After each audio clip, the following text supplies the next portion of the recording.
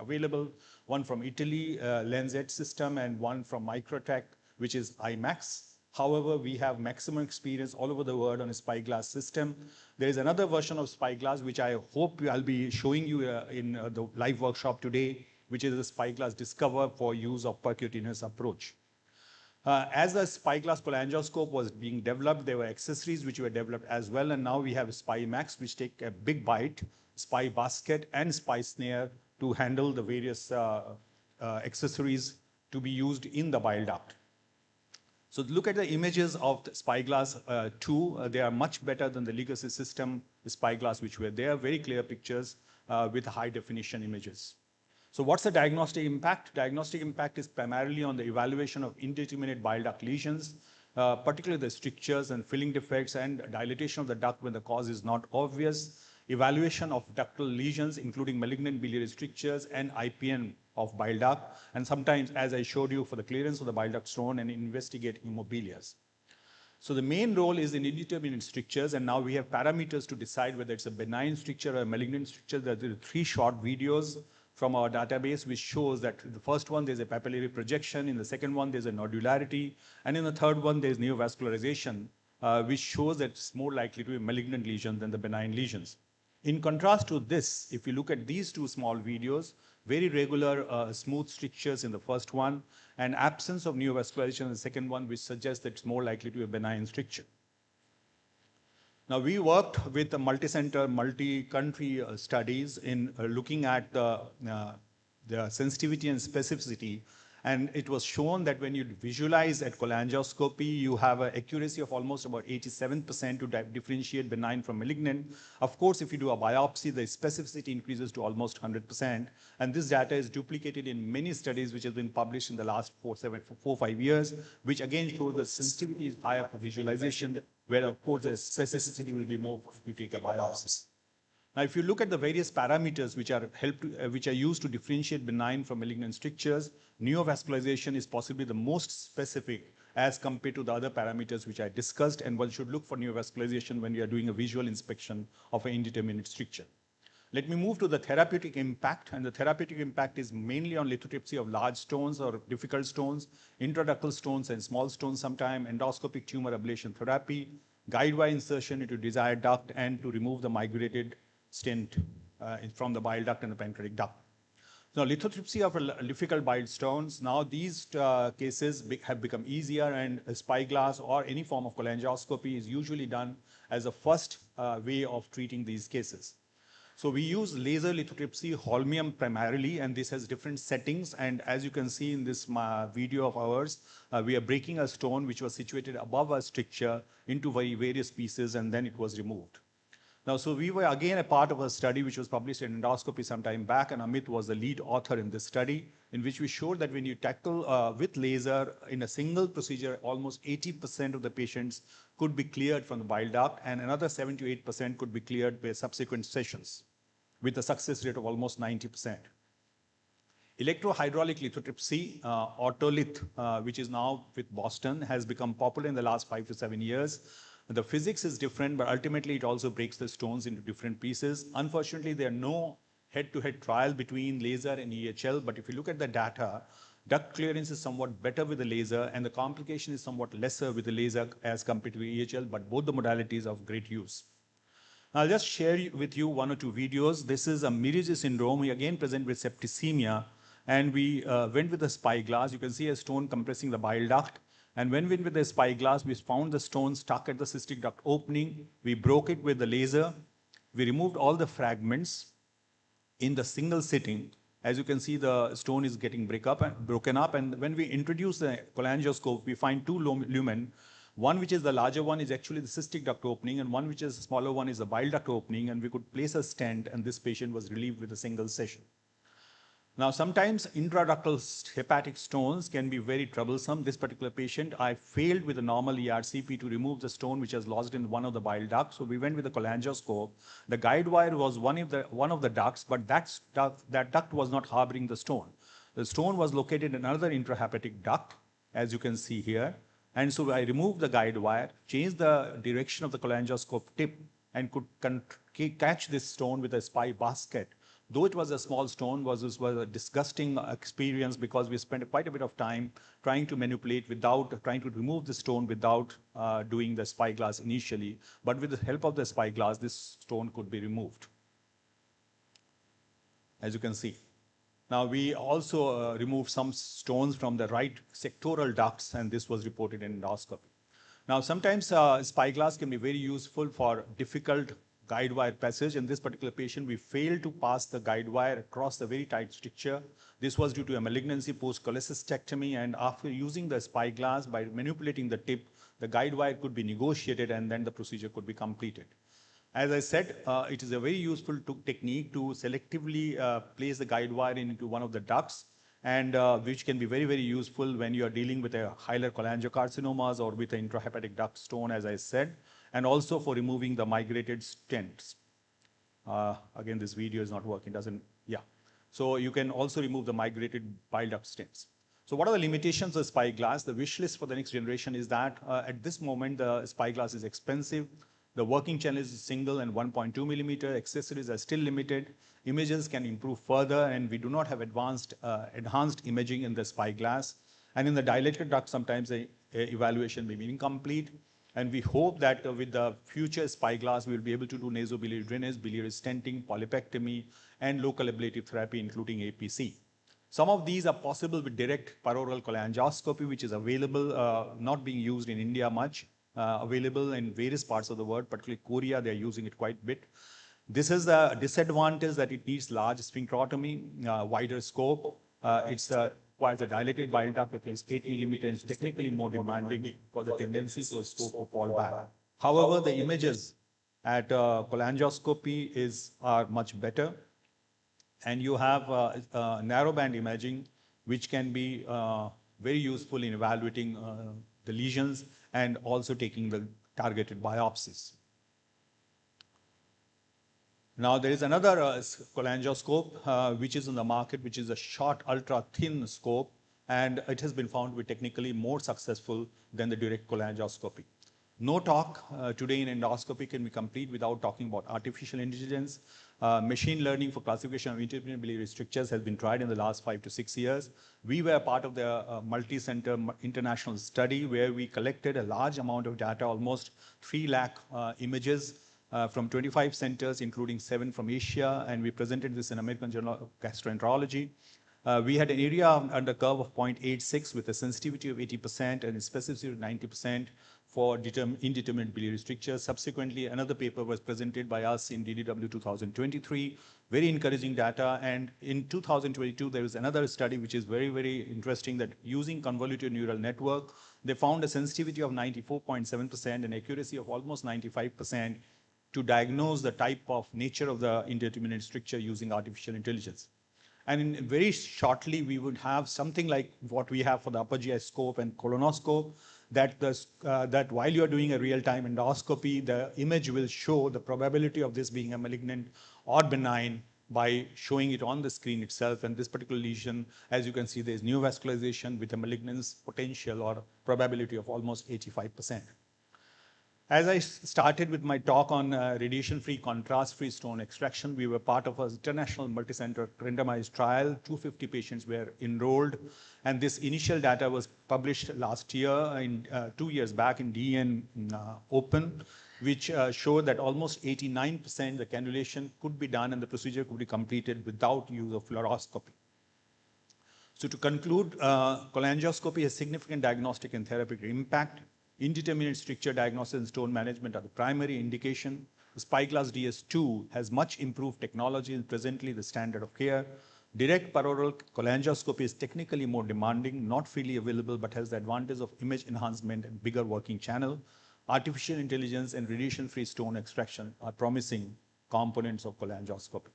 So we are in the journey from better to best, but you need to go beyond. Thank you very much. So we have 2.5 minutes for questions. Yeah, sure. I will ask the first question. Now we have got Chinese-made cholangioscope, which is sold by a Gujarat company. Do you have any experience on that?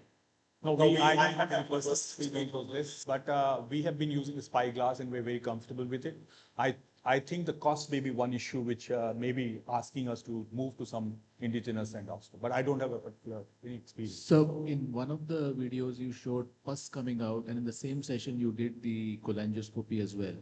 How advisable it is with the septic component to go in with the high pressure system into the bile duct? Very good point. I think these are the patients where we want to be sure that we clear the bile duct. So I think we have to take all the precautions. Antibiotics has to be given in these patients, and we have to ensure that you do a complete clearance before you complete the procedure. But I agree with you that cholangitis is one of the complications of cholangioscopy. I just want to ask you, what is your experience about distal bile duct stricture use in? I think very important question. I couldn't cover this because of the shortage of time, but I think evaluating distal bile duct is somewhat tricky because it doesn't stay very stable in the distal bile duct. So if you have other methods of doing it, like an EUS-guided procedure, I think that's sometimes preferred over spine. But let me tell you, if you have put a guide wire, then the stability is better when even if you are using a spine. So, extension to that same question, hilum, how do you, for indeterminate strictures? Because anything beyond the hilar plate, evaluation, reaching for the cholangioscope is not such an easy thing. Yeah, I agree with you that going proximal to the hilar, so in my strictures, we usually would only evaluate the distal part and take a biopsy and then complete the procedure. But it has been shown in some of the studies that by even doing in hilar cholangiocarcinoma, if you do a cholangioscopy, the Bismuth classification changes in almost about 30 to 40% because the extent may be different from what you see in RC. I request the chairpersons to invite the next speaker, please. Thank you. Thank you, sir. Thank you, Dr. Goenka. Now we invite Dr. Vinay for his talk. He will talk on EUS-BD versus ERCP for distal malignant urinary infection is the verdict out. Dr. Vinay. Here, sir. Sir, it is here. It is here.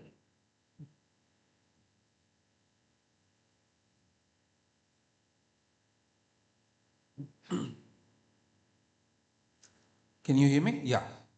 At the outset, I would like to thank Amit and team for giving me this opportunity. Mumbai Live has always been fabulous, and this year is no exception. I have been asked to talk on a very specific question, EUS-BD or ERCP for distal malignant biliary obstruction. So we started this debate more than a decade back. This was a retrospective multi-center study, still the largest study, 104 patients in each arm. And what we concluded stays true till today. It was a controversial study at that time, but following that, the issue was picked up and we have 6 randomized studies appearing in last 7 years. I think this is one of the highest number of randomized studies published in any field of endoscopy. So that shows the interest in the topic. Out of the 6, 3 studies I will not mention much. They are small numbers of patients. I don't think they would have found out any difference. So these are the 3 studies which are interesting. The Korean study by Pike, the Hong Kong multi-center study by Anthony, and then Chen's Canadian multi-center study. As you can see, there is no difference between EUS-BD and ERCP for technical success and clinical success. The only exception being Anthony Teo study, where they had a high number of duodenal stenosis patients, so the technical success of ERCP was very low. Adverse events also remain the same except in the Korean study, where there is a very high complication rate with ERCP, 19.7%. Again, a little tricky here. So by and large, the randomized studies show that they are equivalent procedures. EUS-BD is not superior to ERCP. A little bit more about these 3 studies. So the primary outcomes were different. Korean study wanted to see only technical success rates, TO 1-year patency rates, and Chen study stent dysfunction at 1 year. The only significant thing which you see is a procedure time. So which is 5 minutes versus 11 minutes, 10 minutes versus 22 minutes, and 14 versus 23 minutes. Not a very, very major difference in procedure time, but it was significant. Adverse event, as I said, the Korean study showed a very high adverse event rates with ERCP. This was very interesting. The stent patency here, again in the Korean study. This is important because I will tell you later what happened to the meta-analysis. So this one study has affected all the subsequent meta-analysis. So if you see the stent patency of ERCP at 6 months is shown to be only 48%, while EUS-BD is 85%. The other two studies, there is no difference in the stent patency. These are larger studies. Mean patency time and re-intervention rates in ERCP was 42% in the Korean study. In other two studies, there was no difference. So these are randomized studies, but divergent studies. Also, the Korean study used tubular stents. The other two studies used lamps. So whether that was the cause, we don't know. Following these 6 randomized studies, we have 6 meta-analysis published very rapidly in the last 3 years. And all these meta-analyses have taken only the same study. Some have taken 6. There is one Chinese study, difficult to really read through. Sorry about that. But the other 5 studies are mentioned in all the other studies, same number of patients. Now you see the Korean study is impacting the results of the meta-analysis, as you can see, because the other studies show no difference. So if you see re-intervention rates are higher in the ERCP arm in the meta-analysis also. So if you look at this data, I don't think the studies are powered enough to detect differences statistically. Primary outcomes are different. Stents used are different, as I told you. Long-term outcomes, we are still not sure. And the 6 RCTs fail to show that EUS-BD is superior to ERCP. So is there a need to shift our preferences from ERCP first to EUS-BD? Let's talk a little bit more about LAMPS. The Anthony Teo study and the Korean study have given excellent results with the LAMPS for distal CVD obstruction. But this is a study from Academic Medical Center Amsterdam, small study. But you see here, recurrent biliary obstruction of 55%. This is a Dutch study. And they followed this up. This is called Scorpion study, Scorpion 1 and 2. If you follow it up, and they followed it up with another study where they placed a tubular stent into the lamps. And then the recurrent biliary obstruction was 0. So probably there is an issue with the axis at which lamps deploys that results in recurrent biliary obstruction. We don't know. This is a BAMPI trial, not yet published, published in abstract form, but very important trial, multi-center Spanish RCT, lamps versus lamps and plastic stent. If you see here, the recurrent biliary obstruction, again very high, 30% in the lamps group. So these two studies are contradicting the results of the 2 randomized studies published in gastroenterology. Lamps with plastic stent, very, very good recurrent biliary obstruction rates. So we are still not sure what is the ideal way. Then this was another very interesting retrospective study, again from Spain, 93 patients, 31.8% stent dysfunction. Duodenal invasion was an independent predictor of stent dysfunction. So patients who have duodenal stenosis, probably you should not do CDS or should not place lamps. No prospective study on this. We do not know the final answer. A few, 2 slides about the US HGS, excellent long-term results. This is again a retrospective study, but 211 patients, good technical success. This is a mix of distal and proximal, of course. recurrent biliary obstruction 19%, and good stent patency at 1, 3, and 6 months. And this has been taken forward by the Japanese who are using HGS and HGS plus antigrade. So a transpapillary and a transluminal combination of both techniques, and they have shown that the recurrent biliary obstruction is significantly less and the stent patency is higher in patients who undergo HGS plus antigrade. So it is not clear whether LAMS is superior to SEMS. LAMS CDS should be avoided in patients with duodenal stenosis, and probably we have to go towards a combination of HGS and AG if we are doing EUS-BD.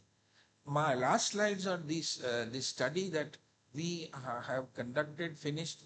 This will be talked about in DDW this year. It's a 5-center multi-center prospective randomized study. What we wanted to do was to compare transpapillary, that is the antigrade stenting, versus transluminal, that is HGS or CDS. And primary outcome was stent patency. You see here 120 patients we recruited, 60 in each arm.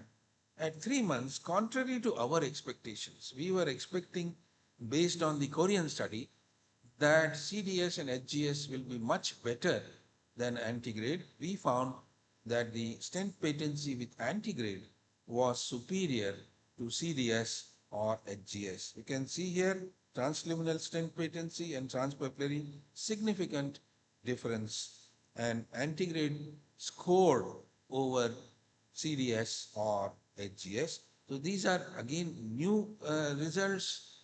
There will be, I'm sure, discussion. No difference in technical and clinical success. Technical success was lower with antigrade, but that is expected. It's technically more challenging. Why is this new finding that we have found? There are some studies which are appearing again from Japan that CDS or HGS, the bile flow dynamics is not ideal.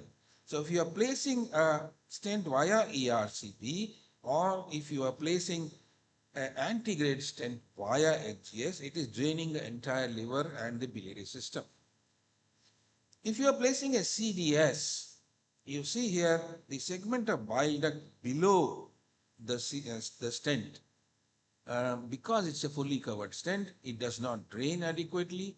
And if by mistake you have placed the stent in one of the systems, the left or right, the opposite system also do not drain properly. If you drain by HGS, again the bile duct and gallbladder, the bile flow is low. There are scintigraphy studies from Japan for HGS, and they have shown that 50% of patients have low bile flow following HGS because this area is not drained. So probably our results are following on this, and we are seeing that CDS and HGS, the bile flow dynamics is not good. So while they are great for short-term technical clinical success, but beyond a certain time, they start getting blocked. We don't know. So based on our results, this is my final algorithm. If you have any malignant biliary obstruction, try ERCP first. If your ERCP fails, then if you have expertise of antigrade, do the antigrade technique. If EUS-AG or antigrade expertise is not available, you do based on the type of block. If it is a Hilar block, do a HGS. If you have a distal block, you can do both HGS or CDS. I prefer HGS because a third of our patients have some duodenal infiltration. So HGS prevents the problems of CDS with duodenal infiltration. So this is an algorithm which we are proposing. ESG guidelines again are the same. ERCP. ERCP is recommended. EUS-BD could be used at high volume expert centers. I think this is a very correct guideline. So my conclusions, most published studies to date are underpowered to detect significant differences. ERCP or EUS-BD may be used. My preference is ERCP. Lamps or tubular stents provide equivalent results. Lamps may not function well in patients with duodenal stenosis, and antegrade transpapillary stents provide longer stent petals. Thank you very much. Hello, sir. Thank you for the excellent. Hi, Nikhil. Hi, sir.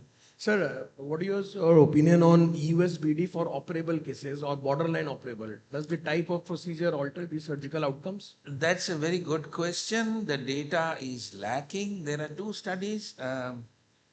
One is a multi-center but retrospective study. One is a smaller study. Both of them say it is feasible. So ESG very clearly says, do not do EUS-BD in operable, borderline operable cases. Go for ERCP. Sir, very nice lecture. Hi, hi. Hi. So do you think use of baby lamps 6 by 8 and 8 by 8 is associated with the recurrent biliary obstruction along with the duodenal stenosis? Yes, you are right. I think the Dutch study used smaller lamps, so probably that was the reason. But there are other studies appearing, the Spanish study, the BAMPI study.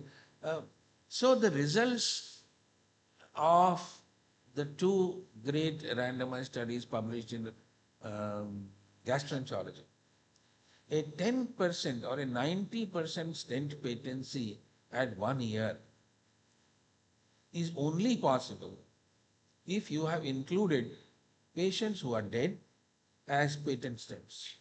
There is no other way. So that's a statistical thing. Half of these patients would be dead. These are advanced malignancies.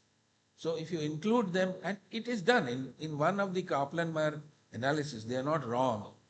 But I think that gives a wrong message that all stents will remain patent in 1 year. That is not going to happen. Yeah, Dr. Dheer here. Hi, Anil. Yeah, excellent presentation. My question is, do we need to have a comparison between well-established PTBD guided antegrade drainage and EUS-guided? Because EUS-guided by default will be restricted to the left duct. So in a patient where the obstruction could be either way, this time with your excellent results using EUS-guided drainage antegradely seems to be better than the retrograde drainage. It's a great question. I mean, if you have an expert guy with you doing PTBD is great. The problem is in community like EUS-BD expertise is also not available. The results of the small randomized studies, there are two randomized studies for distal block. Both of them show that re-intervention is higher with PTBD, but they are small studies. I think you are right. We need a larger study to compare PTBD with the EUS-BD. Yeah. Another reason why I'm raising this question is there are a lot of youngsters who are going to go and practice these procedures. I think one caveat is the moment you are trying to do an EUS-BD procedure, especially HJS, you have to be having a support of PTBD guy. Always. Because in the absence of that. May I request the chairpersons and the moderators because to cut short the discussion because we are getting late for our next talk. Thank you very much, Dr. Dheer. I also thank Dr. Ajay Jain, Dr. Mukada, Dr. Nikhil Sonthalia, Dr. Algamay, Dr. Radhika, Dr. Harsh and Dr. Harshal for chairing the session. And for the next set of lectures, I would like to invite our chairpersons, Dr. A.S. Puri, Dr. Gaurav Chawla, Dr. Praveen Suryavanshi, Dr. Sanjay Altekar, Dr. Chetan Bhatt, Dr. Sushant Sethi, and Dr. Jyoti Mohapatra. And may I request and remind the speakers and the chairpersons, we have 12 minutes for the talk and 3 minutes for discussion. I will be ringing the bell at the end of 15 minutes where we would have to end the discussion. So please cooperate in moderating the time. Thank you so much. I would like to also invite our speaker, Dr. Amit Mayudev, who will be delivering his talk online from the hospital.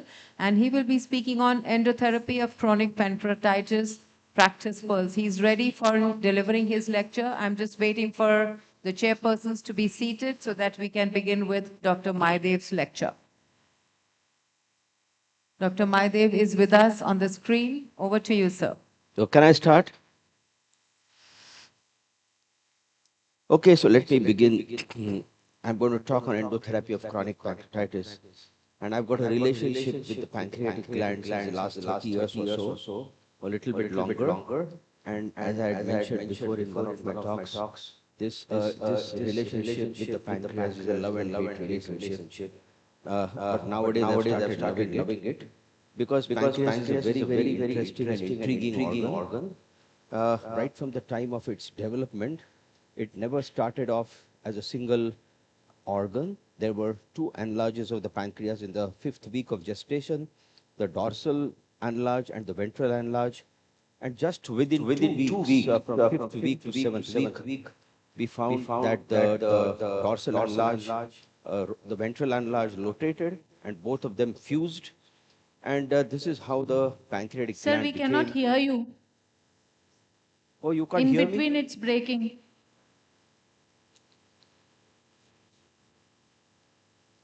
You can't hear me now? Oh, it's clear.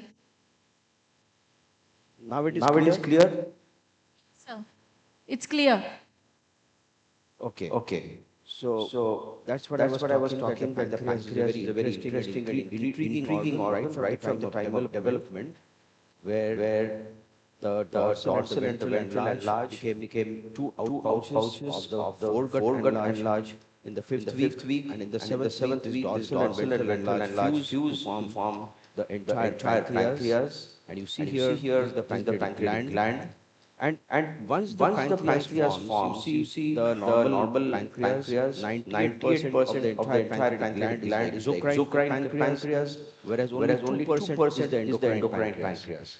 So the exocrine gland basically consists of acini, duct cells, connective tissue, etc. Whereas the endocrines are the islets of Langerhans, which are various types of cells like alpha, beta, delta, PP cells, secreting various types of hormones. What do you see? The physiology is equally interesting. Why I'm telling you all this? Because this has a direct link to what we are going to talk about later. Number one is the exocrine pancreas secretes the various types of secretions, predominantly which are enzymes which are rich in protein. And you see here the acinar cells secrete these enzymes, whereas the centroacinar and the ductal cells secrete the bicarbonate and the water-rich solution. Okay, and the stimulus for secretion is going to be secretin or cholecystokinin. And look at this, CFTR. What is CFTR? Is the cystic fibrosis transmembrane conductance regulator. It is basically a chloride channel which is normally in the duct. And this plays a crucial role in the secretion of the bicarbonate and the water of the juice of the pancreas. And therefore it regulates the pH as well as the viscosity. Very important to remember. Endocrine pancreas, all of us know, beta cells secrete insulin, alpha cells, glucagon, etc. Now, in chronic pancreatitis, why pancreatic stones form? Basically, they form because this CFTR, this chloride channel, there is a localization of the chloride channel. Instead of the duct, it is in the cytoplasm. Because of which what happens, there is a reduced water and bicarbonate content of the pancreatic juice. And this causes increased viscosity. The proteins, which are normally soluble, they become insoluble. In a patient of such a scenario, the amount of protein which is insoluble increases to more than 400 times. That increases the viscosity of the juice. It causes protein plugs to block the duct. Patient gets repeated clinical or subclinical episodes of acute pancreatitis. Then there is deposition of calcium on that protein plug or protein matrix. And depending upon the amount of calcium which is getting deposited, you may have soft radiolucent stones, or you may have hard radio-opaque stones. So this is how actually stones form. Whereas strictures is concerned, strictures basically happen in the pancreas whenever the pancreas undergoes repeated hits of acute pancreatitis. Whether they can be single pancreatitis or multiple hits on the pancreas.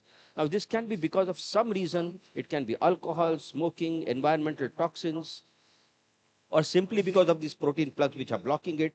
And then the patient enters into a necrosis fibrosis sequence, which was described many years back by German pathologist Kloppel. It was called as the SAFE hypothesis, sentinel acute pancreatitis episode.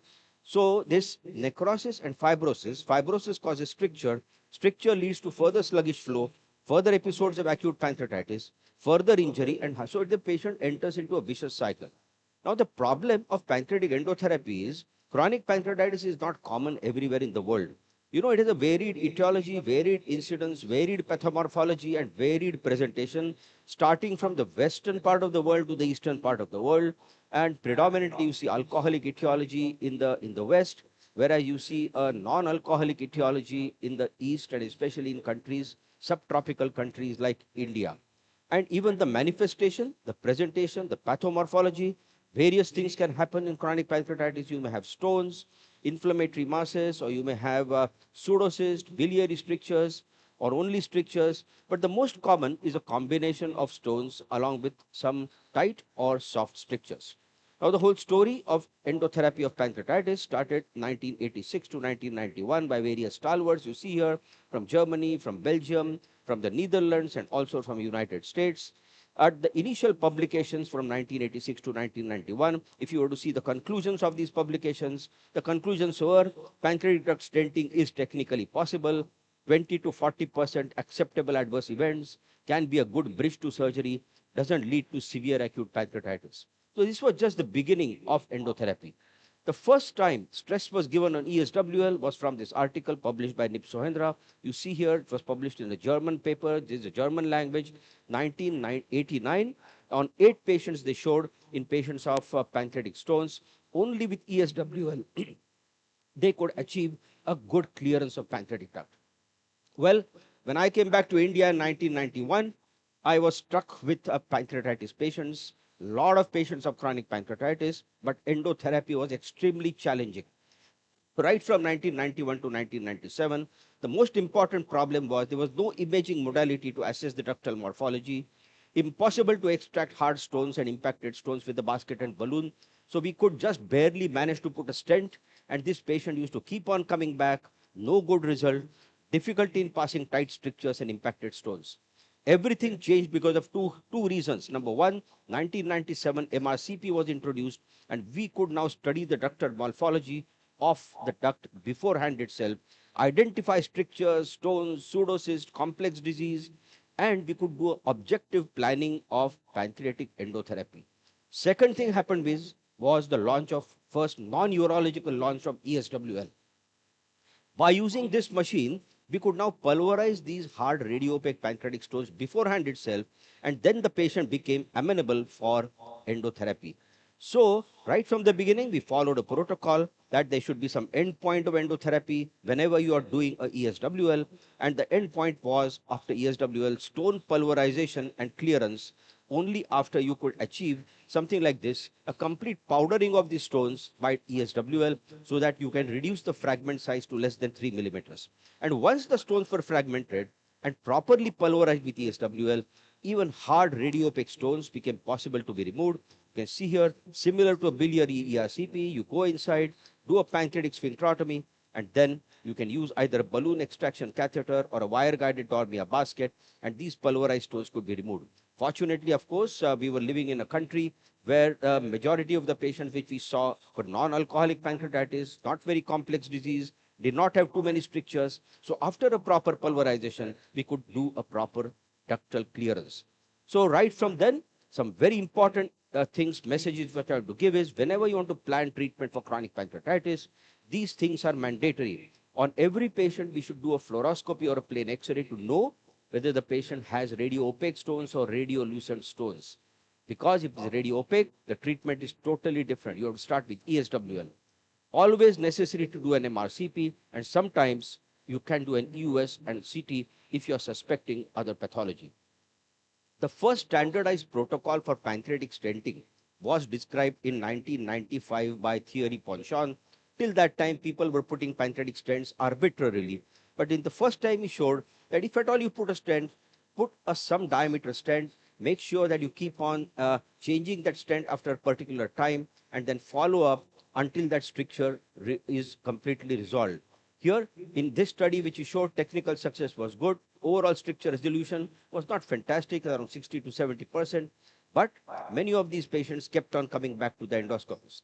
Well, 2000 onwards, pancreatic endotherapy evolved, multiple papers were published, and today it is now established. For example, in radiolucent stones, this is our paper which we published, you can see a little bit later, 2003 or something like that, where in radiolucent stones we showed that you can perform a pancreatic sphincteroplasty, similar how you do a sphincteroplasty, large balloon sphincteroplasty for the bile duct, and large radiolucent stones, if the duct is completely full of stones, you can clear the duct sometimes in a single session of ERCP if you have dilated the sphincter very well, and all these protein plugs can be taken out. This patient doesn't have to keep on coming back to us. One temporary stent is placed for a few weeks, which we take it out later, and then the patient is kept on a follow-up. Well, surgeons were not happy by this advance of pancreatic endotherapy, and then multiple papers, randomized control started coming. First prospective RCT, endotherapy versus surgery. Conclusion was that surgery is superior to endotherapy, but there were a lot of limitations according to the endoscopy community. The limitations were actually it was not a true randomization. Both the patients' arms, the number of patients was very limited, hardly 30 or 40. And the issue is that this was not a comparable population, because majority of them were alcoholic patients of pancreatitis. They had complex pathologies. Similar, another second randomized control trial, similar conclusion, surgery more effective than endotherapy. Again, endoscopists in the world took all these trials with a lot of skepticism, including the long-term outcome trial, which was published in 2011. Again, limitations, pitfalls, and criticism. Our numbers are too small. All patients were opioid dependent. 60% were alcoholic. 80% had complex pathology. Now, how can you say that compare endotherapy and surgery in such a subset of patients? Surgery is definitely going to be superior in such a complex pathology. But if you go to see now, ESG guidelines 2011 and 2018, even now, in spite of all these trials, they recommend endoscopic treatment plus or minus ESWL as the primary line of therapy for painful, uncomplicated chronic pancreatitis with obstruction of the MPD. And they also advocate that ESWL should be done first if there are radiopaque stones, which are a little bit more than 5 millimeters. If they're small, of course, you can take them out.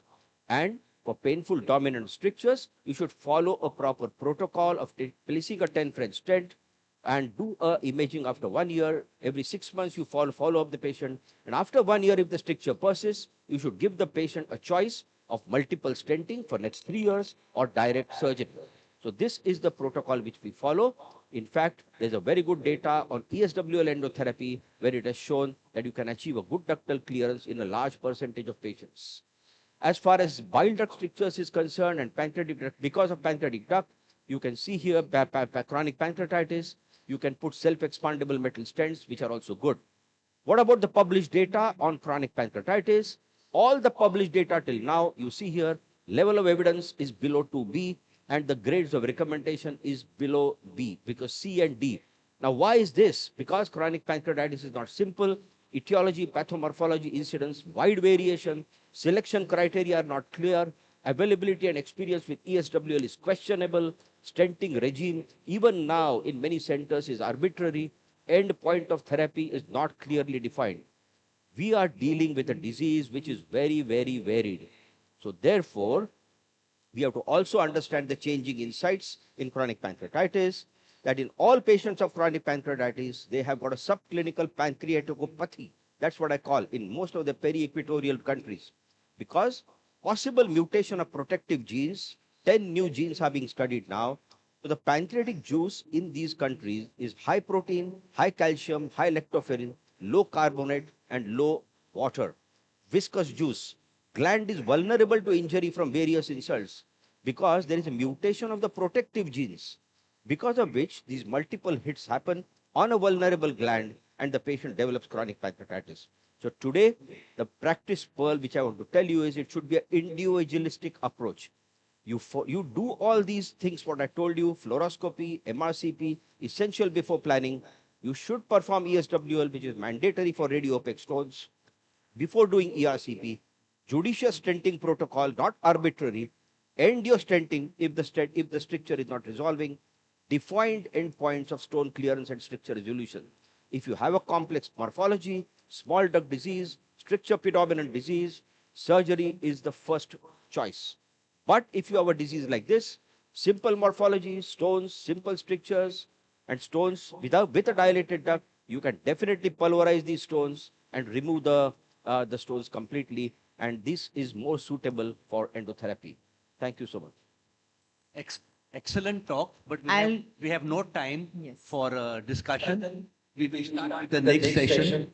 We invite George Webster to give his talk on endoscopic management of malignant hilar.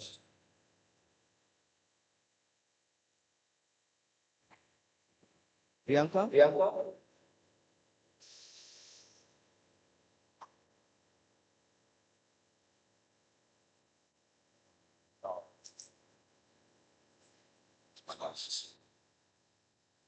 Can you hear me? Can we have Dr.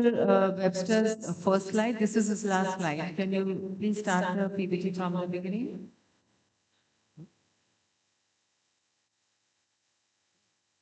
Yeah, that's better. Thank you very much. Thank you very much. Great pleasure to be invited to talk at this fantastic meeting. Wait. Sure. Been asked to talk about the pitfalls in endoscopic management of malignant hilar obstruction. I think there are three. The first and possibly the most important is presuming what the diagnosis is. I myself overshot. Secondly, an inadequate case review, an imaging review before proceeding. And finally, choice of stent and stent deployment. It is absolutely vital that we are aware that there is a wide differential diagnosis as to the causes of suspected hilar malignant obstruction. Of course, cholangiocarcinoma. I'm not going to go through this list in detail, but I suppose the particular challenges are primary or secondary sclerosing cholangitis and IgG4 related sclerosing cholangitis. The many other causes we see. I think it's worth mentioning drugs. Our oncologists are increasingly giving checkpoint inhibitors, such as pembrolizumab, and this drug and others may cause a complex cholangiopathy. And in London, we're now seeing an increasing number of patients with ketamine-induced cholangiopathy. This is one example. This is a patient who presented with obstructive jaundice. He had, as you can see, don't know if there is a pointer. Not sure the pointer is working, but we can perhaps see here that there is a mesh metal biliary stent inserted.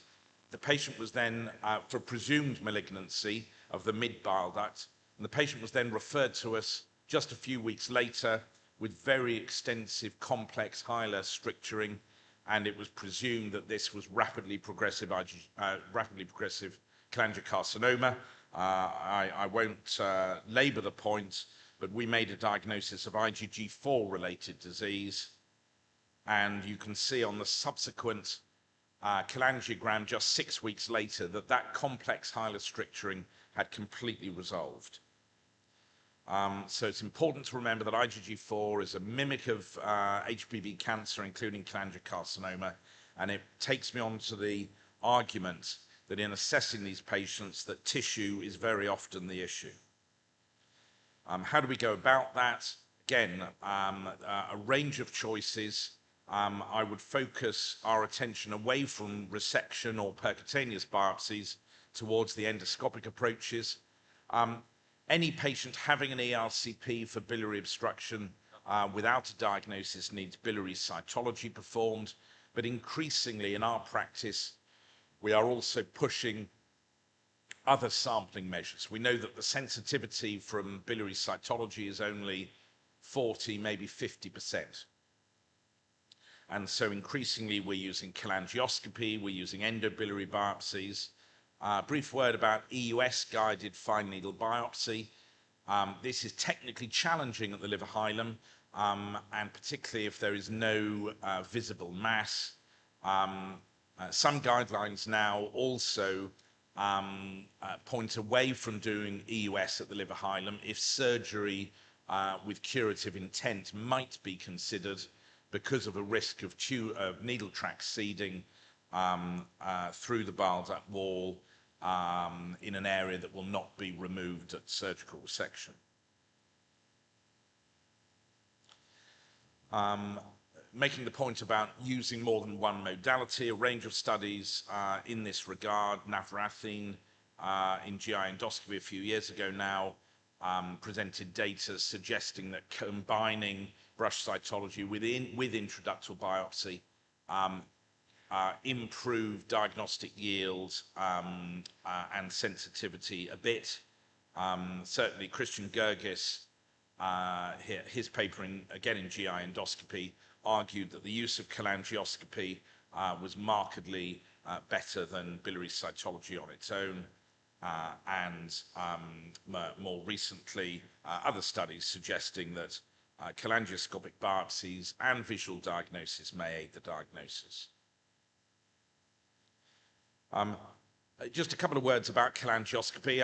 We now use cholangioscopy in the majority of patients at first ERCP, in patients who require ERCP in the setting of suspected cholangiocarcinoma.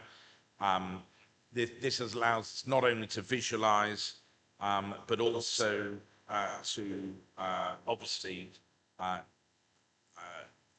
visually sample, but also select the ducts we need to go in. This is a patient I'm showing here who had a complex stricture, and you can see that under direct vision, we were able to place 2 wires. Of note, this is with the standard Spyglass DS2 cholangioscope, and if you use 0.025-inch wires, you can put 2 wires side by side and allow selective cannulation. This is a patient who was referred in. The surgeons were all set to perform a right hepatectomy, but it was the patient themselves who said, look, you know, I know I've probably got cancer, but I really want to know for certain before proceeding. And so we were asked to make a histological diagnosis at cholangioscopy. You can see very bland mucosa at the hilum. And then above the hilum, in the origin of the right hepatic duct, we can see a stone plugging the duct at that point. That was very easily treated. And of course, the patient went home the same day, extremely relieved.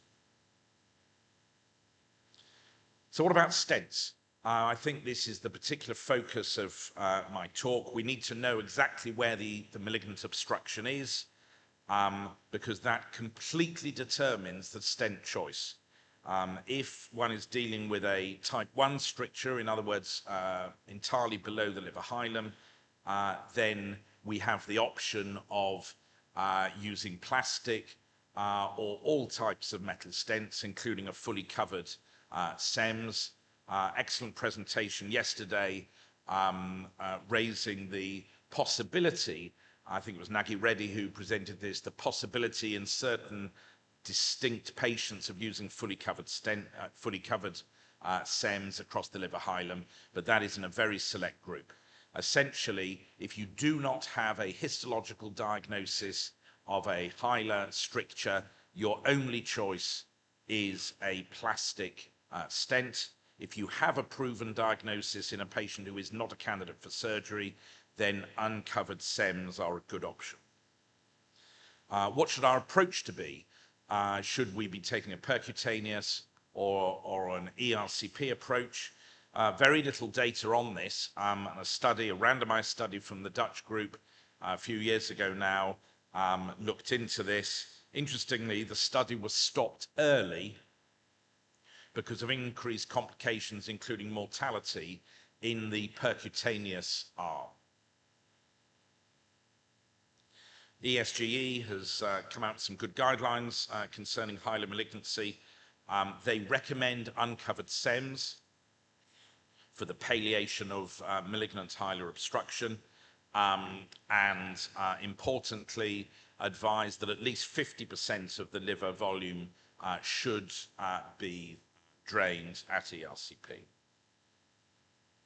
Now, this is a crime I never want to see again, and unfortunately we do. So this is a patient who was diagnosed 4 years earlier with presumed cholangiocarcinoma. An uncovered SEMS was put in. Now he's got more biliary obstruction. We're up in the liver here, but as we come back, you can see that there is marked tissue ingrowth through the mesh of the SEMS. There is no prospect whatever of removing this uncovered SEMS. And this can be an enormous challenge. We've had 2 patients in the last year who have needed liver transplantation for IgG4 disease because of incorrect placement of uncovered SEMS. So do's and don'ts. All of these patients need to be carefully reviewed within an X-ray or multidisciplinary setting before you proceed. This CT, for example, the dilated ducts are in an entirely atrophic small left lobe. There will be almost nothing to gain by stenting that small segment. I would say that I've mentioned about never putting an uncovered SEMS before a tissue diagnosis. Plastic stents. It is never a mistake to insert plastic biliary stents for malignant hilar obstruction. As I will show in my video, if you're going to perform bilateral stenting, then wires need to be placed on both sides. And very importantly, and I show this in a subsequent video, if we're using bilateral SEMS, we always bring the SEMS out into the duodenum, even if you need to overlap a second SEMS in order to do that. This then allows access in the event of tissue ingrowth up that stent. If you don't do that, it's incredibly difficult to get back into the stent. This is just a brief instructional video. Patient a little while ago. Wires passed in both sides of the liver. We're using a sphincteratome to direct the second wire. Here we're doing pre-dilatation with a balloon, not always necessary, but can be very helpful. Always put, and usually 4 millimeters, sometimes 6 millimeters, always place the most tricky stent first, whether plastic or metal, usually into the left lobe, as we're doing here. Can be useful to use 2 different wires so you don't get confused. Here we are, we've brought the first stent out into the duodenum and just deploying the second stent. It's always nice to see if you can, the proximal end is flaring within the intrahepatic ducts. My second stent here is a little bit tapered. It did open up over the first few days, but ideally one sees flaring of the proximal flange. And here, doing what I call the shotgun approach, double barrel shotgun at the end. And there's a good result. Radiofrequency ablation, I won't go through all this data. Some of the meta-analysis suggests that it is beneficial. The reality is that the individual randomized studies continue not to show the promise that we'd hoped for. And so my final slide, wonderful inauguration yesterday morning, going through the history of the titans of endoscopy, and also covered by Nagy Reddy yesterday. And I was disappointed to see this character, Henry Longfellow, not included in that. Was he an endoscopist? No, he was a poet. And he wrote a famous children's nursery rhyme, of which the line was, when she was good, she was very, very good. And when she was bad, she was horrid. Now I'm going to actually make that link with bilateral uncovered stents across the liver hilum. When they are good, they are very, very good. And when they are bad, they are horrid. So if you're going to do these stents, they've got to be right. And finally, if you can be in London next April, we'd love to see you for a dedicated 3-day meeting on all things HPB endoscopy. Thank you very much. Thank you very much, Dr. George Webster. I'll request the chairpersons and coordinators that in the interest of time, we will cut short the discussions. And if there are any queries, they can be addressed personally to Dr. Webster and Dr. Mahadev.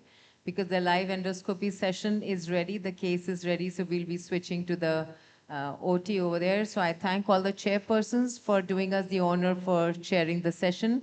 I'm sorry we had to cut the discussion, but we are already running 10 minutes late. So in the interest of time, I seek your cooperation. We move to the live endoscopy relay. And for chairing this, for moderating this session, I would like to call upon Dr. Shriran Shetty, Dr. Somin Shah, Dr. K.K. Raval, Dr. Shubham Jain, Dr. Dhaval Choksi, Dr. M. Hussain, Dr. V.S. Chaudhary. Can you please come up on the stage? And we are switching to the operation theater at Reliance, where the team is ready with the case.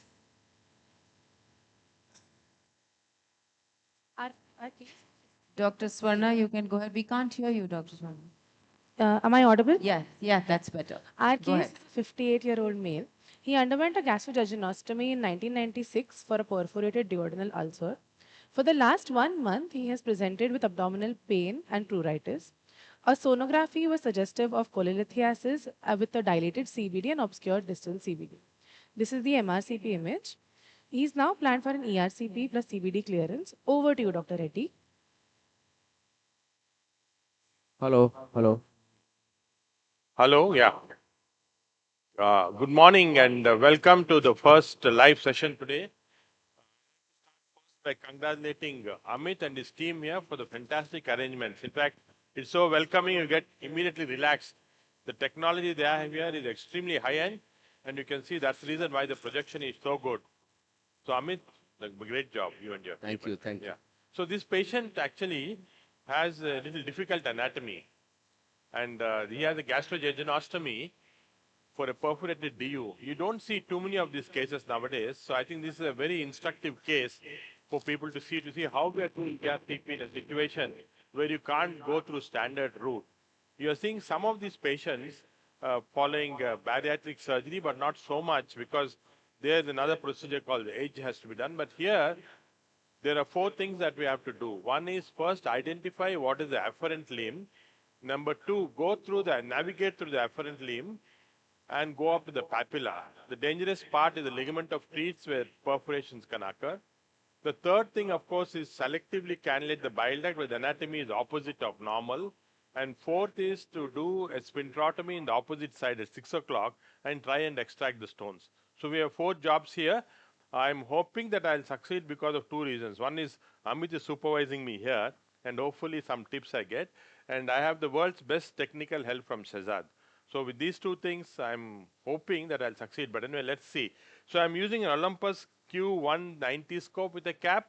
We'll first look at the stomach here. There is I actually retroverted the scope, so I'm looking at the stomach coming back. And the reason for this is that I want to carefully see where the jejunostomy site is. And you can see I'm seeing it somewhere here. I come back, and you can see the antrum there. The duodenum is stenosed, so you can't go. As I come back, now this is the gastrojejunostomy site. And the gastrojejunostomy site looks a little hemorrhagic. There's one loop there, which probably is the efferent loop. There's a difference between how Western surgeons and our surgeons do a gastrojejunostomy. In India, I find most often the gastrojejunostomy, the afferent loop is to the right here posteriorly. So I put my scope, look at the GJ stoma, then turn my scope to the extreme right, turn the small knob right, and you can see I'm starting to see a stoma there. And that is the stoma of the afferent loop. The only way to prove, of course, is to go through this and see if we can get to the papilla. There is some amount of, when I push the scope, it springs back again. So we'll get some help by compressing the stomach so that the scope can pass through this area. Okay? Can you compress, please? So you see, this is the area, and I have to compress. I'm come back to see carefully whether I'm in the right track. Okay, so this is back again. When I ask you, I'll just come back, localize the afferent loop, and then try and compress. So I come back. I have to see the gastrojejunostomy site. Okay, now I am. Okay, this is the regular stomach. This is the gastrojejunostomy side. Look at my hands. I'm doing an extreme right turn and fixing the knob there. Come back. So, yeah, this is the side. Fluoroscopy? Yeah, now, no, a fluoroscopy we'll use later. I'm just look at the small knob, right, extreme fix, and then I'm starting to see, yeah. So now here is where I'll require help for compression. Yeah, can you help me with the compression? Yeah. So you have to compress so that when I push the scope, the technique is not to push all the time, but to suck also, so that you get the afferent loop into that area. It gives a small plop and then gets in, then no, it's come out again. So, yeah, now I'm fairly deeply in, okay? Now the technique is how am I going to navigate through this space to go inside. So whenever I push, the scope is coming out.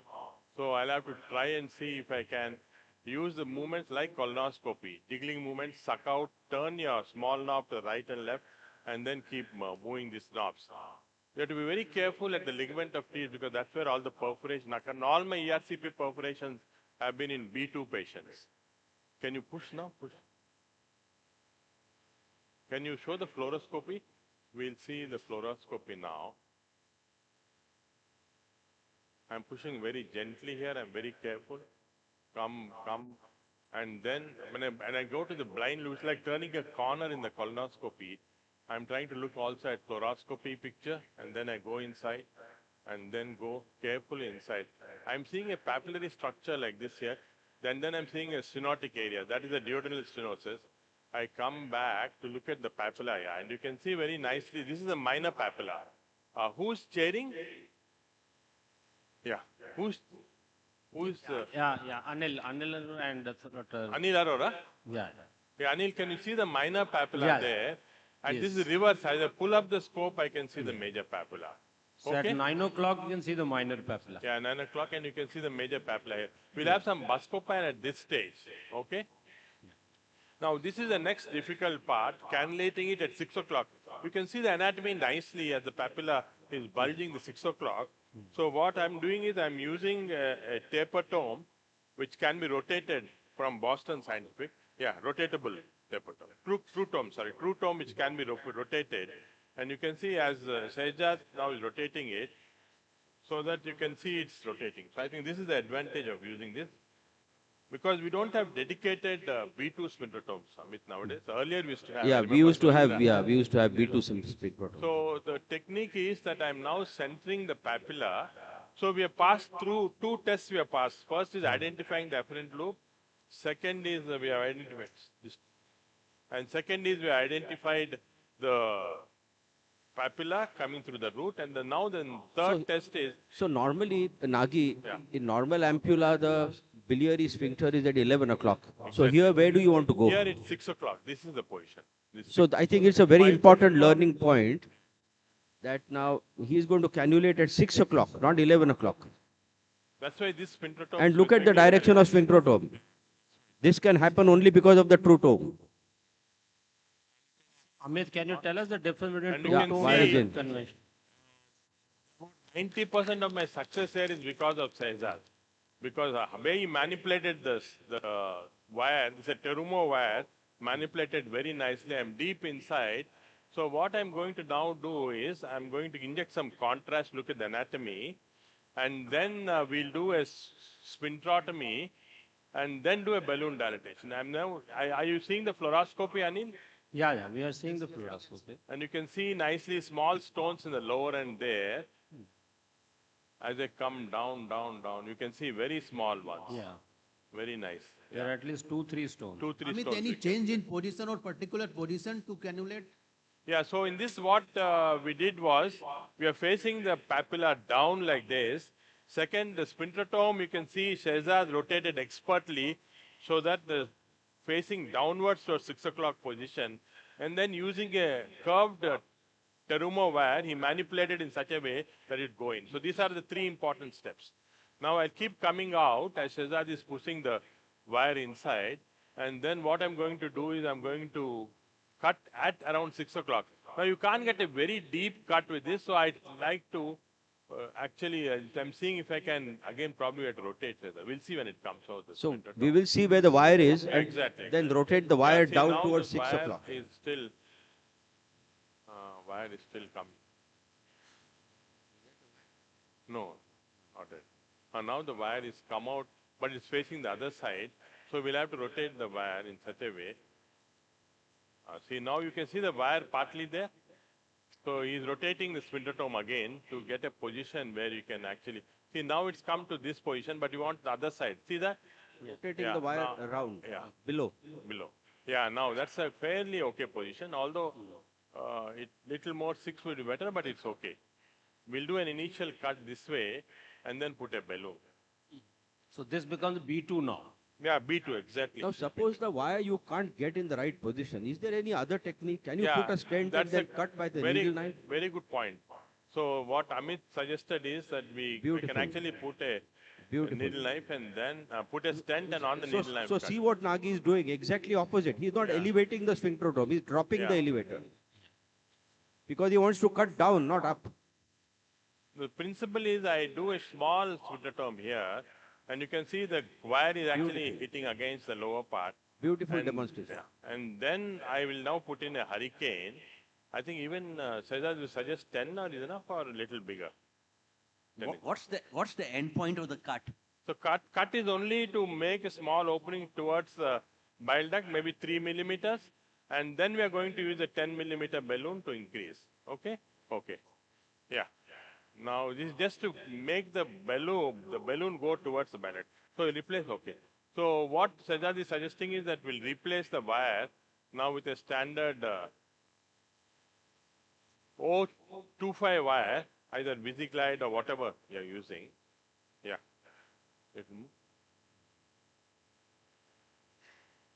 And then we'll use a balloon. The balloon will open it up completely. You can do a direct balloon without a cut also, but I think the direction goes towards the bile duct if you make a small cut. That's the advantage. Yes. But I think the Japanese have made a new B2 sphincterotome, which unfortunately is not available to us, which really cuts. You can do a complete cut with this. Dr. Reddy will just switch and come back to you in a minute. So we'll take case here. And again, you can see. Our next case is a 72-year-old male. He had CA esophagus for which he underwent radiotherapy, followed by radical esophagectomy with a gastric pull-up. A LAMS insertion was done for an esophageal stricture, and despite this LAMS insertion, he has now presented with persistent dysphagia. He is planned for an upper GI assessment for LAMS insertion. Over to you, Dr. Ajay Kumar. Good morning, everybody. Are we audible and visible? KK? Yes, sir. We can see you very well.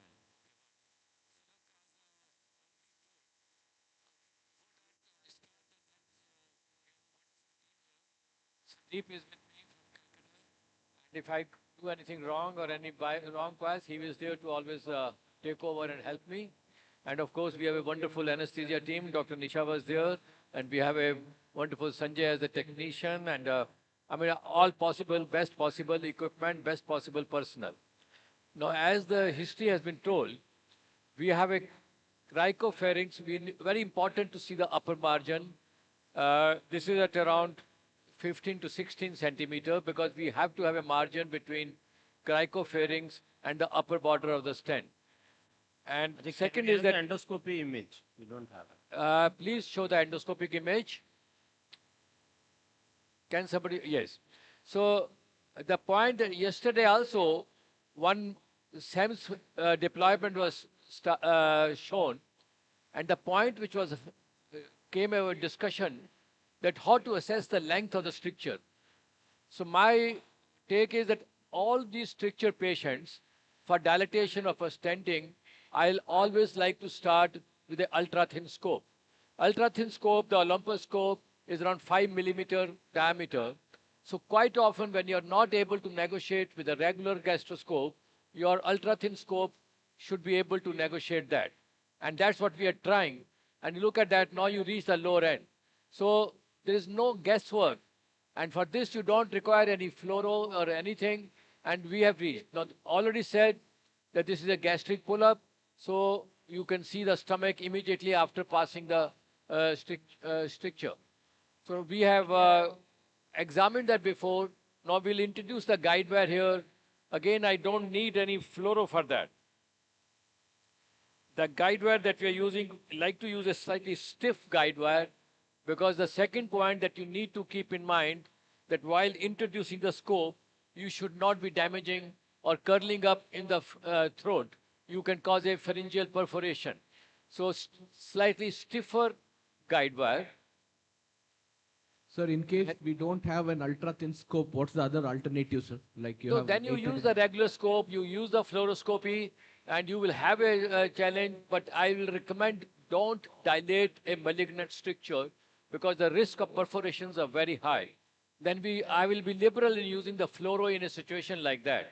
But if you, but anybody who's dealing with a significant number of such patients should try to convince to buy a ultra-thin scope. Now here we know that I don't need to mark the lower end because I know that this is I need to be more particular about the upper end because the length of the stricture is not long.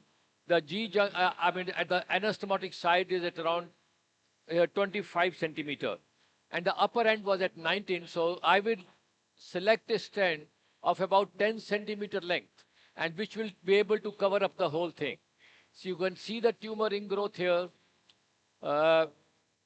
Sandeep, Yes. you have your ultra-thin scope and what you do with that? What is Yeah. your recommendation? Yeah, we have a ultra-thin scope. We use our ultra-thin scope. In case sometimes if we don't have, we just use the fluoro as you said. So we... Dr. Ajay Kumar, we are unable to perceive the barium or CT. No, ultra-thin, not able to pass, then again you use the fluoro. So you use the guide wire. ERCP cannula, push the guide wire through that and use the fluoro for that. So it's the same thing as if you're using the adult scope. If ultra-thin scope also doesn't go in, then I'll just use that. Dr. Ajay will just switch and come back to you in a minute. And please note here, I'm not using... Dr. Reddy, you are live. Yeah, so you can see that we did a small cut, a balloon inside. This is a hurricane balloon that we're using and the waste is just swarming and going off. What's the diameter of the Yeah, balloon? sorry, CRE balloon, up to 10 mm. CRE balloon from Boston, up to 10 mm. And you can see that it is equivalent to the size of the duct. As you can see, Anil, you can actually follow this up. Yeah. The duct size and the balloon size are same now. That is very important to select the right size. And the stones are about 8 millimeters. So I'm very confident that using this, I can complete. So we put it up for 30 seconds and then we deflate it. And it's important that when you deflate it, you do slowly watch any bleed that's occurring. Small amount of bleed is definitely going to be there, but doesn't matter. And then we completely deflate it. As you're bringing the balloon out, and because it's a B2, we should not lose the guide wire. It's very important that we are careful that the balloon is completely deflated. Otherwise, this is the occasion where you can sometimes lose your wire. So now I think wire is nicely in place, and I'm now going to put a stone extraction balloon. I mean, that's maybe the next procedure. So at this point, I just want to share one small trick to everybody, because many people there are probably doing CRE balloon sphincteroplasty, or many of you will start doing it. One of the issues of CRE is there can be some brisk bleeding when you deflate the balloon. Now, if that bleeding is continuing for a little bit, we are using a new technique now. You should always keep in your refrigerator ice cold saline. And then you should start inflating that balloon with saline instead of contrast, that ice cold saline. So inflate with ice cold saline and keep a compression for around 30 seconds or 1 minute. And also start flushing some ice cold saline inside the duct. So I think that's a very good point. Very nice trick by which such type of... So cryoablation, cryohemostasis you are doing now. So that works by vasoconstriction? Yeah. Yes. The cryo, same thing. You can buy a costly couple of crores cryo machine and do it. But this is a nice... Beautiful technique. Yeah. We also use it for pancreas. Inflated. So now as I'm pulling the balloon, see this is totally different. Now stone, can you see the stones coming out? Yeah. Fantastic, fantastic. Just Great secondary job. stones, yeah. Yeah. Great job. 4, 5, 6, 7 Yeah. stones. Wow. One more fast sweep, because that was in slow motion. And More then like we'll go right. fragments of the bile cast. They are actually stones, black stones, pigment stones. Okay. And you can see they all color. Okay. Now this is over. The stone extraction is over. This patient has an intact gallbladder. We are not sure when he's going to go for surgery. So we discussed. I discussed with Amit, and we felt that we'll put a temporary stent just for now, till he goes for a gallbladder surgery, and he can decide whenever he wants to go. Generally, based on the data that we have, the Poncho study, if it is within 3 weeks, it's okay. But small stones like this with gallbladder filled with small stones, if it's after 3 weeks, the chance of stones slipping down and producing cholangitis is still extremely high. So therefore, we give the choice to the patient. He goes whenever he wants, and this is a nice homemade stent that we have from Amit's group.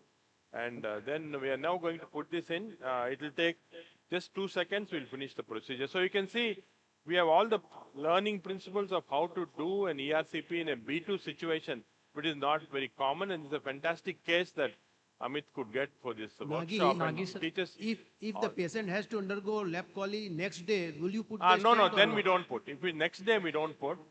But if it is more than 3 weeks, is better. Now you can see the stent is placed. Remove.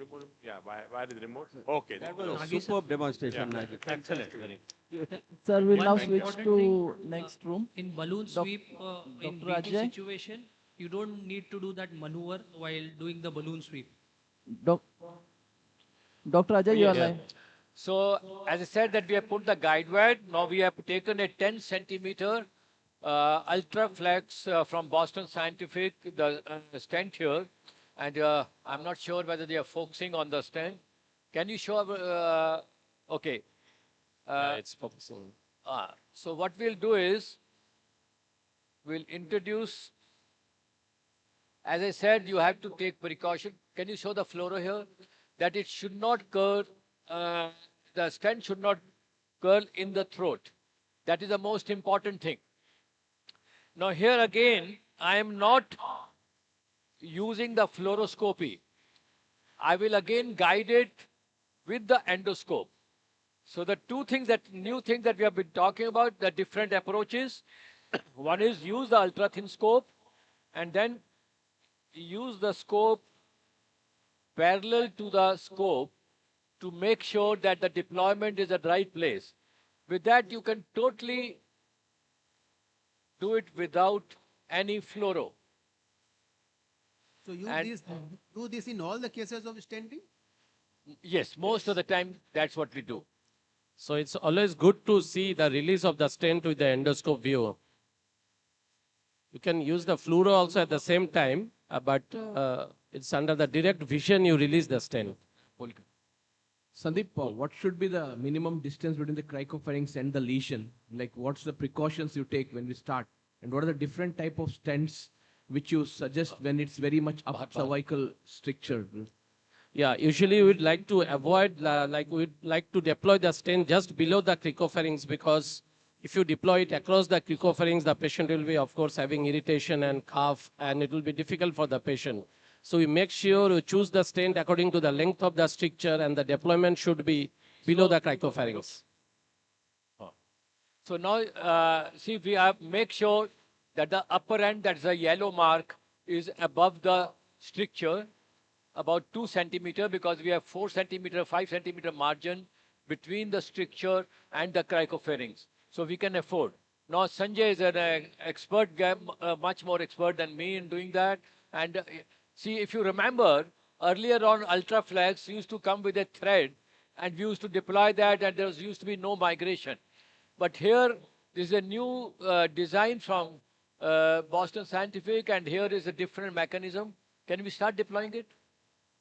And so you have to be careful that it should not shift down. Yes.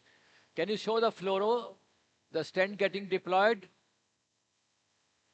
Huh? Dr. Ajay, do you think... Oh, I'm sorry. Yes, yes, yes. Oh, No, yes. corrected. Good, good. Yes. So can we see the stent? Yes. Now we can start deploying. Additional Gradually. fluoroscopy marks are always helpful, Ajay? Oh yes, they are always helpful. But actually when you are doing with the scope guidance, in this particular patient, when the stent stricture length is only 4-5 centimeter, we don't need the fluoro. So distal release first. Sir, can we use proximal release type of stents designed? Actually, proximal release stents are not even available now. Pull it little bit, sir. Keep it. Sir, any role of anti-reflux stent for this No, patient? it's okay. Yes, sir. This is within the esophageal lumen, so you don't need anti-reflux, not beyond G junction.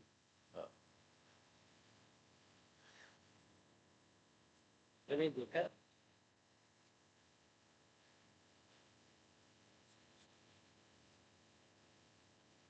No, there's enough margin. We have enough margin. So keep a full pressure on the stent assembly so that it doesn't shift down. And we have enough margin here to take care of that. Enough margin. Enough margin. Don't worry. You can see the cricopharynx very well. Yeah. So just below the cricopharynx. So if you look at this, we are exactly the place where we had planned. Yeah, very good, very nice. And we know the length of the stricture is only 5 centimeter. And if you look at the fluoro, you can make out that the stent is fully expanded. And we don't use, though it's an ultra thin scope, if we try, we can do that, but we don't try to push the scope inside after deployment because till it is fully expanded, there's a high chances of its migration if you do that. And you, while coming out, note the gap between the stent upper thing and the cricopharynx. And we are reasonably certain that, actually absolutely certain that we have put the stent at the right place. So that the lessons, carry home messages from this are two, that try to use ultra thin scope if it is available, and two, you can use it under the endoscopy guidance without the use of fluoroscopy. Sir, what is your experience about the stent so much, fix? sir. We'll have to Sometimes we put a cover stent in tracheoesophageal fistula and stent migrates. How to prevent the migration of the stent? There are regular clips can be applied at the upper end, and we have a stent fix which increases the cost, but it's very good. And the stent fix is something which is comes in a fork-like thing, and it comes inside the stent, and it catches the esophageal wall to help in fixing the stent. And we have used it in a couple of patients, and the results are good. Very nice, Ajay. Thank you so much for excellent demonstration. Thank you. Our next case is a 45-year-old gentleman. He has painless progressive cholestatic jaundice for the last 1 year. An MRCP done for him be little suggestive of a loud. An MRCP done for him was suggestive of a type 3A Hilar stricture. He underwent an ERCP along with stricture dilatation with 10 and 7 French stenting outside. At the same time, a brush cytology was done for him, which was suggestive of scanty benign epithelial cells. This is his MRCP image. He is now planned for ERCP along with diagnostic SPY cholangioscopy. Over to you, Professor Ho. Hi everyone, good morning. Can you hear me loudly? Yes. Okay, Yes, great. okay. So together with me is Dr. Chris Kaur from Singapore, and also the wonderful teams of anesthetists, nurses, and my GI, very capable GI assistants. So I think you heard the history and the presentations. So this is a patient who presented a month ago with severe jaundice, and the ERCP was done, and they found a hilar stricture, and 2 biliary stent was placed. So before these procedures, ERCP was done earlier by the team here, and the stent was removed, were removed. And so while waiting, we have actually inserted this digital spyglass ES2 from Boston Scientific. As you can see from here, the image are very clear. So from the cholangiogram, I'm sure you can see cholangiogram as well on the screen. So the position of my spy scope is actually at the hilar regions. So now to orientate you so that you can see better, on the left of the cholangioscopy image, we are looking into the right duct. So they are opposite. On the left is a right intrahepatic duct, and on the left is and on the right is a left intrahepatic duct. So remember they are opposite, okay? So I'm just going to slowly pull down the spy scope to review the tumor to you. Okay, while doing that, I'm going to just flush in some water so that you can see clearly. Can you see the papillary projections on the right side of the screen? So there is this Chris, in a tight stricture, Hilar stricture, flushing the water, what are the chances of cholangitis if we are unable to negotiate the wire? Yes, so we have already given the prophylactic antibiotic to these patients. There is some risk involved when we flush water during cholangioscopy. You can try to reduce that risk, not only with antibiotics, but with suction from there is a suction port that you can make use of as well. So can you see the papillary projections? And also please on the cholangioscopy.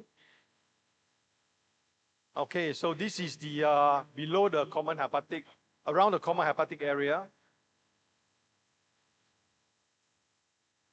All right, so I'm just going to advance. So I'm going to put down to normal so that you can appreciate the normal bowel duct. So there's still kind of patchy involvement here, should we? There is some patchy involvement here, I agree. Right. Yeah. Can we on the fluoroscopy as well, just to show the audience the location? Can we just turn on continuously for the time being? There is a long area of involvement. Yeah, it looks like even on the left side could be. Yeah. So I'm just going to advance. MRCP showed type 3A, but this looks like to be going down into the CBD as well, unless these are secondary changes following the stenting. So that's the thing that we were talking about, that once you have a plastic stent or any stent there in place, some of this is going to be reactive. And we thought that perhaps the flatter areas, not so exophytic, those are, and especially up into going beyond the bifurcation, that appears to be reactive. But if you look at this, so this is just sludge here. But just beyond that, there is a big clump with some, dilated. So this looks relatively, this looks normal. Yes, this is absolutely normal, but this is not, this is actually beyond. So this is into the right duct, correct? Shall we? Right, and then this is the bifurcation here. Bifurcations. There's sludge down below, and then on the right-hand side, and also a bit on the left of the screen, these quite prominent papillary projections with dilated vessels within as well, and that suggests a tumor. Of course, the sludge is really getting in the way. So any role for any better cross-sectional imaging contrast, MRI or a CT? Yes, we could put some contrast in and show you, but some of that of the filling defect is going to be coming from the sludge that you're seeing. So what we wanted to do is actually trawl a balloon through, but we ran out of time. We were sort of going to come on screen in a while, so that's all. But we can put some contrast in and have a look. See. Yes, please. Let me just suction out water. Can you suction from there? Yeah. So your plan is to put how many stents? The plan is to replace the two stents. So one in the left and one in the right. That will get us more than 50% of the volume drained. And also, of course, we're but going to take a only after we do a spy bite biopsies of the most, like there. You see this area here. You can see on the right-hand side now of the right side of the screen. Yeah. These are very large, very kind of dilated papillary projections with vessels. Tumor vessels in there.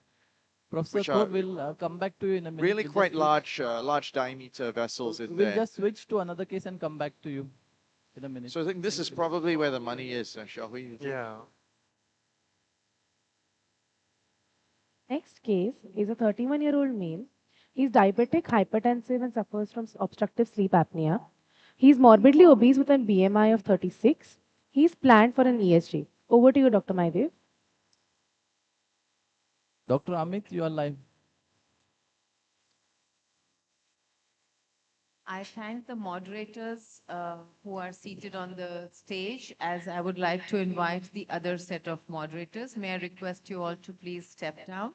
Thank you very much for your input and your cooperation. I invite the next set of moderators, Dr. Deepak Gunjan, Dr. Amit Agarwal. Sir, please mind your step here. Dr. Deepak Gunjan, Dr. Amit Agarwal, Dr. Ubal Dhas, Dr. Prasanna Shah, Dr. Viral Patrawala, Dr. Siddharth Dharamsi. I request you all to please come up on stage as we are switching to the next case.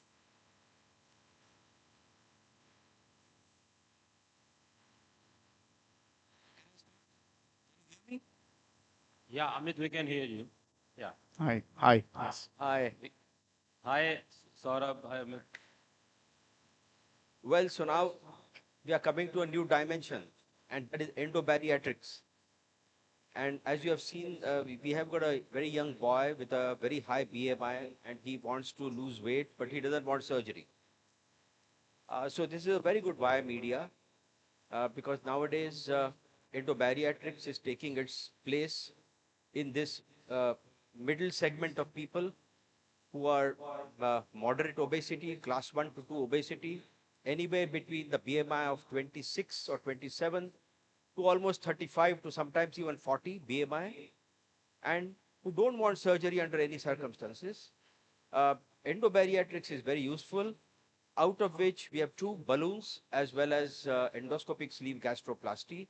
Endoscopic sleeve gastroplasty has evolved over the last so many years, and by which we can actually reduce the length and the size of the stomach by almost 50 to 60%, more durable than the balloon, because the balloon has to be taken out sometime or the other.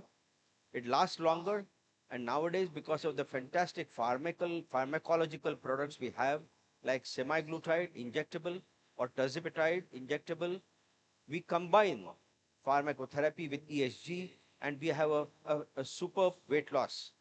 With ESG alone, we can achieve anywhere between 15 to 20% total body weight loss, or sometimes 18%, no, usually. But if you add a low dose of semaglutide injectable 1 month or 2 months after your endoscopic sleeve gastroplasty, this total body weight loss you can achieve up to 25% of total body weight. Now, this is really good. It's almost akin to doing a laparoscopic sleeve gastrectomy. Plus, advantage, this procedure is done almost like a daycare. Normally, we admit for a day, but recently we have started sending patients home on the same day itself, because we are not cutting the stomach. The stomach anatomy remains the same. The innervation remains the same. The functionality remains the same. This procedure is repeatable. It is reproducible. And not only that, it is reversible. For example, if a patient feels that he has got too much tightness,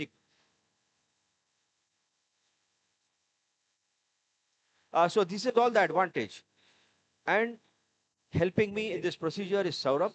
Saurabh has got a very large experience of doing endosuturing when he was getting trained in the United States. Here is getting into this branch and slowly starting that. Saurabh is the next gen star, upcoming star in our country, and I'm happy to have him with me. It's an honor to have to be here. Thank you. And of course, our superb team of anesthetists at Sir H.N. Reliance Foundation Hospital. Yesterday, I made a quick passing mention of Dr. Hemant Mehta with all his entire team. I could not take the names of everyone, but at least the ones who are standing with me just now, Dr. Julie and Dr. Pashan, who are with me along with the other members of the team. Sejad doesn't need introduction. So I'm going to start the ESG. And to do the gastroplasty procedure, I've attached the overstitch device from Boston Scientific at the tip of a double channel Fuji endoscope.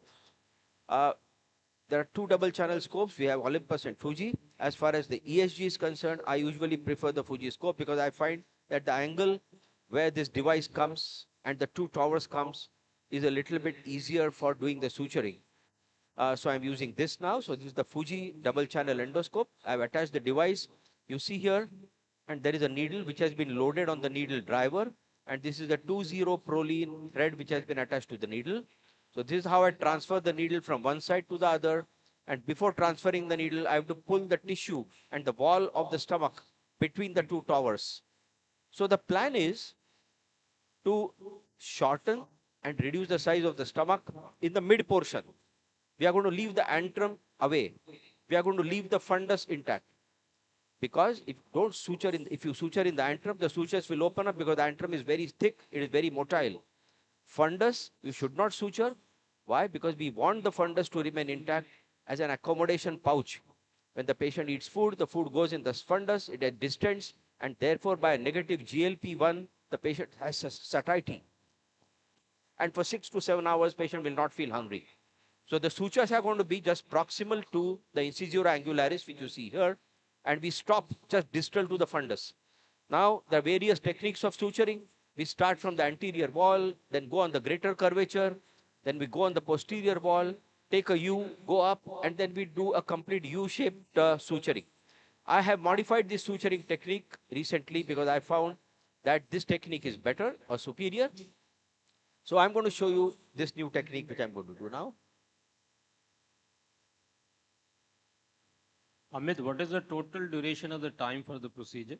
Total? Duration of procedure. Duration is around 40 minutes. And how many sutures do you end up using? Because obviously in India, it's a cost-sensitive market. Well, that is immaterial because here you don't need to worry about the cost.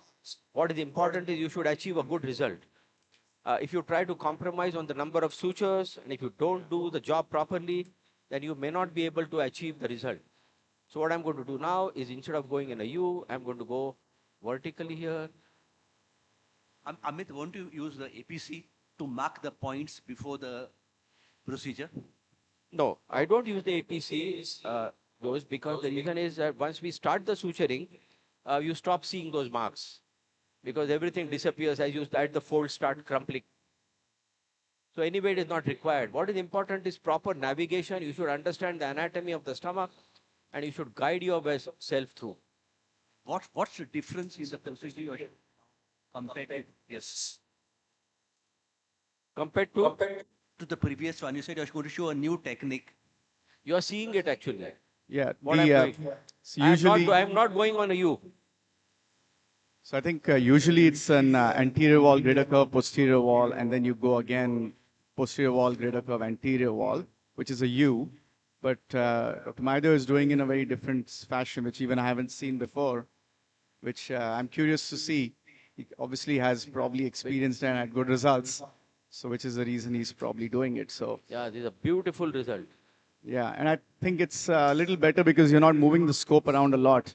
Because with the U, you have to move the scope in different directions a lot. So you're doing more vertical, sort of a linear. This looks along the easier anterior wall. than making a U, in which you have to take multiple turns. Yeah, you can see that.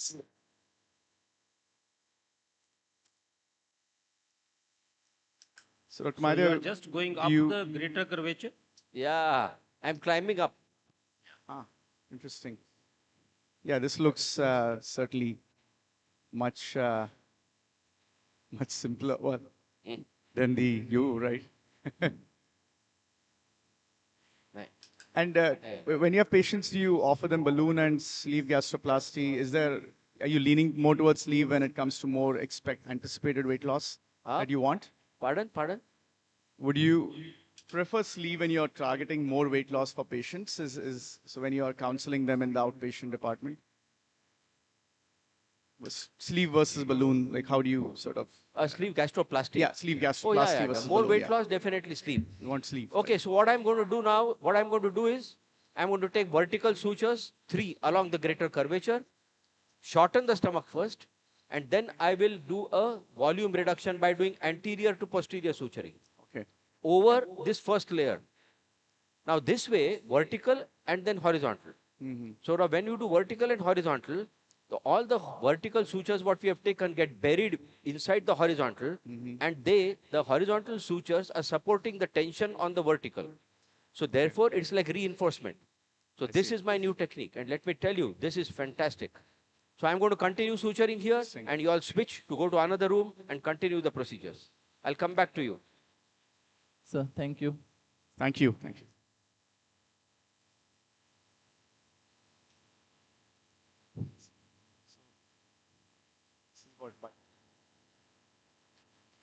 Our next case is a 33-year-old male, known case of chronic pancreatitis with ductal stones. He was diagnosed 8 months ago. He's been having epigastric pain intermittently for the last 2 months. An MRCP was done, which was suggestive of chronic pancreatitis with incomplete divisum. The MPD was dilated to 9 mm with multiple calculi. He underwent 3 sessions of ESWL. Here are the pre and post images. He is planned for ERCP with PD stenting. Over to you, Dr. Sood. Morning. You know, something mundane, but this is something which you will be doing every day. And what Amit showed you, very few people will be doing because that's a highly specialized procedure. So this, as you heard the history, this is a gentleman with who had chronic pancreatitis and had pancreatic ductal stones. And today our protocol is that if there is any patient who has chronic calcific pancreatitis, stone size is more than 5 millimeter, and the pancreatic duct is dilated, and the patient has pain which requires treatment, then we only treat them. And then the protocol is that if the stone is in the head and the proximal body, we go for ESWL first to break the stone before we try to clear the PD. You have any comments? You know, as sir said that the stone size is important in this, and as well as the location. Probably distal locations are not very suitable. The stone size, which the stone burden cumulative more than 3 centimeters, are more difficult to treat. So we need to be cautious about those things. Stones in the side branches, if there is a stricture at the level of the side branch, can again a difficult thing. And when there is a stricture in the head of the pancreas, maybe putting a nasopancreatic drain as a precautionary measure before doing an ESWL may help in these situations. So in this particular patient, he had undergone 3 or 4 sessions of ESWL. Normally our upper limit is 3 sessions. And, you know, so we will, now the stones are pulverized. With this fluoroscopy, if I can compare with the scope size, you know, they are filling the entire lumen of the PD. I have already cannulated the pancreatic duct, and I'm using a clever cut sphincterotome by Olympus. And, you know, I'll do a plan is that I'll do a pancreatic sphincterotomy, do a sphincteroplasty, and then try to clear the pancreatic duct of all the stone fragments. And if we cannot, may have the.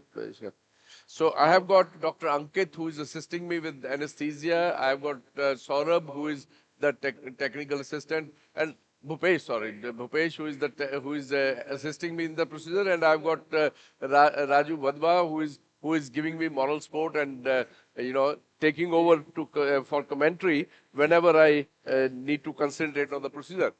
So pancreatic papillotomy, you see, it's not in the 12 o'clock position. It is normally between 1 and 2, and we don't do a big papillotomy because as I told you, our aim is to do a.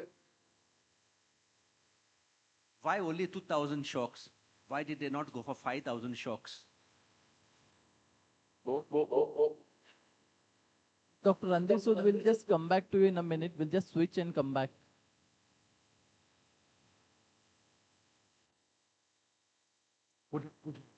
Dr. Ho, you are live. Hi everyone. So welcome back again. So I want to show you that under cholangioscopy assessment, so we are now in common hepatic area. Just now we saw this mass, nodular polyp with papillary projections at normal blood vessel, typical of malignant process. As we advance into the bifurcation here, and then we turn left into the right intrahepatic duct.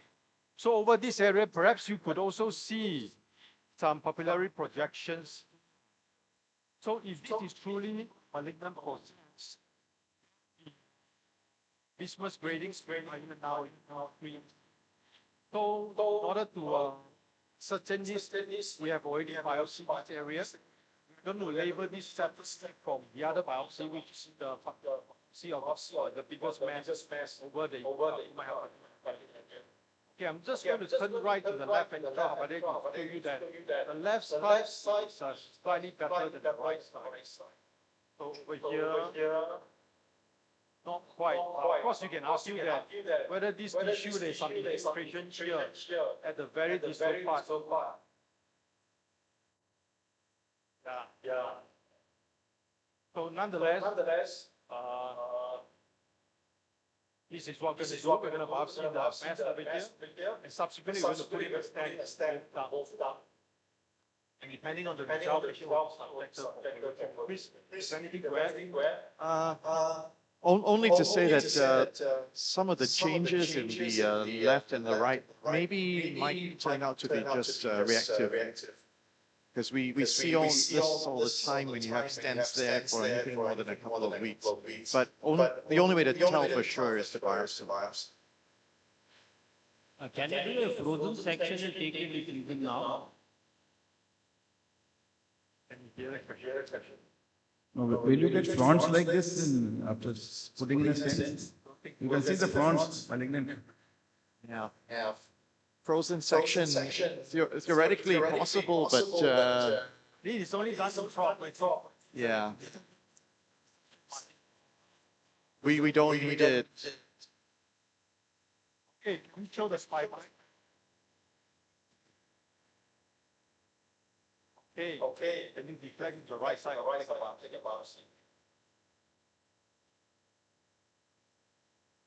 Dr. Chris, go and so we'll just switch to the other room. Thank you for the wonderful demonstration. Dr. Sandeep Sood, you are live. Yeah, so I have chosen a 6 hurricane balloon over a Jaguar Slim guide wire, which is a 025 guide wire with the strength of 435, just like this glide. So I'm going to inflate the balloon to dilate the distal part of the proximal part of the PD. Okay, go ahead. Sir, will you tell us about how do you choose the size of the balloon in these circumstances? Is it similar to bile duct? Yeah, it is similar to the bile duct, but we always are more conservative in pancreatic, balloon dilatation. We do with either 4 or 6, and go 8 only if the PD is grossly dilated. And when you are dealing with a fluoroscopy machine which is giving you magnification, you must try to be a little conservative and see the size of the balloon on the fluoro and the pancreatic duct. So I have dilated. We have dilated this balloon. We will keep it for half a minute, and then we will remove it, and then I'll start doing the balloon trolling to clear the PD stones. And if there's a difficulty, then we may go for the bigger balloon. I see that one stone is in the mid body, just proximal to the spine, which is bigger, which may require still either laser lithotripsy or it will require another session of CSWS. Dr. Sood, do you think there are strictures upstream also in the pancreatic, or is it only at the head? Adil, I didn't hear you very well. Are there strictures up in the NPD also upstream, or it is only at the head of the pancreas? We don't see any strictures. Anil, I have not put in any contrast yet. So we are dealing with a stone disease. We'll know whether there is a stricture along with. So we have not done a pancreatogram, so I don't know whether there is a stricture. This dilatation was more of a dilatation of the proximal PD to extract the stone.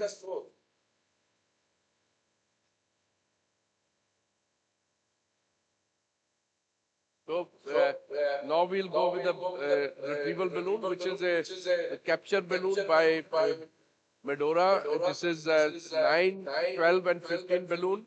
So I'm going with a smaller balloon because I'm dealing with pancreatic duct. And I tell you, you should be prepared to sacrifice your balloons when you are doing pancreatic ductal fillets, because the stones are sharp-edged and they will burst the balloons. And I'll show you a trick in how to select where to start crawling, because you can't get all the stones in one go. Otherwise, they will block the pancreatic duct at the mouth. Neil, why not a basket? Sir, here we can see that there are stones in the side branches also. Yes. What will advise we need to give in this situation to the patient that we may or may not be able to remove the entire bud? That's right. The entire stone burden may not come in one go only, but we'll try, because what happens when you take the stack, you will die. Put in some dies. What is the end of therapy? Clear out with single stone, or it's just a relief of the pain by stenting? The end point, for as far as the morphology is concerned, decreasing the stone fragment size to 3 millimeter or less, and ultimate clinical success is only when you get rid of the pain, which will happen in about 70-75% patient. Put in Lithotripsy. Pain. Take out every single fragment. Unfortunately, I'm unable to hear many of the comments just inflate the balloon, please. Can you see what I told you? There's one large stone which we'll tackle last.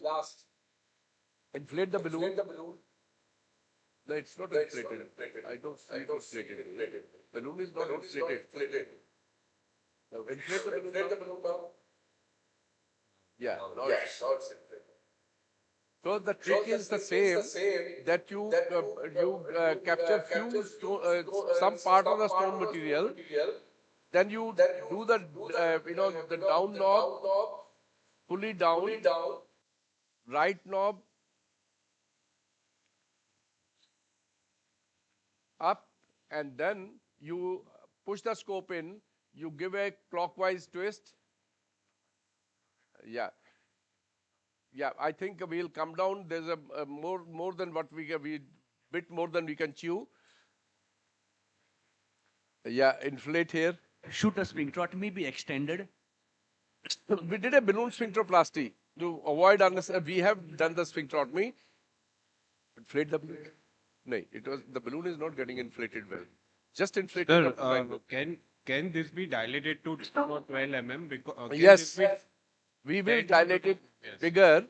We'll just try to remove the. Just inflate it up to 9 millimeter, please.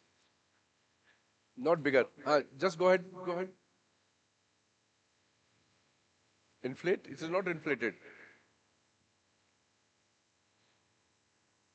Dr. Sood, can we increase the size of papillotomy? But I'll rather do the balloon sphincteroplasty with a bigger balloon, because my aim is to get the stones out. Dr. Randir will just switch and come back to you in a minute. Yeah, sure. We increase the sphincteroplasty to. Ramit, you are live. Huh? That's all. Yeah, hi. So I'm going to show you some fun now, what I've done. I've taken 3 longitudinal sutures and the stomach length is already reduced. There you can see that is the antrum, and just pull back in a short time, immediately you are at the fundus. This is the fundus. So the length is already now reduced. Now I'm going to reduce the size from anterior to posterior. So see what I'm doing now. So 3 longitudinal sutures are taken first on the greater curvature, starting from the incisura, coming up just distal to the fundus, and now the actual tightening procedure starts and the reinforcement suture start. It's interesting. And that makes this whole thing extremely durable. And how many bites do you usually take, sir, for the audience? For every suture that you apply, about 3, 4? Oh, around 4, 5 bites per suture? Per suture, about 4 to 5 bites to approximate it, right? So now I'm going to go here, okay? Now this is the beginning point, and I'm going to reduce this now, anterior. Saurabh, you have had both horizontal and vertical sutures. Both So there are 3 sutures which are along the greater curve anterior wall and a little bit on near the posterior wall. And now it's going to be like a U, what sir is showing. Anterior wall, and now he's going along the greater curve. And then maybe a posterior wall after this. So it's vertical times 3 and then crossing that now. So that was vertical, this is horizontal. So the vertical are going to get buried by the horizontal. So all the tension on the vertical sutures is gone.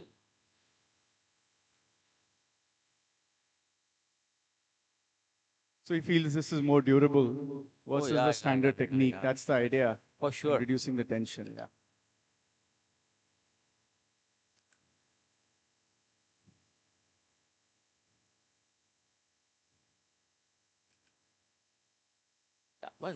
One line. We take one line and then we switch. This is more like the U that you're doing now, which would be one line, 3, and then you go back up. Exactly. I see, okay. Saurabh, does it become W ultimately? Start with the vertical, horizontal, then U and coming back to W? You can call it the W technique. Amit's W technique, new technique.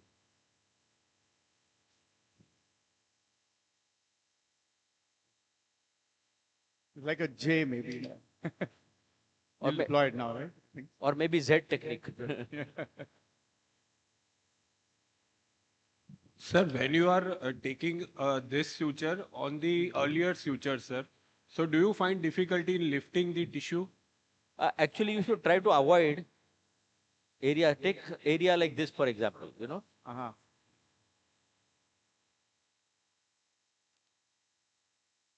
And I think the exciting part is that with semaglutide and liraglutide and all these molecules coming into the market, question is how do you position ESG?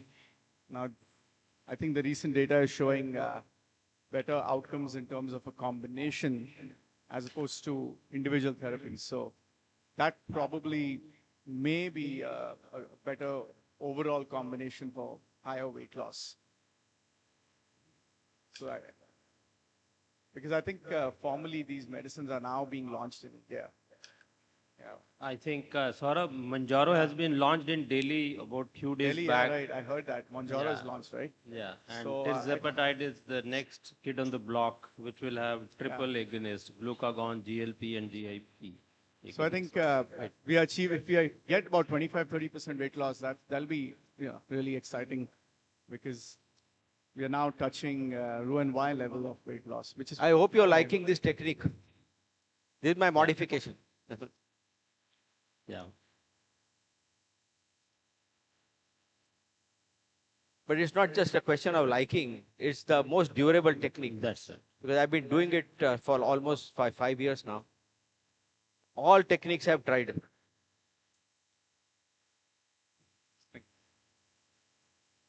So will you be doing one more after this? Yeah. Suture? One more you. And then that's finished. probably going to be it, right? That's it.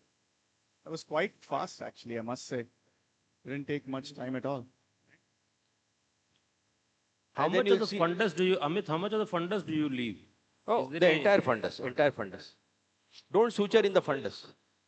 Because two reasons. Number one, you require the fundus for accommodation. Number two, bleeding can happen because a lot of short gastric vessels are there outside the fundus. When the needle goes through the tissue, part of it goes outside and you don't know whether you're catching the short gastric. See, I think one other relevant consideration, these patients can have liver fibrosis. Now, where classically we'd be, obviously, portal hypertension is a contraindication. So see what has happened. Yeah, it's very nice. Oh, it's very Look nice at that sleeve. And now one more U over here in a proper fashion, it's over. Because that is the fundus, that is the OG junction. Now we'll take just one U in this side.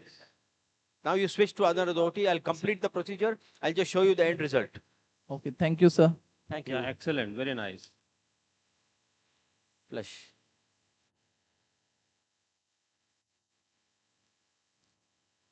Our next case is a 34-year-old lady. She had epigastric pain radiating to the back for the last 1 month. On evaluation, she was diagnosed to have idiopathic pancreatitis. An MRCP was done subsequently, which showed a 4 by 4 centimeter collection in the body of the pancreas, which was communicating with the main duct. An EUS which was then done, which confirmed the same, and the cyst also showed a communication with the MPD.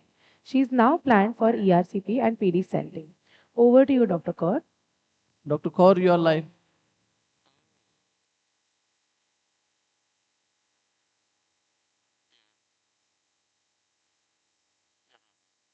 Hi.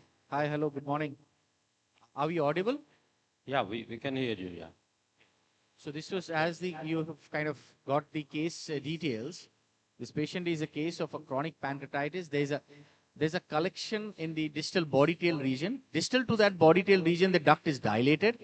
So what Chris is now trying to, what we are trying to do is go ahead transpapillary and kind of try to bridge that duct. So we are putting some contrast. If you can see the fluoro image, Yeah. we are putting some contrast. There's a small stricture at the pancreatic duct head, very close to the ampulla. Can you see that? Yeah. That is at the neck. Yeah. It is a genu there is a disruption at genu. Yes, yes. Disruption is there, but there is a very small stricture as well close to the ampulla. If you can see the duct is dilated, you can see the bile duct, you can see the pancreatic duct. Yes.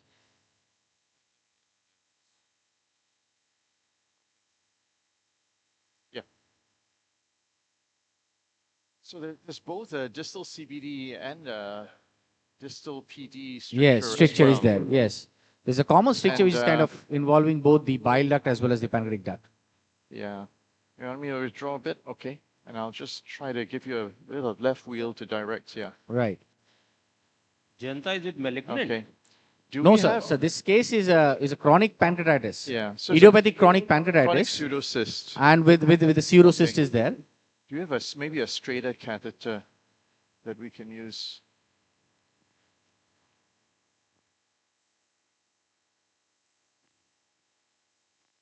So what we're planning to do is primarily go transpapillary and kind of try to bridge that, and if feasible, because the cyst, I'm told, is around 3 centimeter, I believe, 3 to 4 centimeter size, but the patient is symptomatic, and the MRCP clearly shows that distal part of the duct, which is distal to that pseudocyst, is dilated, grossly dilated.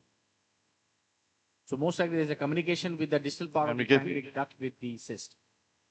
This is more biliary. This is now Yeah. more biliary. Yeah. Okay, I'll withdraw a bit. Okay. So Chris must be having a lot of issues because the stricture is very tight. It's kind Yeah. of compressing both the bile duct. We can see the duct Yeah. dilated So- bile okay, duct, I'll withdraw a bit. as well as the pancreatic duct. Okay. Dr. Little Jayanta bit will more. just come back to you I'll in a give minute. okay, We'll you're, just switch you're and still come in. back. Huh? Okay. Okay, I'll withdraw a little bit. Dr. Randir Sood, you are live. Yeah, so we did dilatation with a 8 mm balloon, and now we have cleared almost the entire PD. So inflate the balloon. Inflate the balloon, please.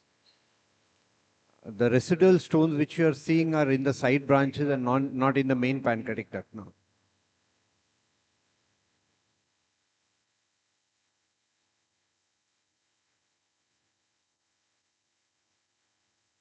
So just in exchange with a wire-guided basket, wire is coming out. So just.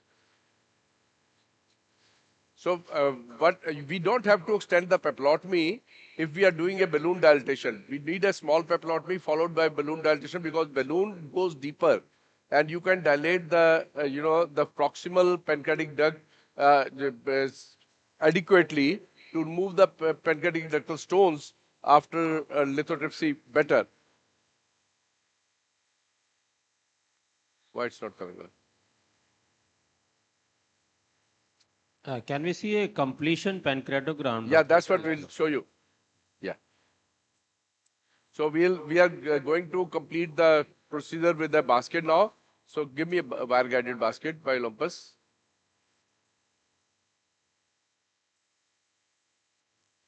You still have stone material in the side branches. And the intention is to put in a stent after we clear the main pancreatic duct and then do the side branches. Stones will fall into the main pancreatic duct. Otherwise, it will be a long procedure to keep fishing them out from every branch. And then when you are removing the stent, you will be able to clear the rest of the PD. Why did you not go for the basket initially? Why went for the balloon? Because the basket gets, if it gets stuck, you are stuck. Balloon is always safer option when you are not sure of the size of the stones as well as the size of the, because we don't know whether there's a stricture there or not. So it is always better to go with a device which you can take out. See, this is a large stone still there, which I told you we may need another procedure there. Yeah, just keep it open. Keep it open. Don't close it. Always keep the basket open.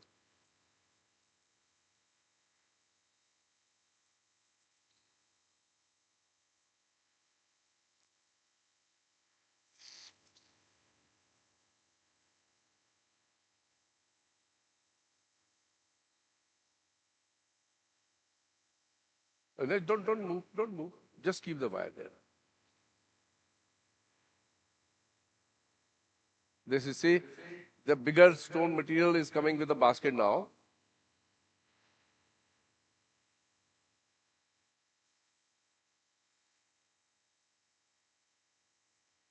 Yeah. Wait.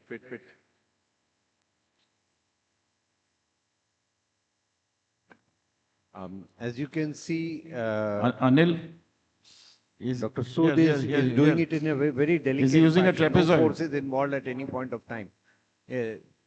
No pulling around, nothing. It was gently turning and twisting and then taking out the basket. I think that forms a key when you are removing a stone in this situation. See, you can, if the basket gets stuck, you have only remedy is the additional lithotripsy over the basket. Open. That Dr. I agree, Randir and Sood you will can just never be switch and sure come that back you in. have not missed out a stricture. He's using a trapezoid basket. Dr. Amit, you are live. See, I've completed the procedure. Look at this. This is the OG junction. The sleeve starts from here. Okay, this entire sleeve is the sleeve. There's a full tunnel here, directly right till the antrum. The whole stomach has reduced in size as well as length. So this is almost a 50% reduction in the stomach size.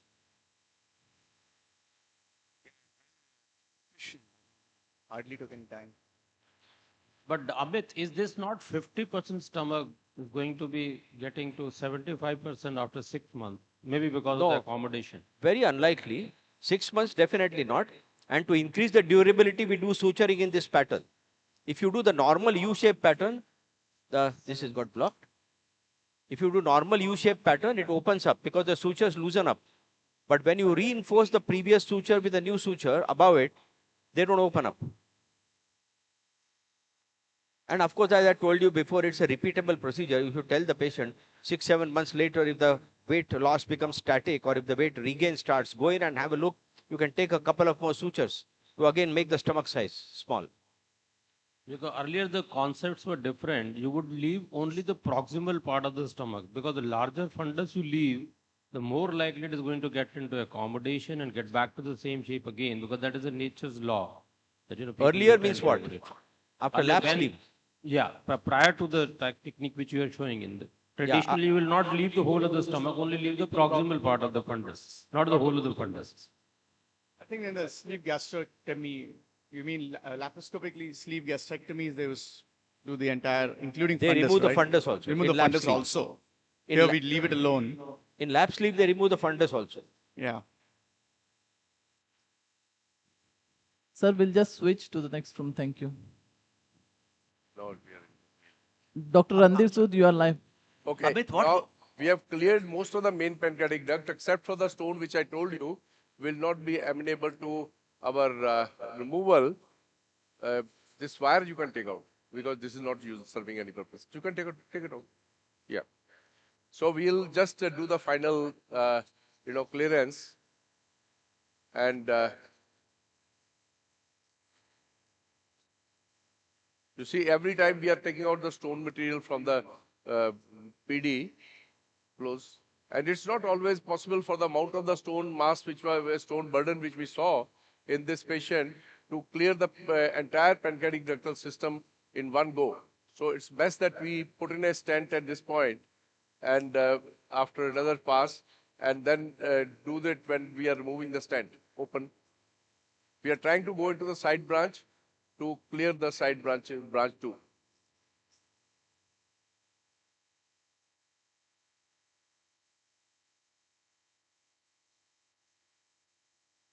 Yeah. So now I think we'll finish it by putting in a stent. Huh? Yeah, we'll take a pancreatogram. Suction is not working. Close, close the basket. Yeah.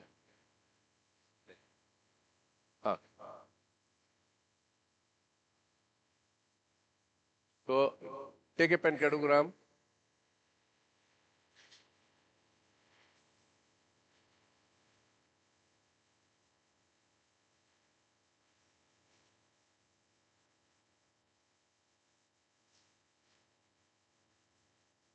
I Open. think this is a fairly clear pancreatic duct, except for one large one large stone in the mid body, which is still persisting, which will require additional treatment. So we'll now go with the go and put in a stent. That would mean there is always stricture with a proximal stone. No, that stone came out and went into a side branch. So it is not held by a stricture. It is that stone has not been targeted yet. Can you use a trapezoid-like thing and crush that stone? We can use laser lithotripsy also for the stone. See, this is the stone material which has come out already. And the problem is that this patient had a lot of stone burden in the PD even after ESWL. So it was never possible to remove the entire burden in one go, particularly with that large stone still there.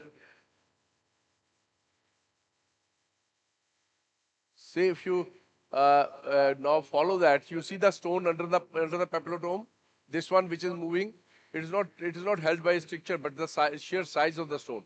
See these stones are floating out of the PD because of the large sphincterotomy and large sphincteroplasty. Now keep the wire in. I'm going to put in this because it's always easier and less time consuming to go in second time with the and when you're moving the stent, the side branch stones would have come into the main pancreatic duct because the stacking is gone now. Yeah, this looks like a radio opaque stone. Yeah. The side branches are full of contrast, and there's a one radio opaque stone which is in the just above the scope, and it is So it is now at the genu. Will putting a stent hinder a ESWL session? Yeah. I think ESWL targeted with stent in C and stent in C2, which will show a radio opaque stone, will be helpful. Yeah, that will be, or we can go with the cholangioscope, do a pancreatic lithotripsy with a laser lithotripsy, which we are doing it for in our patients if they've got solitary stone beyond the genu, or we have a purchase of at least 1.5 centimeters in the head, then we and there's a single large stone, we go with the laser lithotripsy these days rather than ESWL. Yeah. You can see that stone is moving actually. Yeah, it's a stone is now now we are deploying the stent. Release. So this is important that you take out the wire and then I push the stent from the, but the many times the stent tip is in the scope. So one has to use at times the stent pusher to do it. Give me a 10 French pusher because otherwise you can take out the stent along with the scope. Thank you, Dr. Randir Sood. We'll just switch to the other room. Sure, Thank you. Bye. Okay. Dr. Chris Kaur, you're online. Yeah, we're having a rough time here. Are you audible now? Yeah. Okay, hold on. Just. Can you see the floor? Yeah, like this. Okay. All right. How's this? Hello. Oh, okay. You're in. Yes. Yeah. Okay. Yes. Wonderful. So Okay, I'll just. You have been follow. able to get in now. Can you see? Yeah. This is all Sajad's work. It's all the expert hand of Yes. Mr. Okay. Sajad. Wait. Let me get deeper. Get deeper. Okay, we're in. Okay, can you remove So that now wire you can clearly Thank you. see that there was a small stricture at the pancreatic head. Okay. It has traversed the pancreatic duct, and now it has coiled up in the cyst that we were talking about. Yeah. Yeah. So I think this is just a wonderful demonstration of the value of a assistant who is supremely absolutely. experienced. Yeah. Shall we put some contrast in there? Yeah. So let's get some contrast Yeah, in. a little more in, a little more in. Okay, a little more in, a little more in. Let me just get the stable position. Okay. Okay. Janta, which guide wire did you use to get into the pancreatic? So This is a standard Dizzy glide. I know, Terumo. This is a Terumo. Guide wire. Yeah. So the way that this was done was really, yes. Okay, Yeah, let me shorten the scope a bit. Let me Yes, shorten the scope a little bit, and then we can get. Can you guys see the contrast filling up the cavity now? Yeah. Yeah. So this is a transpapillary drainage of Yes, the yes. So, Yes, so what it we're is. doing is a It is. transpapillary drainage of the So cyst. we had trouble getting into the PD, and so the only cannulation we could get was with bile duct. So, you know, when normally we want to get a bile duct, but you keep getting pancreas, then you put either a PD stent in, a PD wire in, or a stent to straighten the distal duct. But we've done the reverse here. So we've done the reverse here, and with Sajad's work, we've managed to get, you know, a PD cannulation off the biliary cannulation. So now what we're going to do is to try and get the wire to get in, get us past this pseudocyst, this chronic pseudocyst, and into the distal MPD, or rather the upstream MPD. We're going to try to bridge that pseudocyst, traverse Right. it across, and then try to get to that Right, distal because that's the way. dilated pancreatic duct that we were talking Yeah, about. yeah. Okay, I'm not seeing. Do you want me to pull back a bit? Yeah, yeah. Okay. Okay, so you want to leave this So what is wire the next here? plan, Chris? What are you going to do Yeah. now? So, so we're going to do. We'll do a sphincterotomy We do a here. sphincter cut Okay, now. okay. Let me just pull me in. Okay. Yeah, we'll do another room first. Yeah. So how Okay, often, just Chris, pull me. do you do these kind of transpapillary drainages now that US has come into the vogue and people are more about Yeah, talking no, about US? yeah, we don't do so many of those simply because if we are dealing with a huge pseudocyst, then everything is yeah. Okay, let's cut that knife up, please. But obviously, this patient is going to benefit a lot from this procedure, is because the small pseudocyst we communicate with the rest of Okay. the remaining pancreatic duct, Exchange. and then once we bridge, everything should fall in place. Yeah. So Chris has done a small sphincterotomy now. Pancreatic You can see sphincterotomy, that. yeah, in that 1 o'clock position. Yeah. Yeah. Janta is a very Okay. good technique. Once, so this is a natural passage. In any case, the Yes, absolutely, the sir. juices were planned to be going this way only. If you are able to get it into the cysts, then I think it's a good natural way of draining it. Right, sir. Right. These Absolutely, sir. cases are very, And most likely, sir, because there was a small stricture in the head of the pancreatic duct, which we had now traversed, that was the reason why the pressure was building up in the duct, and that led to probably this kind of a pseudocyst formation. So once now we have this- kind of crossed that stricture, probably is going to have. Sorry, Chris. Yeah. Now, so now this stent is actually going to go into the. Have we marked the? Okay, it's got a mark there. Okay. Would you like to have a 10 or a 7 French stent? This is a 5 French. This is a 5 French. How long is this? 12 centimeter. 12 centimeters. So the end of this stent is actually going to go into the cyst. Not ideal. Chris, Would you not try 7 French? I Five will would get have- blocked quickly. Yes. I beg your pardon? Chris, would you have thought of dilating the head stricture and then go with a larger caliber stent in this case? I think that is Dr. Arora This is asking. not the fluoro, please. Right, sir? That is what your point. Yeah, right? no, so the stent is going to go into the pseudocyst. That's not ideal because what we want to do is to bypass it. You need to pull and some try more. to yeah. cannulate try to go across to the distal part of the duct. Right, but we're not able to do that. So this is the next best. Okay. So, Sajai, we're still not seeing the mark yet, huh?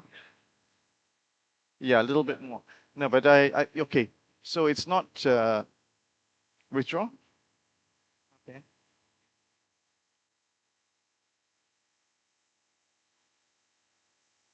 So this is a long stent that Yeah. Chris is placing, traversing the papilla and into the cyst. Okay. Dr. Jayanta, are we able to bridge the distal MPD with the middle and proximal MPD? Or we are going Okay. into the We've still cyst? got a lot of length in Pardon, there sir? because Pardon of the question, sir. The question is, are we able to bridge You the want to distal? deploy? Yeah. Okay, we deploy in the No, channel. no. So that was Okay. the initial plan, but we were not able to go across the cyst into the distal part of the duct. Okay. So you're deploying, deploy. In fact, that is the common scenario which we deploy. face. Yes, push yes, it out. yes. Okay. So that often Okay. is very, very difficult to go to the distal part of the duct. So Chris and both Mr.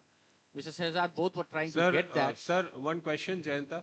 As this cyst is communicating with PD, Yeah. so why not can we directly by EUS put a stent in the cyst, which will solve the purpose? It will drain the proximal as well as distal pancreas. Yes. I And completely then agree with over you. a period but- of time, fistula will be permanent, transgastric. No. I completely agree that you can kind of place the stent and then keep it indefinitely. That will solve the purpose of both the proximal and the distal. But we always prefer to go transpapillary, as Dr. Arora was pointing out, do the natural way. And because we understood that because there was a tight stricture in the head of the pancreas, that was actually the one which was causing this kind of upstream ductal dilatation and the pseudocyst formation. Yeah. So this is actually going to resolve the stricture over a period of time. We dilate the stricture, and that will help in resolving the ductal abnormality that was there. Right, Chris? Yeah. The other thing we could have done is actually dilate the stricture in the pancreatic head. But this is one solution, and perhaps we leave it for the next round. You know. So we can do a staged manner. So once we've done a stenting, in the next stage we can dilate the stricture and kind of keep upgrading. May I have the attention of the moderators and Okay, so I'm going to pull the scope out now. Yes. We'll just leave That was this an there. amazing job done by Chris, and thanks to Mr. Sehzad as well. Mr. Sajad, I was actually going along for the ride. So may I interrupt your discussion as we would like to switch to the endoscopy update in the interest of time. We'll come back to any interesting finding in the surgery. Thank you so much, sir. I thank all the moderators on the days for their contribution and their time. And we move to the endoscopy update 5. Please mind your step here, sir. As chairpersons for the endoscopy update, I would like to invite Dr. Ravi Rathi, Dr. Vamsi Murthy, Dr. Santosh Hazare, Dr. Ramesh Ruprai, Dr. Sobna Bhatia, and Dr. Ramesh Satarkar. Gentle reminder to chairpersons and speakers that each speaker gets 12 minutes for the lecture and 3 minutes for question and answers. In case 15 minutes are utilized for the lecture, we will have to cut short the time for the discussion. Please bear with us because we need to finish our sessions on time for the evening live Emerald Award functions to start on time as we have our special guest coming. We can't delay our sessions. I shall ring the bell at the end of 15 minutes. So if you can finish in 12, we'll have time for discussion. If the bell rings first, no time for discussion. Moderators and chairpersons, please note that. I hand over the session to the chairpersons, and I would like to invite our first speaker, Dr. Rakesh Kalpala, who will be talking about endoscopic sleeve gastroplasty, learning the basics. And the chairpersons can then take over for the next speakers. Dr. Rakesh, will you please come this side? Your slides are here on this podium. Thank you very much.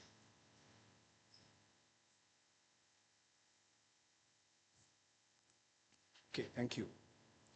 So I thank Dr. Amit Maydev and his team for having me here. I think of the fantastic demonstration by Dr. Amit himself about ESG. Many people in the audience must be now thinking to go back and then start ESG in the units. By the way, how many of you do ESG? Can you raise your hands? Okay, very few. But again, this is something which has been evolved in the last couple of years. And I think unlike any other endoscopy procedure, interventional endoscopy procedure, this is something where the endoscopist himself is responsible for the good or bad outcome of this, because you don't need any technician who will really help you, because in the EUS and ERCP, you need the tech guys also to be equally competent with the doctor. So just coming to, I think they must have had some lecture on this endobariatrics. So these are the two restrictive and malabsorptive procedures what we really look upon.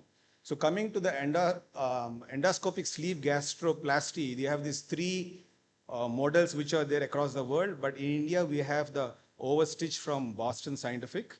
So ESG by definition is incisionless, minimally invasive technique which involves the remodeling of the greater curvature of stomach by placement of a full thickness suture in an effort to reduce the gastric capacity and create a kind of a gastroparesis or delay the gastric emptying. So this is what it's been defined and the procedure started. So to reduce the gastric volume and alter the motility, there are different suture patterns. Of course, Dr. Amit showed him a novel thing, but what we all follow is a very normal U pattern, which is safe and then been established in literature that it works well. So for any procedure or the technique, you need the efficiency and proficiency. So efficiency is when you have initially you start, you'll have an operating time of a longer time, then slowly your operating time comes down and you master the techniques and skills, and that is the proficiency. So the objective is what one has to learn before you start the endoscopic sleeve gastroplasty is the suture pattern, what you choose, which Dr. Amit was telling in his own way, because again, that needs evolution. But as of now, the U pattern is something which is universally acceptable. Then also to refine and redefine the techniques as you go on doing it, and then apply the sutures in such a way that, because many of you people have seen, or even I have seen, after 3 to 6 months in the initial early learning curve, the sutures dehisce. So the robustness of the suture is something which will tell you the outcome. So the existing device as of now in the Indian market is the overstitch. So just to know about this device, because this is the one which is you are going to start in the near future if you really have to. And you have this distal. So the one in India is mounted on a double channel scope, but otherwise the next generations or the single channel scopes, which will be soon coming into this country, but you have it across the world. And the distal part of the device is something which is very key, and you will understand probably when you go for any of these hands-on courses in the near future. And the suture pattern and durability, as I told, it's a full thickness bite. Selection of the pattern is important. Reinforcement, of course, again, I am not a very strong propagator of reinforcement sutures, because again, that involves cost and we are not having an insurance as of now of this procedure in this country. But because it is a full thickness bite, the evidence is shown in multiple animal experiments earlier. And one important part is the measurements which you have to understand when you start the technique. And you always need a hands-on course, an animal model, and then on the human cases with a proctor around. That is mandatory for you to have a faster efficiency and proficiency in this. And the main techniques and tips, of course, it's not easy for me to stand here and then tell you in 1 or 2 minutes. But your orientation of your body is important. In fact, Dr. GV is here. We started doing the ergonomics with a model back home. And what we found is the maximum toss comes on physically with this procedure, because the scope weight is so high that you need a little bit of flexibility, and probably you have to do more of this anaerobic and aerobic exercises to have a good success in this technique. Again, this I don't want to waste time, because already Dr. Amit showed in the procedure. So the main pros and cons, what one has to understand when you're doing this technique is multiple sutures you're putting at the anterior curvature, greater curvature, posterior wall, then again anterior wall. So you have multiple sutures, and then you have to take even distribution and allow the pattern of sutures in such a way that you reduce the maximum area, at least 70 to 80% of your gastric volume. And the cons are, as I told you, multiple sutures. So the the main association between the two sutures to suture is a little difficult, and scope orientation, as I told you. And sometimes when you are doing initially, you try to pull the suture with more thirst, and then that might break the suture, because it's only a 2.0 polyethylene made suture. And the anatomy, as you ascend upwards towards a GE junction, it gets distorted. So you might lose the way. Sometimes you take a bite very anterior wall or very posterior. So that is something which you get to know as you do more cases.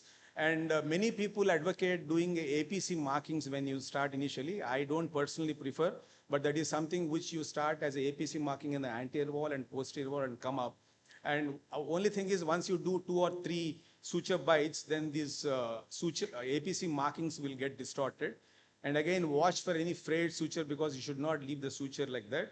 And no procedure is without adverse events in any of the things in endoscopy. And you do have few, but very minimal. And tension of the suture is very important for the longevity of the procedure. And this is something which you have to understand. As I told you, you do the APC markings. And as you, this is called a descending gastric fundus. As you start suturing at the incisura and come up, after 2 to 3 rounds, this fundus descends down. And that's the reason why you should be very careful not to miss any of the mucosa unsutured. So that leads to giving islands in between which are not sutured. And after a couple of weeks, the sutures will dehisce, and then there will be islands which are not sutured left, and that leads to inadequate weight loss.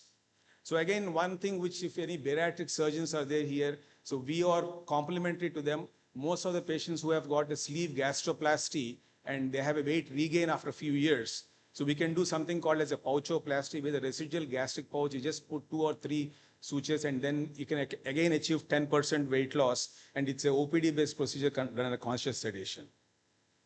So as I told you, again, I'm re-emphasizing the suture pattern is important. And adverse effects are very minimal, unlike the sleeve gastrectomy, where you have a very terrible GERD reflex, which will really impair the quality of life. Nausea, dyspepsia, perigastric collection, touch wood, we haven't had till now. And this is something which we had in the initial days. Because it's a double channel scope, this spurter, I could just take out the helix, put in a hemoclip, and then come back. So this is something which you have to be, but they're all minimal venous bleeds, and they'll all just come down. In fact, when you're suturing and taking a bite next to that small spurter, and you give a tension and then cinch, that itself will act as a hemostatic mechanism. Another important tip is this cutter. It's a scissor. I think now Olympus has, and got many other industry people have. So this is a cutter which is used sometimes when you suture and then there is a knot. So to safeguard that, you have to have a Olympus scissors or any scissors of any company. So you can cut the suture and then safeguard yourself, because it's a very expensive procedure. If you use one cinch, it's I think 40,000 bucks in Indian scenario. And if you use a suture, is again 40,000 or 35,000, whatever, or cumulatively. So to safeguard and then save your cinch, you need the cutter at your place whenever you start this initially. And this is something which I had my personal experience. And unfortunately, I did it in the same city in one hospital, and I was doing, and some of this, I ended up in this, and then I have to cut the suture. Then this is something which also is, in fact, I told the earlier Apollo endosurgery people to take a picture of this. So my tech was doing the helix rotation and then anti-clockwise rotation, and somehow he couldn't do it, and then he just pulled it. The whole helix has taken a straight. So this is, again, not new. I mean, what I mean to say, I'm not trying to scare you, but you have to be cautious. And as I told you, conscious sedation also can be done with this ESG, where you just give propofol. But again, you have to be very cautious, probably people who have a BMI of 31, 32, because all these people have a webbed neck, and it will be very difficult for the anesthetist if suddenly they go into hypoxia. So choosy cases you can do in conscious sedation as well. You don't need GA for all. Then again, very important thing in this whole success story of endoscopic sleeve gastroplasty in your bariatric endoscopy program is predictors of success. So this is one scale, like our GERD quality of index. There is something called as Barrow's Bariatric Analysis and Reporting Outcome System. I don't go into the depth of it. Then for the predictors of total body weight loss, Reem Sharaya group from New York has done analysis in 2020, where one important thing I'll tell you as a simple tip is, you do the ESG and you tell the patient, go back and come back after 3 to 6 months. But if you call the patient every month and he sees you and you see him or her, and then your nutritionist sees, then there will be kind of the touch where, one, they have spent money. Second, they'll be having that motivation of, maintaining that weight loss with the diet pattern. So that is something where you often call them back every 3 to 4 weeks and then just give them a pep talk. Then this is again a recent paper from EOS unit from Italy, where again the predictors were again the first 1 month weight loss is very keen to say that this patient will have a sustained weight loss. That's because probably one is, of course, the food pattern. Second, the adherence and compliance of patient to the eating habits. Then learning curve is very important. As I told you, this is not something which initial beginning of an endoscopy will do. In fact, in the last meeting of SGA, we had a SIG group, and then we thought, me and Dr. Amit made them other people, we thought we'll have a standard set of guidelines where who should be qualified to do this, not qualified, I would say, who should be eligible to do this procedure with some guidelines. And second, when you should do this after having a structured training, which we are formulating the guidelines. Learning curve, according to this paper, is 35 cases. But again, I would say this is the paper from Johns Hopkins by Vivek's group, where as you see on the screen, the procedure time slowly comes down. That means that efficiency and proficiency after 7 to 8 cases with a proctor as a proctor next to you for at least first 2-3 cases. And the number of plications, again, as I told you, it's not that you want to cut down the plications, but the number of plications where you get a robust procedural outcome is again also improves as the time goes on. And plications and the procedure time also will slowly improve. But as I told you, animal model hands-on is mandatory if you step in, because you can't afford to do this procedure with a half knowledge or half skills, because it's very costly at the end of the day, where you have to bear the cost. Suppose you are in a corporate hospital, you have to have the ROA for your management, where they'll ask you, look, you have got this, and what's the outcome? Again, not that this is a panacea with the drugs which are there, the GLP-1 allows, it's a tough time for the industry. But I would say everybody in this, the surgeons, endoscopists, the pharmacotherapy, they're all complementary to each other. We are not competitive. So this is one paper where in Italy, in fact, they do a lot of redo ESGs because they're all insured. And in US, now the CPT code has come. So probably in India, in the next couple of months or years, if the insurance comes under coverage, then we can also have a redo ESG, which is definitely more superior to having a pharmacotherapy with ESG. So just to conclude, a significant learning curve is required for the efficiency and proficiency. And as I told you, the mastery of any skills of this comes with the more cases you do. And the collaborative work between the bariatric endoscopist, bariatric surgeon, endocrinologist, cardiologist, and your, especially the most important key person in this is your nutritionist. You should have a robust nutrition team who will guide the patient pre and post procedure. And as I told you, trying to create the Indian guidelines, and I would request the president, I can see here SGI president, to make it fast so that we can go to the endoscopists to give a skillful guidelines. And as I told you, this is not a single man show. It needs a multidisciplinary approach. You need a metabolic clinic, which few people have already started. And only with this conglomeration of all these people, we can give a holistic approach of treatment for any obesity with diabetes patient. And that's how the secret of success will be, only with this multidisciplinary approach. And we have one back home where we work under one roof closely to give the best outcome to the patients with obesity and diabetes. With permission from chair, people who have coming to DDW, I would invite you for this very novel course of ABE on May 2nd. And thank you for the opportunity. I'll request the chairpersons that all 15 minutes are over so we can invite the next. I'm sorry. Yes, sir. I'm so sorry for that. Thank you so much, Dr. Rakesh Karpala. And I'll request that the next speaker, I'll ring a short bell at 12 minutes so that you can wind up in the next 1 minute. We have 2 minutes for discussion. We invite the next speaker, Dr. Harai Inouye, for the talk on poem in non-achalasia motility disorders. Dr. Inouye.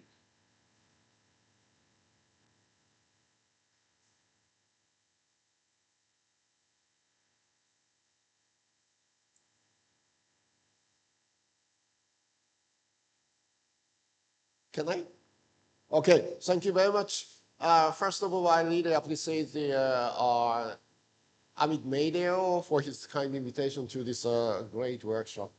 So my talk is or endoscopic myectomy for non-achalasia patient. So a quick review. So 100 years ago, Ernest Hilar reported the technique of Hilar myectomy. And then now we can do the procedure using the flexible endoscope. The world first case was done in 2008, and in our hospital so far, we performed the roughly 4,000 PORM. So we have several very important papers. So the first one is New England Journal of Medicine. The RCT in between the PORM procedure and the laparoscopic Hilar myectomy. So red column, that is the PORM results, and blue column is the Hilar myectomy results. So almost same, but a little bit looks better in PORM procedure. Another important paper is the RCT of the PORM and the pneumatic dilation. So results is far better in the PORM. So this is a guideline from American Society of Endoscopic Surgeon. So PORM and the Hilar myectomy, this is a surgical society. So PORM and the Hilar myectomy is the same results. And the PORM is superior than pneumatic dilation, but still remaining major concern, the post-PORM GERD. Anyway, in Japan, the number of PORM cases dramatically increases last 10 years. And this is our hospital 10-year follow-up data. Once we perform the PORM, the patient, 10 years later, the patient keep a good symptom control. So there are several meta-analyses of the PORM procedure. So this one is 12 countries, and the success rate is 98%. So this procedure is well tolerated. And the other systematic reviews are also similar results. So quickly, I'd like to share our tips on how to avoid incomplete myectomy. Plus, we have to avoid excessive myectomy. So this is RCT in our team. If we place the more than 3 centimeter gastric myectomy, then patient becomes a severe reflux. So we have to avoid it. And then so this procedure is it's very nice to avoid the incomplete myectomy, of course. So original concept was reported by Portuguese doctors. So using a double scope, this is the most accurate and most objective findings we can get it during the procedure.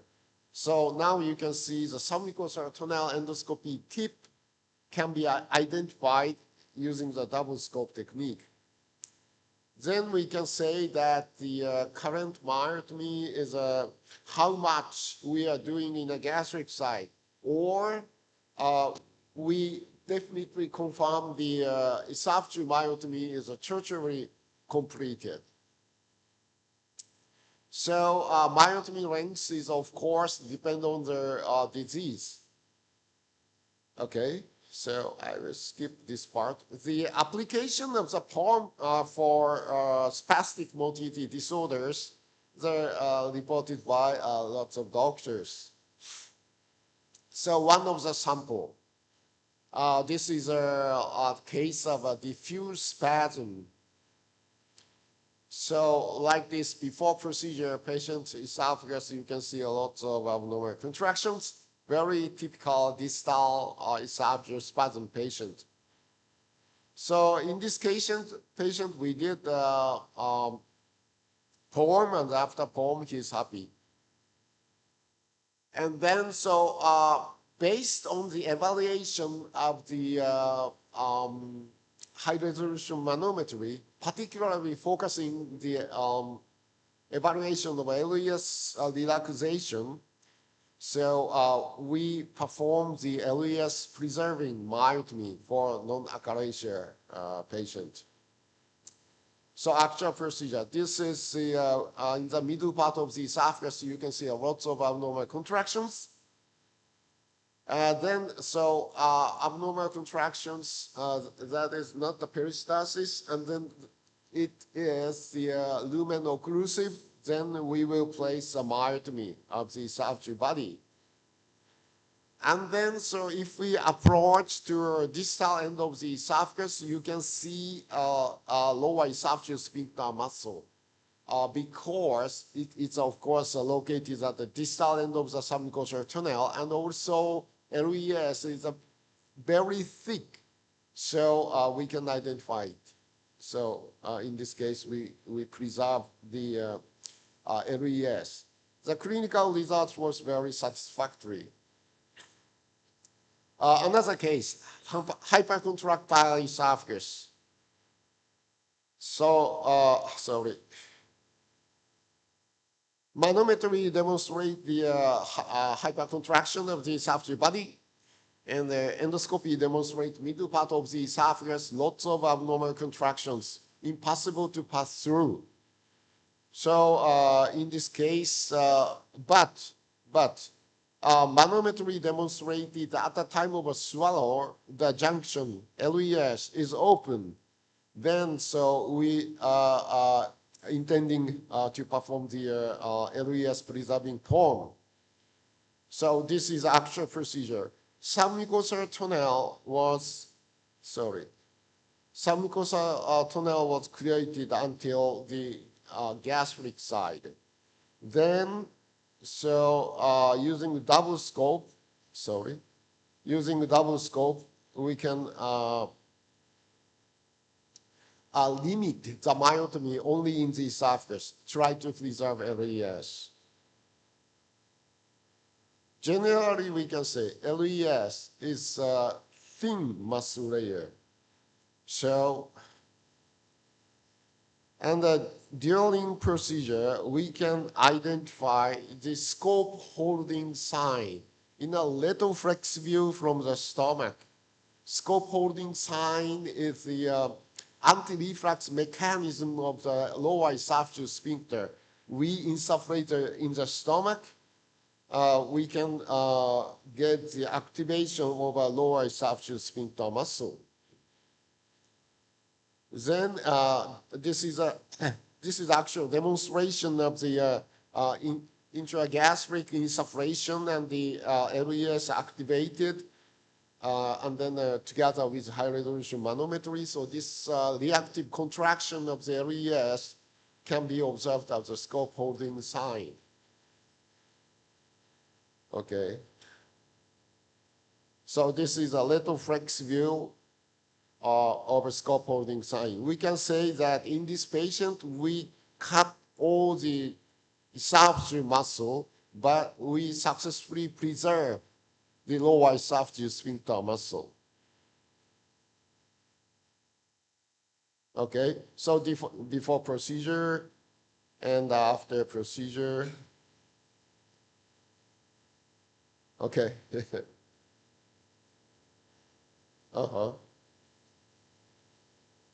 Okay, after procedure, very smooth.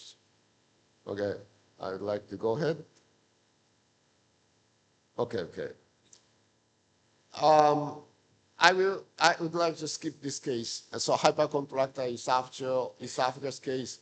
This case is sometimes even a hypercontraction case, sometimes lower esophageal sphincter relaxation is not perfect. So this case is sometimes the LES is open, but not always. So in this case, we cut all. So it depends on the case. So we can say that, wait a moment. Okay. That is just a conclusion. The point of the procedure is the LES located at the distal end of the esophagus, and then in the case of hypercontractile esophagus or the distal esophagus spasm, we will preserve the lower esophageal sphincter. Thank you so much. Nice presentation, sir, here, Dr. Inoy. What happens to esophageal motility after POEM? After procedure? Yeah. Yes. So if we dissect the muscle fibers, after that, so no more contraction. No more contraction. Does it in POEM, in classical POEM, what happens to esophageal motility? Does it improve after POEM? No. So after POEM, so no improvement of the contraction. Just abnormal contraction is gone. That's all. Professor Haru, fantastic presentation. Sir, I have one announcement to make, that there is a live update happening from the operation theater where Dr. Mahesh Goenka is ready to show something to us in the audience here. So we are just switching for a brief moment to the Reliance Hospital, and then we'll continue with the session here. Okay. Thank you so much. Thank you so much, Dr. Inoue. This is a 61-year-old male. He's a known case of EHPVO Swara, we with portal can't hear you. biliopathy. Am I audible now? No, you are not. Can Is we this have better? audio? No. Can you speak? Is this better? Yeah, that's better. Yeah. So this is a 61-year-old male with EHPVO, portal biliopathy. He has abdominal pain and fever since the last 3 months. An MRCP was done which showed a left lobar IHPRD with a filling defect in the left duct. An ERCP with a spy cholangioscopy was attempted but was unfortunately not feasible due to an acute angulation in the left duct. Hence, a PTBD was done with left duct catheterization. This is the MRCP of the patient. The patient is currently planned for percutaneous spy cholangioscopy and lithotripsy. Over to you, Dr. Goenka.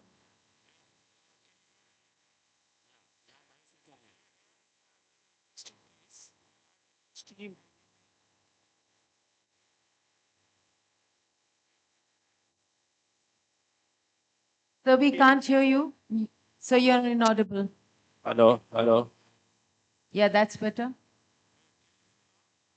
Yeah, but can we have it louder? The mic. Someone please adjust the mic. Now can you hear me? Yeah, yes, sir. That's All right. definitely better. Yeah, it's a little unusual case here. This is a combination of intervention radiology along with endoscopy.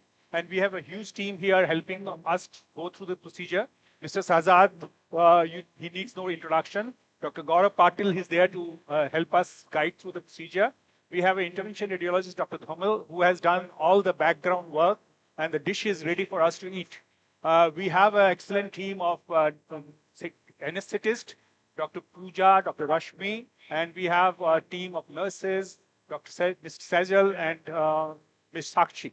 And of course, the whole team, which you can see here. We are going to use a scope, which is a SPY scope, which is called SPY Discovery. This is a scope just like the usual SPY DS2, but of a much shorter length. This is 65 centimeters in length. So it's easy to handle when you're doing a percutaneous procedure. So this is, otherwise the characters are the same. The diameter is the same, about 10 French tip. The channel is 1.2 millimeter. And we are going to use, if we get the scope, the stone, we are going to use the EMS laser, which is a thulium laser, and we will use the dust board for this stone. So what has been done by the intervention radiologist is that after the ERCP failed and 2 stents were placed during the ERCP, as you can see, the fluoro image is there, the one on the right side and on the left side. So a PTBD catheter was done, and this catheter was in place for quite some time, so the tract must have matured. And we just now, before starting the procedure, we have done a dilatation of the tract by using a hurricane balloon. So now we are ready, as you can see, with the Discover spyglass inside the system. And if you can see the endoscopic image, we are at the stone. Can you see the endoscopy image? Yeah, we can. This is the endoscopy image seen there? Yeah, cholangioscopic image is seen. Yeah, that's a cholangioscopic image. Yeah. You can see we have already introduced the cholangioscope into the left ductal system, and we can see the stone there. Can you see the stone? Yeah, we can see this one. Can you show the tip of the laser probe? What was the question? Tip of the laser probe, we can't see. Tip of the laser probe. We haven't shown you as yet. We're just trying to set the things up. Now, can you ask how many people have done percutaneous spyglass in the audience? I think there are only 2 people who have raised their hands. All right, so this is unused procedure. Even in our practice, we do very hardly anybody. And as I said, this is an intervention radiology combined with endoscopist who does the procedure. So are we ready, Sajad? Yeah. So I will just try to focus. Any question at this stage?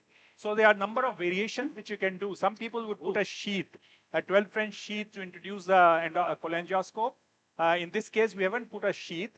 We have just dilated the track by using hurricane so that we are inside, but we are maintaining the track by putting a wire by the side of the spyglass. If you can see, there is a wire which is going right into the duodenum, which is by the side of the spyglass so that we don't lose the track.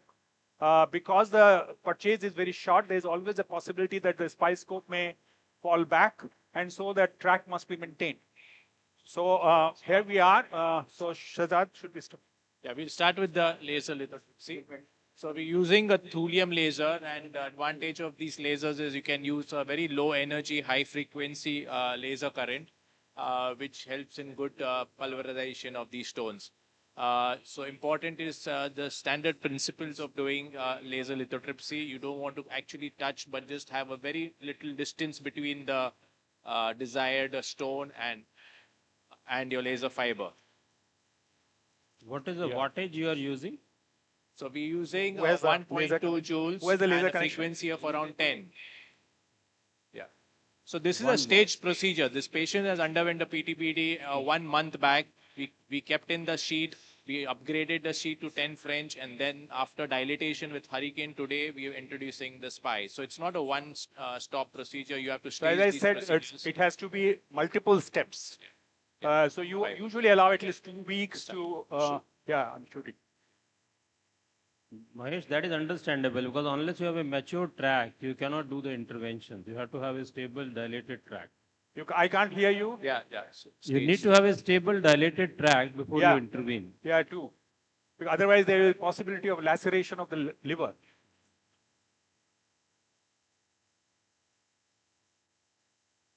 So you can see we are nicely creating a small cavity there. So there are multiple stones, as you can see. Now I'm trying to break the other one, which is bigger stone. So whenever we do such procedures, we also dilate the stricture which is distal to the stone so that these fragments start washing away into the common bile duct. So that's also another important thing that you don't want all these fragments just to remain there. So here we have two stents which have been placed. So we'll clear as much as possible, and then maybe after some time we can remove those stents and take out the rest of the things. Why not? Why do we have other stents in situ? Were there stones there also? So this patient had multiple stones in the CHD and in the left hepatic duct.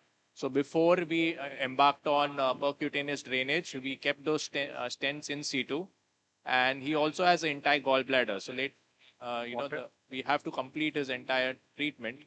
So the stents were kept for the stricture to dilate and tied over the time required for the PTVD. Are you see going now we to have broken take out quite a these bit. stones? Yeah. Mahesh, are you going to take it out through percutaneous route or you're going to push No, I them would down? first, the better attempt is to go through the ampulla. Percutaneous, there is a limitation up to size limitation, but of course, if you have a small ones, you can use a spy basket to take it out. But each time you use a spy basket, you have to take out the scope. So there will be multiple entry, particularly if you have not put the sheath, then Please.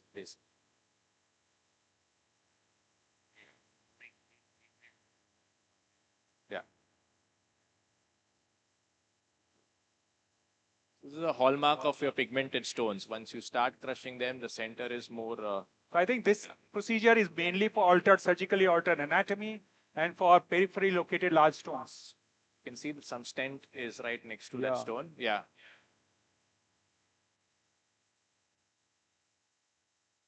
So you can also see that the biliary stent which is right next to the stone. Fluoro.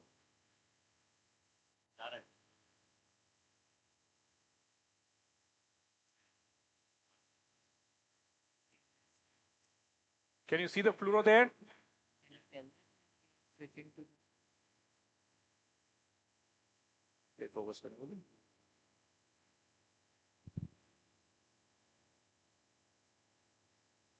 Is it possible to do all this in one session, or you require more No, than sometimes one you session? may require multiple sessions, depends on the size of the location and the number. As you can see, some of these stones are pretty big.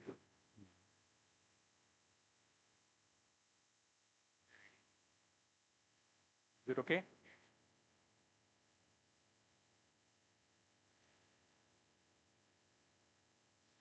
Yeah, sure. Yeah, Dr. Goenka will come back to you in some Yeah, time. sure. We'll go for a live session now, live lecture.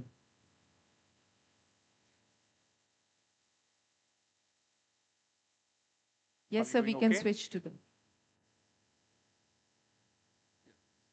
We would invite Dr. Marcel Tantau for the next lecture, which will be an unexpected events in third space endoscopy, how to tackle. Dr. Tantau. So,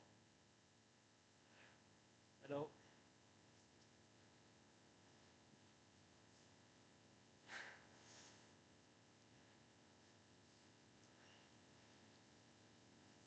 So, hello, and again, thank you very much for being here in this fantastic symposium. And I'm a little bit stressed to speak after my master, Haru Inoue, about the third space, but I don't have any important things to discuss. So the most important thing that we enter this third space, which as Star Wars, I like very much this movie, and we have a lot of things we can not prevent before. It's a new territory, and there is new discoveries. So in 2008, this was the first poem, which was performed by Haru Inoue, and then a very large facility of procedures developed. So this poem, you see here, Haru Inoue in 2011 in Cluj, performing the first poem in that part of Europe. And in 2013, we started to do poem. And of course, what kind of complications?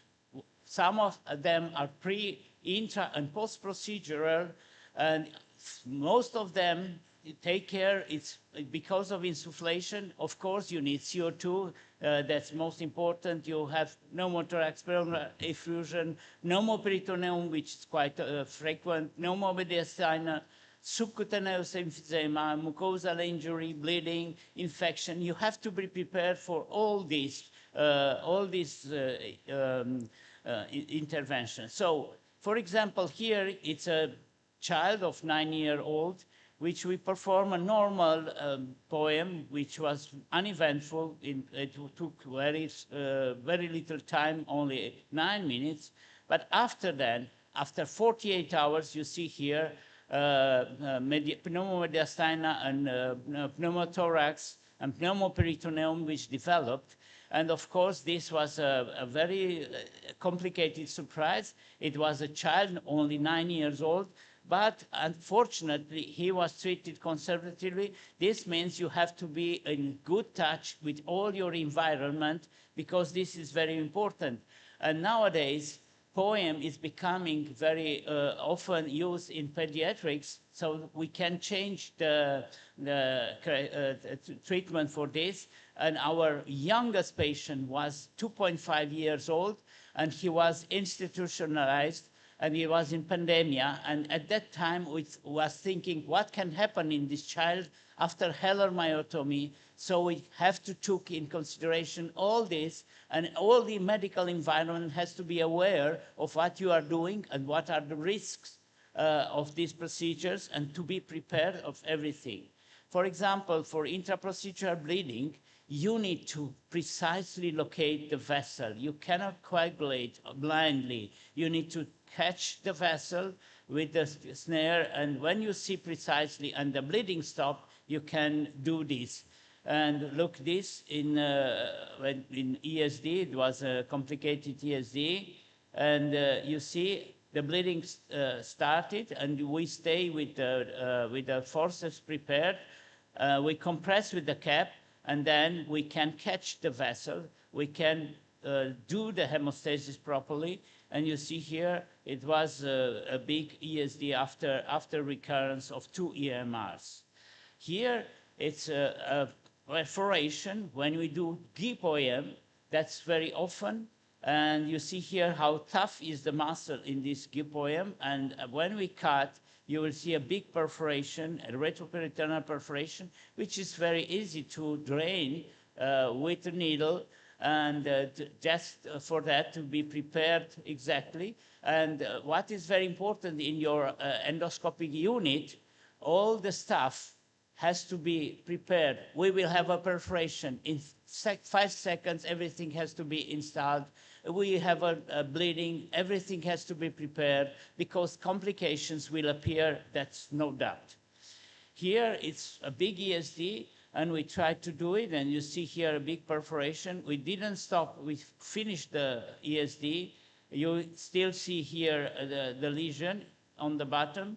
We closed with the clip. It was a rectosigmoid junction. And after we close this, we put also some Purastat. And you see here the big ESD, which was 17 centimeter big. This is also very important.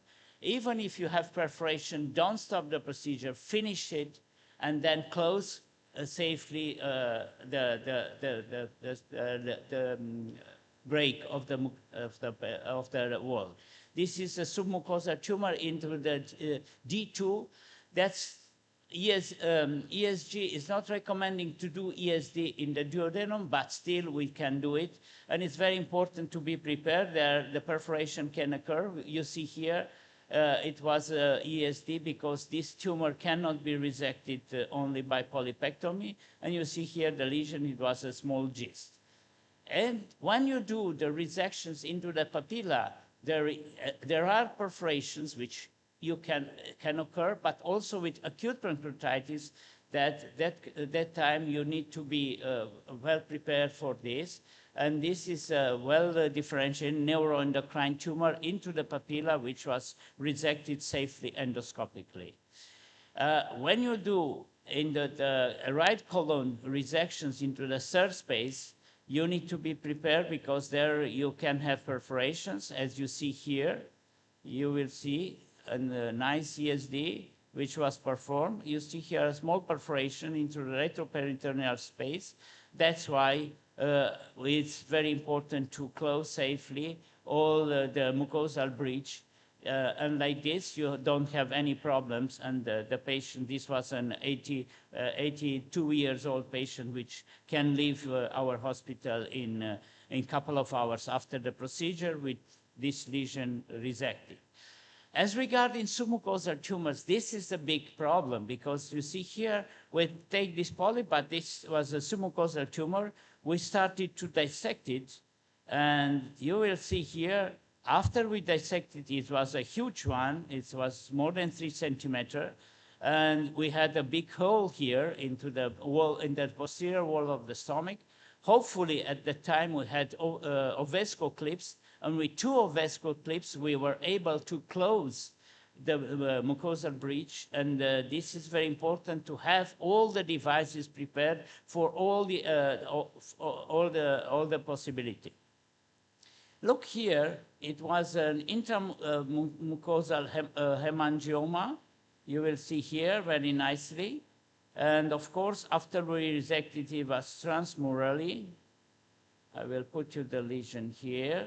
You see here the hemangioma into the wall. This was a very rare disease. And as we see these perforations, we can close very quickly if we are prepared with the clips installed. And we drain the pneumoperitoneum, and we do this in a couple of minutes That's why you have to be very quickly prepared for everything because time is clicking at the time. If you have big tumors, we can do the tunnel in which we make the mucosal bridge distantly from the lesion. As you see here, we can dissect this big submucosal tumor very far away from the lesion because after you see here the tunnel, we can close as in poem, and you see here a big submucosal tumor which was drained. We had pneumoperitoneum, but it was treated because we prevented it, we thought of it, so we were prepared. We have another complication. It can appear, but especially in tankers, it's subcutaneous emphysema, which sometimes is very compressing, and anesthesiologists have problems. We need to stop, we need to drain, but at the end we can do it. This is when we do we do a third space up in the mediastinum. Here it was a complicated case. It was a dysphagic patient which submucosal tumor into the esophagus, and when we look EUS, you see here, this is the tumor and this is the aorta. And at that time, I called very quickly my friend Moen to ask him what he does. He didn't answer me. Only in 15 minutes, I started and he said, okay, you can do it. It's not a problem. So we started to perform it. You see here the tumor. It was very close to the aorta. We were able to extract it.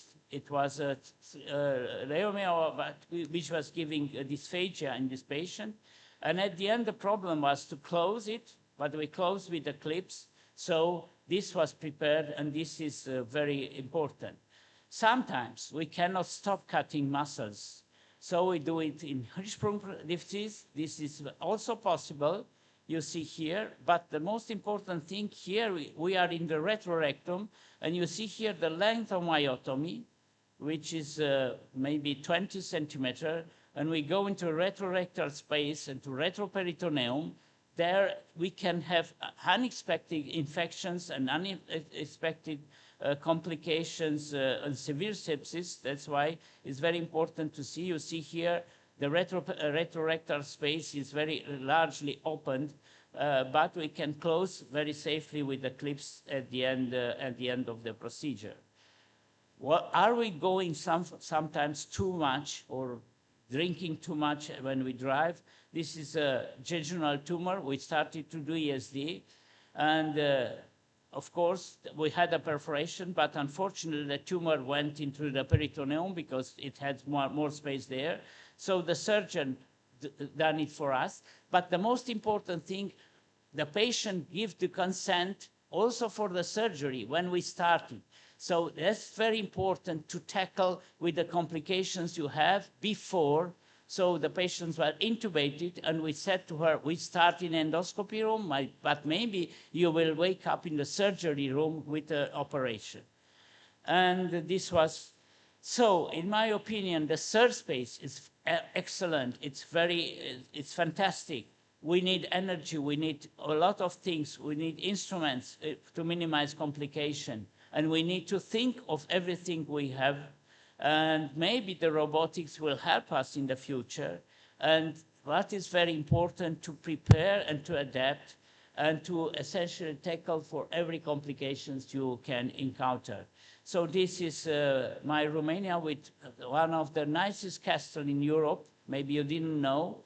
This is very close to the war in Ukraine. Unfortunately, it's a very criminal war there. And as tomorrow is Easter, we have very nice monasteries and very nice traditions for Easter. These are our eggs, which are hand-painted for every Easter. And so I invited you also in September in our workshop. Thank you very much for your attention. Thank you, Dr. Marcel Tantau. Our case is ready. We are 15 minutes late. So I'm sorry, we will have to cut short the discussions, but my apologies for the same. If anybody has any questions or queries for our speakers, Dr. Rakesh, Dr. Inovu, and Dr. Tantau, please feel free to discuss it with them during break and personally, and we will move to the hospital. Before that, I would like to thank our moderators for moderating the session. Thank you so much, sir, and thank you so much, ma'am. To moderate the next live endoscopy session, I invite Dr. Chirayu Choksi, Dr. Mukesh Khalla, Dr. Yogesh Harwani, Dr. Rohan Mayudev, Dr. Mukta Bapat, Dr. Ravindra Surude, and Dr. Anirudh Gopan Pallikar. Please come up on stage, and we have the live relay happening from Reliance Hospital. They are ready with the next case. Please switch to Reliance Hospital. Thank you. Go and show them fragments. Yeah, so we are still working on these stones in the intrahepatic ducts. As you can see, there was a huge bulk. We have been successful till now. I think we have done about more than 50%, but it's going to take time, and maybe we will have to do it as staged procedure. But I'll just show you what we have achieved till now. So we are still, as you can see, we are still doing the laser. So we would call it a endpoint at some stage, and then put a PTBD catheter once again, and then give a gap and go in again. But we are happy with whatever we have been able to achieve. You can see the laser lithotripsy being done, and we have broken many, many stones already. But the stones are really large, and they are impacted stones. Yeah. So we'll just show you what fragmentation has been done till now. Can you see that? I'm not getting any response. Can you see that? We can, Mahesh, we can see it very well. There's still a lot of fragments of the stone. All the fragments which are there, but it's a half job done. Yeah. We have at least broken the large stone into small pieces. Some of the stones are still significant size. We will try to break them. But then the intervention radiologist would put a PTBD catheter for the day. And then maybe we can complete the clearance either percutaneously or through the endoscopy subsequently. We may be able to reach these stones which are broken now and take them out. What's going to be the end point of your procedure End today? point is, of course, a complete clearance. But then, as I said, it has to be sometimes in multiple stages. No, today what's going to be your Today, my end point is that we would even today break the stones a little bit more, try to break all the large stones, and then try to push some of them into the duodenum. And whatever is left behind, PTBD catheter will be placed, and then a second procedure will be done a couple of days later. Is that correct, Doctor? What about the stents which are there in the bile duct? We would remove it ERCP wise subsequently, not today. So can laser fracture the stent, in situ stent?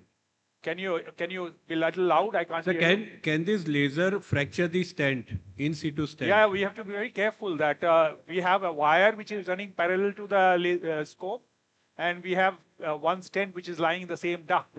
So of course the fractures can happen, but even if it fractures, we know we'll remove it just like we'll remove the stone. So we are not so worried about that. But of course, when you point towards the stone and try to be avoiding the stent. Will the stent? So, Dr. Mahesh, I think we'll stage the procedure maybe. Yeah, I agree totally. Yeah, because it's a lengthy procedure. Yes, this is looking like a large impacted stone. And but the idea was to show this technique because this technique is something which is not very popular with us. And to say how we approach and how the intervention radiologist has to prepare the case for us by putting a catheter and upgrading it.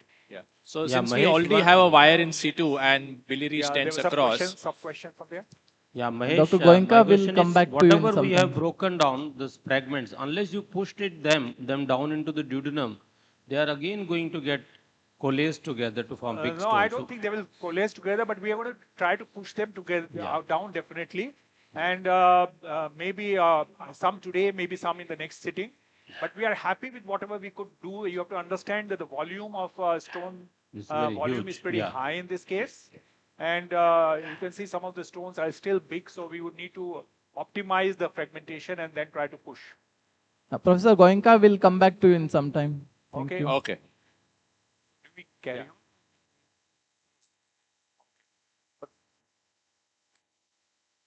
Our case is a 60-year-old male. He's a known case of diabetes and hypertension. He had long segment Barrett's esophagus diagnosed in August 23. He's been on surveillance for the last 2 years and has undergone 2 sessions of APC for the same. Presently, he has complaints of nocturnal breakthrough on PPI. This is the endoscopy picture of his. He's planned for hybrid APC. Over to you, Dr. Pratik Sharma. Okay, good morning, everyone. Hopefully you can see us and hear us as well. So I have Akrit and Chris helping me with this procedure, and we have our anesthesiologist, Dr. Ankit, who's here, and Bhavesh Bhai is going to help us, or Bhupesh is going to help us with the technical part.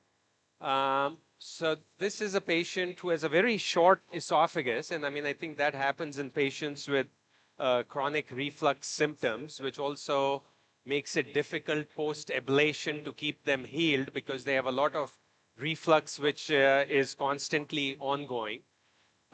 There's really not much circumferential Barrett's, but there's a lot of tongues as well as squamous islands interspersed throughout the distal esophagus. In fact, the proximal Barrett's ends close to 25 centimeters, so it's quite proximal and high up into the esophagus. Now, before you do any endoscopic ablative therapies, whether it is with in the past was standard APC or radiofrequency ablation, and now what we'll be demonstrating is hybrid APC, both with white light, and we are using an Olympus 290 endoscope. What you want to make sure is that there is no visible lesions or nodularity, because that would prevent any ablative therapies from happening. Chris, what do you think of this area here, or Akrit, right? I mean, this looks like previously treated areas. There's some scarring, yeah. Yeah, so that's scarring from previous treatment. So that is squamous reepithelialization, and probably the patient did have circumferential Barrett's previously in that area. And this extends up to almost 25 centimeters, about a 10 centimeter long Barrett's. We'll go to magnification here. And what you can see with this electronic zoom, again, very similar to what we showed yesterday. What you're trying to look at is the different pit patterns, which you will be able to visualize. And I'll ask my experts here, both Akrit and Chris, as to what do they make out of these pit patterns which they see here. Looks pretty regular? Regular, yeah. There's no dysplastic focus. Yeah. Here. The vascular pattern, surface pattern look pretty regular to me. Chris, any comment on that? Very regular. Right. So, which is also something which is very typical for low-grade dysplasia. In patients with low-grade dysplasia, like this patient has had in the past, you will actually not see any signs which are suggestive of irregularity. So even this is a good, magnified image with narrowband imaging. What you see is the squamous island in the center and multiple small capillaries, but everything looks pretty standard and very nicely arranged. So now we are going to go back to white light and start off with our hybrid APC procedure. For this procedure, we are using an ERBI YO3 machine. And then this is the hybrid APC catheter. Now, what's different about this hybrid APC catheter is that you can inject fluid and ablate using the same catheter. So you don't have to switch back and forth with it. A couple of prerequisites for hybrid APC, which is again some requisites for any mucosal ablation, is number one, flat mucosa. No nodularity, no irregularity, that's the number one thing. You always use a cap. That helps us both for stabilizing the mucosa, but also more importantly, with the magnification and looking at the images as you saw. And what we do is use a short catheter position. So here you can see I'm bringing the catheter very close to the mucosa. And then hopefully we will try to inject and create this bleb, okay? So this is the concept of hybrid APC, is that you use injection. We have put some saline with methylene blue in there. That's for the blue color you're seeing. And then you get this nice lift. And the way this is different from RFA or traditional APC is that the saline cushion now gives you the ability to treat it a little bit more aggressively so that you don't go into the muscle layer and you don't touch the muscle layer and the strictures are less. How much of the fluid do you inject, Pratik? Yeah, so you get a nice lift. I think here I've injected about 1.5 cc's. So you obviously don't want to overdo it, but you need enough so that you can see a nice lift with that. Pratik, how do you decide between hybrid APC, Barrett's ablation, and now cryo, right?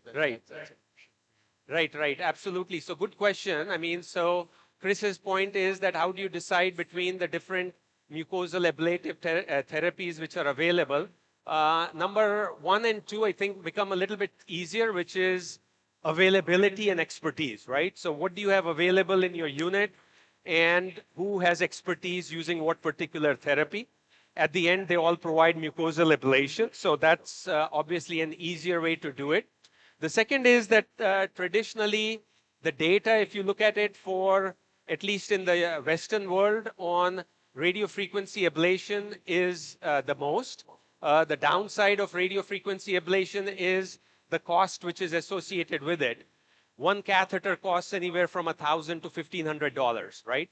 Whereas here you can get away with, you probably have the Wyo machine in your unit, you have the catheters available, so there are those things which also go into that.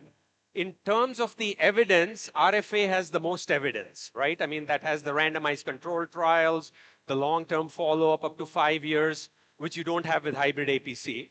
But ERB hybrid APC, we have a randomized control trial comparing it with RFA. And what it showed was that the efficacy was similar, but the stricture rate with APC was much less with hybrid APC as compared to that, okay? So we have ablated this area, and now what we typically do is, let me just treat one area again right next to it. I'll show you the injection again. With that, we go there. We have a separate pedal for this, and you can see the nice raise in the mucosa that we are getting with that. So that's again nicely raised. So now, unlike when we treat just standard APC, you're always concerned, right? Don't touch it. You can get a perforation also if you get too deep. Now I'm again switching back to my blue button here with the APC pedal.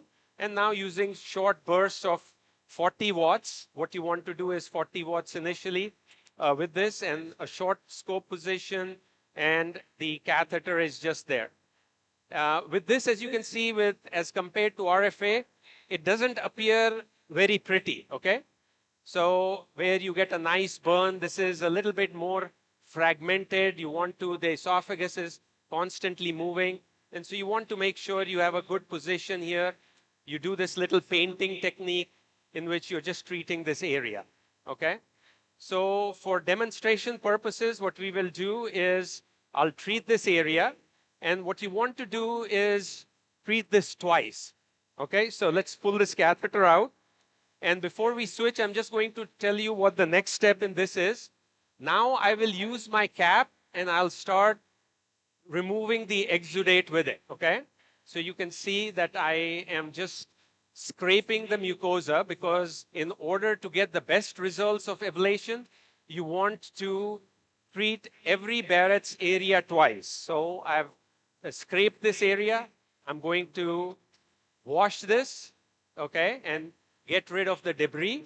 And then if I'll have the catheter back, what I'll just show you is the second treatment, and then we can move on to the next case. So what I'm going to do is I will inject and retreat that same area. But when I retreat it, Chris, what I do is I go back to accrete about 20 watts or effect 2, because you don't want to treat it similarly with the same high degree. So I'm going back to that same area and again injecting, okay? So you're going to see another lift there, the mucosal lift, okay? And now I'll use my toggle button, and now I'll go to effect 2, okay? So this is now 20 watts. And now with that same 20 watts, now I'm going to treat this area a second time, okay? So that's the key, is you can see, and the only way you can treat esophageal mucosa or any mucosa twice is if you've injected the fluid, because if you've not injected the fluid, you can run into deep mucosal and thermal injury even to the muscle layer. Professor Pratik will just switch and come back later. Is that the preferred mode? Yeah, the pulsed APC, it's a little bit more superficial and better control. Okay, thank you. We'll move on to the next case. Our next case is a 65-year-old male. He has right upper quadrant pain and jaundice since the last 2 months. An MRCP during evaluation was suggestive of a dilated CBD with bilobar IHBRD and a distal CBD thickening which was query neoplastic. A PET CT which was done subsequently showed a metabolically inactive soft tissue thickening in the distal CBD. This is the MRCP image. The patient is planned for EUS and ERCP stenting. Over to you, Dr. Rai. Dr. Pravir Rai, your line. Yeah. Very good morning. Am I audible there? Yeah, Pravir, we can see you. Yeah. Firstly, I would like to thank Dr. Amit Mahadev and his team for this wonderful meet. We have been given a case, 65 male with a bilirubin of around 5.6, with MRCP showing dilated CBD with intrahepatic bile duct dilatation. So for the want of time, we have already passed in the scope to the second portion of the duodenum. And right now, as you can see on the EUS image, we have a dilated structure anechoic, which is the bile duct near to the probe. And as you can see, I have traced the bile duct till the lower end. So you can see some fluid. Can you just point it out? The fluid that we are seeing, and the bile duct coming exactly till the lower end. So can you see the union of the bile duct and the pancreatic duct? Yeah, can you position some fluid in the duodenum so that papilla can be seen better? So there is already fluid in the duodenum, you can appreciate that. And this bile duct and the pancreatic duct are seen to be uniting as well. Is that clear there? Yeah, common channel is. So upper one is the bile duct coming lower down, and you have the pancreatic duct. So if we measure the caliber here, can we just freeze this on the screen? And can we just measure the pancreatic duct?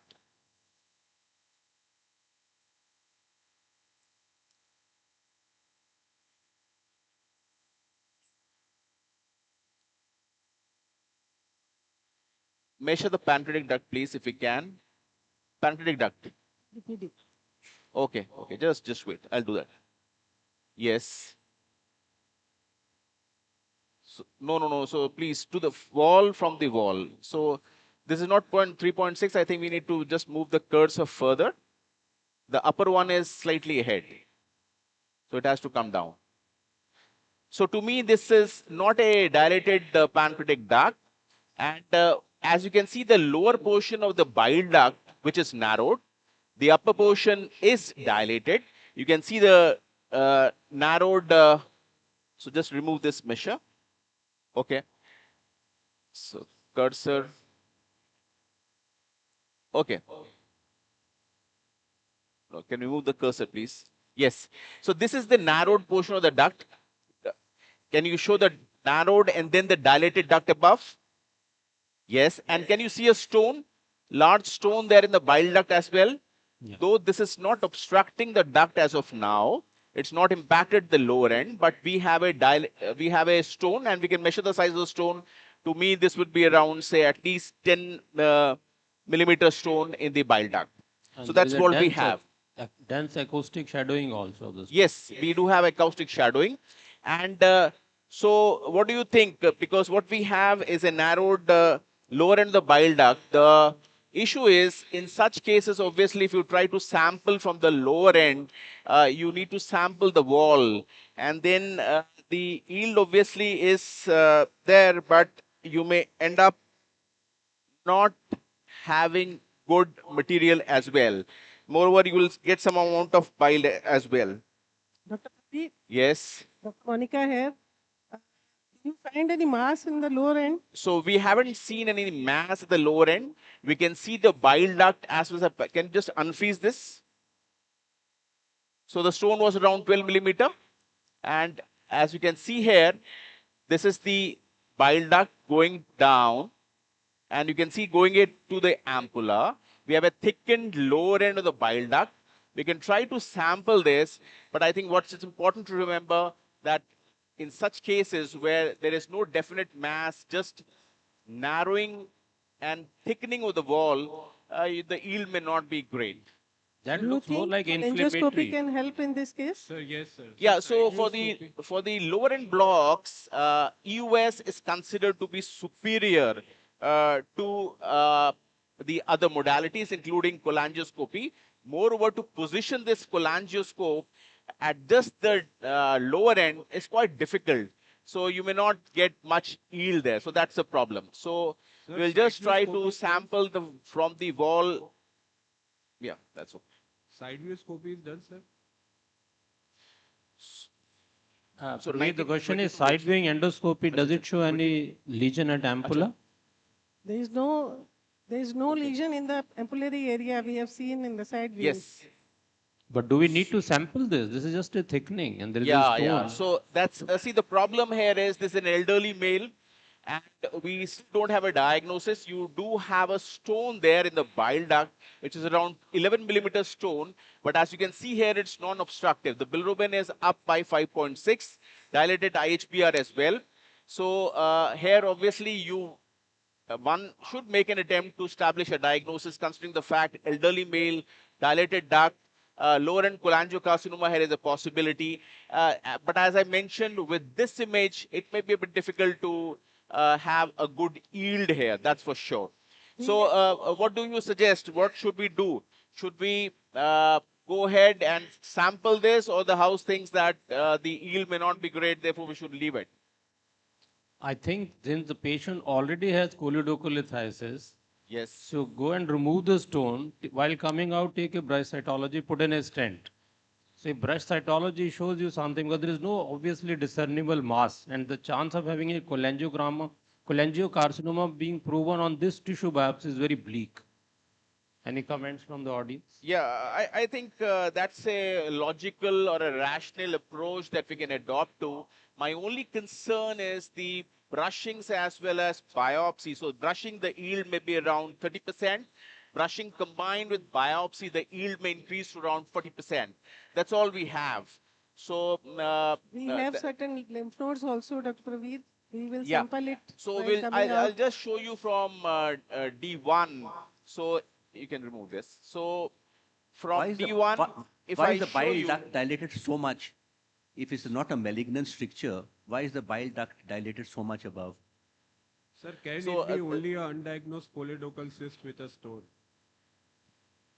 yeah, so I think all these concerns we did think about, that whether it's a choledochal cyst or the top of it, which the patient now has a stone in the bile duct, and that's the reason why the bilirubin is not so significantly elevated. With this much dilated bile duct, I do expect the bilirubin to be high, which I could see was only 5. Is it right? The bilirubin was 5? It is 5. 5.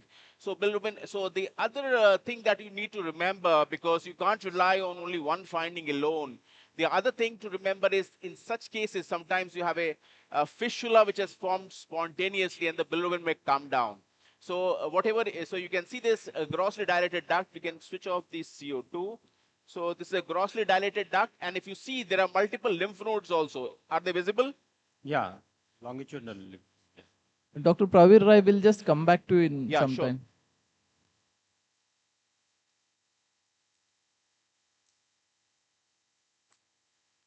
Our next case was a 63-year-old patient. He had an epiphanic diverticulum with query achalasia cardia diagnosed in 2007, for which he underwent a laparoscopic diverticulectomy with a cardiomyotomy and a Nissen's fundoplication. For the last 1 month, he's developed reflux and regurgitation. A manometry showed a DCI of more than 8,000 in more than 30% swallows with a normal median IRP. This was the endoscopy done at our center. The patient is now planned for a poem or rap release with Dr. Bapaye. Dr. Bapaye, you are live. Hello. Hi. Are we audible? Yeah, hi Amol, we can see you very well. Hi. So great to be here with everybody, and I have Shankar here to help me, and of course Manoj is there, Harshal is there, and Gaurav is there. And this is quite a difficult case that Gaurav has entrusted onto me. I hope I can do a reasonable job. So I'll just show you the anatomy. We started some time ago because just to get our bearings. So as I'm going down into the esophagus, you can see that the mucosa is pretty bad, it's leathery, and there is a large epiphrenic diverticulum on this side. So there was quite a bit of food residue that we had to clean out. You can still see that the mucosa is pretty bad. The other thing is, as we go down further, there is another diverticulum here, which is more like a pinch. And there is this band which is directing us towards the LES. So here is the LES and it is quite eccentrically placed and I am going across. It is quite tight. Now after going in and out couple of times, it has become a little bit loose, but the first time it was very tight. So that I will say. Now I will just retroflex and I will show you what we have done so far. So we have done a tunnel and so that we had to get some bearings also. So you can see that the previous wrap which was done at the time of Hilar, possibly it was a nearly 360-degree wrap. You can see that the wrap is going right up to the inside over here and I am insufflating the stomach, over-insufflating it so that you can see this part. The classical nascence fundoplication. Classical nascence. And you see over here, this band and this mucosa is getting tightened over here, inside, there. And if you recollect what we saw from the esophageal side, the second diverticulum, so I don't believe that is truly a esophageal diverticulum, but it is an anatomical abnormality that has been created because of this wrap which has been tightened up. And possibly one of the stitches of the wrap has gone on the esophageal wall rather than on the gastric wall. It has been tightened too proximally and that is the reason the wrap seems to be tight.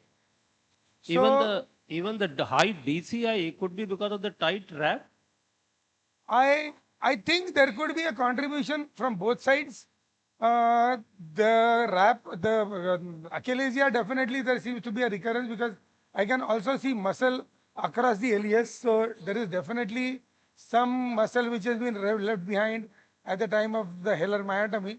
So I will not say that everything is only because of the wrap, but I do believe that possible contribution of the wrap in addition to just this thing. So now we took a mucosal incision over here proximally. There was again another spastic band over here. So we decided to take that in a myotomy and we made a tunnel anteriorly around 11 o'clock. So, sir, what are the options you have here in that case? Yeah. So I'll just finish the anatomy, showing the anatomy, Manoj, and then we can discuss the options. Okay. So we made an anterior tunnel. As we go inside, we can see the proximal diverticulum on the right side. Presently, I have not dissected the diverticulum too much, basically because I don't think that the diverticulum is contributing too much to the dysphagia. I think it is more of the LES which is contributing. So, Could this diverticula be just a reflection of altered anatomy because of the nascence fundoplication? Exactly, that is what it looks like. So, we created a tunnel over here and we've gone across the LES.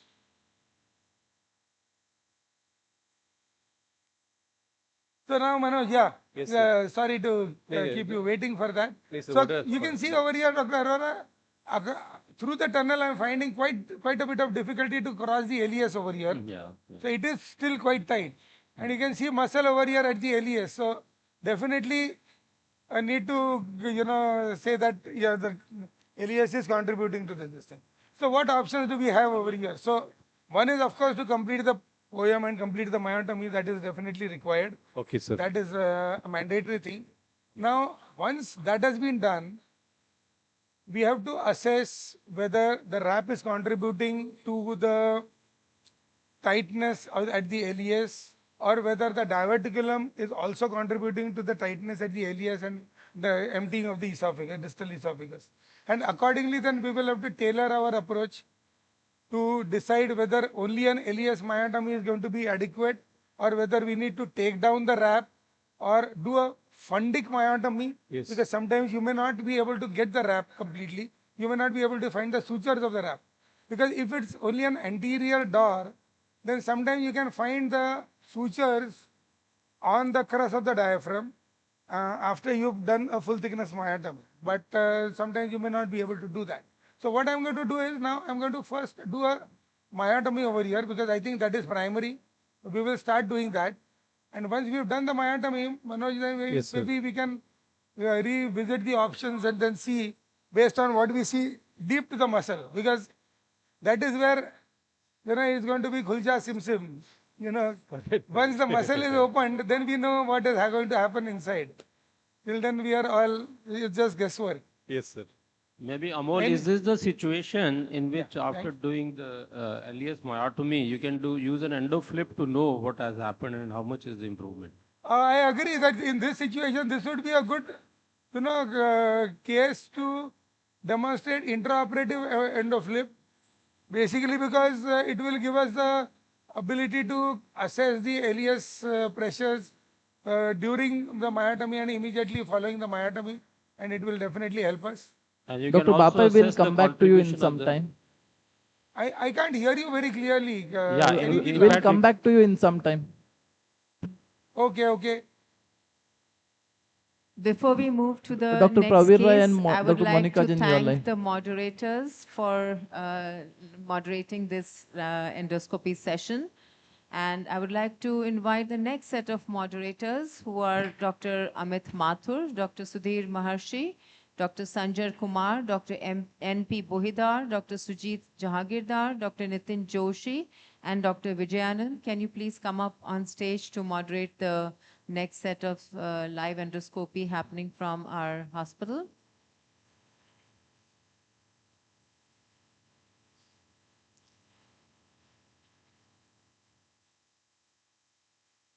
We can switch to the hospital again.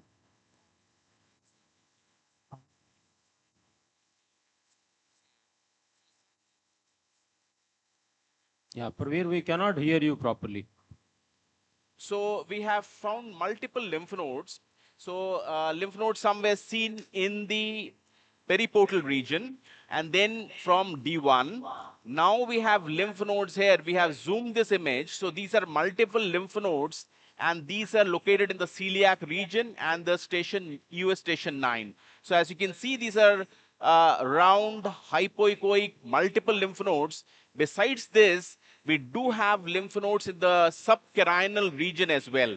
So here, there are two things which are important. One is whether one should do a FNA or FNB, one.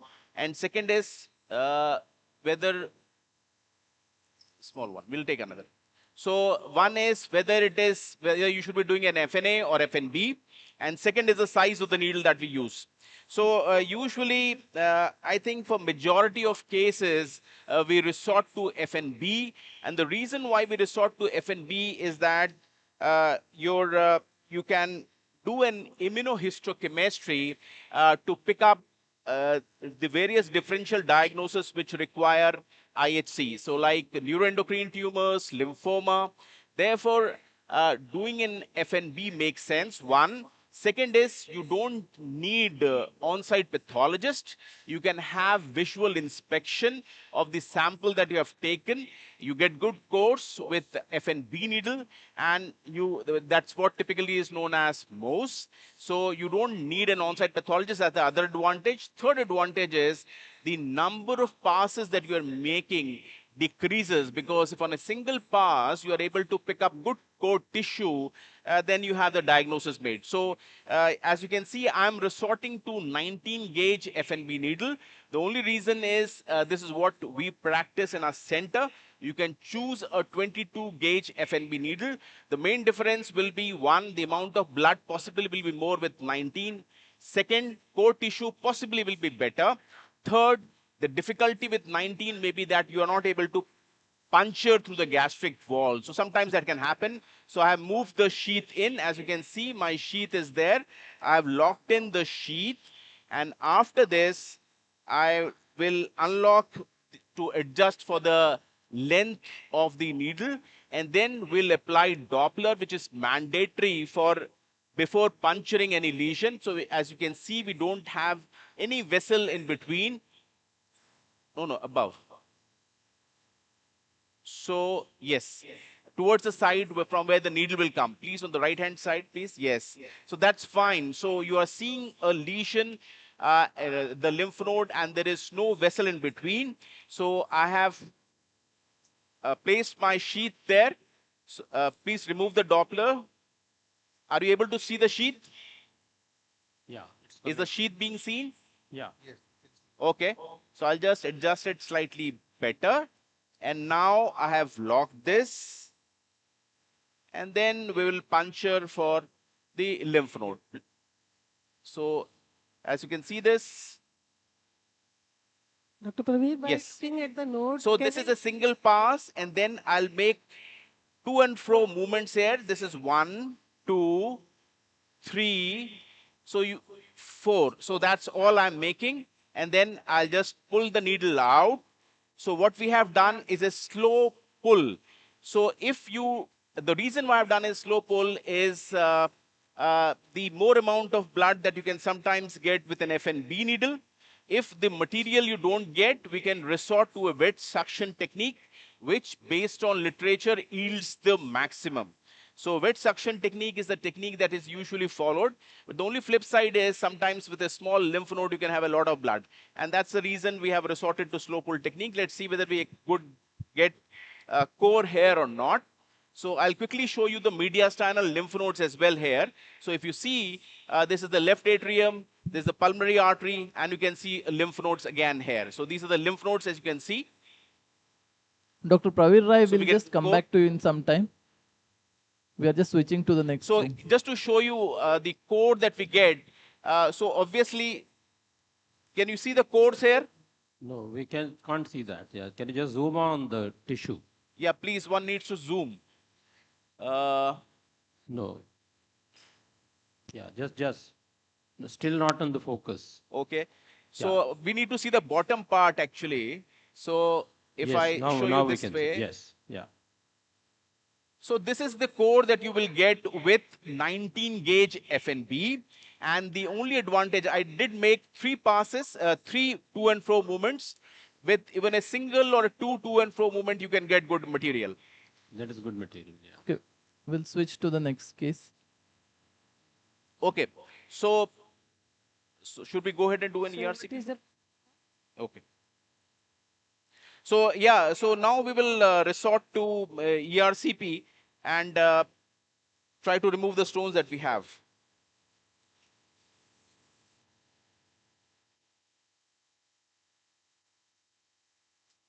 Our next patient is an 18-year-old lady. She has chronic calcific pancreatitis diagnosed in 2023. She has been having recurrent episodes of abdominal pain. An MRCP was done which showed an incomplete pancreas divisum, and a fluoroscopy showed multiple calculi in the head of pancreas. She underwent 3 episodes of ESWL. This is the post-ESWL image that is there. The patient is now planned for ERCP plus minor papilla stenting. Over to you, Dr. Reddy. Hi, can you see it? Yet. So we are here in the ERCP room, and I'll introduce you to people who are. You heard the history of this patient, pancreas divisum with stones. Our anesthesia has been given by Dr. Pooja and Rashmi, so patient is very comfortably. I like to do it on a prone position. Mr. Daya and Siddhita Shobda are assisting me, the expert there at this, and I'm very confident because I'm supervised by Sharanch here. I'm still learning, sir. Giving me the direction. So the purpose of this procedure in this case is to first how to identify the axillary papilla, and second how to cannulate the axillary papilla, the technique of sphincterotomy and or balloon dilatation in these cases, and finally how to extract the stones. So these are the learning points in this case. I put my scope inside now, and I am now in the stomach. The distension is less than what I want it to be, but let's see. So when this happens, for those who are starting ERCP, when this happens, they're not opening up very well, I suggest we turn the patient a little to the left lateral position, and then you can see the stomach better. So this involves taking this out, yeah, and then little left lateral so that we can see better, okay? So now we put the patient little more into left lateral position so that we can see better down. And then I'm trying to now go deep into the stomach. So again, the distension is not as good as one would want it to be, maybe because of this. Okay, yeah, so now you see in the left lateral position, Saranj, it seems to be a little more better for me now, right? Yes, sir. It looks better and Yeah, we are better. able to see where the antrum where is. the antrum is now. So there are two ways of approaching the axillary papillary. You already know the patient has an axillary papillary. One is to go directly in to the second part, third part of the duodenum, pull out, you can see the papilla.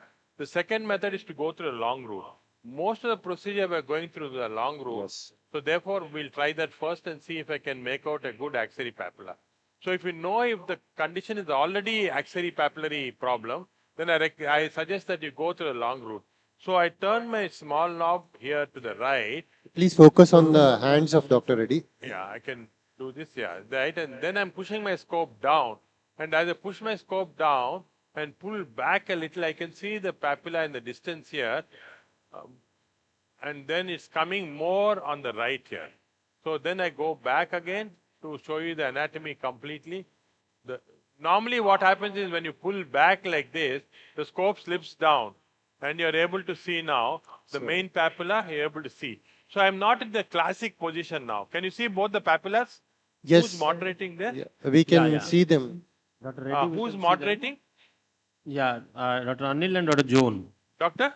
Dr. Anil Arora and Dr. Joss. Anil again. Yeah. So Anil, I hope you're seeing both the papillas Yes, yes. now. The right so up is the minor one. Fluoroscopy, if I do, you will see that I'm in a semi-long position, not the classic ERCP position. We're just trying to get the fluoroscope out. So I'm using a spindletome. I'm using an Olympus 190 V scope.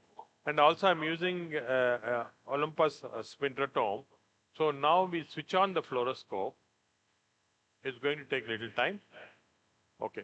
So meanwhile, I'll start the cannulation process to show you just so push the scope towards the axillary papilla, get a good position. It's a nice looking papilla here. Usually axillary papilla is not so prominent. So Amit is a good friend. So this case has been kind enough. So now I go towards the axillary papilla, I lift it up a little. I'll ask Daya to put in the guide wire now. Yeah, can you put in the guide wire? Yeah, he's going to pass. So you see very gentle movements. Don't move very roughly. I'll just ask him to put a guide wire. He has also prepared some injection also. But I prefer initially a guide wire and then follow it up with injection here. So now, any special sphincterotome that you use, sir? Yeah, so normally I actually use a taper tome for axillary papilla, but for a big papilla like this, it doesn't matter. And do you like to keep the papilla at 12 o'clock position? Yeah, so I like to always keep the papilla. That's a good point Saranch is made. 12 o'clock, just below 12 o'clock. So now you see I'm very deep inside now, very deep inside. And then you can see that a nice ESWL has been done, so most of the pulverized material is coming. And then you can see on the fluoroscopy, maybe left-right shift we have to do, fluoroscopy, so that, now very excellent. So now the guide wire is deeper inside, and that is pushing it. And now also we have, we become more confident because Sehzad has joined us. So, you know, with him there is 200% sure you'll succeed. So now we have got deep inside. And I'll try and see if I can pass the wire as deep as possible. Anil, can you see the picture now? Yeah, we can see almost up to the tail of the pancreas. Still, we have to go further down. Yeah. I think there's some little stricturing there. Yeah, I think there's a neck stricture also. Neck stricture. So what, maybe, Sheza, you want to pass a little contrast to see what is happening in that area anatomy. So you can see that this axillary papilla is very big. So it gives us a good anatomy here. So Shehzad is injecting some amount of small contrast just to be sure what is happening. There is a cutoff there actually. So which wire do you prefer over here? I always prefer Terumo wire. You can see the very nice anatomy is totally cut off there. So what we will do, I think Shehzad will do a sphincterotomy. I was wondering whether we should put a pancreaticoscope inside, first to visualize the stones whether they can come out easily, and second, look at the stricture there, what is the abnormality. Because if you look at, it's a true division, it's not, that's okay? So I'm now going to come back and then Dr. Reddy, adjust. what is the better way to see this picture, cholangioscopy or pancreatogram? A pancreatogram shows the different stricture is there. I can actually visualize and see if I can get a guide wire through the stricture by putting a pancreatoscopy. But the best way is a pancreatogram, which you have here. Yeah. So I'm now going to do, now see that, very important, you place your sphincterotome, relax, be away from the papilla, and just use the same endocut current for this, see that? And now you see majority of my sphincterotome is outside, and then I cut the bulge of the part. How far to cut will to a large extent depend upon the type of the papilla. It's a very bulky papilla, so I can go to up to that point, right? And now direction of the cut also matters? Direction in axillary papilla doesn't matter so much. Yeah. So in the axillary papilla, the direction is not very important, as it conforms to the pancreatic tissue that is there. So now I'm going to adjust the scope to make it a little shorter, so it's easier for me to remove the sphincterotome and then get back to the original position again. So I'm trying to work with Shehzad's speed. Shehzad, of course, is very fast. So I'm trying to maintain Dr. the Reddy same will just speed. come back to you in some time. Sure. Yeah. So very nice. Dr. Pravir Rai, your live. Yeah. So in the meantime, what we have done is we have cannulated the bile duct and injected contrast, did a cholangiogram, and then right now we'll just do a sphincterotomy, and then the whole intention here is to drain the biliary system. So how big the sphincterotomy you are planning? yeah, so let us see. Actually, we did see the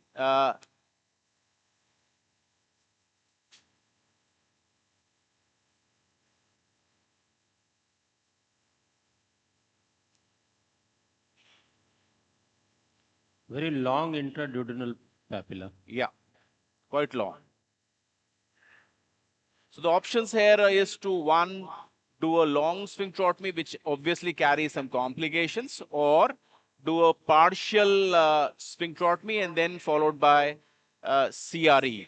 So as you can see, there is a stone which is popping up. Yeah. And then we think we can remove this stone. So is the same stone which has come down? No, this is a separate one. This is another stone. Yeah, so obviously on US, we just visualized one single stone. So from here, we have done more than half of the maximum length of the sphincterotomy. So we can choose to do a CRE. The reason is balloon sphincteroplasty possibly is safer. Can we do that wire? And we can CRE balloon. So just slightly more, and then we can use a CRE.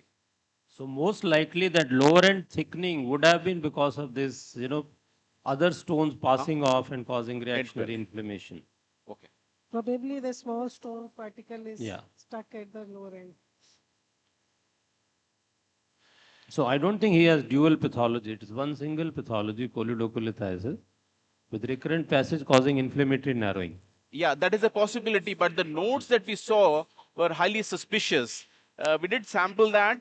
So I think obviously we did biopsy, so we need to wait for the report of that. So right now what we are doing is a CRE 10 to 12 right now. The stone that we saw was 11 millimeter stone. So 12 millimeter should be sufficient. I think so. We should be able to remove the stone with that as well. So Tell us some tricks and tips of doing sphincteroplasty. How do we inflate? How much? Yeah. With what speed? Yeah, so I think one is the position of the balloon, Yes. which can be half in, half out, or some do even 1/3 out. So that's also is done. So right now you can see we are in, and can we inject contrast in this balloon so that we are able to see that on fluoro? Dr. Pravir Rai will just switch and come back to you in some time. Yeah, sure. Dr. Reddy, you are live. Yeah. So see this cholangioscope. It's not a pancreatic scope. It's cholangioscope. It's rather thick, We're trying to get it through. A lot of stones are coming out. So this part we can clear just like that. I'm curious to see the stricture there. That's why you're passing this. So the lower end seems to be a little strictured. Now we are in a good direction. Now we are in a very good direction to see what's happening there. Maybe we can switch on the spy. Can we have the spyglass image, please? Yeah, we're trying to do that. But you can see that, again, Shehzad is handling this spy very well, so that I can concentrate on trying to adjust the scope to optimum position. And you can see, now we are just a little in. Yeah. Now we are in. So, can you see that? Spyglass image, please. Yeah. So, sir, excellent demonstration. Can you tell us the tips and tricks to enter the minor? Short area there, but it's important to be a little away from the actual minor itself and then adjust your cholangioscope or a pancreatoscope in such an area that you are in the direction of the PD. And now you can see very nicely the stricture there that we are trying to pass through in this area. And you can see the picture. Can you see all the stones fragmented? Yeah. And the stricture also in this area. So constantly we have to keep a watch on also the main thing. And then I'm using a little screwing movements to go through the stricturous area so that acts as a dilator also.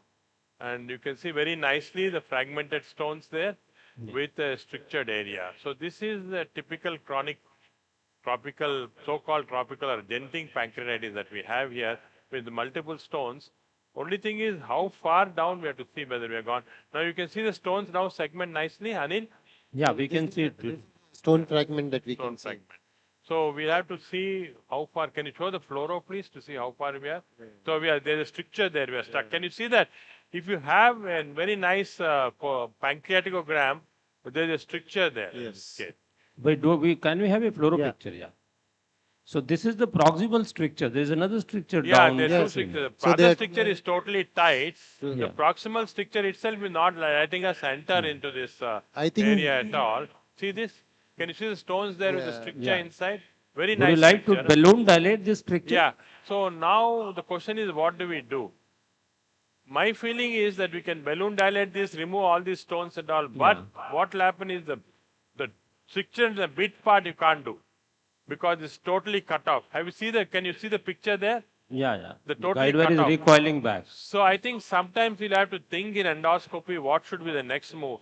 Should we go on removing the stones, dilating the stricture, or the other alternative in this patient, I think, is surgery, because then what happens is you can actually completely open up the pancreatic duct, clear all this thing, and she's only 19 years and she has a very long life.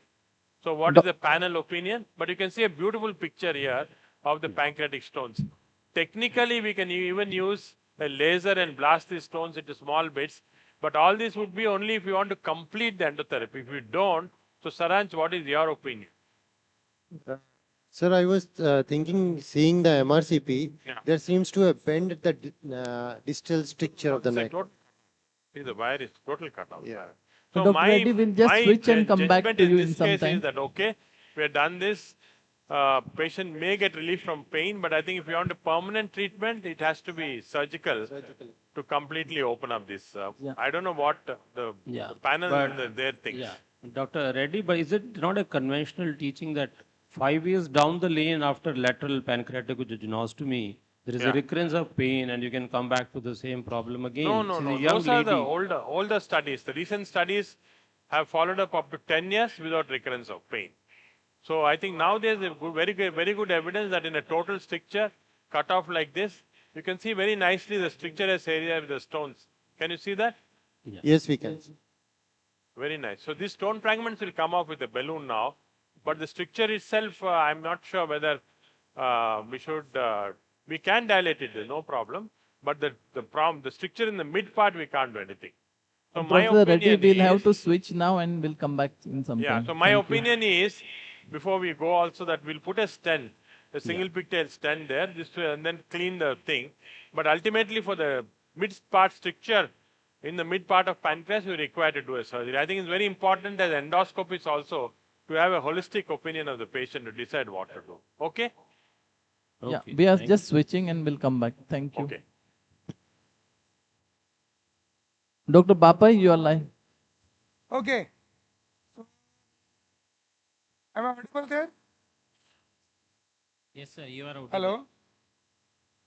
Yes, you are audible. Yeah, Amol, we can hear you. We can see you as well. So we did a myotomy, and after doing a myotomy, the LES has opened up to some extent, definitely. After that, I've asked Gaurav to pass a scope inside, an ultra slim scope, the neonatal scope. So he's passed us an ultra slim scope inside. I don't know if you have the PIP over there. Are you getting the PIP? No, it is not. It is eccentrically placed. Can you just center We'll it? switch it for a moment. Yeah, in a moment. But let me show you the myotomy first, and then possibly. So we've done a myotomy, a full thickness myotomy, going across the LES onto the gastric side. Yeah. We can see the PIP now. Yeah. Okay. So that is Gaurav's picture now, the bigger screen. And you can see in the PIP, you can see my scope, which is in the PIP. Now switch back. Switch back. So now this is the distal end of the myotomy. Show me, give me the knife so that I can point to the structures.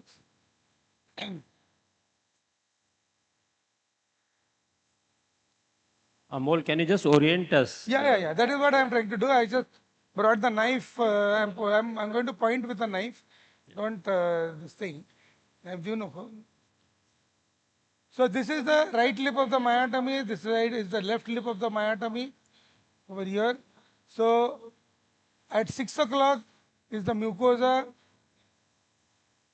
And now we are looking, over here, I am looking deep to the myotomy. So it's a full thickness myotomy. I am across the G junction, across the LES. And on this side, now this is the part of the fundus which is coming on this. Yeah. So let's see if we can see on Gaurav's side whatever. Yeah. Can we remove these fibers also? That may be giving you too much tight. No. So now these are fundic fibers, sir. These are not. So the LES is over here. The LES and the esophageal fibers were over here. This is the line of the esophageal fibers. Then you have some areolar tissue in between, and then this is part of the fundus. Now inject here. Maybe I can inject over here, and I will also flush. Inject. Keep injecting. Inject. Okay. So this is all deep to this thing. So these are all adhesions, subserosal adhesions which have been formed because of the wrap which has been tightened.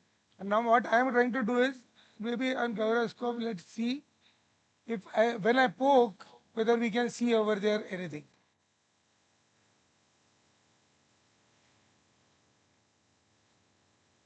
Basically what I'm going to do is I'm going to take down these fibers gently, gradually. And sometimes we may also use an IT knife to do that. Knife is there.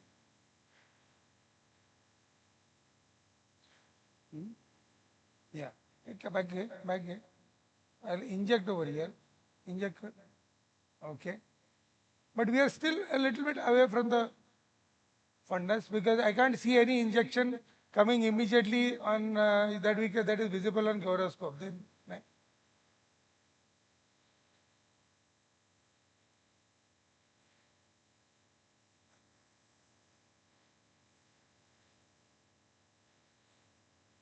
You are dissecting the submucosa in the fundus now.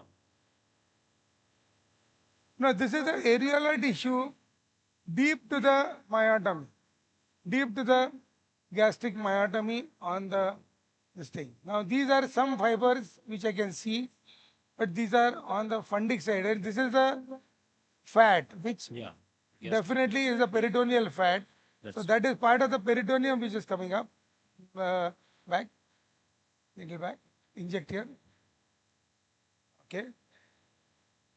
So what I can see is, I think this is some kind of a peritoneal band which has come up, and that is something that we will have to divide. Right? It has to be very carefully done over here, basically because we can encounter vessels, we can encounter some other structures also. So no, these are still not diaphragmatic, but No, but these still will not jump. Yeah. So this is part of the crust. That is part of the crust that will come up. So that we will have this thing on. Meaning back gate. Yeah. Inject.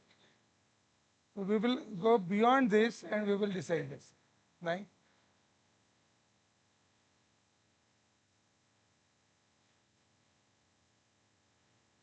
So that is part of the crust. No, no. See, so this is the crust. If this is the crust, then we can sometimes see sutures over here, and that is something that we may need to inject.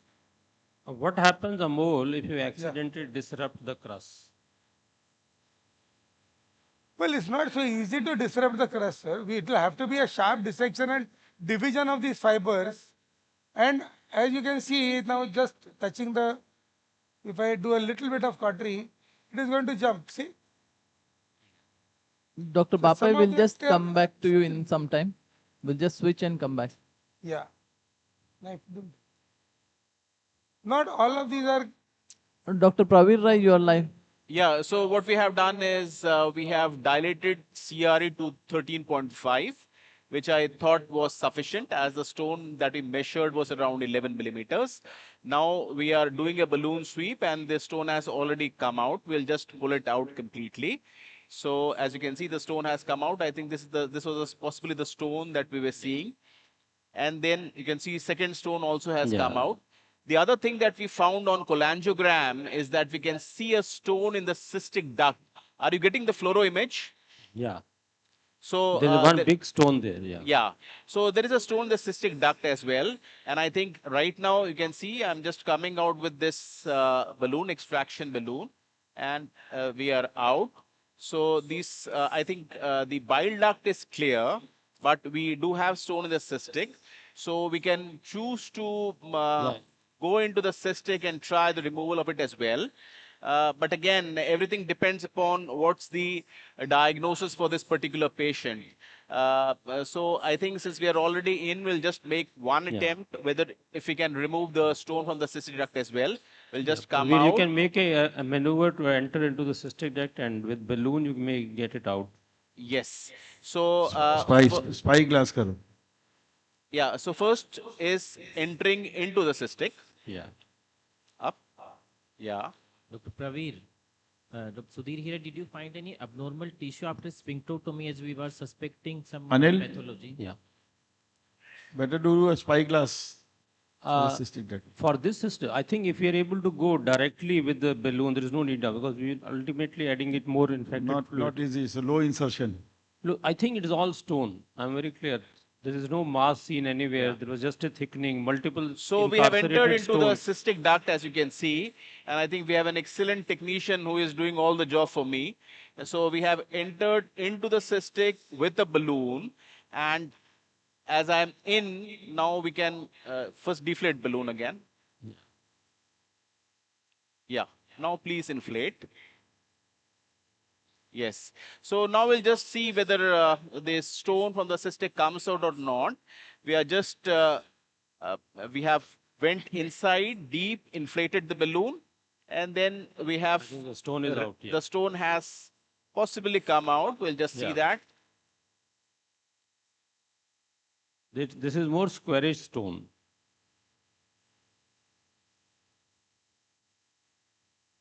Okay. This is slightly bigger than what you saw in the lower end of the CBD. Yes. Slide, deflate, slow. Bus. That's. Dr. Pravir Rai, thank you. We'll just switch to the other room.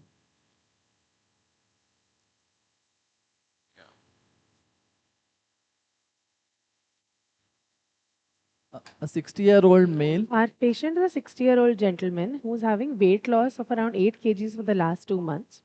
Along with that, he also has a loss of appetite, abdominal pain, and vomiting. An endoscopy done outside showed gastric outlet obstruction with an antral growth. Biopsy from this was suggestive of a high-grade malignant neoplasm. Subsequently, a PET CT was done, which showed a metabolically active concentric nodal thickening in the pylorus and antrum, with severe luminal narrowing along with hepatic mets. The patient is planned for EUS-GJ. Over to you, Dr. Sudipto. Dr. Sudipto, you are live. Twice the size. Hello. So yeah,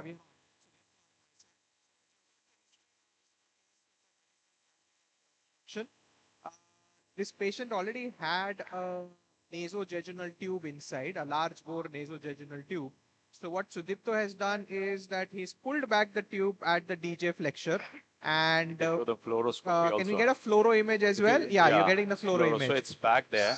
So you can see the position of the nasojejunal tube which has been there. And now he's instilling a mix of saline and methylene blue to distend the jejunum. So we have given Buscopan as an intestinal relaxant. And so now Sudipto is just trying to distend the jejunal loop. So we are doing it a 20 millimeter axial. So we need at least a 4 centimeter of this loop as a thing. So the fall should be around 4 centimeters. So that's what we are waiting for. So yeah, as you can see the loop, the tube inside the lumen. And that's a good position because that's actually corresponds to the DJ flexure, which is relatively a fixed position. There's hardly movement of the loop. But the thing is that it's taking some time to get it distended. So it's a whole thing is about being patient, waiting for it to distend adequately instead of just jumping for the procedure. Absolutely, absolutely. So just wait patiently, do the stepwise. This is with the freehand technique. Now, if you have the balloon, double balloon, it's a little bit easier because you can just paralyze one particular segment and go for it. So yeah, so the freehand technique is good, but it has its caveats. So one has to be careful to get a good distension, get good paralysis of the bowel. So we use Buscopan. The other thing that we can use is glucagon. So a combination of glucagon mixed with Buscopan gives onset around 60 seconds and the loop remains distended for around 30 minutes. So that's what we use at our center. We use both Buscopan and glucagon. So 40 milligrams of Buscopan mixed with 1 milligram of glucagon. That's what we use. So you have like a longitudinal loop here. Yeah. So this is the distal end, this is the proximal end, and this is good. We are getting a good distension. We'll just measure it once more. The whole idea is to make it look like a pseudocyst. And once it looks like a pseudocyst, good distension, I think we are ready to go. So we have around 3 centimeters. So a little bit down, yeah. Yeah. So yeah, that may be stretching a bit far because I'm not sure what exactly is down there. So we'll just take it off. The depth, yeah. So yeah. So Sudipto is using the Fuji 580 UT linear echo endoscope here. And you can see that there are multiple bowel loops that he is able to see. Now, the reason why I'm targeting this particular one is because I'm 100% sure this is the DJ flexure because I can see my catheter there. That is the biggest advantage. Now, this is the descending limb. This is the proximal limb. And if I go this direction is where I am going towards the C loop of the duodenum. As I'm coming up, it's coming to the DJ flexure, crossing over and then becoming the jejunum. Now, what I do in my thing is that I prefer to do a gastroduodenostomy. The reason being, duodenum is relatively a retroperitoneal structure and it's kind of fixed and that gives the advantage. The disadvantage is, of course, that with the duodenum, the runs that you get of the loop is not that big as you get with a jejunal loop. So you can have the puncture either towards the C loop or you can have a puncture away from the C loop. Either way is fine as long as you do it in and around the DJ flexure. So we are having a bit of distension issues. Would you like to flick back to an alternate room till we get the loop distended? Sudipto, how do you decide whether to do a EUS-GJ or to place an enteral stent in such situation? So the 3 factors that we look for is, one is the ECOG score. If the patient is functionally well, longevity is more than 3 months, and there is no ascites or a massive amount of peritoneal disease, then we prefer to do a EUS-GJ. If the longevity is lower, or the patient's ECOG score is poor, then we prefer to do a duodenal stent.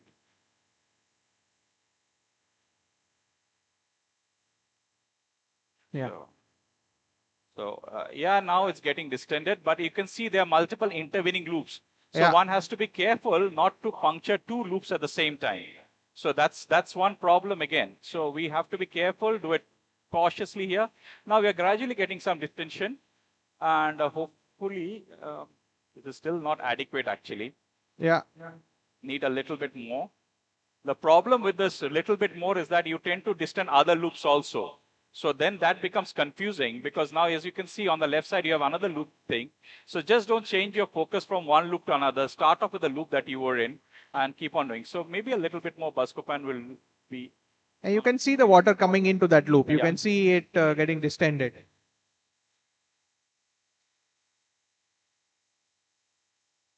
So Deepto, can you push in more water? Yeah, we are doing it. It's We are continuously instilling. doing. It's continuously being instilled. So that's again, that's the whole thing is about being a bit patient here, not rushing for the procedure. The loop will get distended. Just give it some time. And that's very important. Be patient. Be sure that you have an adequately distended loop before going ahead and puncturing. So the one thing about EUS-guided procedures is take as much time as possible before you start the intervention. Once you start the intervention, you have a window of 20 minutes. Within 20 minutes, you should complete the procedure. If you do not complete it, more likely that you will end up with more trouble. Absolutely. So Absolutely. take your time. Even if you're doing an anti-grace stenting, you're doing a HGS, spend time, identify the thing. Because once that's done, then the hardest part is over. Rest is all technical bits. So now we move from pump base to an injection, and you can see Shehzad is here. He is doing this distension, and now we are getting a little bit more distension. Yeah. I think you still need a little bit more. I need around a 1 centimeter more. The other alternative that you can do is, if you do not get a 4 centimeter, then start with a 1.5 or 15 mm axial 15 mm and do it with a 3 centimeter loop. Absolutely. We can do that. Like we can get a So 15 if you do not get a 4 centimeter, so move to the alternate technique. Yes. So Deepta, what is the relationship between the size of the axial stent and the luminal diameter? It should be twice. Can you just question? We couldn't get it. What is the relationship between the diameter of the axial, hot axial stent and the luminal diameter of the... So it works like this. The lumen diameter is, the saddle diameter is 1.5 to 2 times the diameter of the lumen. So if you're doing a 20 millimeter axios, that is the luminal diameter, the saddle will be 4 centimeter. Now you need that much amount of the saddle to be inside the loop. So therefore, that's the number game. So you need to be twice the length of this, what you call luminal diameter. The distal flange, which will be inside the loop, will be around 4 centimeters. Yeah. That is the reason you need minimum of that much of distance. Yeah, you need a minimum of that. That's not the maximum. So you need a good amount of distance. And as you can see, this is actually quite paralyzed, the bowel, but it's taking time to distend. Sometimes when you have a bit amount of peritoneal disease, especially in CS stomach, it takes a bit of time to get distended. So again, just be patient. Don't rush for the procedure because you've seen something. Just wait. No harm done. Just puncturing. We can be sure before we take that step, because that's the final step. Once you've done it. So what we are doing now, initially we had planned for a 20 millimeter. Now we are moving to a 15 millimeter axios because the loop is not distended enough. So we are just going with a 1 loop, 1 centimeter lower. Let's see. That means a 3 centimeter run should be good enough. And I think we have that. Dr. Sudipto, what should be the appropriate size of distended loop? At what size you will say it is appropriately distended? Twice the diameter of the stent. So if it's a 15 mm stent, then you need a 3 centimeter loop or a 30 millimeter loop.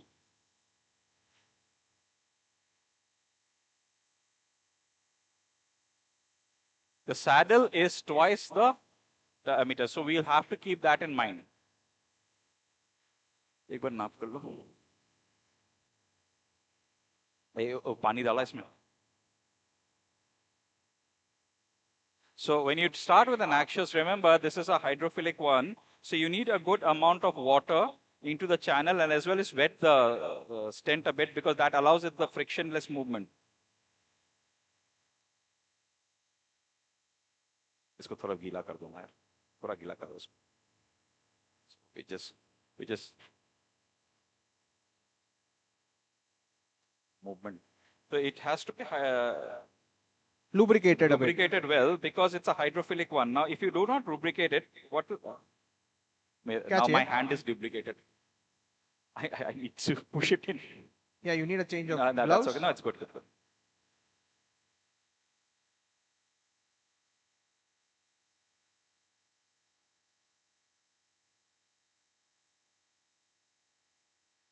So now the other thing is when you're doing the axios, remember to fix it properly. Sometimes what happens when you don't fix it properly, when you're doing the pull, the step 3, then the stent assembly comes in.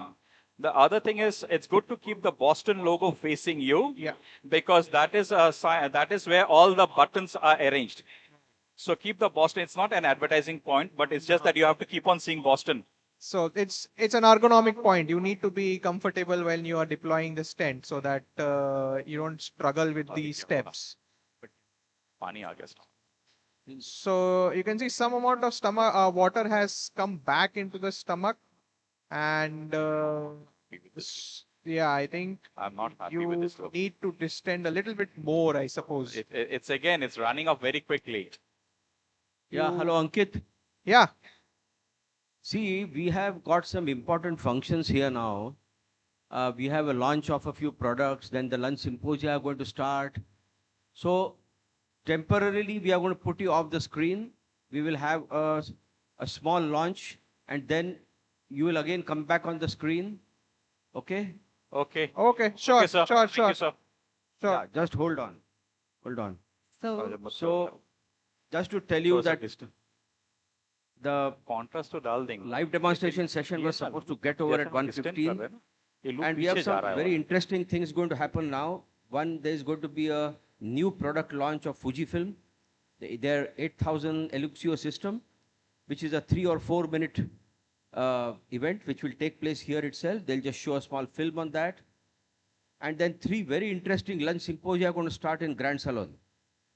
So one is going to be related to EndoFlip by Medtronic, which I'm sure you'd not like to miss because that is the future. The second is going to be lunch symposium of Boston Scientific, where there's going to be discussion about various types of closure devices. And the third is, of course, the artificial intelligence AI symposium by Fujifilm. So 3 lunch symposia. We will continue the videos here. If anyone, you can just come and sit here, watch, but you should not miss these symposia also, because they are also going to be very interesting. So temporarily we will stop this, and I request Fujifilm to have their launch. May I invite Ms. Monica Pandey to come and take over, please?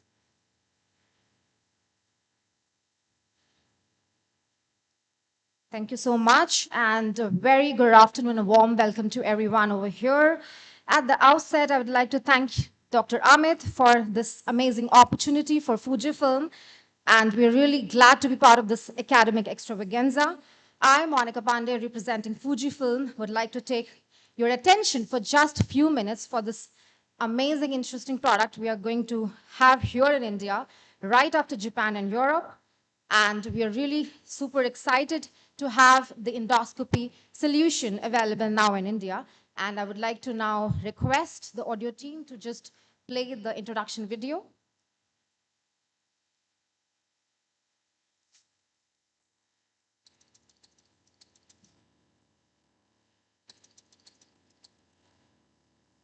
We are super thrilled to announce the launch of Elixir 8000 and special therapeutic scopes, our latest innovation designed for therapeutic endoscopists. We are excited to have this product here now. And for this official launch, I would like to call upon stage some eminent faculties over here, the great academicians, to be part of this official launch. So may I call upon stage Professor Yamamoto, Professor Prateek Sharma, Professor Andrea, Professor Christopher Kaur, Dr. Shrisha Hebar, Dr. Amit Maidev, Dr. Nageshwar Reddy, if he's around, Dr. Rajkumar Wadhwa, Dr. Rakesh Adi, Dr. Ravi Shankar, Dr. Praveer Rai, Dr. Jeemal Shah. May I also request Dr. B.S. Ravendra, Dr. Randhir Sood, Dr. Mahesh Goenka, Dr. Amol Bapai, Dr. Pankaj Desai, Dr. Nitin Pai, Dr. Naresh Bhatt to be on the stage, please.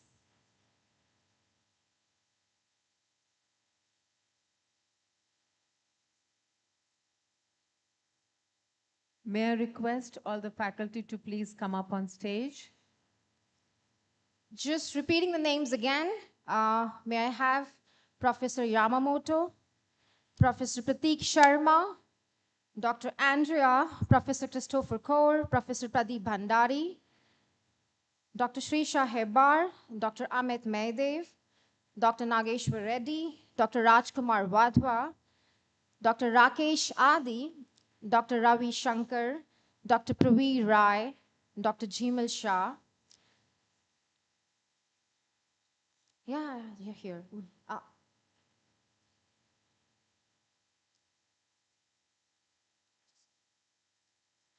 And again, repeating, Dr. Randhir Sood, Dr. Mahesh Goenka, Dr. Amol Bapai, Dr. Pankaj Desai, Dr. Nitin Pai, Dr. Naresh Bhatt, Dr. Naveen Polarapu, Mr. Dheeraj Chaudhary, the head of the division of Fujifilm India, Mr. Junpei Toyoda from Asia Pacific region, and Mr. Tomosuke Okada to please come on stage for the official launch.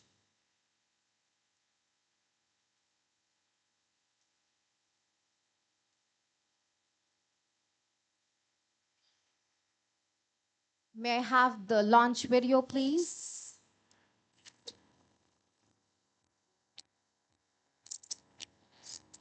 An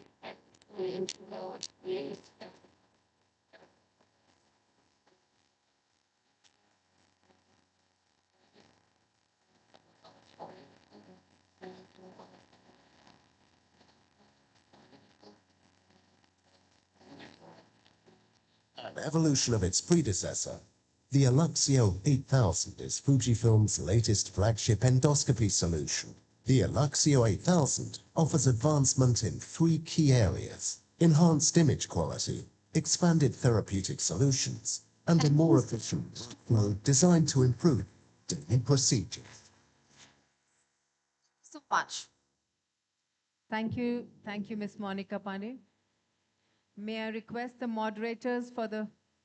Yes, we will go back to the live and we will see the completion of the EUS-guided gastrojejunostomy. They are just about to deploy the stent. Yes, you are on. Ankit, you are on. So, can I get the... Pedal aage from the front. Please go ahead, Dr. Okay. Okay, so now we're not going to disturb him. Let him deploy and then we'll come back. I would leave all the questions directed at Ankit. No questions right now for me also.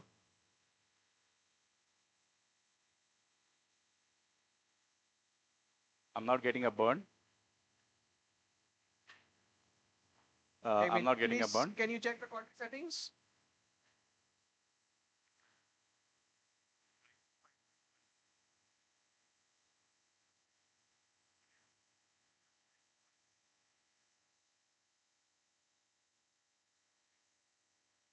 Okay, we had a bit of a cautery issue. We are going back to baseline again because the loop gets distended.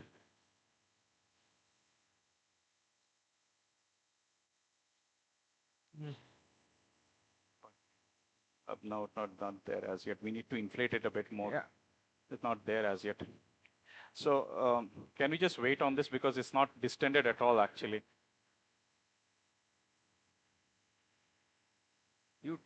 Ankit, you take your time. Don't be in a hurry. Yeah, we are taking our time, sir, because there's still a bit of distension to be done. Absolutely no hurry. Just take your time. Yeah.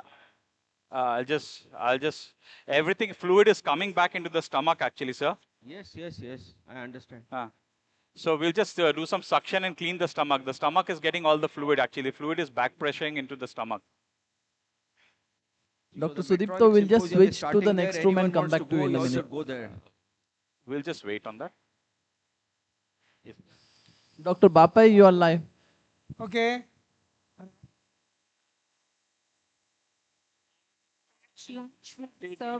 dissecting the wrap, and you can One more see. announcement, please come back at 2 o'clock sharp.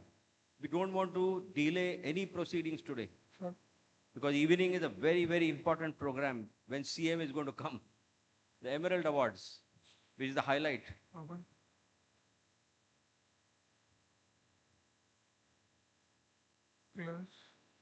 So as we are continuing with the myotomy, we finished the myotomy, and now the thick wrap, the muscle, the fundic myotomy, which is being demonstrated here. We are seeing some amount of wrap that has been released. As you can see on the small endoscopic image. So, okay. So, thanks, Gaurav, for explaining some of this thing as I was taking care of this bleeding. There's a little bit of tricky bleeding which is happening over here. I'm just trying to control this, but it's not too much. Let me try and show you the anatomy. If I can, you all can bear with me for a minute, and hopefully we can control this bleed, then probably we can do it better.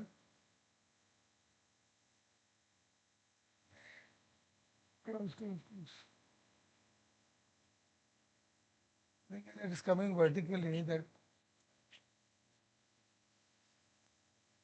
The lunch for delegates is in pre-function area and courtyard, and the lunch for faculty is in 55 East Restaurant, which is accessible from the pre-function area. And packed lunch is being arranged and served in the lunch symposia in Grand Salon 1, 2, and 3. Okay, right. Let me show them. Let me show them. Yeah, so see, now you can see the esophageal myotomy flush with the mucosa over here. Can you see this? 6 o'clock. Let me try and point it out, because otherwise it gets very confusing. So this is the right lip of the esophageal myotomy. This side, inside is the left lip.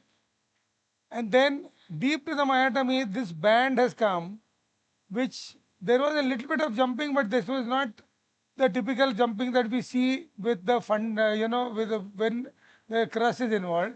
And deep to that, we can see that it is also carrying the momentum with the fat and the vessels along with this. So this is possible, most likely the fundus which has come over here, and this has been hitched over here. Now, if I dissect behind this, I may find one or two sutures which are actually grabbing the fundus. That is a possibility.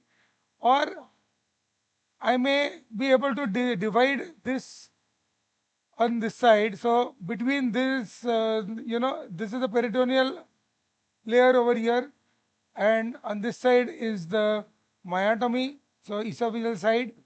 So between this, we can divide this this muscle and this band, quite safely. And gradually, as we go down, we should be able to open this area a little bit more. As we open it up, we might need to open more on the right side as well. But we will see, we will take things step by step, and we will see how things are going.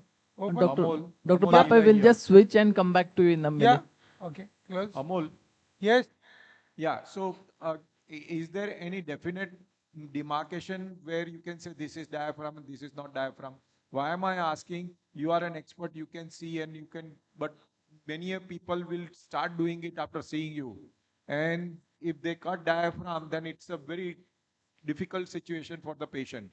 So the simplest way to identify the diaphragm is that if you apply your cautery current to it, it is going to twitch. Yeah. So if there is something twitching, don't cut it. That is a simple principle. Okay. Yeah. Dr. Bapa will just come back to you in some time. Yeah, sure, no problem. Swara. A 61-year-old male, this patient has abdominal pain since the last 1 week, followed by jaundice and fever. A sonography was done which was suggestive of cholelithiasis without cholecystitis with choledocholithiasis. An MRCP was done which also showed cholelithiasis without choledocholithiasis, Dr. Job Webster will now be demonstrating an ERCP with stone extraction and CBD stenting for the same. Professor Webster, you are live. Yeah. Hello. Great to be with you and the fantastic team here. You've heard the case. We have taken out the previous biliary stent. There's been a previous sphincterotomy, but it's a little bit tight, and one of the problems can be passing the spyglass through a small sphincterotomy.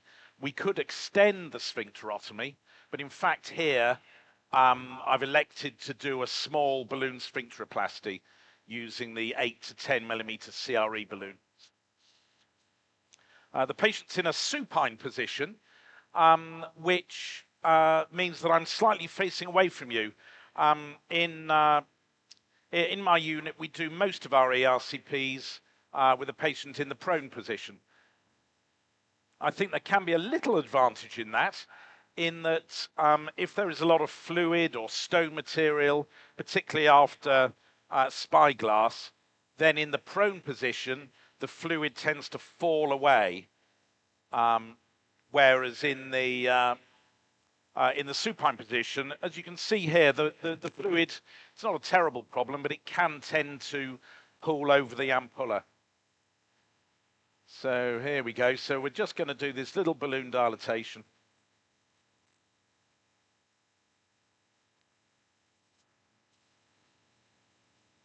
Okay. That's good, just coming out there. Okay, very good. Can we screen, please? Yep, good, that's lovely. So we're putting a bit of contrast in there and screen.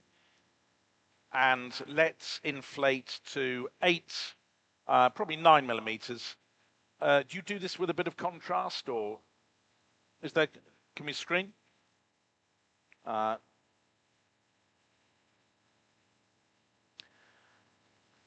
although we're demonstrating cholangioscopy for stone management here, I actually think that over the last, brilliant, lovely.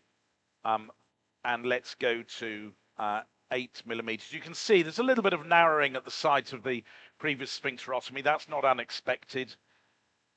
Tell me what you're inflating to.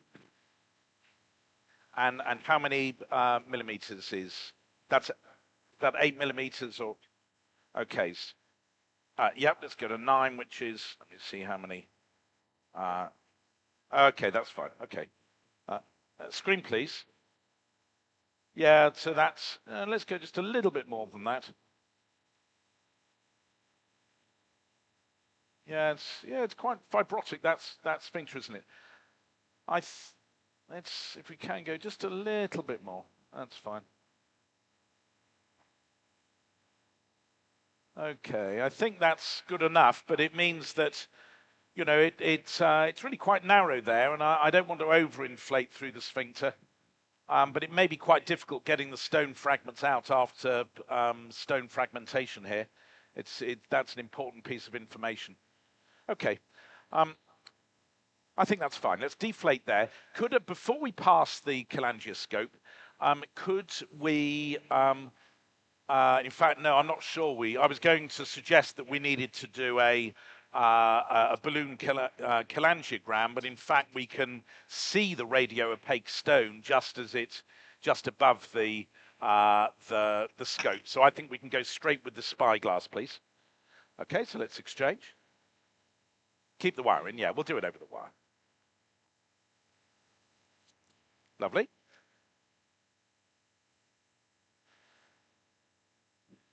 Very good. So I want to offer everybody a job back in London. You need to leave Mumbai and come and work in London. Come on. The weather's not as good. It's a bit colder.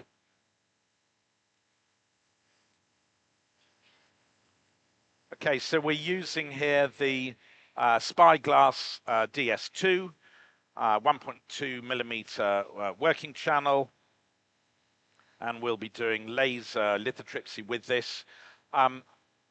We can, of course, pass this scope freehand, but here I'm keeping it safe. I'm doing it over a wire, partly because there's a little bit of fluid and a little bit of blood around. So we need to use the, yep, good. That's good, so let's pull on the wire. So, that's good, lovely, beautiful.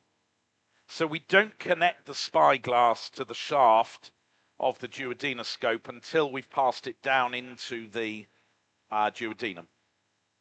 Is that as you do it here? Is that how you do it? Yeah, yeah. But do you only connect that when oh yeah, I would I see. So you would normally do the spyglass yourself? Oh, do you mind if I do it? No, you can go ahead, sir. You can or we do it how you do it. No, I'm happy doing it how you do it. Maybe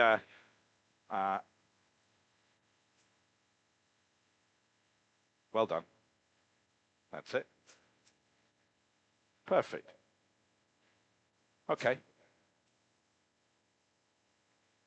Okay, so we've got the spy view there. Let's come back with the wire a little bit. Okay. Can we put the lights down a little bit, or put that on the bigger screen? Or I don't mind, but it's all right. Good. That's fantastic. So now I forget about the duodenoscope. Now I forget about the duodenoscope, and I concentrate entirely on the. Okay, once I'm up anyway. That's good. Professor Webster will good. just be back with you in some time. And here we are, nice big switching stone there. Let's come out with the wire, thank you. Dr. Webster, we are just switching. क्या करूँगा इसको थोड़ा सा ऐसा कर देता हूँ अब तेरा लूप मिलेगा Dr. Sudipto, you are live. Hi, so we in between when you were there we shifted we moved pulled the catheter out. There was a lot of fluid which has accumulated in the stomach that was interfering with the cautery. Now you can see we have a decent distension of the loop of bowel, and this seems to be adequate. Ankit, just can you give me a link? Yeah.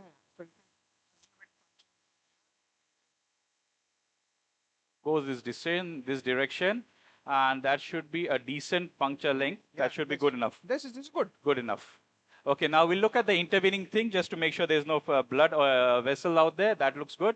We are keeping on distending. So what Shehzad has done, I know as a smart move, is that he's moved on to a. Just measuring the distance here. Yeah. So that's around 7 millimeters. That's good.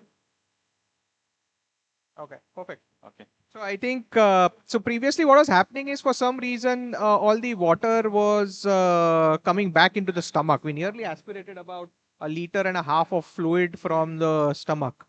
And then we repositioned the catheter. And ever since then, we are able to get excellent distension of the small bowel loop. So again, as Sudipto had mentioned, it's all about being patient, doing the right things. If you feel that something is not working, change it. And make sure that you are comfortable before doing any kind of intervention. So the problem is once you've committed, there's no going back with an axial stent. That's the problem. So if you are punctured and the cautery will not work. One second. No? So we fixed it adequately. I'll just see how my direction of my. One second. It's not fixed. It's not fixed. It's not fixed. पकड़ो जरा इसको. ये मेरे तरफ घुमाओ यार. Yeah, instill. So now I'll just see that. Can we get a bit of contrast so that we know exactly what we are distending?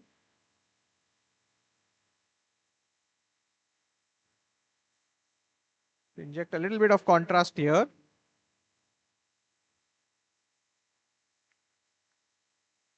On fluoro. Yeah. Can you see the fluoro image? It's a pretty good distension of the small bowel loop. So we go ahead with the puncture. Okay, now don't note any more thing because there's a lot of thing. So can I just get some little bit more saline because there's a lot of contrast there which is interfering with my visualization. Flush out all the contrast over there.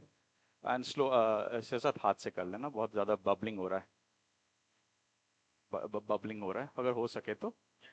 So again, the whole point is that we are taking our time here. We can taking our own sweet time to do this because, as we said, that it's easy to make a mistake here, especially in the freehand technique.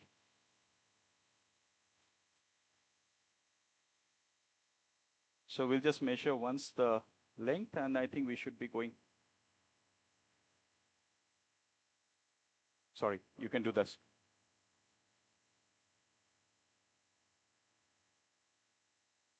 So, okay. So good. Okay, he's still putting. Yeah. Yeah, no, we are just deploying.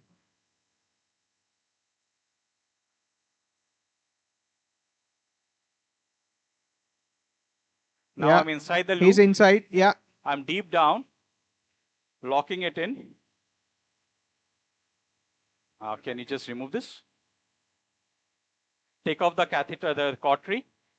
Can you remove the cautery, please? Shahzad cautery. Shahzad cautery, please. Unlock it. Unlock it.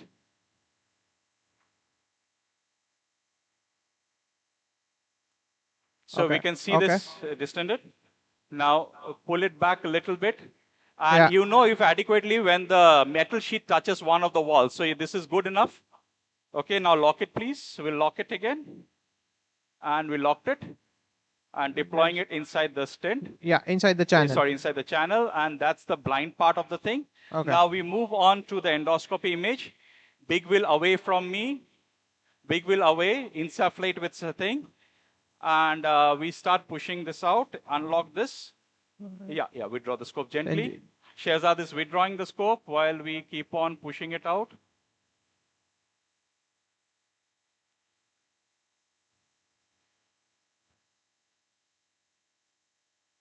And that's it. The stent is deployed, and that's the anastomosis. Good job. Good. Now we'll have to clean up the stomach, please, because Yeah, there's a we'll lot of clean up. fluid. He's still obstructed. The stent is not opened up, so we'll put in a scope and we'll put in a there's gastroscope and and take out the thing. then have a look at it. Yeah, perfect. You can see the X-ray image, the position of the lamps. You can see the contrast also flowing through the lamps into the stomach. So An that's excellent another thing. You placement. just see that you've got the contrast in, and keep on doing the suction, because remember this patient's stent is not opened up as of yet. We'll have to wait for some time for it to open up, and till that time we'll just do it. Perfect. Okay. So Thank we you. are done here. Thank you. Thank you very much. Scope डाल दो.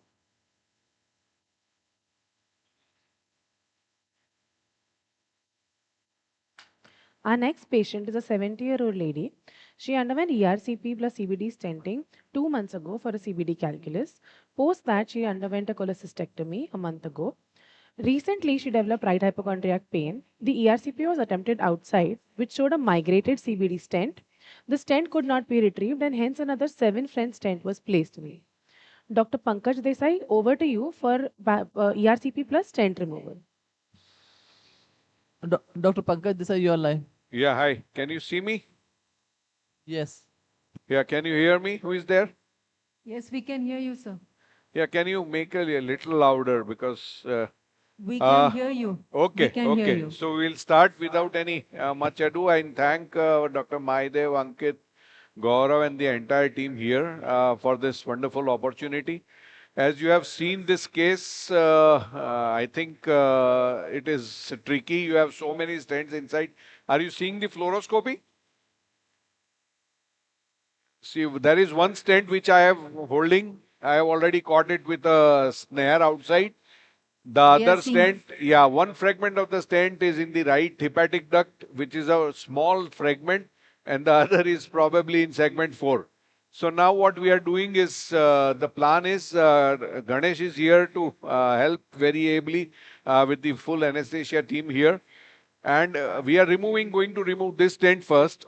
So I have caught the stent and I'll just pull out the stent. I'll hold the scope. गले में रह गया.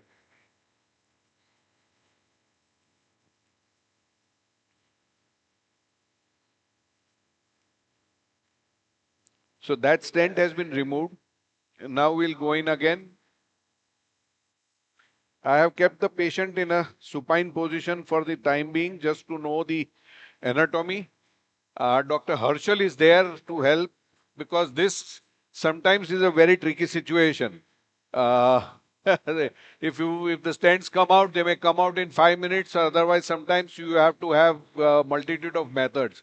So my plan is, first what we are planning to do is go with take a balloon and guide wire, and we'll try to see because these are old stents, so probably we expect a lot of sludge.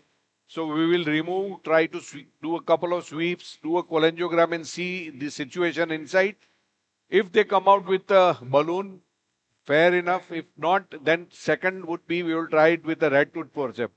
If need be, we'll do a balloon sphincteroplasty just to increase the diameter of the bile duct of the ampulla. Harshal? So, before going for the retrieval, so Yeah.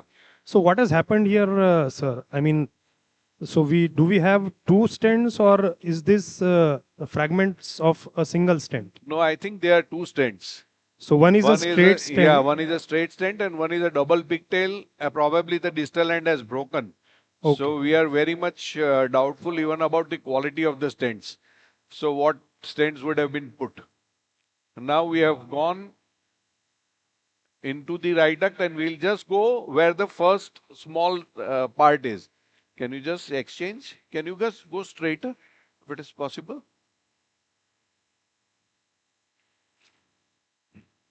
We'll try to go along the same axis where the smaller stent is. So we'll see. Dr. Pankaj will just switch for a minute and come back. Yeah, sure, no problem. I'll just, in the meantime, we will exchange and see. Yeah. Dr. Bapai, you are live. Yeah. Scenario bataiga. Dr. Bapai, you are live. Okay. Hello. So let me start and show you what all we've done. Hopefully, you all will be able to follow. So I pulled the scope back so you can see the esophageal myotomy. Now this is the main poem myotomy that we've done. So follow this. This is an anterior myotomy. This bulges of the mucosa at 6 o'clock. And we can see both the lips of the myotomy going down. So the myotomy has been done right till the end over here. I'm irrigating a little bit just to push my scope across. So this is the distal end of the myotomy. Now, I am deep to the myotomy. So this is the myotomy, and now I am going deep to the myotomy. Now this is the area. You can see this is loose areolar tissue with peritoneal and interperitoneal fat and omental fat. So that means that this area normally does not have fat. So meaning it's not this kind of a band like a pulling kind of a thing. So this is most likely the wrap which has been taken on this side, and that is the reason we can see that. So what we did is behind. Now this is the lip of the myotomy, you can see. So we have dissected posterior to the myotomy or deep to the myotomy. I would say deep to the myotomy.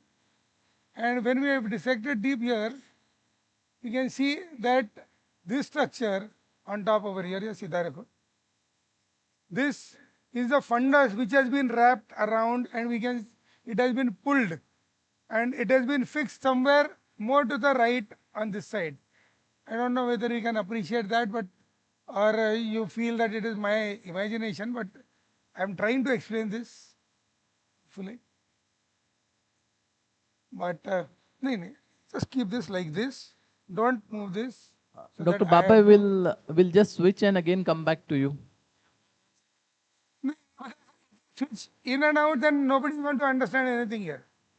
Give us 2 minutes. I will just we will describe this, and then you all can go. Yeah. So just flush here.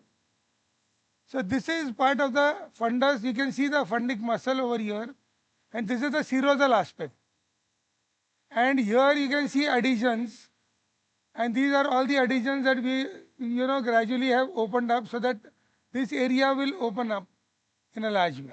Now let me pull back. I'm going to divide some part of this fibers over here so that this gets released. I will do that off camera later on because you'll have to go. But before we go, I'm pulling the scope back and I'm going into the fundus now, into the stomach, and showing you how this looks from the gastric side.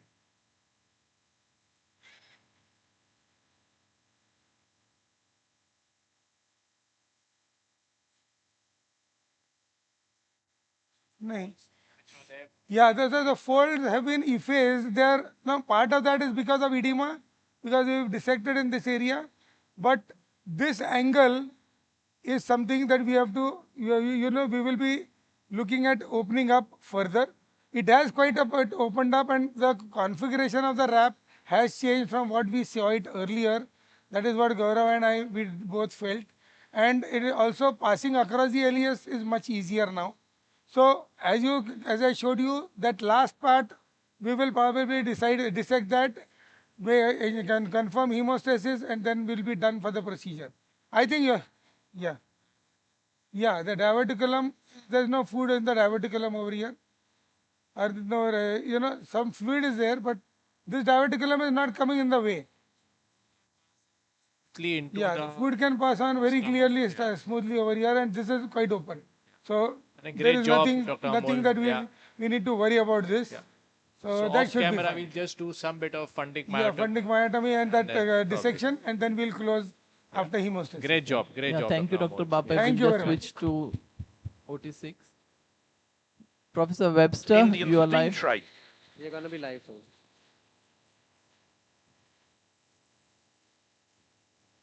Professor Webster, you are live. Yeah, so Dr. Webster has already placed the spy scope in front on fast with the stone. It's an oblong, large stone with causing Mirizzi syndrome. And a part of it has fragmented on the distal aspect. We have done a partial EPLBD. He wasn't happy with the synctoplasty. We used a 12 mm balloon, but maybe we got up to 10 mm only effectively. We might have to do a bigger plasty once we are done with the adequate lithotripsy. Is that right? Yeah, we mentioned at the beginning that very often to pass the spy scope safely, even when there's been a sphincterotomy, you sometimes either need to extend it or do a small sphincteroplasty. That obviously also helps with subsequent stone clearance, and I think that's true here as well. But in fact, it was really quite narrow, the sphincter, and I think these fragments we may need to go back and just extend that balloon sphincteroplasty a little bit. I think this is in London and the UK, we predominantly use the electrohydraulic lithotripsy probe for stone management. I have to say, if we had used EHL probes for this case, we'd probably be about $1,000 in just on the EHL probes, because this is a very, very hard stone. So I'm persuaded here by the merit of using the laser. We were discussing that this stone is certainly largely placed in the common hepatic duct, but I think almost certainly is involving the origin of the cystic duct.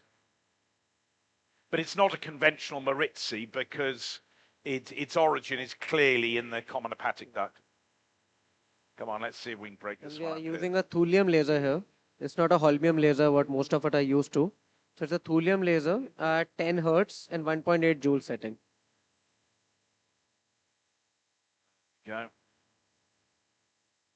So this is a very hard stone that has been there for a long, long time. Professor Webster will be back with you in some time. We're switching to OT5. I think someone may have been asking a question. I couldn't quite hear it. No, we are switching and we'll be back with you in some time. Oh, well, they weren't with us. Okay. They would tell us when they're back. Dr. Pankaj, you are live.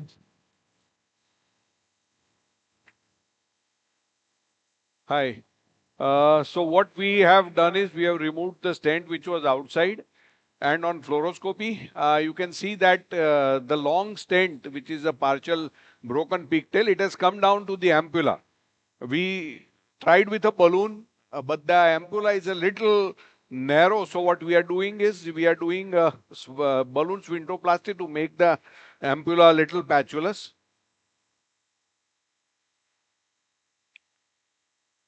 So that we have the ease of removing the stent. And plus you can see on the cholangiogram that there is a large amount of stone and sludge burden in the proximal bile duct.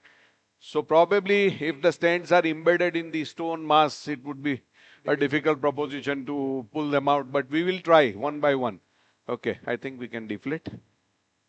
Yeah, 30 seconds, more than enough. How much it is? You have done how much? 12. Yeah, 12 is enough. We don't want more. We'll keep, we're dilating up to 12, not more, because I don't think you require more dilatation. And then we will see, we'll try with a rat tooth first. Because the distal stent we can catch, I think. The proximal is a problem. Probably it appears to be embedded in the mass herschel. Any comments, any questions? Deflect, please.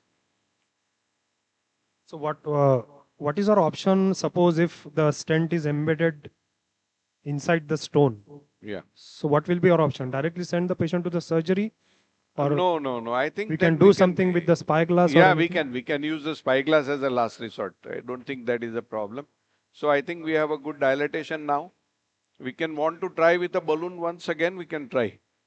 So if that comes out, we are happy. Then we'll try the proximal stent. A little bit of ooze after sphincteroplasty is expected. It is nothing major. Probably it should stop when we put a balloon inside. Pankaj, this is Venkat here. Yeah, Venkat.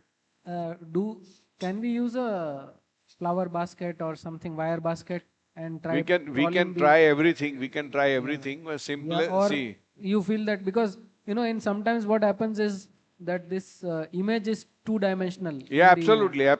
So it is not very easy. Somehow are not able to catch hold of, although you appear to be in the same plane, but you are not able to that's exactly true, Venkat. I fully agree. So we will see one by one. I think we have to be very patient in this sort of situations. I think there is a lot of sludge around this. Yeah, there is. Pull. So the way it's coming out, it looks. Yeah. So it will take some time, but hopefully slowly we will try to see. What I am trying to do is go a little above. Now we will inflate here. And then with the pressure, we'll just try to pull the balloon and see if the stent comes out. You can see the distal stent is coming out on the fluoroscopy. Yes. And if I can focus on my hand, I'm just holding the scope, pushing it in, giving a right torque and aligning with the line of the bile duct. And now we are seeing, maybe the tip we'll just see popping out if it comes out after dilatation. A little pull on my balloon. Yeah, part of the stent is now visible. Yeah, I think this is the stent. A lot of stone and sludge.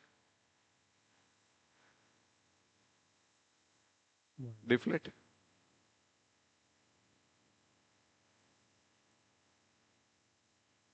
The wire has come out, no problem. Go in again. These are the stones which are coming out. Fluoro. Yeah, we're going again. Inflate here. Sometimes the sharp tip of the broken stent can cause trauma. Yeah, so I have gone behind the stent. Hold the scope. You can see on the fluoro, I have gone below and I'm trying to yank it in front. Make it anterior so that the balloon is posterior and the stent gets lifted and comes out. The balloon is coming out with a lot of sludge and stones. That is also desired. Just clean the bile duct as much as possible, fluoro.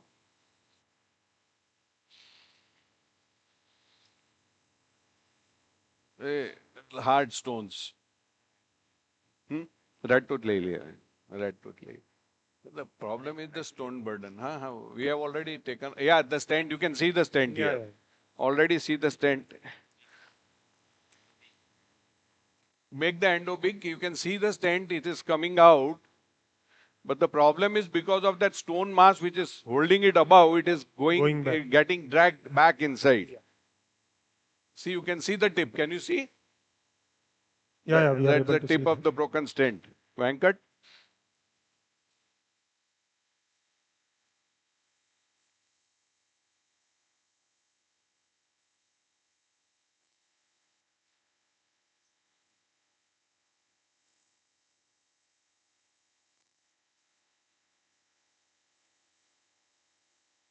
Fluoro.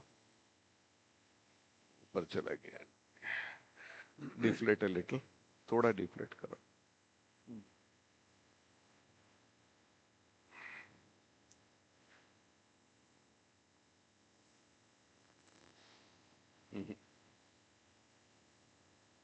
नहीं, नहीं, not moving.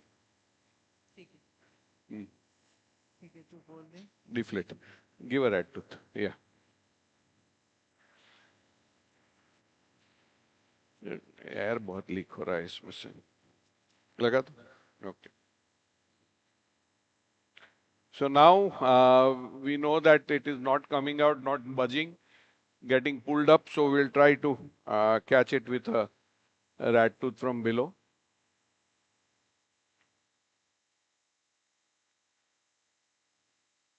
Second one.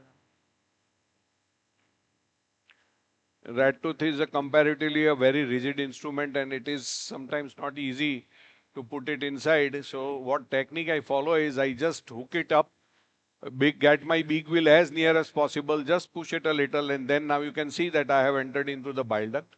So I'll ask Ganesh to open. And now under fluoroscopy, can you hold the scope please? We'll try to align it in the line, keep it open. Hold. Now what we have to do is, we have, I think, caught it. We have caught them. And we are just trying to gradually pull. I will not pull more on the forceps. Slowly we are getting out. You see, I have aligned my scope to the papilla. The stent is there and it has broken. But I think we have it is going in again. We'll get it now.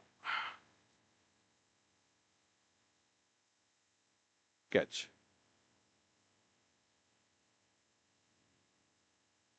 See, the problem of the stent quality is so horrible that it is breaking wherever we are catching it. Open, please. So we have to catch it a little above. Okay, catch, please. Yeah. Catch. Perfect. Okay. Now we have to be very careful.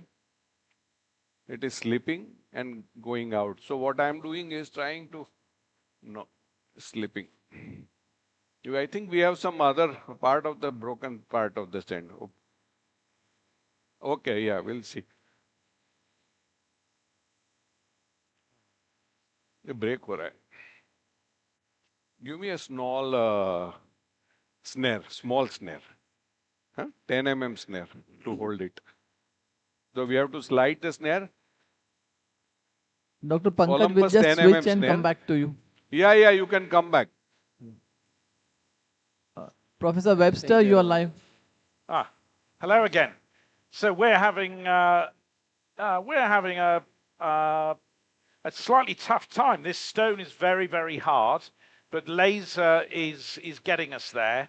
So single, very large stone, as we said in the common hepatic duct, and I'm just gliding across it, hoping that at some point it will crack in half. Let's just get another view of the stone. Flush there. This is a fragment which has broken off. Yeah, so we are getting there, but it's certainly more mobile than it was.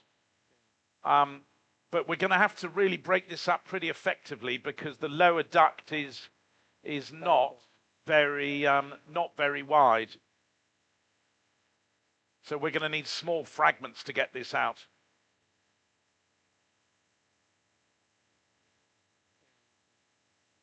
Okay, let's flush there. That's fine. Yeah, this is it's like granite in the middle of this stone.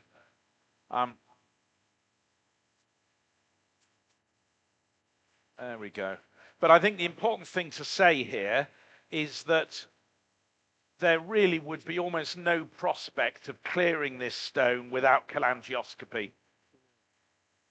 You know, I think one of the biggest advances in stone management over the last 10 or 15 years has been the increased use of large balloon sphincteroplasty, but it really is not going to get the job done here because the lower duct is not very dilated.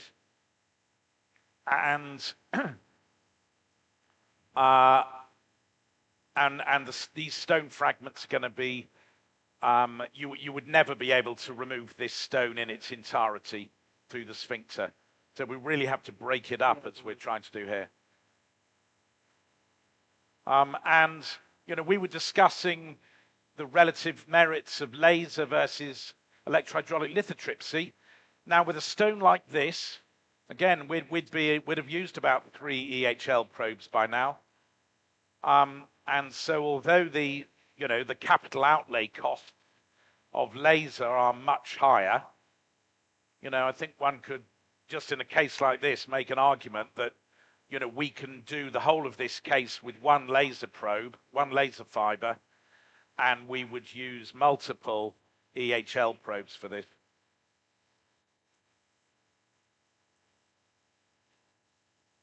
Professor Webster will just be back with you in some time. Right. Just Yeah.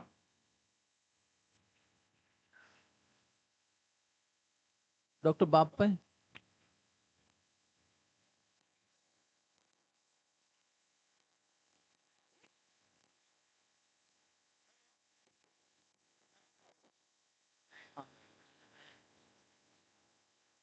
Dr. Bapai, you are live. Yeah, we can hear you. See that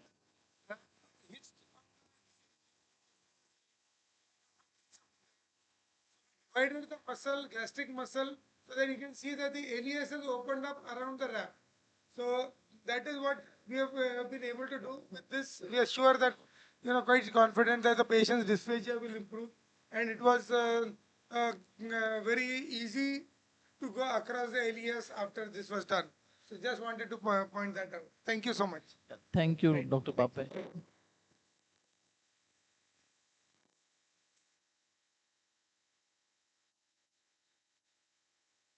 Dr. Pankaj, you are live. Hi. Can you see? We have removed that part here. What we did was we took a small 10 mm snare. The tip which we are seeing, we just put the snare there, and with the help of Ganesh, we garlanded it, and we have taken the snare quite to the center of the snare. Because what is happening, it has become so brittle that from wherever we are trying to catch and pull, it's getting broken. Right? So now what we have done is we have got a good grip. So I am praying that it doesn't break from here. And now you can see the fluoro. What we are trying to do is, with this scope, very nicely the scope, I am taken out one of the part of the stent. Right now we will attempt the other part, which is still proximal. And then we'll see. Probably it has gone in some other duct. We have to try. So these are a few tricks which you can use. The only thing is we have to be very patient, know your anatomy, have a good alignment with the bile duct. If you start pulling at an angle, probably that is not going to help the cause. So you have to bring the assembly of the snare and the stent in line of the bile duct and pull. Then probably that is the key to success. So now I think, can we have the fluoro, please? I will try to get the second with the rat tooth again and see if we can get it down. And then... Good afternoon, ladies and gentlemen. Sir, we will have to cut off the... Yeah, you can cut off. Thank you. Thank you so much. Hospital. I welcome you all to the post-lunch session. Our interesting topics and cases and equally erudite speakers, I'm sure, will keep your postprandial slumber away. Fluoro. I request the chief moderators post-lunch, Dr. Naresh Bhatt, Dr. K.K. Rawal, and Dr. Satish Kulkarni to please come up and be seated on the stage. May I request you all to please put your mobile phones on silent mode, and as chairpersons for our endoscopy update 6, I would like to call upon Dr. Yogesh Shastri, Dr. Surinder Rana, Dr. Soumya Jagannath, Dr. Savan Bopanna, Dr. Anurag Govil, Dr. Sanjay Tandanani, and Dr. Dharmesh Balsarkar to please come up on stage. I invite Dr. Randhir Sood, who will be talking on endoscopic ampulectomy tips and tricks. Dr. Randhir, please. We have 15 minutes for each lecture, 12 minutes for the lecture, and 3 minutes for discussion. Sir, Dr. Sood, may I request you to please come up on this side? That's not fair, keeping him away from us. We are giving you a walk post-lunch. Sorry for that. Thank you. Well, I'm going to talk about a technique which is not so often practiced, but is very important for all of us to learn and know what's important in this particular technique. So I'm going to talk about endoscopic papillectomy or ampulectomy, as it is alternatively called. So, I bring you greetings from Medanta, which is in news these days. So what is endoscopic ampulectomy? It is endoscopic resection of the mucosa and submucosa, must understand, of the duodenal wall in the area of ampulla obovata, including the tissue around the bile duct and the pancreatic duct orifices. It is important to underline these things because ultimately there are certain oncological principles which must be applied even in endoscopic resections of any tumor. Papillary tumors can be with an extra papillary component in about 7 to 44% patients and or have intraductal extension. So this also we must remember, and because their management will change. So our aim always is to complete removal of the lesion and achieve a R0 resection like what the surgeon will do for a tumor and minimize the procedure-related complications. The criteria which are very important is that tumor should be less than 4 centimeters, and for a beginner it should be less than 3 centimeters. And no intraductal growth or less than 2 centimeters of intraductal extension should be there. There should be no evidence of malignancy pre-procedure, and which is evident on endoscopy with an ulceration, friability, spontaneous bleeding or depressed area or non-lifting area on the laterally spreading papillary tumors. Depressed area, intramucosal cancers which are diagnosed after, ampulectomy are not a contraindication, and you don't have to do anything extra if you have been able to do R0 and block resection.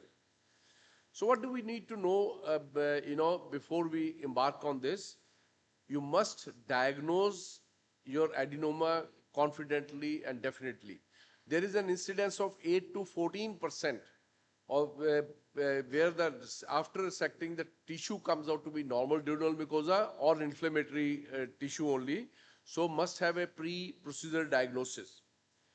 ESG recommends histological confirmation by endoscopic biopsy in adenoma with low-grade dysplasia before treatment. The nature of the lesion and the size of the lesion we must measure and establish. And we must establish that there is no malignancy, because any tumor tissue more than 2 centimeters will have higher chance of harboring malignancy, having more residual disease after ampulectomy, and more chance of having recurrences.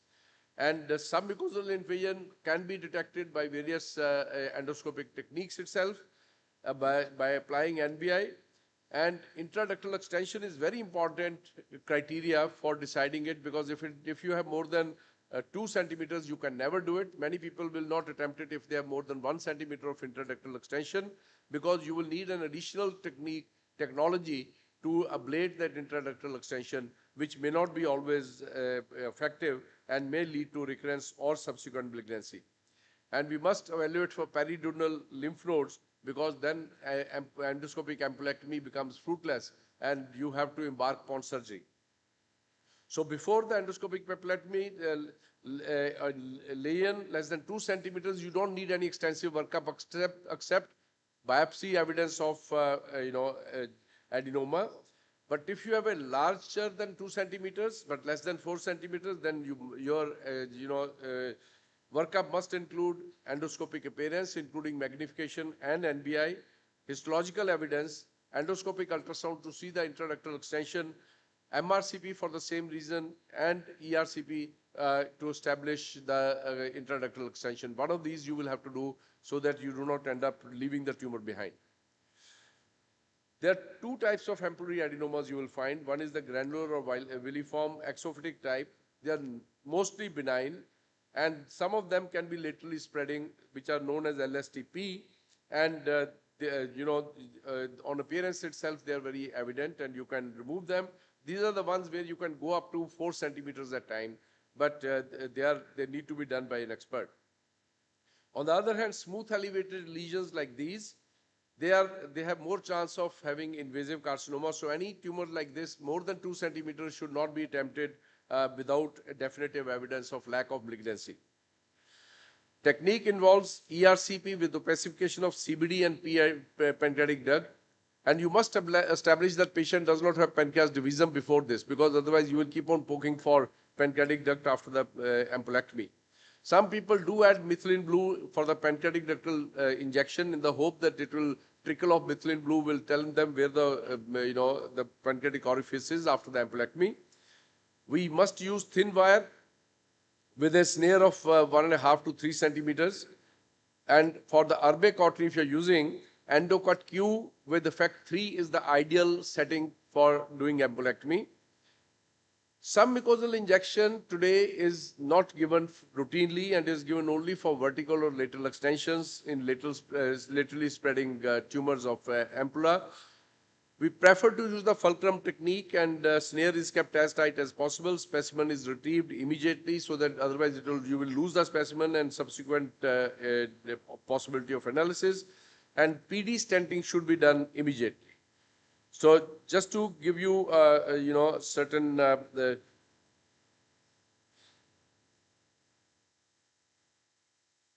here's a video of a smooth elevated lesion. We are, which is around 2.5 centimeters. We are, cannulating the CBD, and subsequently we did the PD cannulation. A snare is applied in this fashion, which I'll comment upon later, that you've held this, the sheath is on the top. You see you are not approximating the wall of the duodenum in this technique, and you immediately remove the tumor. You have not cut it right at the base of the CBD and pancreatic duct. You cannulate the PD, and there is a small risk of papillary stenosis, so some people add a papillotomy or put in a CBD stent. Must remember that this kind of zipper effect can happen because there's no muscle left after dissection. However, PD cannulation is extremely important immediately, because after some time you may have bleeding. And pancreatogram before papillectomy can tell you where exactly is the relationship to the CBD. You rule out pancreas divisum beforehand. And remember that anatomical relationship with the PD, and it is always, at 5 o'clock position. And if you elevate the bile duct, you can possibly expose the pancreatic duct better, and this helps you in cannulating the PD immediately. This is the right technique which we use today. This is the fulcrum technique. The advantage is that you go from above, and the sheath is below the tumor, and you use the tip of the sheath as a snare as the fulcrum, and you go very close to the wall of the duodenum, which is not possible with the previous technique which I showed. You tighten the snare as strongly as possible so that the tumor becomes almost blue, strangulated. You cut it, and then you retrieve the tumor tissue. This is very important that after that your first priority should be to retrieve the ampulla, the adenoma, for histopathological diagnosis, and see where do you find the PD. You should carefully look at the cut surface and see a very innocuous looking slit. It was where the PD was, and we did the ultimate resection, PD cannulation. Submucosal injection was routine in the beginning. Today we avoid doing submucosal injection. There are certain reasons why we don't do it. Because in a randomized controlled trial done in 2017, the complete resection rate was significantly higher in no injection group than in the injection group. You can see it was as low as 50% if you give injection. Why this happens is because the subcutaneous submucosal injection causes a dome effect. It becomes more difficult for you to catch the, the adenoma very close to the surface of the duodenum. And there's a strong possibility of leaving part of the adenoma, in situ, and that leads to higher recurrence rate, and you cannot achieve R0 resection in majority of the cases. And ESG recommends today that we should not be using any submucosal injection before ampulectomy. One of the complications which is very important and should be managed immediately during ampulectomy is the bleeding. And here is a case, our case, which after ampulectomy, we thought everything has gone smooth. So using the fulcrum technique, the ampulectomy was done. Very clean base, no fear of bleeding, but suddenly after we removed the caught hold of the tumor, we retrieved it. When we went back, there was this bleeding. We tried various techniques. Ultimately, clip application was the one which succeeded. Application of clip through the side wing endoscope is not so easy, but the modern day clips are amenable to application through the side wing scope. So you should be familiar with how to apply clips if you're going to do ampulectomy. Now, when we talk of outcomes of ampulectomy, you look at this. Where's the? Does it have the? Okay, I'll show from here. Of all these series which are mostly retrospective, there's no prospective randomized control trial. Of total 1,144 patients, clinical success was almost 86%. Overall morbidity is very high. Almost 1/4 of the patients will get a complication.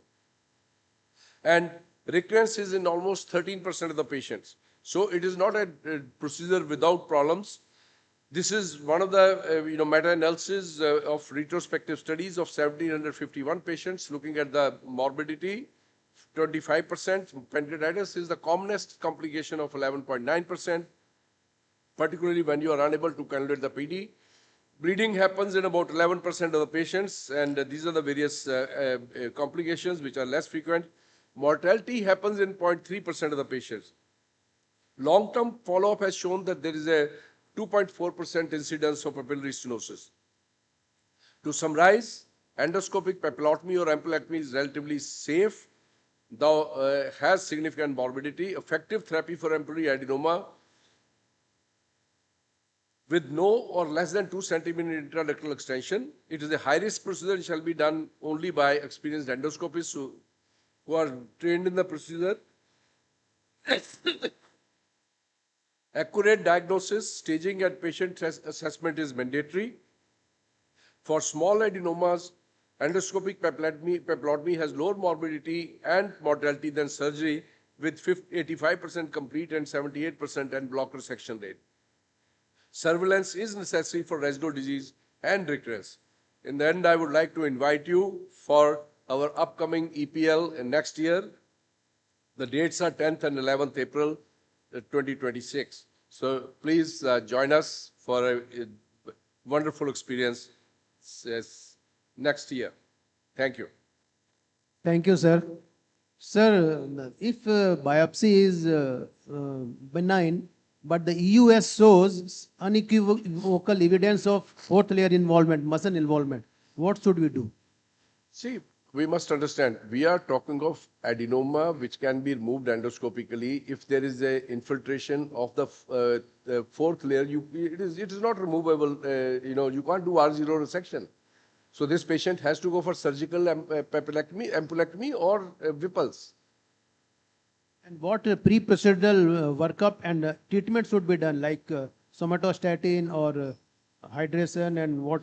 See, to prevent for preventing pancreatitis, the most crucial factor in these patients is trying to identify pancreatic ductal orifice. That's why many people do pancreatogram in the beginning. People have tried to put in a pancreatic stent before ampulectomy. but that resulted in residual tumor left behind. R0 resection rates were poorer.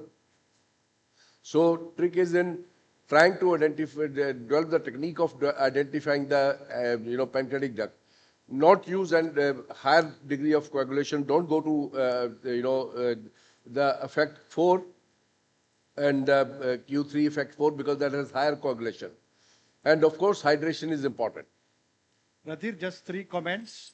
Naresh, just 3 comments. One is that if this is a potentially curative lesion with surgery as well, so unless you are able to get a curative resection, no point in subjecting this patient to an embolectomy.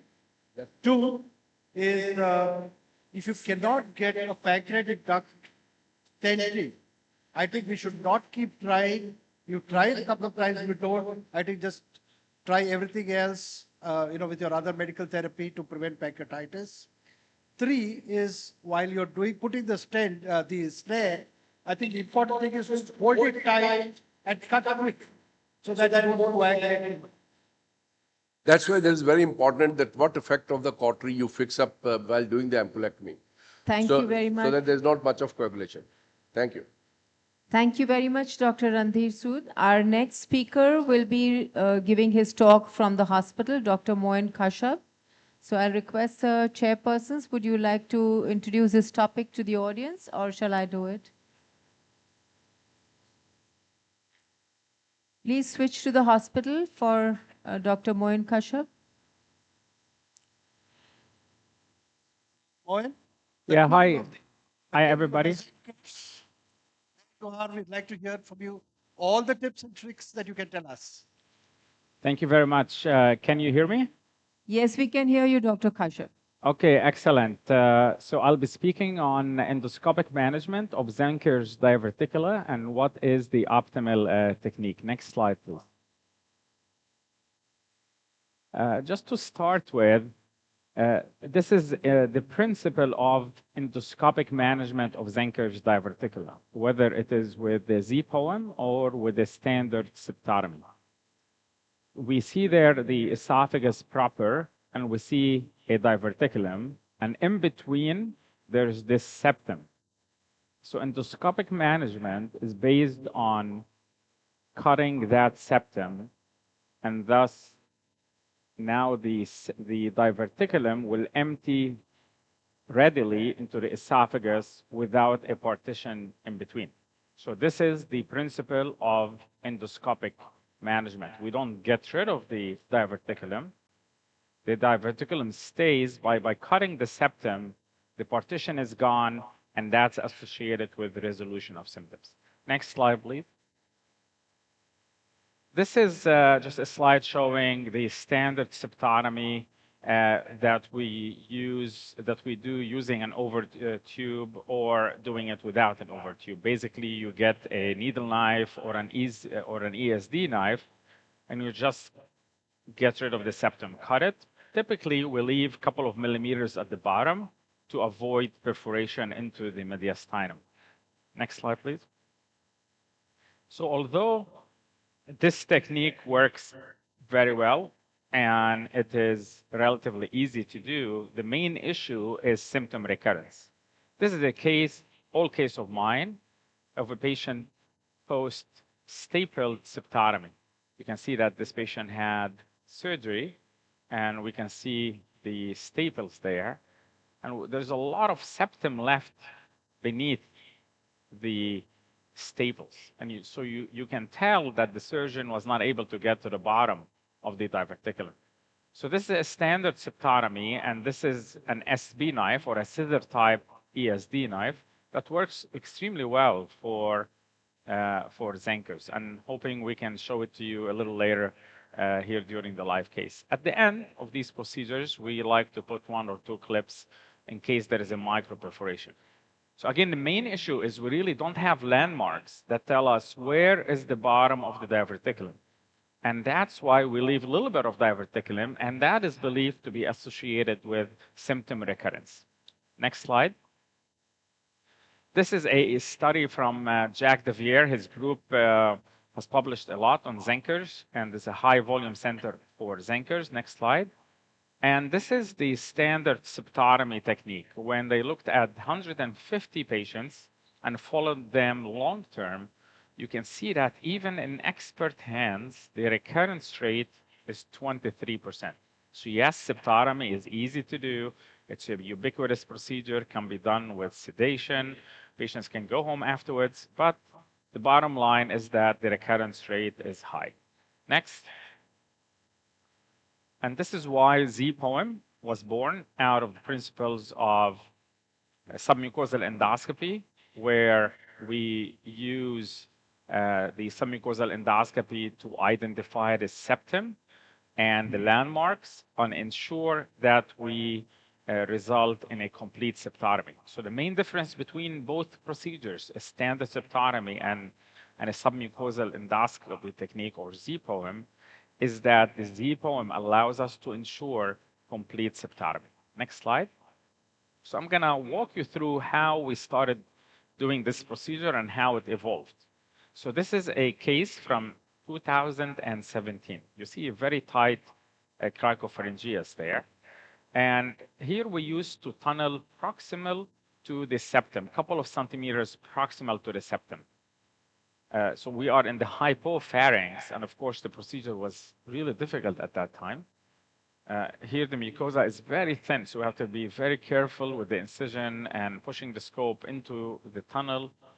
So we tunnel towards the septum, and now this is the septum. Once we get to the septum, we can cut it.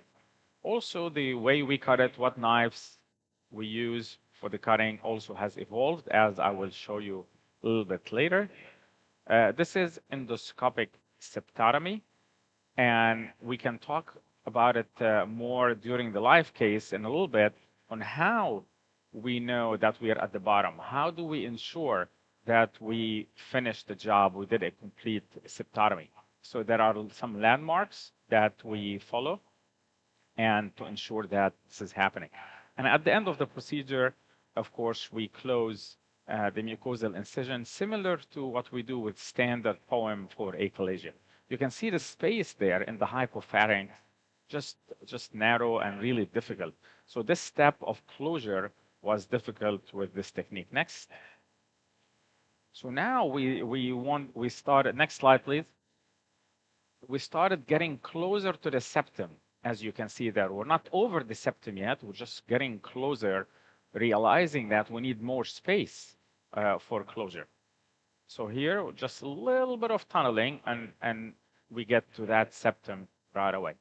We tunneled on one side, on the diverticulum side, and then tunnel on the esophageal side to expose the septum. Here, very important is that the tunneling is on the surface of the septum, of the muscle, similar to what we do with POEM. The principle is always to preserve the mucosa. So here, this is an SB knife, the scissor type knife. We're using endocut Q current. We rarely see bleeding with this knife since it coagulates a lot. And here you see there are some longitudinal muscle fibers there. You don't always see them, but when you see them, you know that you are actually beyond the septum. You reach the esophageal muscularis propria. And now we're closing the incision here. Because we are closer to the septum, we have more space. So closure became easier. Next slide, please. And now we move to over the septum. So this is how the technique evolved. We realized that we don't have to tunnel from proximal to the septum. We can just go over the septum, create a mucosal incision using endocut Q current, about a centimeter incision. We don't need to tunnel. Once you do the incision, you're right away above the septum. So you tunnel right and left. And one thing that changed, we really don't create a complete tunnel these days. You just need to expose the septum a little bit to allow the scissor type knife to sit over the septum and cut the septum. But we don't have to even waste time with a complete tunnel. Here we're still tunneling, and see on the surface of the muscle. A little bit of, this is just a spray coagulation, and then we get this scissor type knife. We can use this SB knife, or we can use the clutch cutter. They work very similarly. And then cut to the bottom of the diverticulum. And once we are satisfied with the cut, typically when I reach the bottom of the diverticulum, I extend it by 1 centimeter. This means we're extended the esophageal myotomy by 1 centimeter just to ensure complete myotomy. And once that happens, then the only thing we have to do is close the incision. You see how safe this is. There's nothing on either side of the septum, so it's very safe. Closure, we like to use the clips with a short stem. Clips with a long stem may result in foreign body sensation. Once you get one of these larger clips, then the mucosa comes together really nicely, and it's very important that you close this airtight. Next, please. And this is the initial large study published on the topic, 75 patients, multi-center. And we showed that even in just at the beginning of the procedure, before it became mature, that the success was 92% with low short-term recurrence, not really much adverse, not really many adverse events. Next, please. And this is a patient who had prior treatment. So we call this technique the hybrid technique. So it is Z-poem, but using the hybrid technique. What does that mean? So this is a patient with prior surgery, prior Z-poem, prior septotomy, and there is just scarring. So you can't tunnel right away. So what you can do is start with a regular septotomy. So cut the septum, just like you do with a standard technique, until you reach, you go beyond the scarring, and then you can see the usual layers, basically the submucosal layer on both sides, and now you can go ahead with the regular Z-poem and tunnel. Because Z-poem, the advantage of it is at the bottom of the septum to identify where the bottom is. You see here, we went beyond the scarring, and now the area became beautiful and no scarring. So this is a hybrid technique. You start with a regular septotomy and then change to a Z-poem technique to basically control the depth of the myotomy and ensure a complete septotomy. Next, please. And this is a study on feasibility of Z-poem in patients who had prior treatment. Next slide, please. And this is to show you that, next slide, yep. And the very few patients fail, and most of these patients actually can undergo a standard Z-poem, and a few of them you're gonna need the hybrid technique that I just mentioned. Next slide. And this here now is the hopefully the procedure I'm gonna show you today. This is the latest addition on how this procedure evolved. So this is the open Z-poem technique. And typically I perform the entire procedure with this, the scissor type knife. You can see the incision wasn't very clean, and it's because this knife is not made for incision, but it's okay because you'll see that eventually we are gonna cut the mucosa. So a beautiful mucosal incision doesn't have to happen. And here this is important. You see diverticular muscle and you see esophageal muscle with a gap in between. So how do you know the depth of septotomy? You already identified the muscle on the diverticular side. So once you cut that, it means you are at the bottom. Once we finish the septotomy, we cut the mucosa on the diverticular side to the bottom, and then the mucosa on the esophageal side to the same level as we cut on the other side. And then we apply a hemostatic gel, and that's it. We don't close. So we call this open Z-poem. And next slide, please. And this is a study that was just published. This is fresh. We published it along with Ahmed Madeo's group, a total of 53 patients. And you see just a couple of adverse events. but the Kothari-Haber score went from 7 to 1 after 6 months, and the clinical success is in most of the patients, and the procedure time was pretty short. I think it was about 18 minutes. Next slide. So this is I think the last video I'm going to show, and this is a cricopharyngeal myotomy. So this patient has a CP bar, and you saw how the EGD scope had a hard time passing through the cricopharyngeus. So no diverticulum here, just a CP bar. And we can do a CP myotomy, and we've published on that, and the results are spectacular in terms of clinical success. But I myself have stopped doing these procedures or this procedure because the closure is not reliable. The hypopharynx high up is very narrow, and closure can be unreliable, and you can end up with leaks. So right now, this is a backup procedure in patients who don't respond to standard treatment. Right now, there is a new balloon that is made to dilate, was made for CP bars. The upper esophageal sphincter anatomy is very different from other sphincters. It's really not circular, so using a CRE balloon or typical balloons does not work. We need a kind of a bilobe balloon that looks like a butterfly and can go up to 37 millimeters. And these are new balloons on the market that are made for cricopharyngeal bars. So we're starting to use those and leave CP myotomy as a backup for severely symptomatic patients who don't respond to the safer, other safer treatments. Next slide, please. Next slide. So this is just to show you that CP myotomy works well. Next slide. Here, success was seen in basically every single patient. Next slide.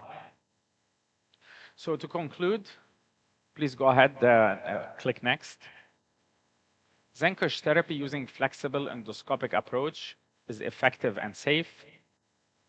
Symptom recurrence is not uncommon with a standard septotomy. ZPOM is theoretically superior to standard septotomy in terms of symptom recurrence, but comparative trials are needed. Actually, there was a comparative trial. We participated in it. It's called the ZIPPY trial.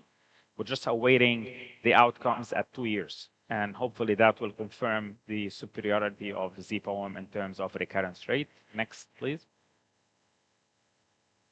Next. ZPOM technique has evolved. And over the septum approach simplifies the procedure. I think open ZPOM might be the winner since it simplifies the procedure. It eliminates the mucosal flap. It eliminates difficult closure. It reduces procedure time and reduces, of course, procedure cost because we're eliminating the use of clips. Thank you for your attention, and I'm happy to answer any questions. Thank you, Moin, for this lovely talk.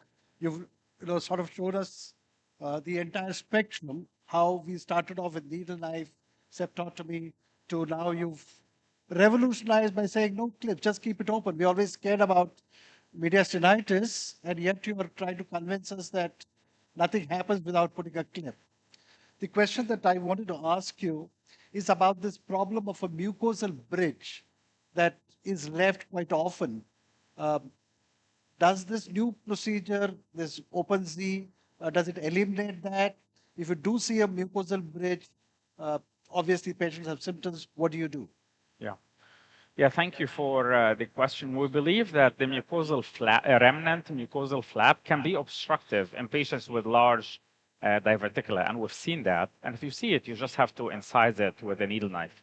But that requires another procedure. And we know these patients are old, and putting them under anesthesia, again, is troublesome. The open ZPOM technique, yes, it eliminates the mucosal flap completely. So you're getting rid of the septum and also of the entire mucosal flap. So it eliminates this problem. Yes, sir. So, Dr. Moin, tell me, what is the difference then between septotomy, conventionally done, and open ZPOM? There also we used to be doing practically the similar thing. Yeah, the end game is similar, but intrinsically, the procedure is very different because the standard septotomy is blind and you don't know when you're at the bottom of the septum. So now we're taking the advantage of Z-poem in terms of ensuring complete septotomy, and you're cutting it under vision. It's not blind, you know when you're at the bottom. And then we're taking advantage of the standard septotomy by getting rid of the entire mucosal flap. Mohan, I saw Roberta Marcelli putting marks on the septum before injecting so that they are sure where to cut and where to go. What about that technique? So we're going to see it in a little bit. When you inject, you may distort the septum, so you can lose where where you should start. Where I inject is in the middle of the septum, and the incision, and that will be my marker where the incision point is. And that's where the incision will be, exactly in the middle of the septum. And you never intubate the patient and never put the Ryle's tube? Always intubate. So these procedures are done with the endotracheal intubation because you're injecting a lot of fluid, so there is aspiration risk. So, has there been any comparative trial of recurrence rate long-term between various techniques, open Z-poem versus the various standard Z-poem and the septotomy? Yeah. So open Z-poem, the paper I just showed you, it's just hot off the press. So this is the first publication. And we now have, I started about 2 years ago. Results are good. We don't have randomized data. We are comparing it actively to regular Z-poem in terms of recurrence. But that will be retrospective data. The next stage is once the procedure, when we want more people to start doing it, get more data, and then plan a randomized trial. So that's for open Z-poem versus Z-poem. For standard septotomy versus Z-poem, I just mentioned that ZIPPY trial. We were part of it. It's an international multi-center randomized trial. We completed the study. The outcome is recurrence of symptoms at 2 years. So now we completed the trial about 1.5 years ago. So we're still waiting for the last 6 months to report the 2-year data. At DDW, you're going to see the prelim data from that study, not the 2-year outcome. You're going to see the 1-year outcome at this DDW in San Diego. But next year, you'll see the actual results from the primary outcome. How soon after the Z-poem you initiate the feeding in these patients? Yeah. So we typically admit these patients. We get an esophagram the next day, ensure everything is good. Then they start on a liquid diet that goes for 24 hours. And then they go on a soft diet for 7 days. And after 7 days, they go on a normal diet. For open Z-poem, we are a little bit more gentle. So we increase the number of days on liquid diet to 3, and then soft for 7. So 3 plus 7. So I want to mention there are 2 contraindications to open Z-poem, in my opinion. One, in patients with obstructive sleep apnea that need because they need CPAP because of the positive pressure that can open things up. So we don't do open Z-poem in these patients. The second is patients on anticoagulation because it is basically a resection like an ESD, and there will be an ulcer. So patients can bleed from anticoagulation. So these are 2 contraindications to open Z-poem. Thank you, Dr. Moin Kashyap. We come to the end of the endoscopy update 6.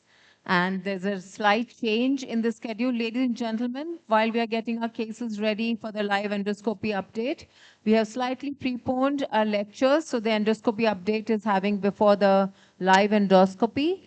And to invite, I thank the chairpersons and I request you to please step down. And I invite the chairpersons for endoscopy update 7, Dr. Andrea Androloni, Dr. G. Manoharan, Dr. Vishnu Abhishek, Dr. Ashish Gandhi, Dr. Deepak Patil, Dr. Ashish Sethi, Dr. Bijay Mishra. Whoever is in the hall, we know it's slightly early than the regular time, so please come up on the stage. And again, here there is a slight change. Dr. Pradeep Bhandari, who has reached the hospital before he goes and gets ready for the case, He will be giving his lecture first on EMR and ESD for colorectal lesions, which to choose and for what. So we'll switch over to the hospital for Dr. Pradeep Bhandari's talk.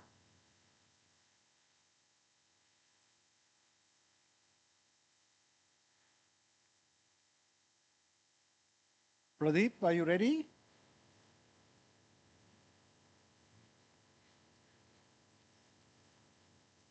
Yesterday, Pradeep had some strong opinions Just getting when connected. we did DMR and when we did ESD, whether we are tending to overdo the ESD indications and whether piecemeal EMR or cold EMR was an option out. And so I think we're looking forward to this talk by Pradeep.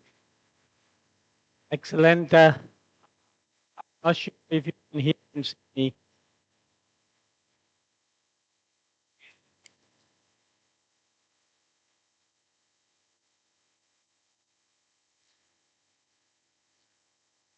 Yeah, can we have a show of hands as to how many of you are doing ESDs in the upper GI tract?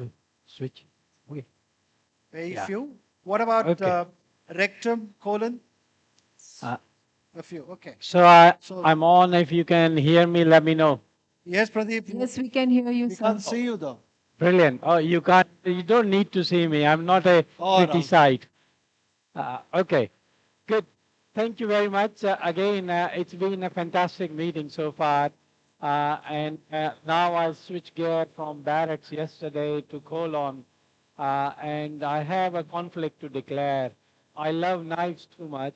I love to play with knives.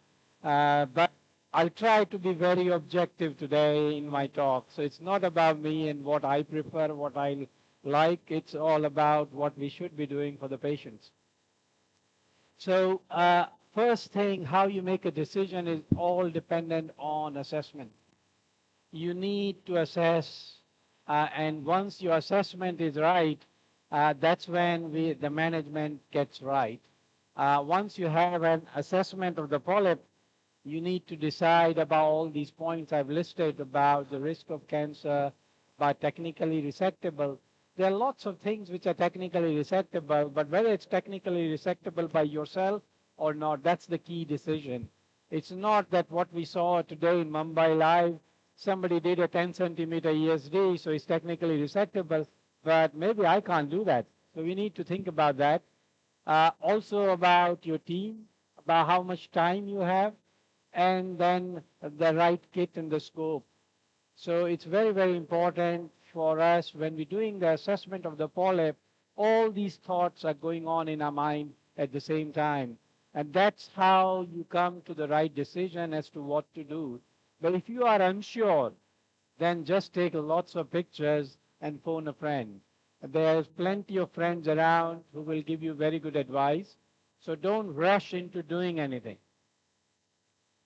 Why ESD? The only reason why this talk is happening, the debates are happening, is because ESD offers these advantages of being an en bloc excision, so you get R0 resection, which means the recurrence rate is very, very low. And if it turns out to be cancer, then you get perfect staging. You know the depth of invasion because the specimen is so good. And if it is an R0, then again the need for surveillance can drop down. But there are lots of disadvantages of ESD because it requires a lot of expertise. There are not many endoscopists around who can do that. The procedure time can be long depending on the endoscopist and depending on the polyp.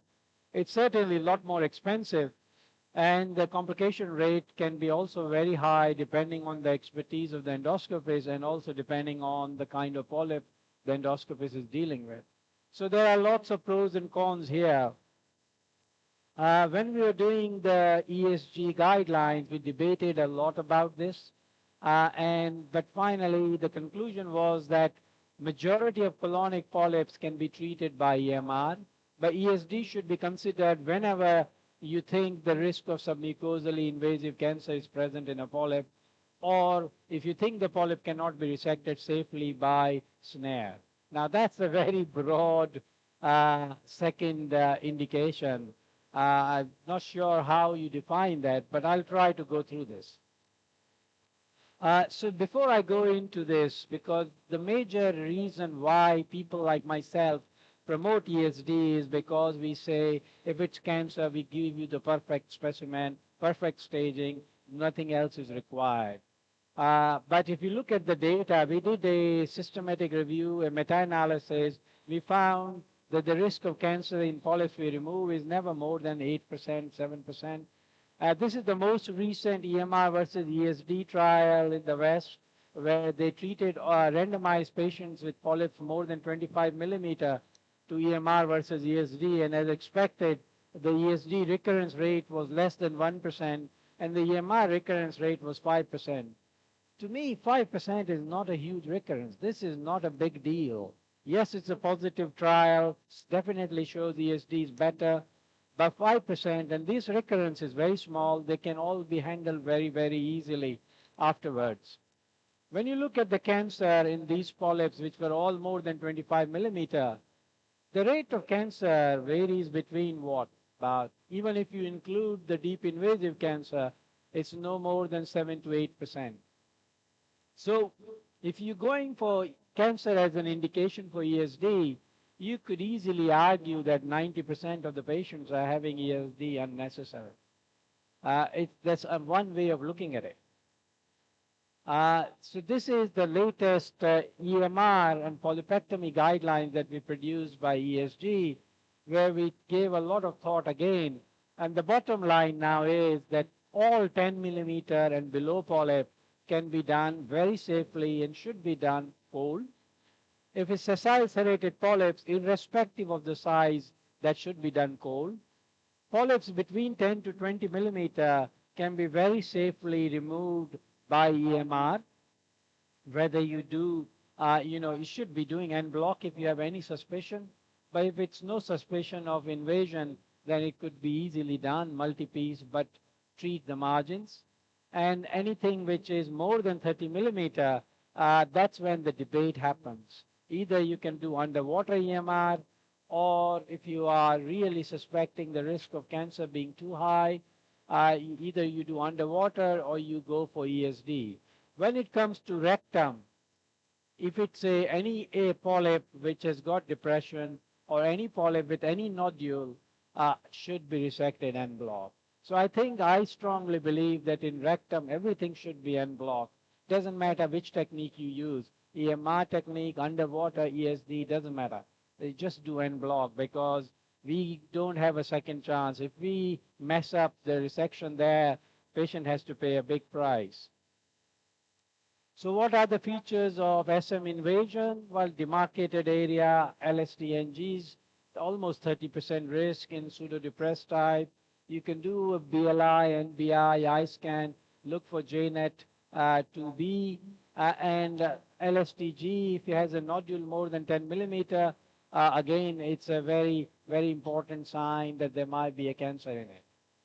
Now, this slide says lots of things, but one thing it does say is the location matters. So if the polyps are located on the rectum or rectosigmoid, they carry much higher risk of cancer than polyps outside of rectosigmoid. Similar data showing almost twofold higher risk of cancer in rectal polyps. This is old data by Professor Kudo saying similar thing, the very high risk of cancer in rectal polyps. So I think rectum, you should be very careful, aim for en bloc. Next is looking at the morphology of the polyps. If it's LSTNG pseudodepressed, the risk of cancer is too high. Again, that's for ESD. Similarly, LSTG nodular type with large nodule, the risk of cancer is high. That should be for ESD or some form of en bloc excision. Rest of them could be treated by EMR. So what about, well, that's a typical example of what I mean by LSTNG pseudodepressed type. There is a definite risk of cancer. And also, this will not come off by EMR. You will get recurrent. This is very difficult polyp, has to be treated by ESD. You can use NBI, BLI to make an assessment and make a decision based on that. So if you see JNET 2B, this is the other part of our guideline, which says JNET 2B. Again, there should be an en bloc excision because the risk of cancer is too high. If you're very sure that there is no risk of cancer in JNet 2B, you can think of EMR, but otherwise go for en bloc excision with all JNet 2B. This is an area where I feel ESD plays a big role because the colitic bowel is fibrotic. It's very difficult. There's a lot of fat in that bowel, a lot of fibrosis, inflammation, makes EMR very challenging. So this is our series which we published a few years ago. This still remains the largest series where we concluded that if it is a polypoid lesions less than 15 millimeter, EMR can be very effective despite IBD. But if it is a flat lesion more than 15 millimeter, or you suspect any kind of fibrosis in that bowel or in the polyp, then you should be treating with ESD. If you follow this, then there is no difference in outcome between EMR and ESD. If you're doing an EMR, you have to do a very high quality EMR. As shown here, if you do the EMR and then you do thermal ablation of the margins, the risk of recurrence goes well below 5%, maybe 2%, 3% recurrence rate. So do a very high quality EMR in these cases, then the debate about EMR, ESD again drops down because you're doing a very high quality EMR and reducing the risk of recurrence by just doing soft tip coagulation. Underwater is picking up a lot. You can do with injection, without injection. Almost up to 30 millimeter polyp can be excised and blocked. And also the other advantage is after resection, the resection base is so small that you can very easily clip the base with 2 or 3 clips if you do it underwater. So underwater remains another very useful way of achieving en bloc excision, or maybe excision of large polyps in very few pieces, and that again reduces the recurrence rate. See how it comes very easily. And I routinely clip. If I have injected, like on the right side, I would not clip because I now can see the muscle. On the left side, where I haven't injected, I never know how much damage I've inflicted to the muscle, so I clip. But this is not guideline based. This is just my intuition. This is how I work if I do underwater. I'll always clip. These are special polyps, scarred polyps. You can't always do full ESD. This is in the cecum. Doing full ESD can be extremely challenging, very high risk. So you can use the technique of ESD to cut in the normal mucosa. See, nothing is lifting. And then you make a nice groove around this polyp. And as soon as you dissect it enough, where you feel the snare can now take it and block, you can use the snare and resect it and block. This doesn't always guarantee en bloc excision, doesn't always guarantee the R0 excision. So, but if the indication is scarring or difficult benign polyp, it's more than enough. This technique will really achieve very good outcome. But if you're worried about cancer, I would not recommend this because there you definitely want en bloc. So this is almost resected. We'll now put a snare. See, it's completely resected from all the sides. Snare will take it off and block. This is an area, this is an IBD patient with a really subtle polyp. Took me half an hour just to identify the margins. And here we're doing underwater. I'm using underwater or saline as a traction technique, and also see all this fat underneath these lesions. As the fat melts, it sticks to our lens and visibility goes down. So continuous flow of saline washes the fat, also gives us the traction, and also builds up this cushion and allows me to dissect this very safely. You can see there's hardly any submucosa here. It's purely the water jet which is giving the traction, opening up the planes, allowing me to safely dissect a lesion like this. So again, a very good way of resecting lesions using water for traction. Finally, you need to consider the size, the location, the access, comorbidity of the patient, and then decide ultimately exactly what is right. So give you these two examples.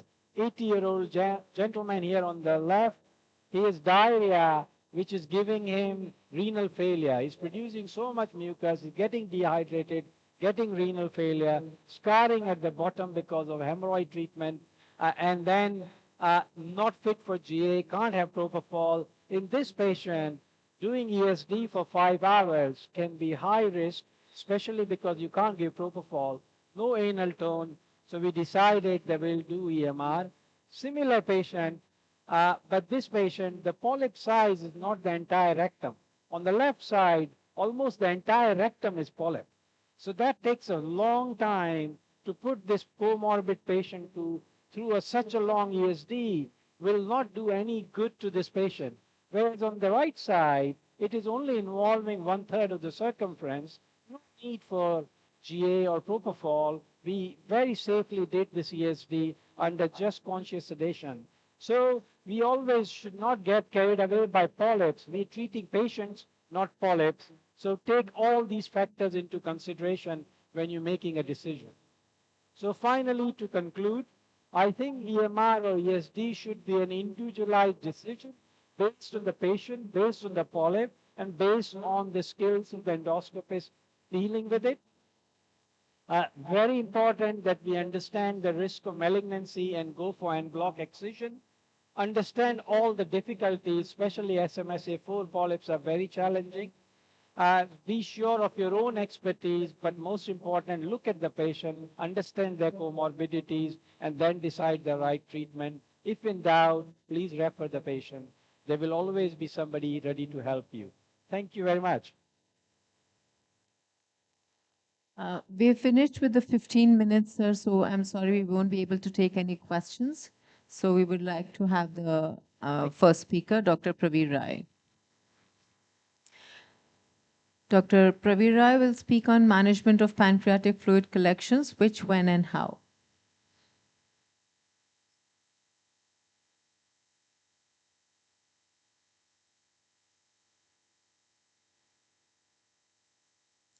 So firstly, I would like to thank Dr. Amit Mahadev sir and his team for this wonderful opportunity. So I'll be talking about management of pancreatic fluid collection, which, when, and how. So this slide is again known to everyone. Less than 4 weeks, you have in the setting of interstitial pancreatitis, the collection that forms is known as acute pancreatic fluid collection. After the 4 weeks, when you have a pseudowall, it's known as pancreatic pseudocyst. Within 4 weeks, in the setting of necrotizing pancreatitis, what we get intrapancreatic or extrapancreatic is an acute necrotic collection. After 4 weeks, what you get with a pseudowall is known as walled-off pancreatic necrosis.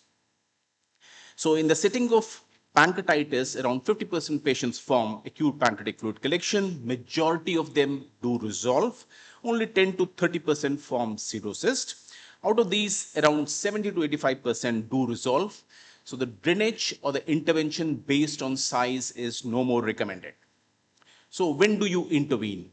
It has to be a symptomatic, infected, or increasing size of the collection, preferably after 4 weeks. Symptoms can be gastric, duodenal outlet obstruction, biliary obstruction, vomiting, upper GI bleed, pancreatic ascites, or effusion.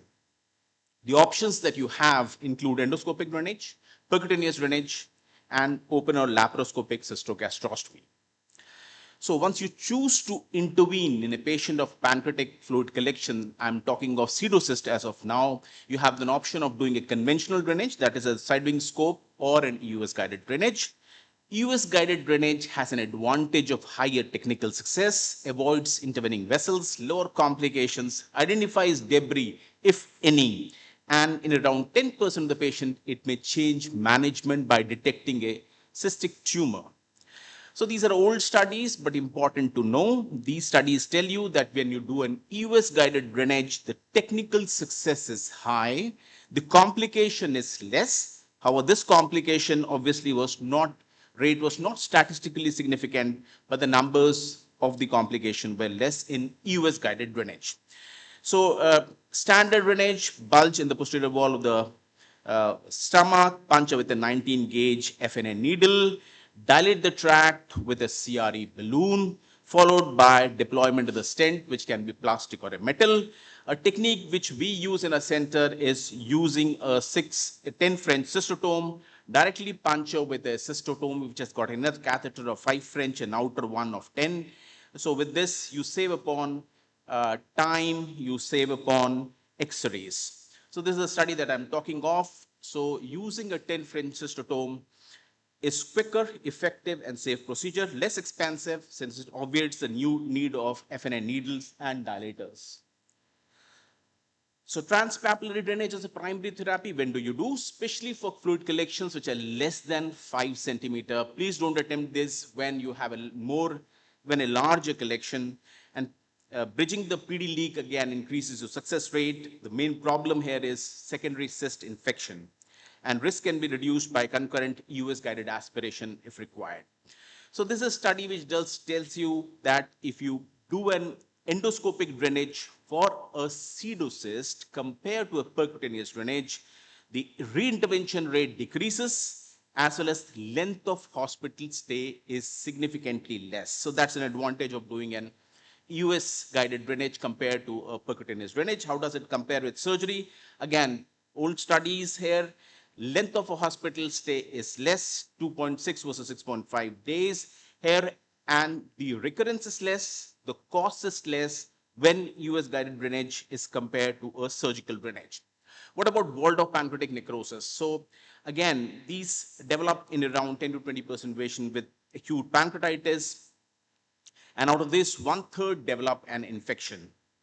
So indications for intervention in walled-off pancreatic necrosis: proven infected pancreatic necrosis, clinically suspected infected pancreatic necrosis with an ongoing organ failure for several weeks despite optimal therapy, organ compression, and abdominal compartment syndrome. So these are the reasons when you need to intervene in patient with walled-off pancreatic necrosis. Again, for walled-off pancreatic necrosis, you do need multidisciplinary team: gastroenterologist, CCM, a physicist, intervention radiologist, and GI surgeons. Options, again, the same. You can do a percutaneous endoscopic approach or a surgical, which can be minimally invasive, or an open one.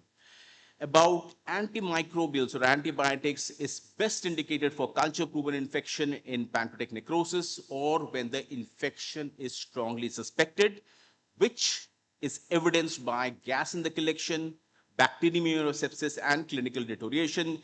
You can choose antibiotics depending upon your local culture sensitivity, but otherwise carbapenem, quinolones, and metronodozoles are the ones which are usually preferred.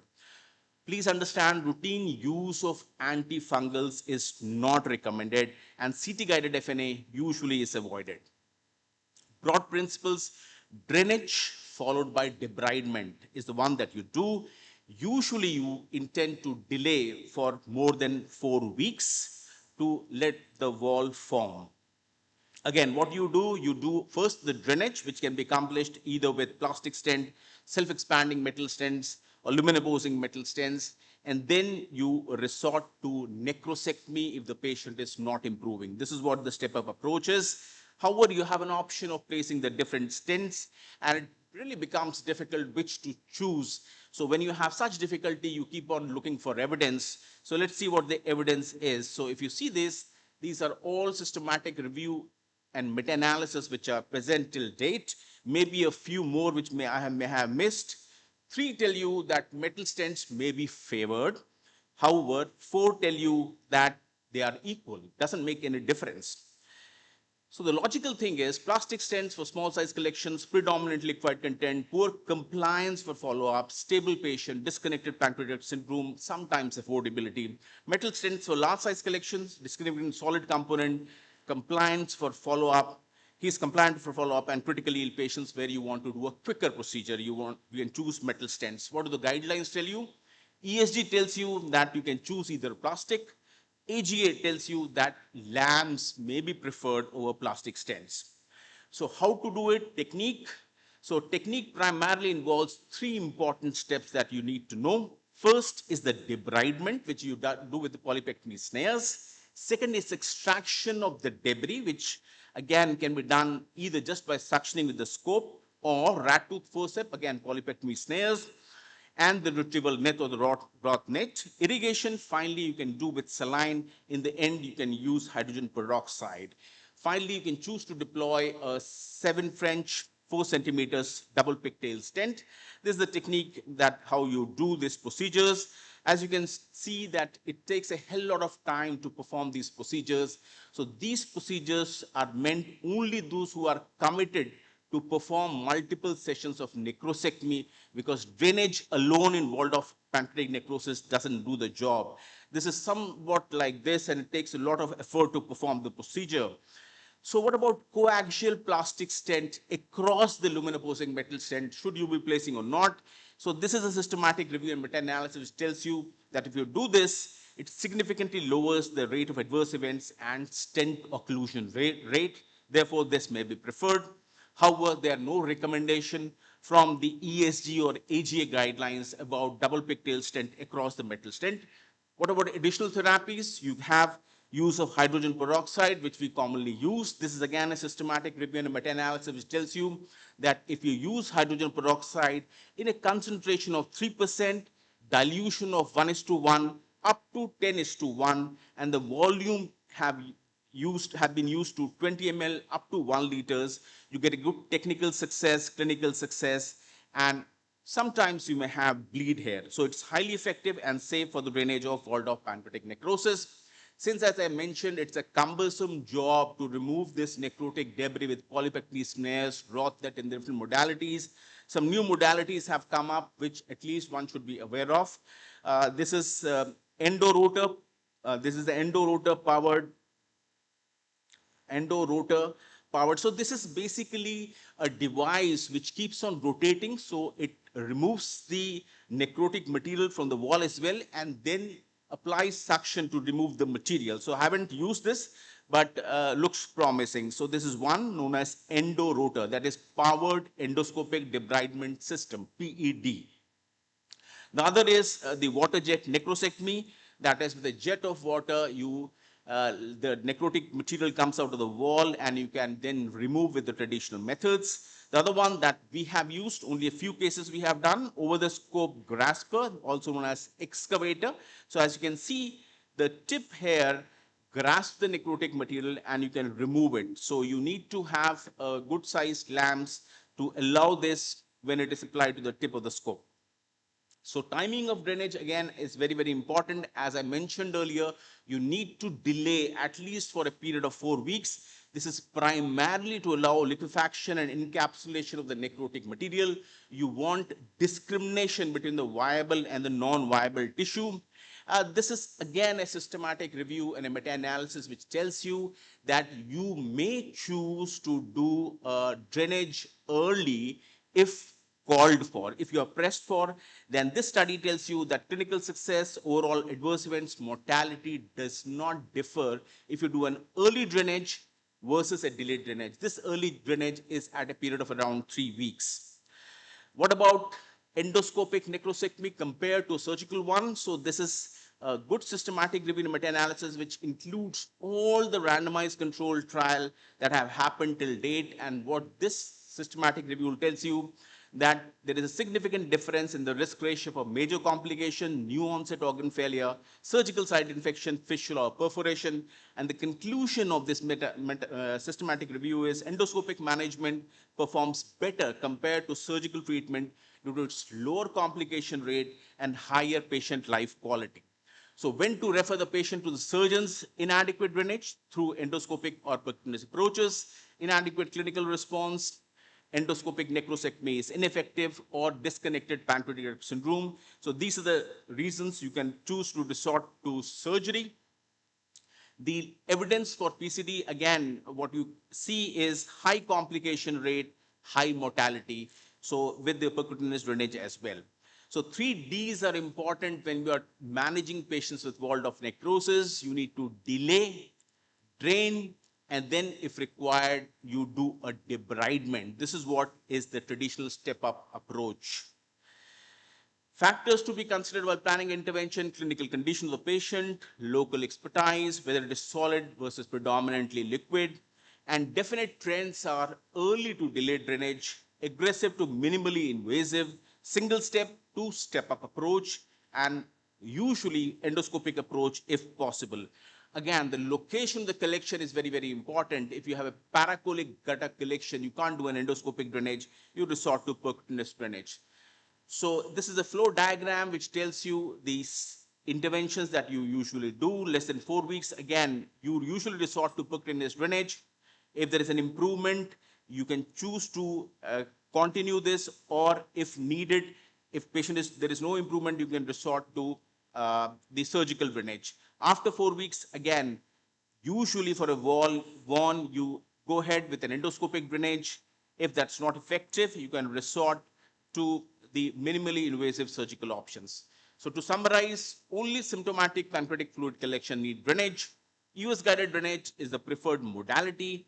Before drainage, rule out neoplasm or a pseudoaneurysm. Use of a single or multiple plastic stent suffices with high efficacy in pseudocyst.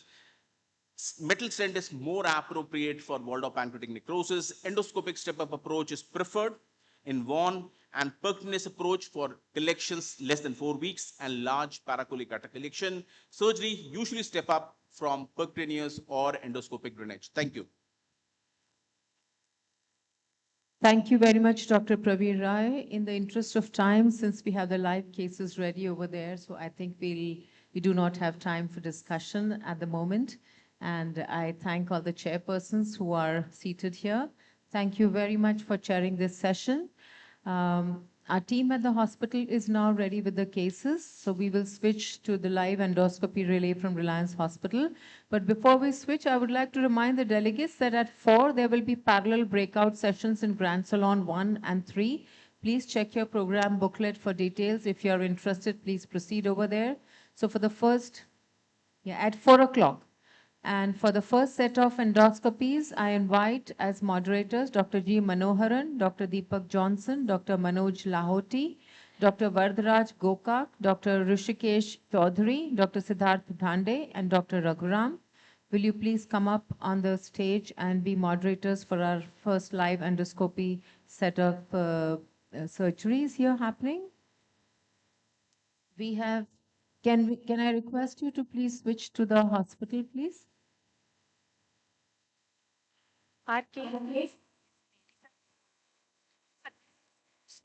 Lower GI bleed.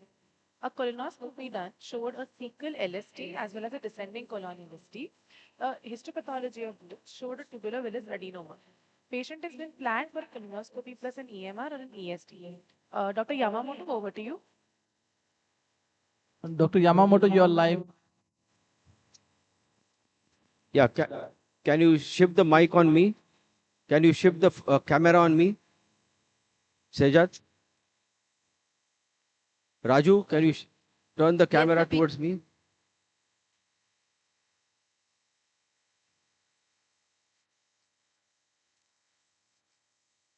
So welcome back to the endoscopy room of the Reliance Hospital. So we are starting our afternoon evening session. What we have done is we have clubbed both the live sessions. So now continuously we'll be doing live procedures.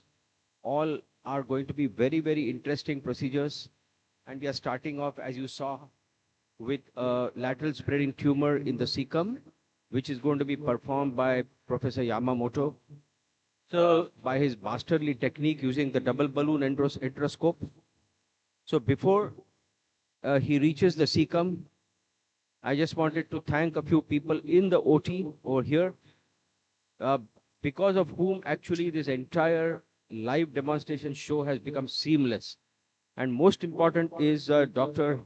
Hemant Mehta, who's the chief of anesthesia, along with his entire team, and especially Dr. Sheetal, Dr. Misha, Dr. Disha, and many other anesthetists in his team who have been phenomenal in their work, and they are making the patient so comfortable and making the whole thing so safe that the endoscopist just doesn't have to think. You know, they have to only concentrate on the procedure. So thank you, Hemant. That was fantastic. I am grateful to my team, and yesterday, as Amit said, it's not 65, but 40 doctors team, but I'm really grateful to my team. And one very, very important person, because of whom you are seeing this superb 4K high definition signal in the auditorium, such a long distance away from the Reliance Hospital. And that is Mr. Raju Shinde and his team. Raju Shinde is the backstage worker in this movie, so he's not seen. But look at his production. I mean, look at the type of signal which you're getting on the screen, the clarity of the signal. Because all credit goes to Raju Shinde. Thank you, Raju. And now I hand over the mic to Professor Yamamoto. Okay. It's all yours. Is my mic working? Okay. Yes, yes, it is Good. working. Hello. Yes. I came to the ileum, so this is a double balloon endoscope, so I can go further and further, but today this is not enteroscopy. So I come back to the colon. So I was doing enteroscopy. While waiting for you. Anyway, this is the Cecum. But the problem is the bowel preparation is not very good. So I have to wash. Okay, can you? And good thing about the double balloon endoscope is the limit the space for working. That means the overtube balloon blocks the colon. So all the dirty materials distal to the overtube does not come back to the site. So easy to wash. So even in the Cecum, just washing and cleaning it is much easier. So I will wash and prepare for the ESD. What's the therapeutic channel in the scope? So usually, if the right side of the colon and the region is right side of the colon and the preparation is not very good, it's difficult to clean the area. But using the double balloon, so the space is separated. Dr. Yamamoto, which scope you are using and what is the channel size? This is a short double balloon endoscope, EI 850 BT, 580 BT. And the channel size is 3.2 millimeters. It's Fuji scope. Large enough for ESD. And what I can do is the separate space, and in addition to that, the endoscope control is very stable using the double balloon system. So How do you prepare the colon? What bowel preparation you use? You split dose or single dose? I'm sorry? Bowel preparation. What kind of bowel preparation? I don't know. What type of bowel preparation did you give? What do you use? Japan. In Japan, we use just PEG solution like a glycerin. We call Niflex. Can I wash? And we give I think the morning dosage is very important to clean the colon. So in the morning, we give 2 liters of the PEG solution. And let's see where the lesion is. The Cecum LST. Do you always prefer to use this ST hood for all your patients, or is this a specific situation? This is the lesion, I guess.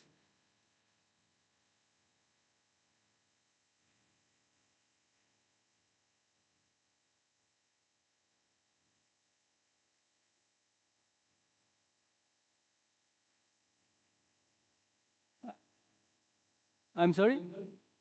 Do you always use this hood? There are 2 lesions.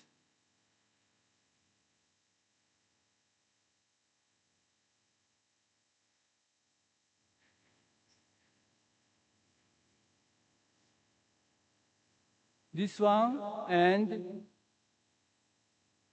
one more. Yogesh, this hood is available here or is a special hood from Japan?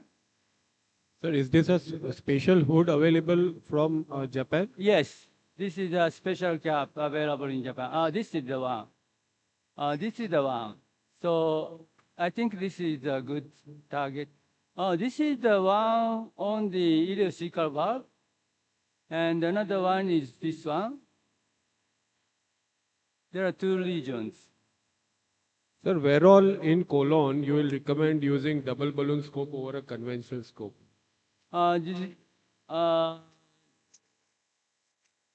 Yeah, if I use the CLPSP, that is continuous low pressure saline perfusion, I use double balloon for the right side of the colon. So which one should I do? This is more important, I think. Yes. So yeah, let's do this. Bigger one. Bigger one. Okay. So wash.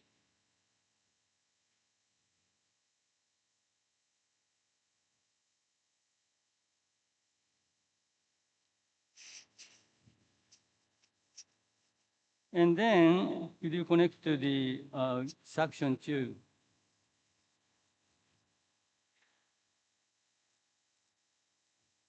Do you take the biopsy now, or only you decide on the basis of your NBI imaging and magnification imaging? I don't take biopsy.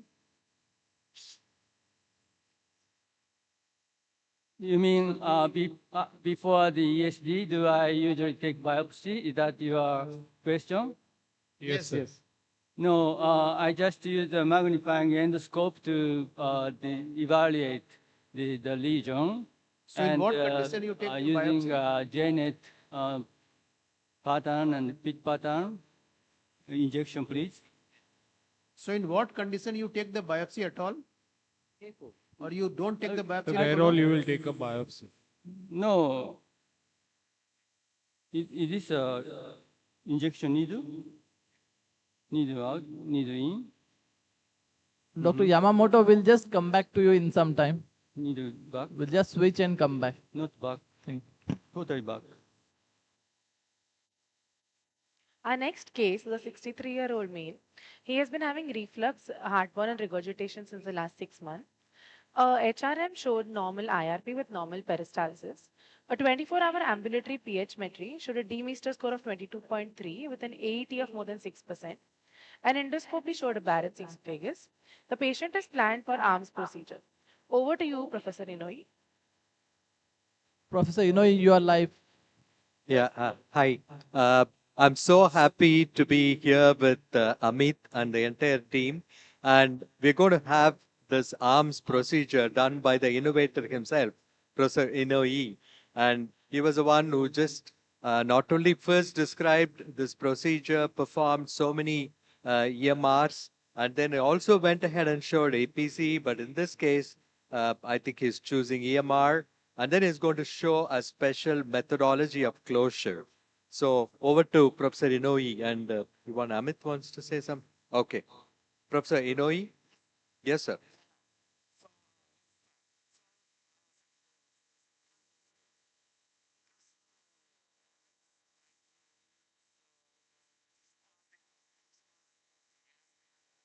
This was the esophageal junction. Now he has some Barrett's. Anyway, so get in our stomach and it keeps a little flex. Scoop Olympus H290 therapeutic. And then, so now we have the cap device at the distal end. Anyway, at this point, so please get his popping sound. Yeah. No, that is, yeah, the carbon dioxide is coming out. Yeah. Can you hear? Can you hear? Yeah. His popping sound. Burping. Yeah, yeah. Burping. Yeah. Audience can hear. Yeah. Yes, we can. Yeah, yeah. Yes, Popping yes. sound. So the continuous popping sound. It's nice. Yeah, yeah. Now he will show you after the procedure, it will stop. Yeah, yeah, yeah. Hopefully. That's right.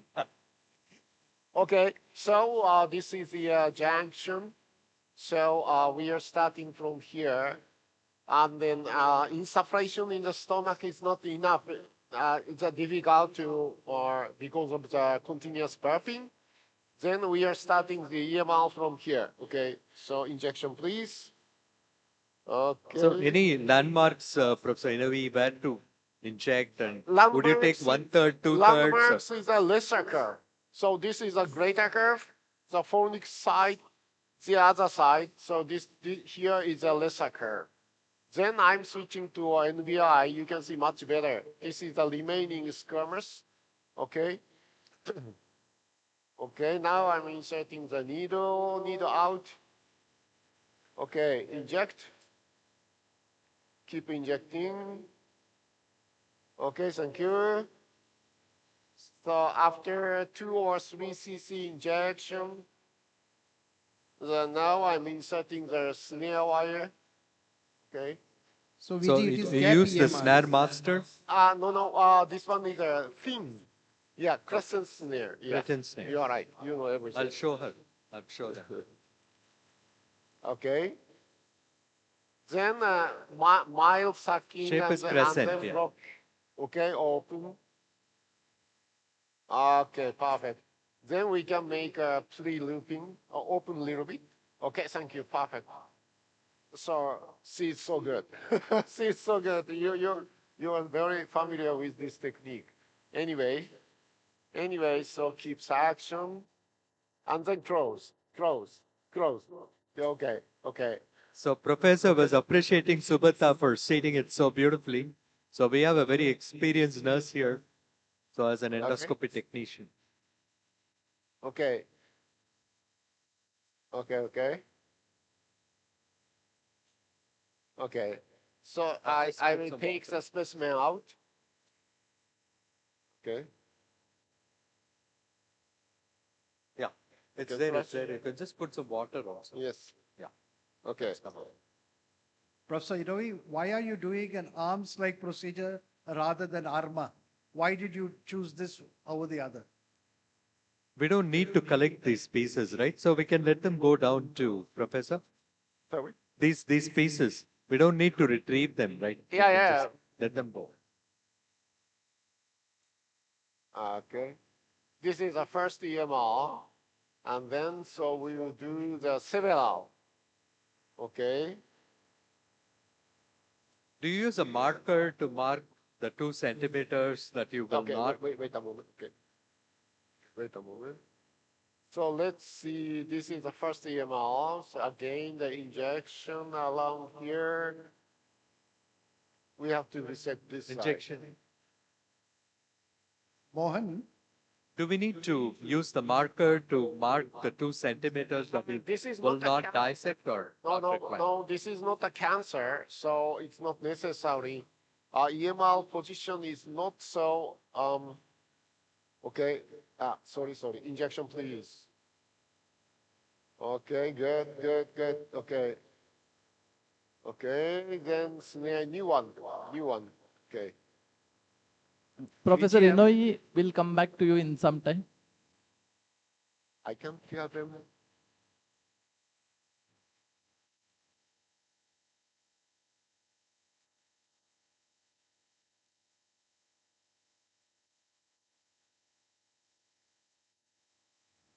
A 68-year-old female, 68-year-old. low comorbidity.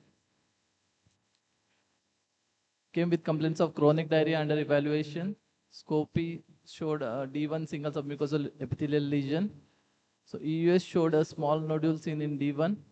DOTA scan done suggestive of moderately increased EMI. This is the... Hi. Dr. Mohan, you are live. Thank you very much. At the outset, I thank Mahdev, Gaurav, Ankit, everybody for calling us for this case. And I have been with Dr. Nirmal Jeet, who is expert endoscopist. Daya will be assisting me. Dr. Ankit has given nice anesthesia. So we are in the D1 as the history has been suggested. And you can see these D1 neuroendocrine tumor, you can see here, that's the subepithelial tumor in the D1. So the management of subepithelial tumor in D1 starts from the diagnosis, because there can be many subepithelial lesions. The most common is neuroendocrine tumor, and we must take biopsies and diagnose that. And the second thing we must know is the layer of the tumor. And third thing which we must know is if it is neuroendocrine tumor, whether there are associated lymph nodes also, because the lymph nodes, if they are there, and then that becomes not a case for endoscopic resection. So in this case, we have done everything. We have a biopsy, which is suggestive of neuroendocrine tumor. The DOTA scan has shown that the tumor is restricted to the D1. There are no associated lymph nodes. And the EUS has shown the layer of origin in submucosa. But we never know in these neuroendocrine tumors what is the muscularis propria involvement. Right. So this lesion is around 1.2 to 1.5 centimeters. So Right. Dr. Nirmalji, we discussed about the various options available. So the most important which we have is FTRD device, and we thought why FTRD is not useful in this. Can you Yes. comment on that? Because you can see this is the pyloric ring. Yeah, I think I'm audible there to the audience. So we did discuss about this case. So when the duodenal NETs, we have three major options. One is doing a band EMR if it's a small and a superficial lesion. Other is doing an ESD. And third is a full thickness resection of the lesion with the help of a device which is FTRD. But this lesion is almost immediate post-pyloric. So all juxtapyloric lesions or even juxtapapillary for that matter also, if they're within a centimeter of papilla or centimeter of pylorus, which this lesion actually is. So this is almost starting from the distal rim of the pylorus and then the lesion goes further. So I think FTRD is not going to be a safe option in this case. We might be catching hold of the pyloric rim and causing pyloric obstruction.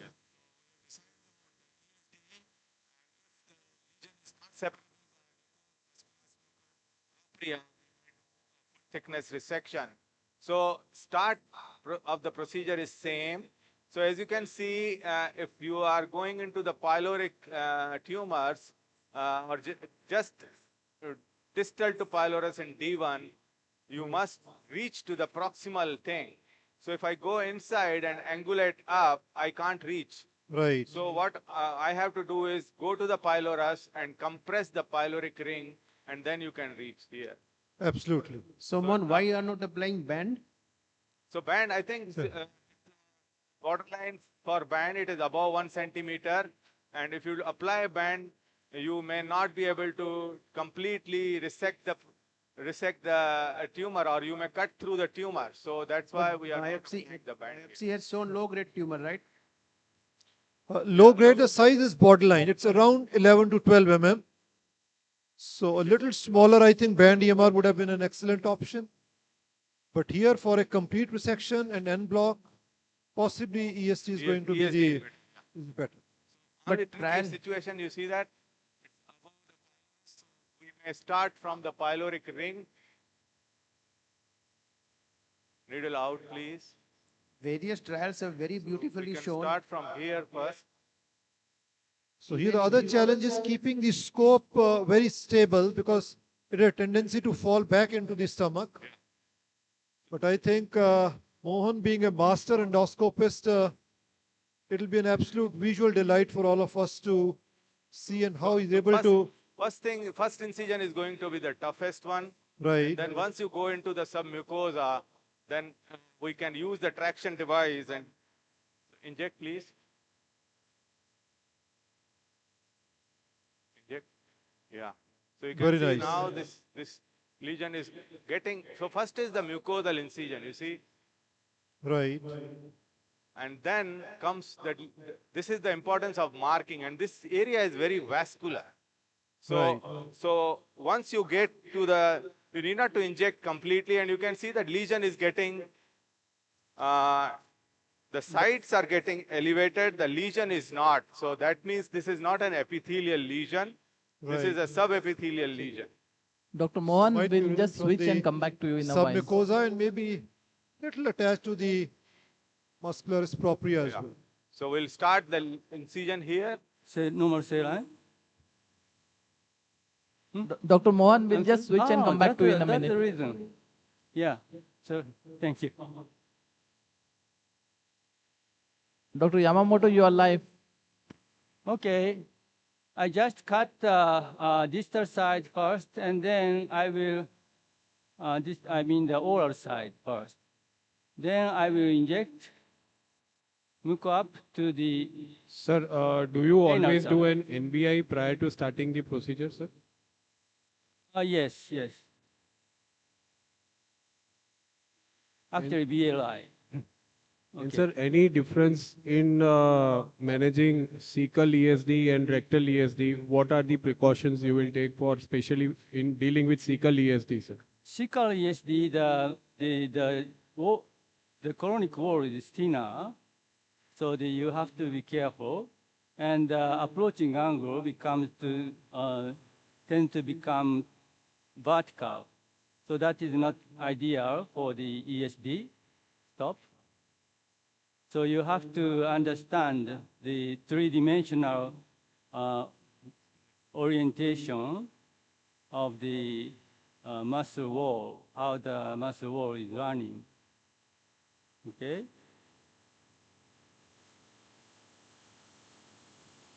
So as you can see, even the poor preparation of the bowel, I can get a good clear view just by washing with a small amount of water. Okay, stop. And needle back.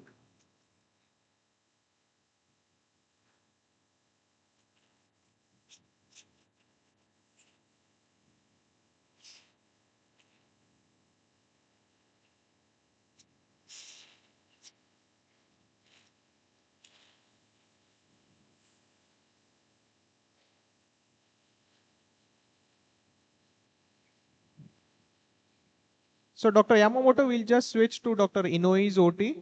Yes. With arms going on. We'll just switch to OT number 6. I will create a pocket from the anal side.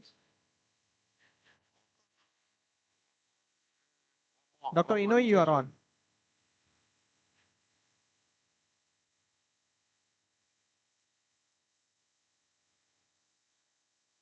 Live.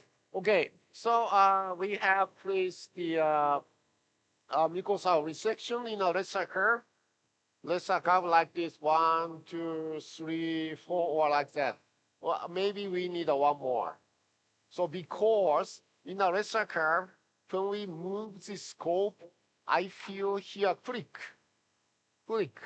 This one is a clustering muscle is behind.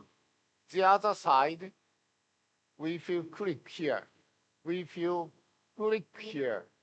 So behind this elevation, there is the clustering muscle. So this side is a little bit better to extend the mucosal resection.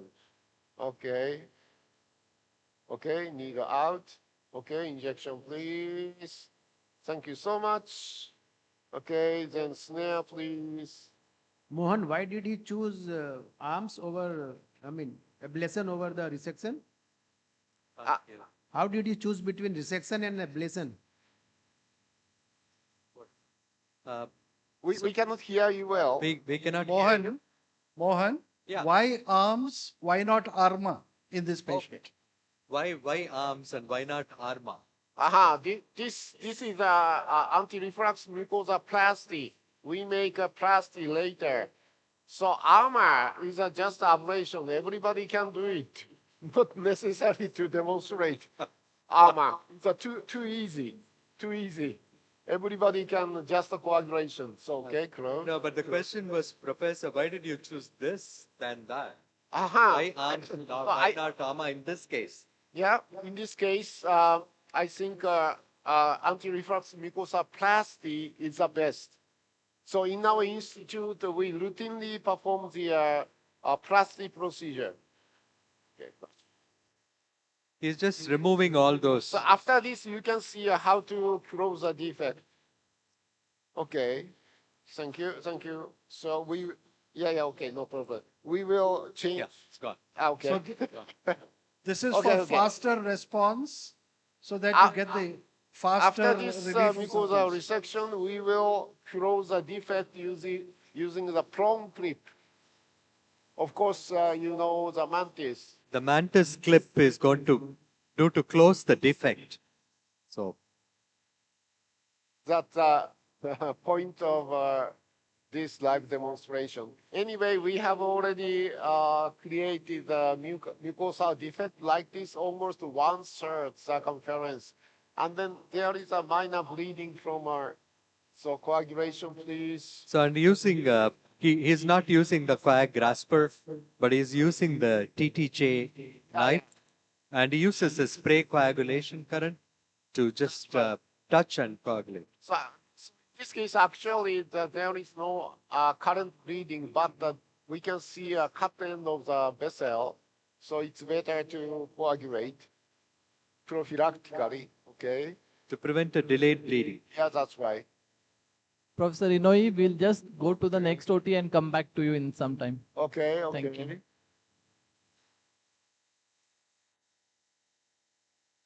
21-year-old male.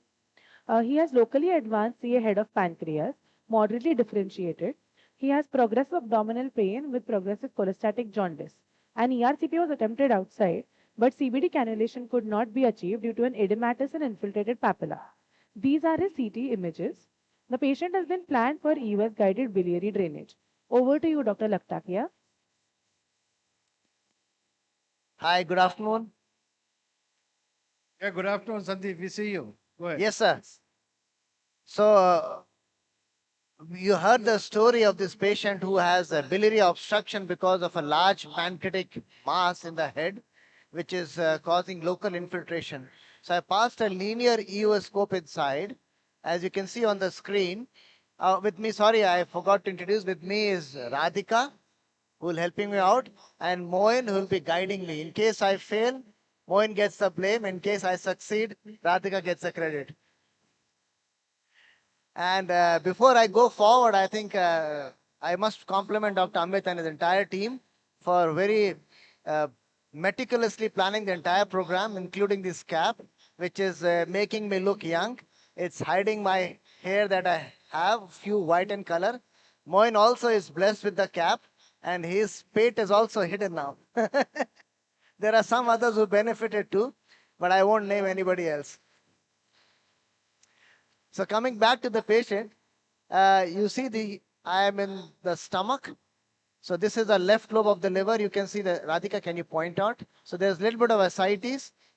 There's a very minimal or almost negligible intrahepatic duct dilatation. Radhika is nicely showing with a Doppler that there is no biliary radical worth attempting at this point. Very minimal. We can see one faint duct below with something inside. And as I turn clockwise, I see significant ascites also. Sandeep, what should be the minimal? Sandeep, what should be the optimal size of biliary radicals before you puncture? I think ideally you should start with 5 millimeter or more intrahepatic ducts, segment 3 or segment 2, whichever is a choice. But this would be about 2 millimeters and very deep inside. So I'll be a little hesitant. I'm turning towards the hilum, and Radhika is now showing me the top of the bile duct, which is the common hepatic duct. You see a lot of collaterals, and that's mainly because the portal vein is blocked with multiple collaterals because of the portal vein thrombus. I keep turning right. You see a little bit of the duct going towards the segment 4 side. And now you see a large node. Radhika, I can point this large node which is merging almost with the liver on top.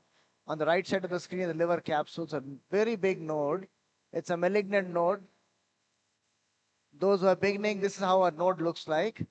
And then I keep turning. This is a large tumor, node mass, everything big conglomerate. I think this is only about 8 to 10 centimeters in size. So there is hardly any space to do a biliary drainage from the stomach. Now let's go forward. So the other option now we have is how is the bile duct? We saw the top of the bile duct which was slightly dilated. Do we have some space there? But having said that, even if I find it, we don't do a CDS in such patients who have duodenal obstruction, because even if we do technical success, the clinical success will not be adequate. Can I have a big EUS screen? Thank you. So now I'm in the duodenum, and you see this is a big gallbladder. Radhika, this is a gallbladder, not the tumor. So see the shape, it's a pear-shaped organ. Although seeing the node also, which is on the left side of the screen now,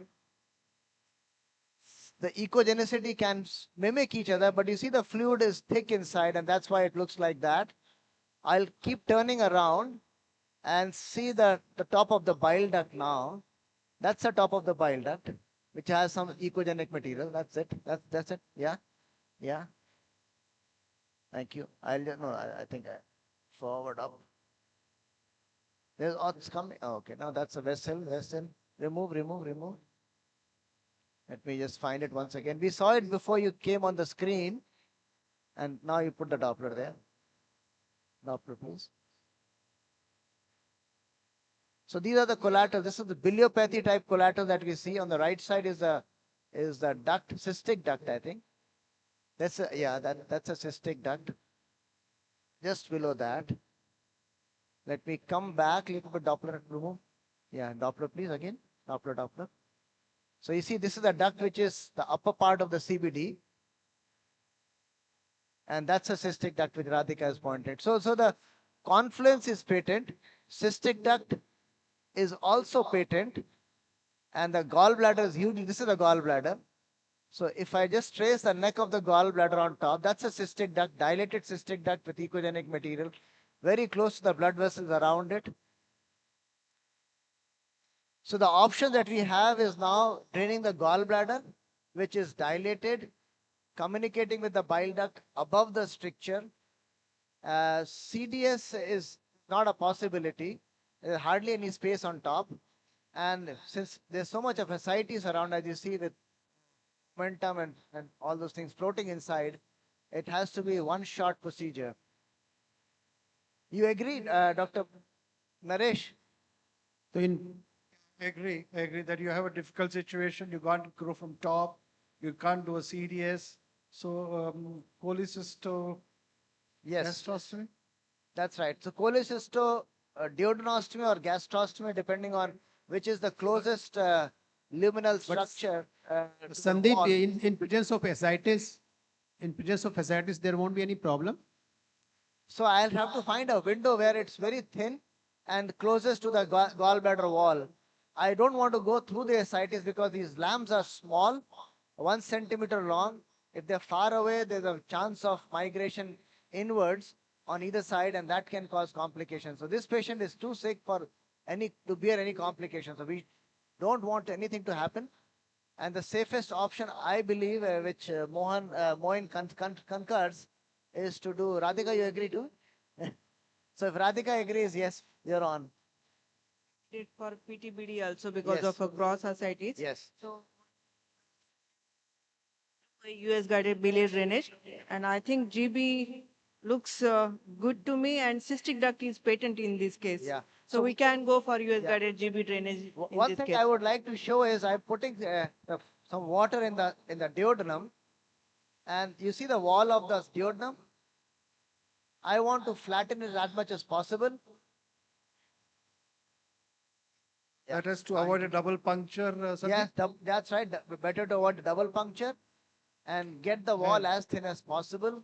And obviously, you'd like to puncture in the bulb rather than in the That's pyloric right. region. But sometimes it is difficult to do from the bulb. If it's the favorable position comes from the stomach, I would choose a more favorable position than my anatomical entry point. What are the problems of puncturing the stomach apart from the thickness of the wall? The distance Here the is food much can more. go in because one, he has duodenal narrowing, and second, stomach has a more chance of the food staying there, and stasis of the food can cause entry into the gallbladder. That's a secondary option. So we'll place a double pigtail stent to prevent whatever it can go inside. Look, this patient is a very advanced disease. I don't know what's the ECOG score and other things are, but he looks anatomically very advanced disease. In spite of the chemotherapy, he hasn't improved much. Sandeep, So do we see the bulge in the antrum? No, I Is don't. there a bulge in the antrum? Endoscopy. There's no bulge in the antrum. I'll show the endoscopy view. I'm just pulling back the scope. Shouldn't we have drained the ascitic fluid before we started on this? That's a very fair point, ma'am. I think that's a point well taken. In an ideal situation, it is better to place either aspirate entirely the ascitic fluid just before the procedure and then take up for the intervention, endoscopic intervention. Dr. I Sandeep think for the will just beginners, I think switch that's a very, to. very important point. I think we are moving on to the next two cases Yeah, we'll after just get the doctors. lamps ready and come back to you once we are Yeah. all set. What size of lamps are you planning? We are using a 15 millimeter lamps. We're switching And, to OT6. Dr. Inouye. Before we move to the next case, I would like to thank our moderators for this session. And It's better to show them. thank you so much. I would like to invite the next set of moderators, Dr. V.K. Dikshit, Dr. Sunil Jain, Dr. Rajesh Senani, Dr. Rajdeep More, Dr. Advay Aher, Dr. Devang Shah, and Dr. Sanjay Banerjee to please come up on stage to moderate the next two cases. Dr. Naresh, what was done for the closure? Which one? Dr. Inouye. No, I think they're going to Not a show us company what recommendation. basically Doctor's idea. Not a Olympus recommendation. faster the Hello. thing becomes fast. He used a mantis clip, I believe. Not yet. Are we audible, Priyanka? Yes, Amit. Can you see us? You're audible, sir. Okay, I want to show you a fantastic innovation which Dr. Inouye has done here. Fantastic innovation. He'll show you something now. Can you show? Focus on the tip of the scope. Okay. Okay, now he's doing bending. Okay. Okay, now bend the scope completely. Sorry. Yeah. Okay, I will try. This is. Yeah. This is Okay, so now big wheel is up. Regular bending. Big wheel completely up. Yeah, now this is a maximum bending of the Olympus scope. Then so close. Now see, Now, it's bending more. yes. So what he has done Yeah. is externally, can you make it straight now? Yeah. Externally, he has attached a snare. And the tip of the snare, he has fixed to the tip of the scope with a tape. And below, here also the wire has been fixed with a tape. And the snare wire goes all down the sheath, so that after you have bent the scope, all that the person has to do, assistant has to close the snare. And once you close the snare, the scope bends even more. Yeah. So this helps you while performing procedures at the cardia. You know, Yeah, U-turn. that's right. What a fantastic innovation. Okay, Great. so I thank you for the explanation. Okay. So this bending we call the angle booster is a must to complete the armor. Technically makes it much easier. Okay.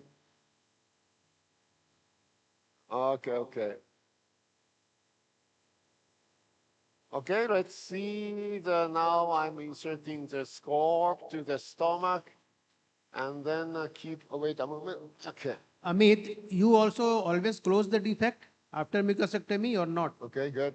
What? You close the defect after mucosectomy always or not? No. I have not been closing, but now after looking at him, I'm going to start closing. Then the effect is immediate. You don't have to wait for 1 month. Okay, this is a ulceration already created 1/3 circumference roughly, and then we are starting from proximal. But okay, so now we insert the mantis. Yes. Mantis. So someone, yes. So this is yes, sir. Please. Please focus. We can't hear you. Dr. Maidev, sir, we can't hear you. Focus on the mantis clip. This is the mantis clip from Boston Scientific.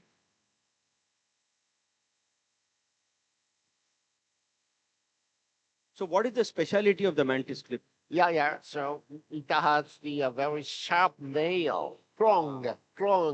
So once we catch the tissue, we can bring it to the other side. Yeah.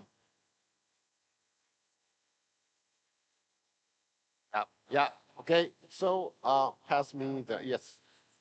And then I will demonstrate step by step how to apply the clip. Okay. So first, now I'm inserting the mantis. Okay. Then pull back that keeps the position. Pass me a lubricant. Otherwise, so you cannot control well. Okay, please. Thanks. Thank you so much. Okay. So with mantis, you can just oppose tissues very well because using the two jars that it can move. That's right. That's right. Shubda, And can then you now increase the the first step is brightness? Can you increase the brightness of the scope, Shubda? So, you know, all of you know that when you put a rigid instrument through a flexible scope, the scope doesn't take a complete U-turn. Okay, and then And that becomes a difficulty. And that's why that snare, what he has applied on the part, to augment the turning of the scope. okay, the back up the clip here and then keep it flat. Keep it flat. Yes, this is a basic position of the mantis grip. And then now I keep try to full up angle, but so now the mantis grip is inside, so angulation is not enough. So maximum, please, maximum up angle, but we cannot see the target. Then so slowly close, slowly close.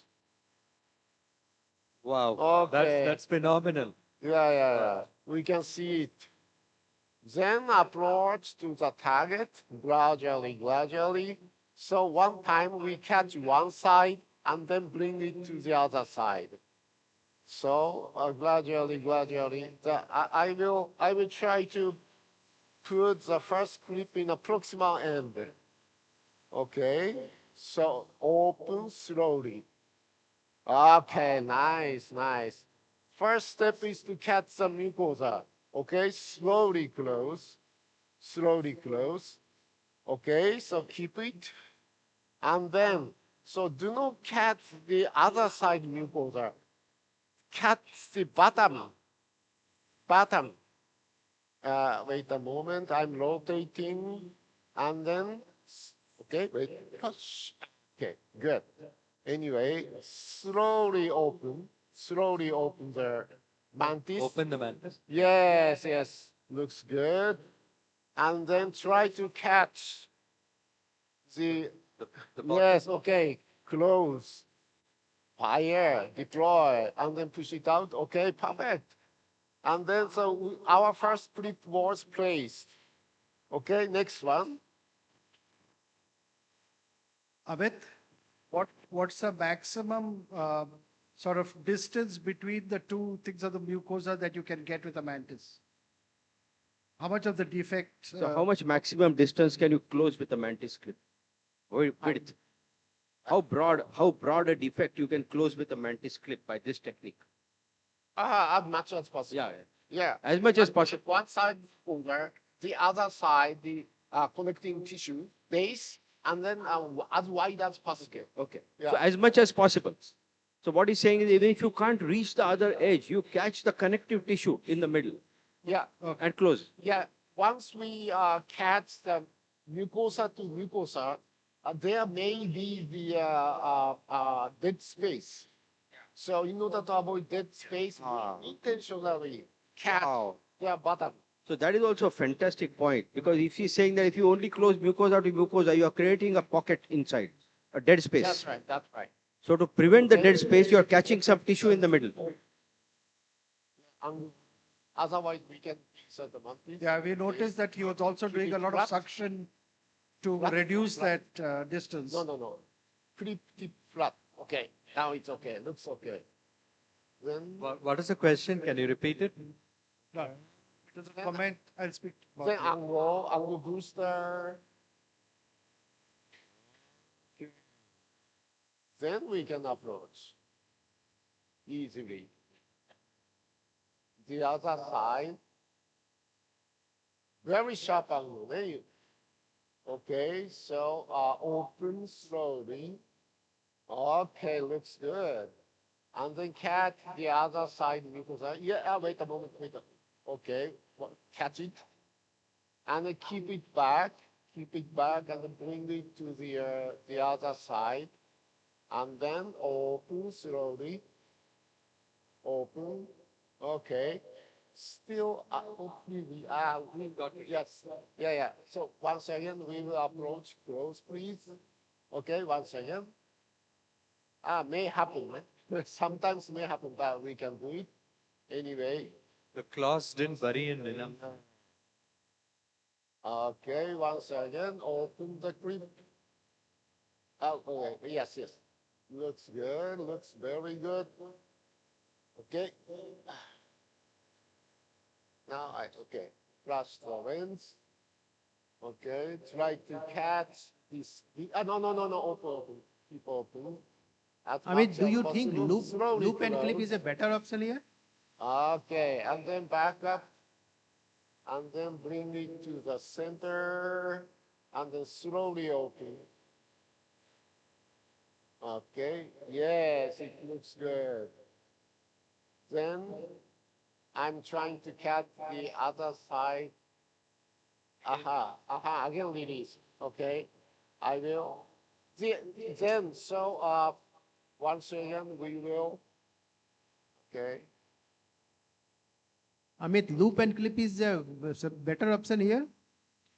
Well, you know what Professor Inouye does at home, at his own place, is actually suturing. Because there is a new suturing device, a needle with a one-way type of a nylon thread attached to the needle, and which you can rotate with a needle holder, flexible needle holder, which is called as a suture art from Olympus. Okay, we will approach the other side part. You can actually do a suturing. Okay, the other side part. Okay. Because the suturing is not available in India, that's why he's using the mantis. Open. Okay, let's go. Professor Inouye will just switch to the other OT and come back in some time. Okay. Dirisa. Dr. Mohan, you are live.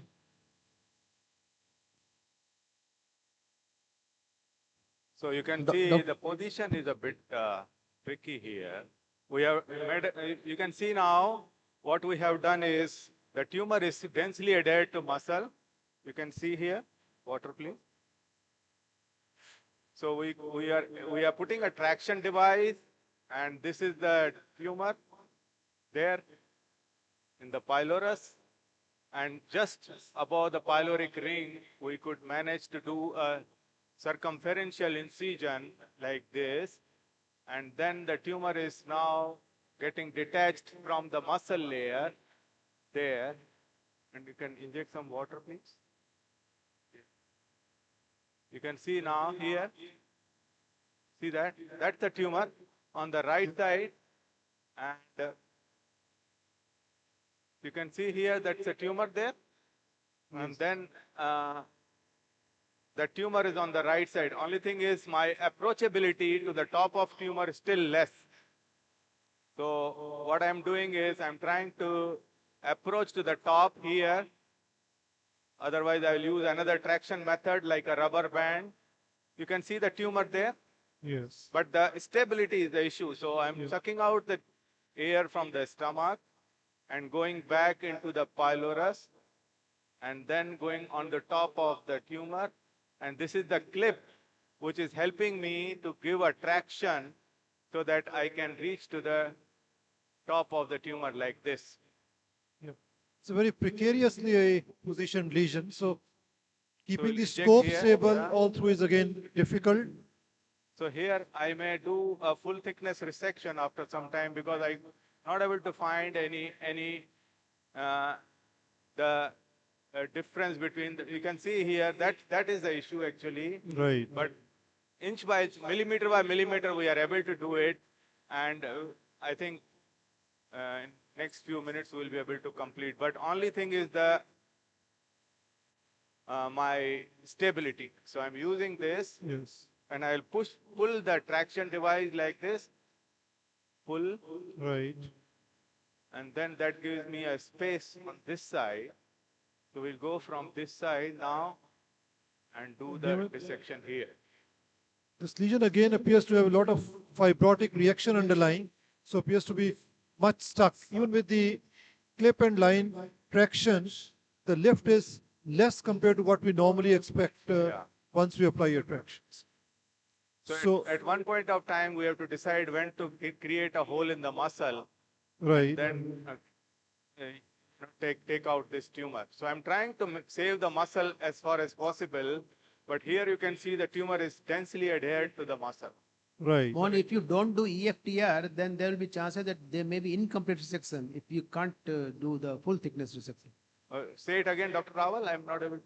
If you don't do full thickness resection, there may be chances that we may not be able to remove the tumor completely. Yes, I agree. That's why the question of band EMR is exactly the same. You know, if you do the band EMR, you will leave the tumor behind. So I'm trying to dissect out the tumor from all the margins. On the left side, I have done. On the right side, you can see it is densely adhered to the muscle layer. Right. Here, you can see that's a densely adhered to muscle. So once I get a proper grip, I will cut the muscle and remove the tumor completely. Mohan? Absolutely. Mohan, can you retroflex the scope in the first part of the duodenum? That might make your difficult, scope Rajesh. stable. I think Very that difficult. will make your... No, there's not much of space there, but we are doing that. And you can see now I am better placed here. Right. Can track motion help here? Scope positioning and stability is a very, very major issue in this case. Why did you choose ESD over EFTR? Pardon? Why did you choose ESD over EFTR? Yeah. Beyond the pyloric ring. If that is the pyloric ring, and that is the tumor, right on the superior angle of the duodenum. Very, very difficult position. So we have almost 40% removed, but now you can see with the suction and other techniques, I am able to reach to this part and try to dissect out this. Dr. Mohan, we'll just switch and come back to you in a minute.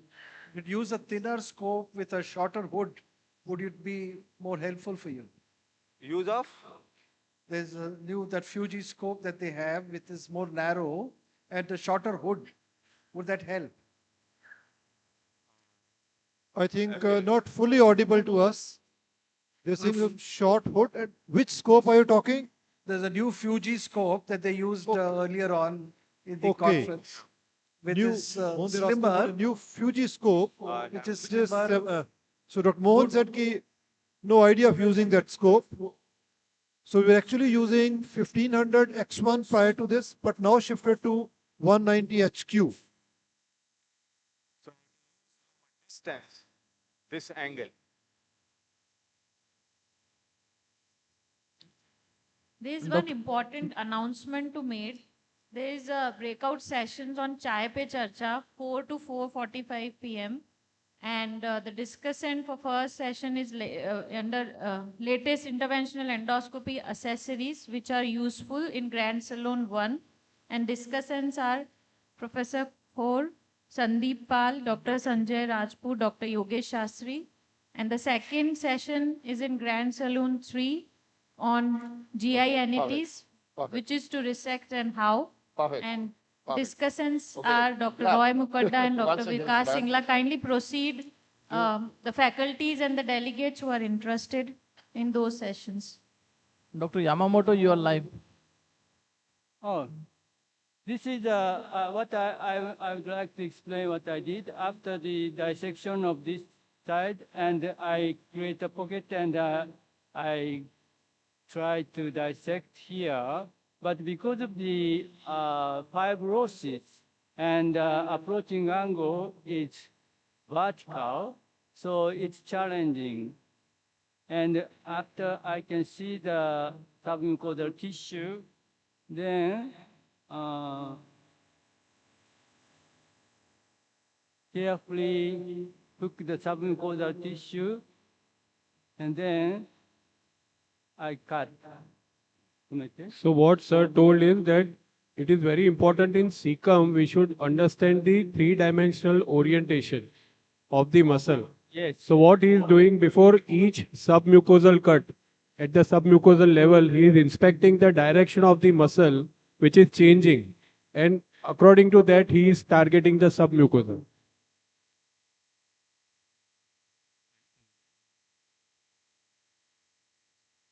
Kesh, what is the knife that he's using?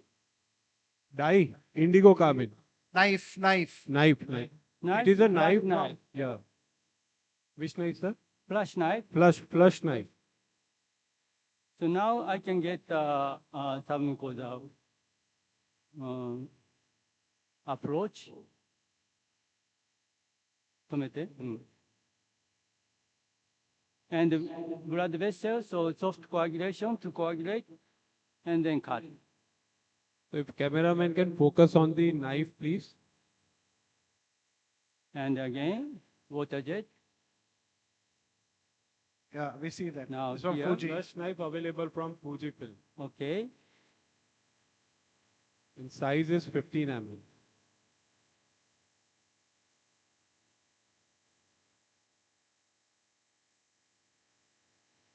Okay. So sir, any settings you prefer in Cecum, particular settings of the cautery?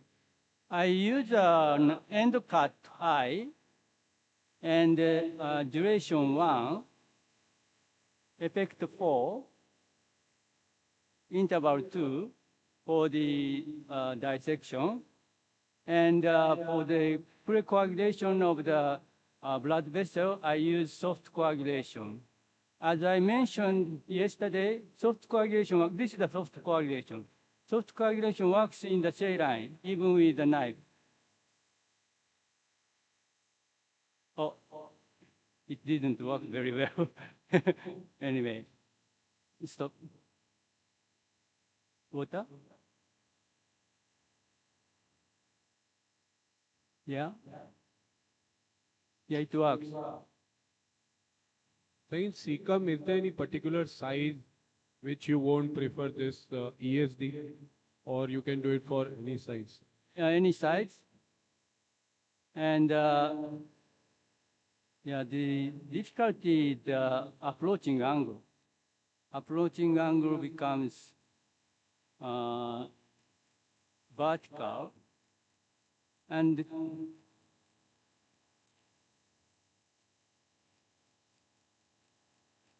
okay, going, and here is the something called the tissue. So Yogesh, he is doing underwater ESD. Yes. I was supposed to say that only. Entire procedure is underwater.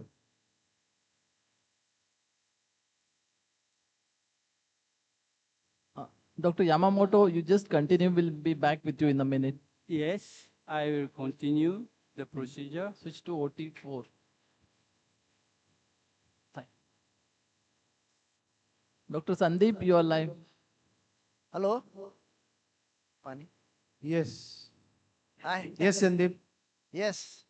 Thank you for waiting. And while we were waiting for the stent to come, we kept looking around and we found that the gallbladder is the only organ which has to be drained as a target organ. And normally we prefer the fundus or the body of the gallbladder, but here it's more towards the neck where we're getting a little favorable position. Sorry? All okay? So you've got a 15 millimeter lamps, hot axios, and that's a gallbladder which Radhika is, can I put? I'll put some water here. Just. So you are in D1. I am almost at the pyloroduodenal junction. So sometimes it's very difficult to see. Radhika, can you put some Doppler there? Okay. There are vessels on the right side, so I'll try to avoid them once I load the stent. And this stent is preloaded with a guide wire. That is, the moment I enter the gallbladder lumen, we will pass the stent, the wire, and coil it inside. Ready? Okay. They're ready to go.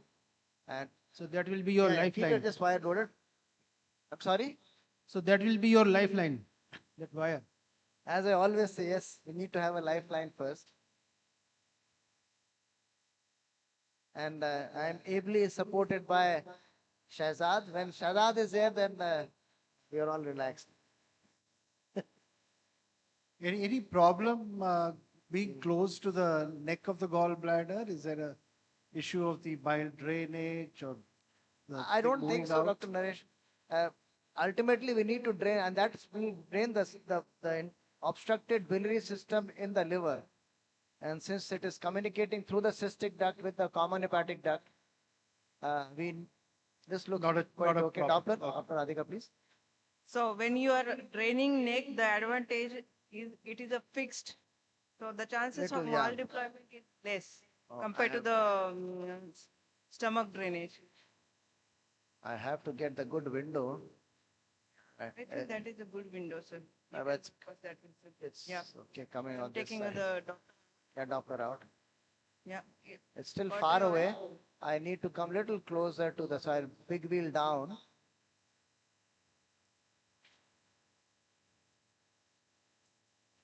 It should not be a double puncture, as Dr. Naresh pointed out earlier. I think that's a very important point. So let me. That looks like a pylorus. Looks like very thick muscle there. It's all yes. Yeah, now it's better. Now it's better. But still little thick there. Yeah. There's a vessel around there also.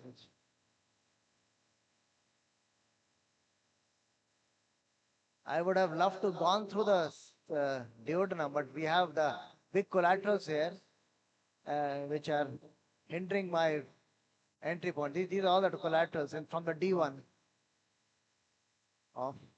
So I'll pull back a little bit.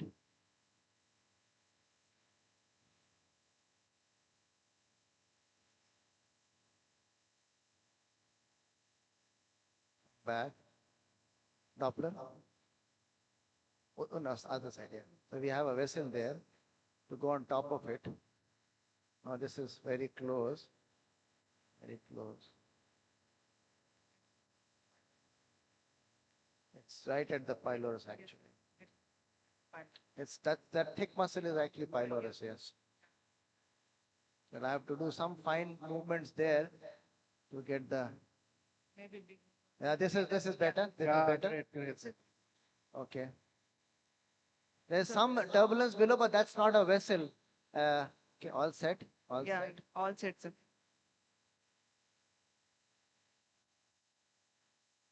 Okay. Fluoro, pass the guide Fluoro. wire. Fluoro, Fluoro, please. please. Guide wire push. Pass it. Not it can. Fluoro.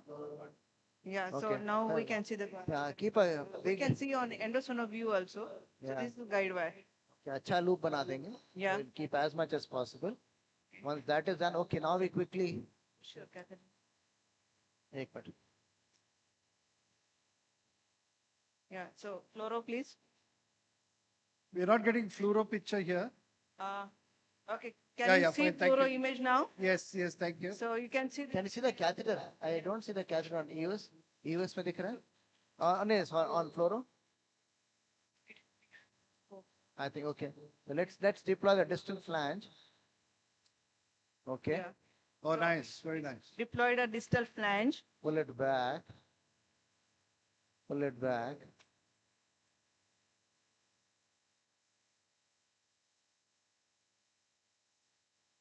Not lock. So a little bit deformity more. Lock. पकड़ ले. Okay.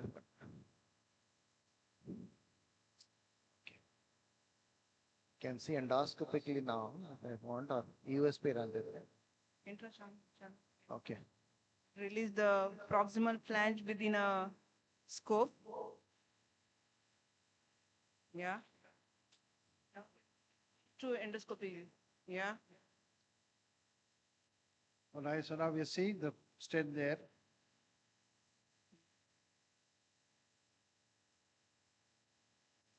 Fluoro, please. Huh? Yes. I didn't see that. I thought we could see the. Yeah. It's there. Okay. Fluoro, please. Yeah.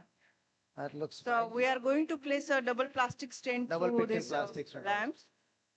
You can see the gush of sludge coming through the lamps. I'll slowly withdraw, and yeah, it looks okay. Yeah. Sandeep, well done.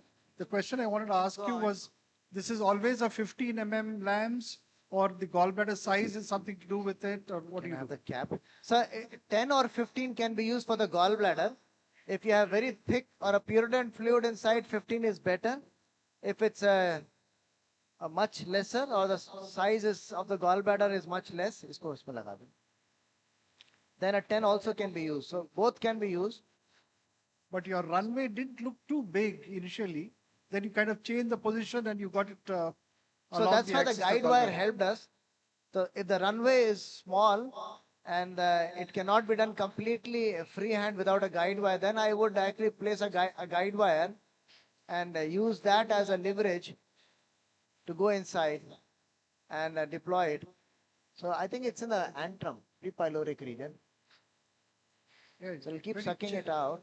Challenging situation, multiple problems coming in your way. Yeah. Vessels, no antegrade access, no duodenum infiltrated. Yeah, So lot all of, in all, very challenging, but very well executed. Thank you. Thank you. Sandeep. Thank you very much. So you can see turbid bile while placing it. Can you have the fluoro, please? Fluoro. thick bile is Yeah, so draining through the lamps. Okay. Okay, fluoro, stop. Because Stop, of fluoro, bile, stop. our fluoro. Yeah, the endoscopic view vision gets. is getting faster. So let's do it under. Let the stent come first on the endoscopy view, and then finally we see the fluoro. Dr. Sandeep will just switch to the other room. Yes, Thank please, you you for the can. Yes. wonderful demonstration. And can see the before bile. we switch to the other room, I would like to thank the moderators for the live endoscopy 5. And I would like to call Dr. Inouye, upon you are the live. moderators for live endoscopy 6, Dr. D. Srinivasa, Dr. G. Siddesh, Dr. Kinsuk Das, Dr. Hussain Bhauri, Dr. Vinay Thorat, and Dr. Shankar Zamar to please come up on stage. So, can you hear us in the auditorium? Yes, we can hear you, sir. Yeah, yes. So what we did was, he has put one more mantis clip here, and he has done a beautiful closure. Professor Inouye has done a fantastic job. He also went ahead because he opposed the, mucosa post resection with mantis clips. He just wanted to release the tension in that area. So he just injected, saline again with indigo carmine, and then he went ahead and did a mucosal incision on two sides, so that reduces the mucosal tension. So here is the result. So just seeing it. Is he Now burping? now I'm keeping. Is he burping, Professor Inouye? Yeah. Now give us another 10-30 seconds. So let him just insufflate the air with carbon dioxide. Okay, now I'm insufflating to get a good visual field. And you can, I'm keeping this mic close to the mouth of the patient. No more sound. Saw that? Yeah. So air is completely not coming out. So he's done a fantastic closure here. You can see the mantis clips, but I think he's used 5 mantis clips. And that is a mucosal incision, which he made to decompress that area. So two sides is done the incision. Is that standard? Yeah, that's what he says. Once you oppose the tissue, there'll be so much tension there. You just decompress the system by injecting and doing a mucosal incision. Do you always follow this in your unit, sir, when you do this? Yeah. Yeah, it does. And another important point is that we have already closed the open junction, make it tight. Then now when I move the scope, then so mucosa is follow the scope. And then so clip also looks dancing. So this is a clip dancing sign. Oh, wow. That's a clip dancing sign. Very interesting. He just taught us so many tricks he taught us today. Okay, TSC so can this use is it the for the final next stage. clip. We have a Quiz. good junction. Yeah. So please give a big round of applause in the whole unit. And yeah. So thank you so much, Amit. So I think we are done. You can switch the theater. Yeah, we'll switch to OT2. Any questions from the audience to Professor? So in the interest of time, I think. Okay, thank you so much. Thank you. Thank you. Dr. Yamamoto, you are live. I'm on? Yes. Yep. Okay. I have already dissected the main part of the lesion. So this just this edge remains. So I will cut. So this is the edge of the lesion. So I will cut the tissue here. So coagulate with the soft coagulation and cut with the end cut. So there is a blood vessel. So coagulate with the soft coagulation mode and cut with the end cut. So in this way, I can prevent bleeding rather than just blindly cutting.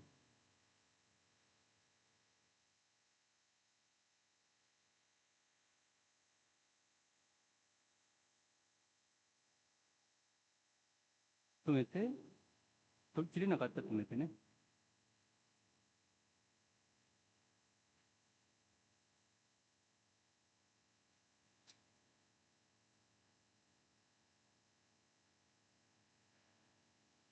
the approach is almost vertical. That's the challenging part of the cecal lesion. So this is the coagulation. So Professor Yamamoto, yes, because of the saline irrigation, you didn't require any traction device at all. Right, that's right. Commenteo. So the saline can give us a floating effect. So because of the buoyancy, I can do the procedure without a traction device. As you can see the dissecting area and control the knife precisely. Thanks to the double balloon endoscope, the lesion is very stable. Oh, I have to be more careful.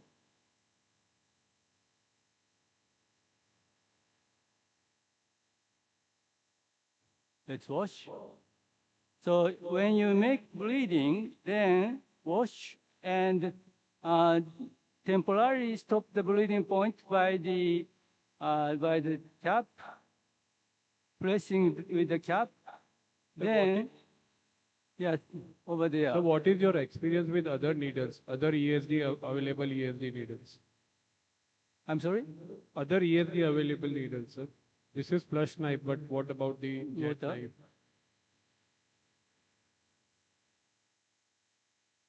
What's the question? Another device? Other available needles, sir. Oh, I sometimes use pro knife and tech knife. Those are also injectable knives.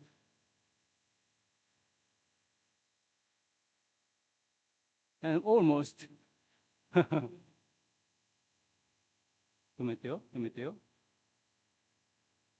Okay, that's it. Thank you. Challenging positions. Lots of fibrosis. A lot of fibrosis.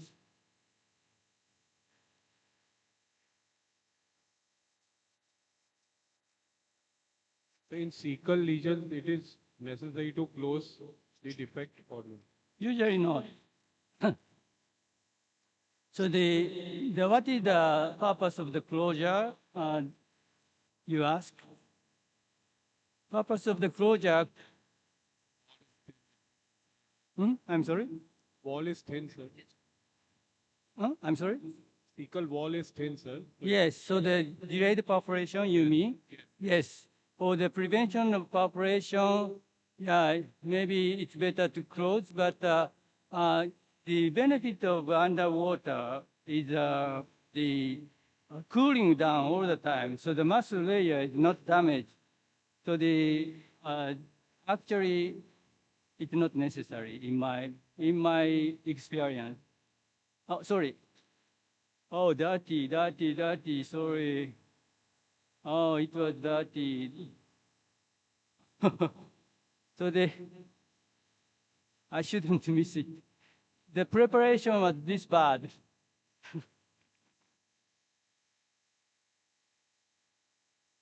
So even with this bad preparation, I could keep the operation field. Just a moment. I will insert the endoscope. Dr. Yamamoto will just switch to the other one and come back in some time. Thank you. Dr. Mohan, you are live. Okay. Clean, please. So since we are not getting a proper plane, now we are underwater, you see. So this is our dissection plane and tumor is almost out. Right. So you have done intramuscular dissection. Clean, water. Yeah, it is just above the muscle plane, but underwater You can dissection see is going there is on. a full thickness perforation there. Okay. Yeah, we'll close that. So I have to fully now remove this tumor in total along with the muscle now because there is no other plane. Right. Can you put water fully? Okay.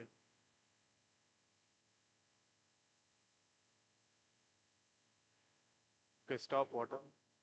Now we can turn on the CO2. Okay.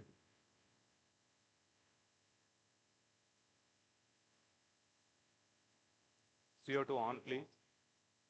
Water stop. CO2 on.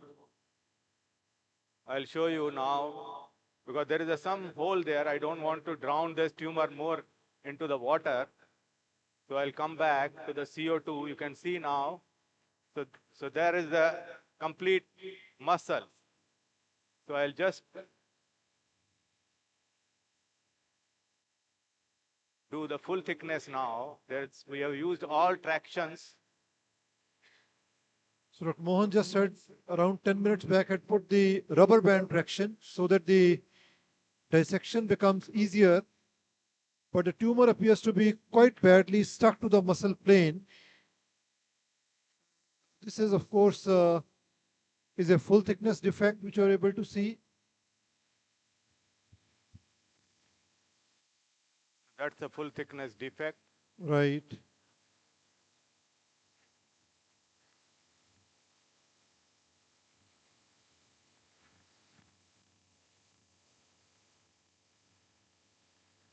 Can we use some traction now?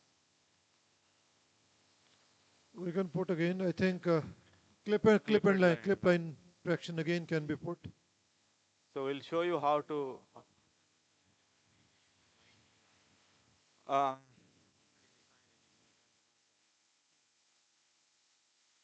right.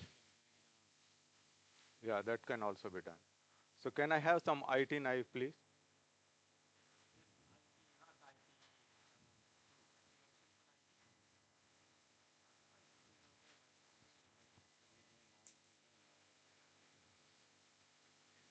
Right.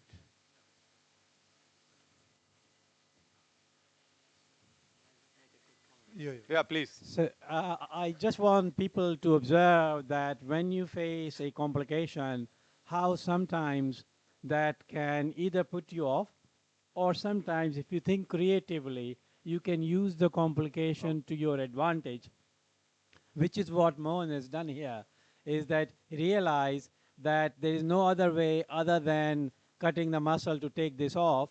So we had a perforation. So now that can put off a lot of people.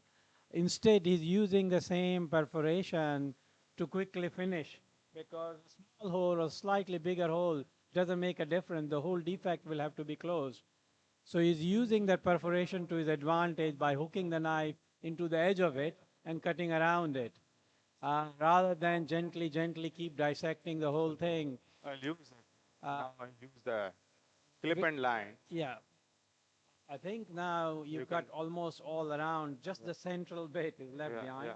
And we can't get to the base of it now So because can you give me the... it's just prolapsing and collapsing there.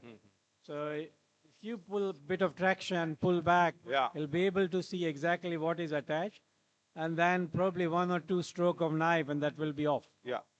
So we'll use the clip and line to drag the remaining tumor off, and then we have a loop and clip closure ready to completely close this. Clip. So it's very, very important to understand how to manage the situation when things don't go the way you plan. Yeah, but this happens always in our NETs where we plan with ESD, but as you see, there is no submucosa. Can you change the endoscopy? So if you want to do a R0 resection, it has to be completely with the muscle. And once you remove the muscle, you are ready with thread. There's very, very little submucosa in the duodenal wall anyway. And when you have neuroendocrine tumors, there's nothing left. Nothing left. So we must do the traction. Okay, remove it, cut from there, cut. No, this. This also emphasizes the value of the ability, the scope, the technical requirement, everything that we need for closure. Yeah. If you are very confident and if you have all the relevant kit, I think all these things become part and parcel of the procedure rather than complication. I'm in the top. Close. So we have applied a clip there and a line, and I will go inside and catch maybe the rubber band also is okay, which we have applied previously. Or maybe the top edge, because you want to see the bottom. Yeah. Okay. Open. We catch the top edge, we'll see what's remaining. Close, half close, please. Yeah. Half close. Yeah, catch. Catch. Yeah. You got? Catch. Apply. Yeah, very good. So now we have catch this tumor with the thread, and I pull it, and then I go on that side. We don't have the glove. Somebody else can pull the line.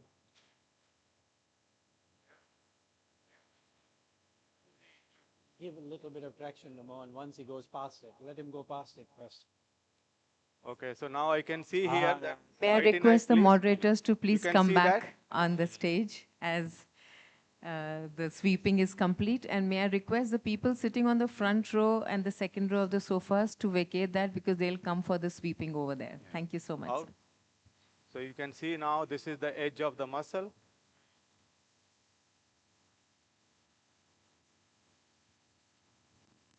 Now we have the clip. Do you want more traction?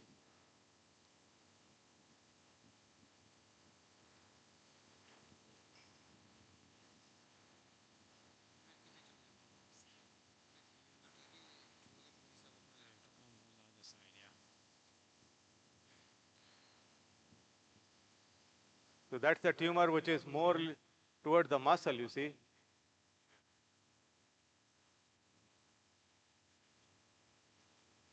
It's done. Oh, okay, little bit. That's a little bit remaining there. So now on this side is one and this side is one.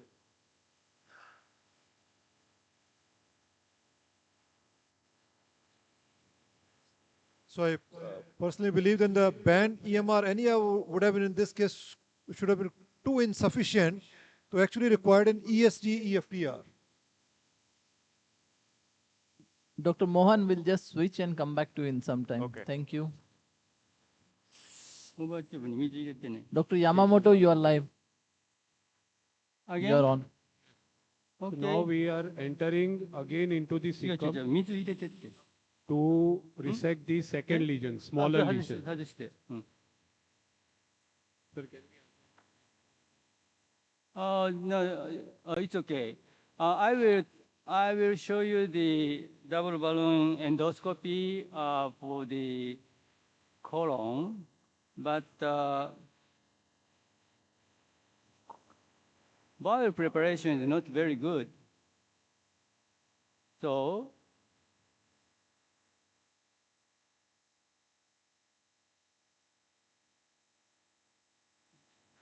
When the bowel preparation is not adequate, then the overtube and the endoscope has friction.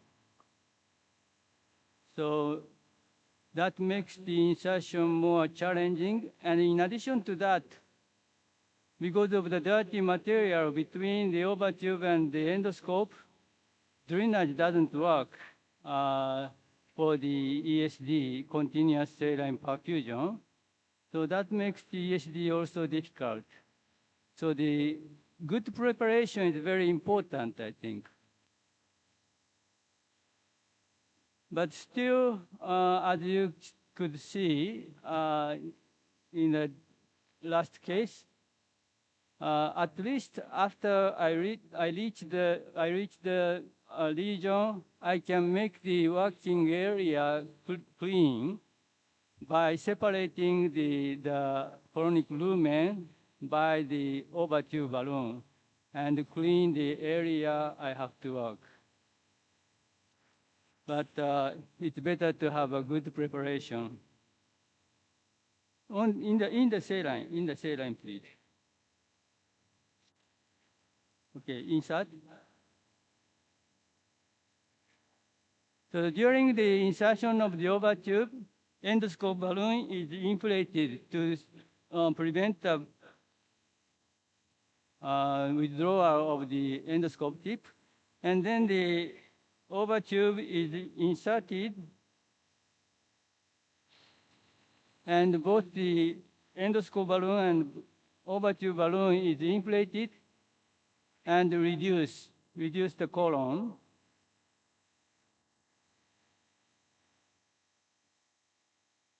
I'm sorry? Yes, saline, in the saline. Okay. Then I can go in.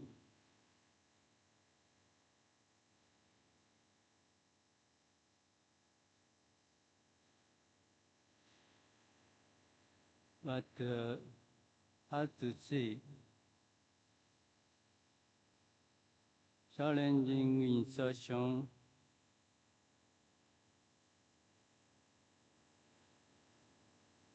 Here is the area of the, this is the ESD area I dissected. Here was a very severe fibrosis here. Okay. Is the bottle empty? Yeah. Okay. Then this is the ileocecal valve. If you want to do the enteroscopy, I can go in like this. But today it's not enteroscopy, so come back.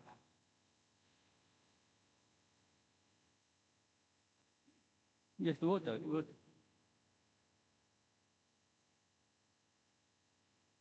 And I have another lesion to treat. So let's see, where is the lesion? This one? This is the one. Clean it. Can I clean it?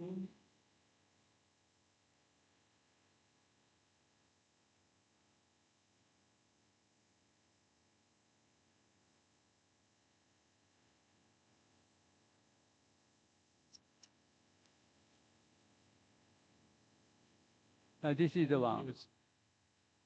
Okay.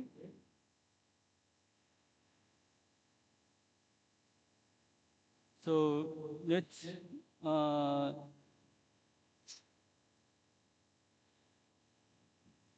insert the overtube close to the lesion and make the space small. Okay. Then inflate the overtube balloon. Then I can separate the colon from the dirty area, and I can wash. Can I wash?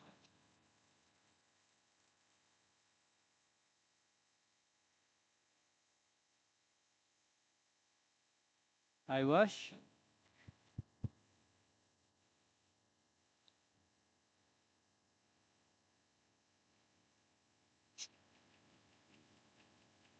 So this hood is specifically from Japan, sir, but we can use any cap, no?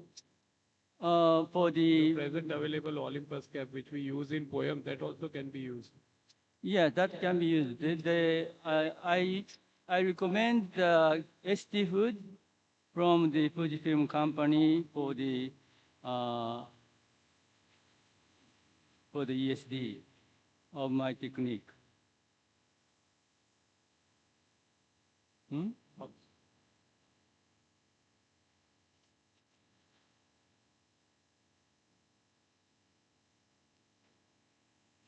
Professor Yamamoto will just switch and come back to you in some time. Okay.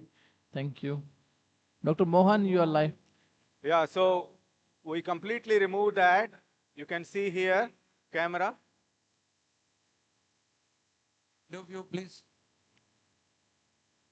So we are going with a loop. You can see this is a very nice loop to have in your department, which can be laid open like this. So it has a tail and a front. This is the front. So I keep the front edge in the front and go with the clip and see where is the perforation.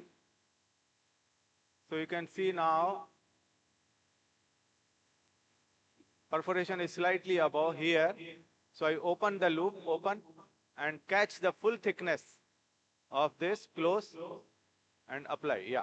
So this is the first clip, and then we garland this loop.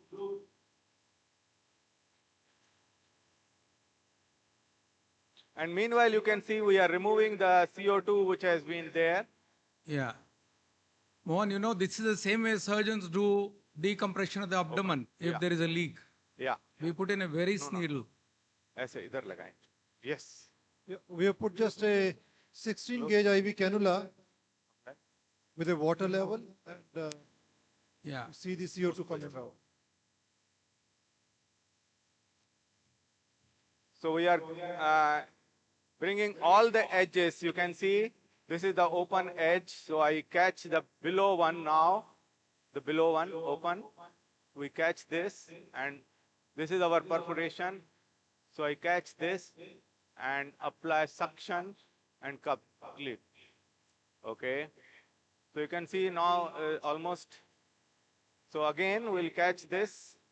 So Dr. Mohan, how is this loop different from the normal nylon detachable loops from Olympus? So this loop got a long, broad, this one, the hook area. So you can catch it very easily. Okay. Oh. Right. So open. Yeah. Yeah. Right. And this loop comes from which company? Intas, I think. So now we applied there, and now we'll apply here. Indus. Indus, huh? So there is some confusion regarding pronunciation of the company. That's not good. So now what we will do is Shehzad will orient the loop in such a way. Oh, this is like a Sudarshan Chakra, I call. If you are wrong, it will become angry. And then it stops. Close, close. So now let us check what we are doing.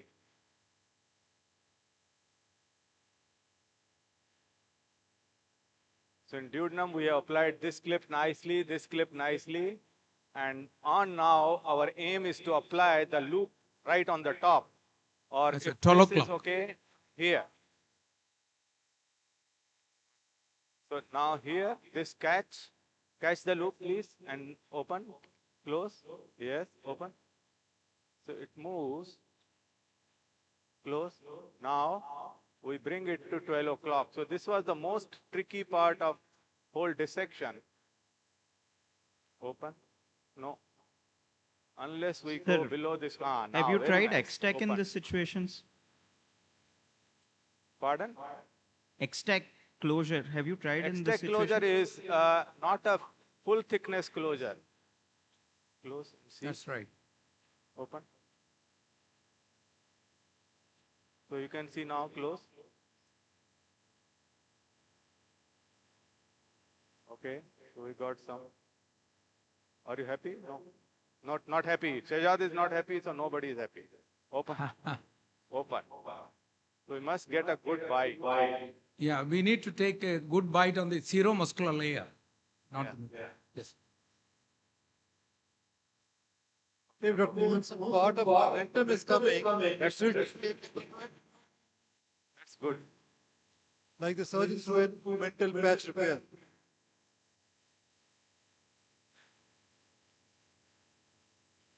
So you can see now the abdomen is fully decompressed. I am pressing.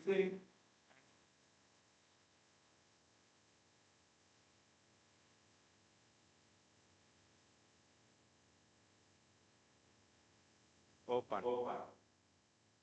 So now this arm. So we can apply this on the pyloric ring also. So we have to catch the below one, close, and now think where to apply this. Dr. Moin will just come back to you in some time. We'll just switch and come back. Thank you. So for the second lesion, Dr. Yamamoto, you are live. EMR. Yes, this was a totally benign lesion and a small one. So I performed underwater EMR. Okay. By a 15 mm snare, which is a hybrid snare available from Fujifilm. And this is the ESD area. Can you just show the snare for the audience, which was used? No, I'm sorry? Snare? Snare. Snare. So it's a snare, it is a hybrid snare. Camera Which means that you can use it for cold and hot both.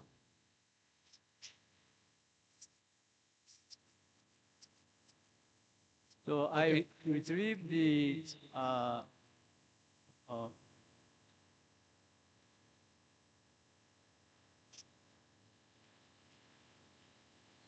over to this plate, and then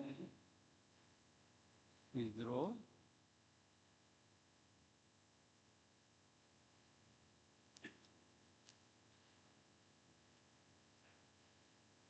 Okay, and wash. Okay, okay, that's it. Thank you. Wonderful show by Professor Yamamoto. Thank you, sir, for demonstrating. And before we begin the next set of endoscopies, I thank the moderators for being present for this session.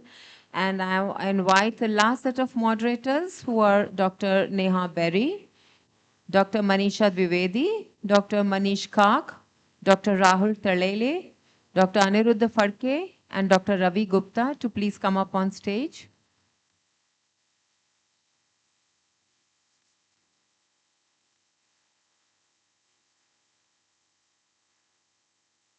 Dr. Mohan, you are live. And we switch once again back to the hospital.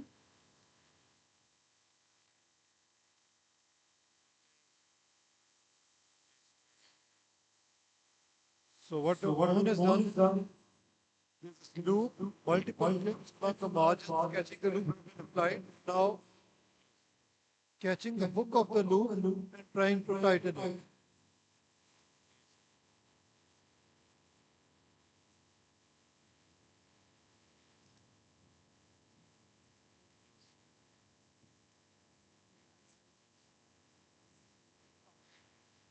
Very gradually tightening. Let's see these multiple clips. We'll see the defect slowly getting close.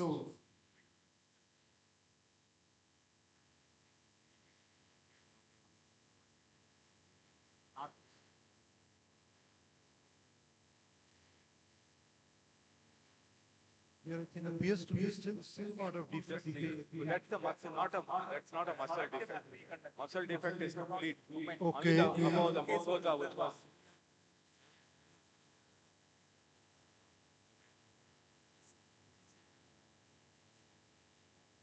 Okay. Now you can see that defect is completely closed. This part is the mucosa. I will put another one clip and then we are done. That's the needle. That's the needle there. Right. This defect was there completely closed. This defect, which was the muscle defect. The superficial, we started from above, and this is all the mucosal defect. Yeah, that will apply on clip. Okay. Right. Yeah, right. Sir, hello, I'm audible, sir. Yeah. Sir, I just wanted to ask, how do you check the integrity, whether it's closed completely or like some air is leaking out or something?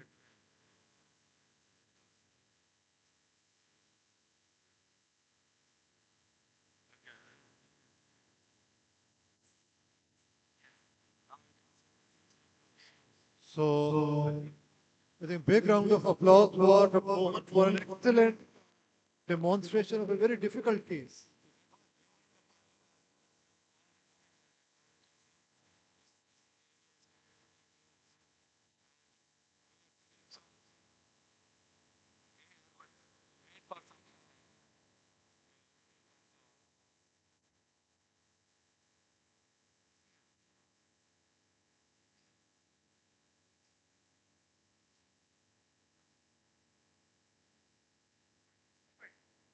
Stop.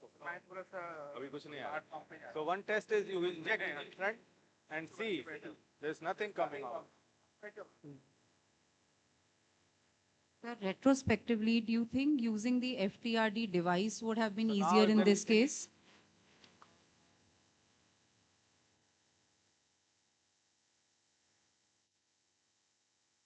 Our next case is a 53-year-old lady. She's a known case of chronic pancreatitis. She developed an acute episode about a month ago. An MRCP was done for her, this is the image, and a fluoroscopy was done which showed a large pancreatic ductal stones. She is planned for ERCP plus pi pancreatoscopy and lithotripsy. Over to you, Dr. Andrea Andaloni. What do you think? Dr. Andrea Andaloni, you are live. Is okay? It seems there is no sphincterotomy then. But I cannot hear. Are we audible in the auditorium? Yes, yes. Yes. You're audible. Not audible? Audible, Dr. Yogesh. Are we audible? Yes, sir, you're audible. Okay, we are there. Okay, a great pleasure to be here. Thank you to Amit for the kind invitation. I'm here with a great team facing a pleasant lady with chronic pancreatitis and stone in the main pancreatic duct. These stones were giving her so much pain, so she was scheduled for pancreatic cannulation and to see if we can manage to treat the stone conservatively, maybe by spyglass and laser lithotripsy. So with the help of my assistant, we were able to reach the pancreatic duct with a fully hydrophilic guide wire. If you can have a look also to the X-ray screen, please. I am following the guide wire with my sphincterotome in order to reach the mid-pancreatic duct, and we are going to retrieve the guide wire in order to give a pancreatography. So shall we go for the pancreatography? Okay, thank you very much. So we're going to inject contrast to see the situation and to decide what to do. Contrast, please. Okay, if you can take a look to the X-ray, the pancreatic duct of the body and the tail is not so dilated, but we have a dilation into the, let's say, head of the pancreas. So probably the best solution here is to put the guide wire again, do a little sphincterotomy, make a little dilation with a pneumatic dilation. Screen, please. Okay. So I withdraw a little bit, and now I am here for the sphincterotomy. So the sphincterotomy is connected. It's very important when you perform a pancreatic sphincterotomy or sphincterotomy in general, not to use the catheter to move, but to use your left hand and to use your scope, doing a little bit of bending, moving up, down, in order to have a better view. Can you bow a little bit? Just a little bit, like that, this. Okay, that's good. Let's go. So sphincterotomy, I call it a dynamic procedure. You have always to repositioning and to check what are you doing. Let's do a little bit more. Okay, close. So you can try to better understand. I think this is quite enough, and we can go for dilation with an hurricane balloon. Sir, can you tell the tips of how a Yes. pancreatic sphincterotomy is different from biliary? I didn't get the question. So how pancreatic sphincterotomy is different from biliary sphincterotomy? Yes. Well, basically, technically, is exactly the same, but you have to bear in mind that you are in the pancreatic duct, so you are a little bit on the right side in comparison with the biliary duct. Secondary, I didn't go too deep with the sphincterotomy, also because I've already decided to go for a dilation in order to allow the entering of the spyglass later on. So I think we can take a hurricane 6 millimeter. 6 millimeter. If you are okay. Thank you very much. In order to prepare the situation. This will allow us to enter in an easy way, but allow also the pancreatic duct to adapt to the possible stents as well, and to the possible stone. Because one of the most important things is try to reduce the risk of relapsing. This is more or less still a young woman, so we would like to treat her definitively. So in this kind of patients, you have basically different choices. Either to treat them conservatively with endoscopic approach or surgically. Of course, surgically, it's definitive, where endoscopy is not. But endoscopy is less invasive and allow you also to do what we call the step-up maneuver. That means that you can start with endoscopy treatment, and if you are not satisfied, you always can come back for a surgical treatment. So we are now facing the papilla. I'm in with the balloon, see?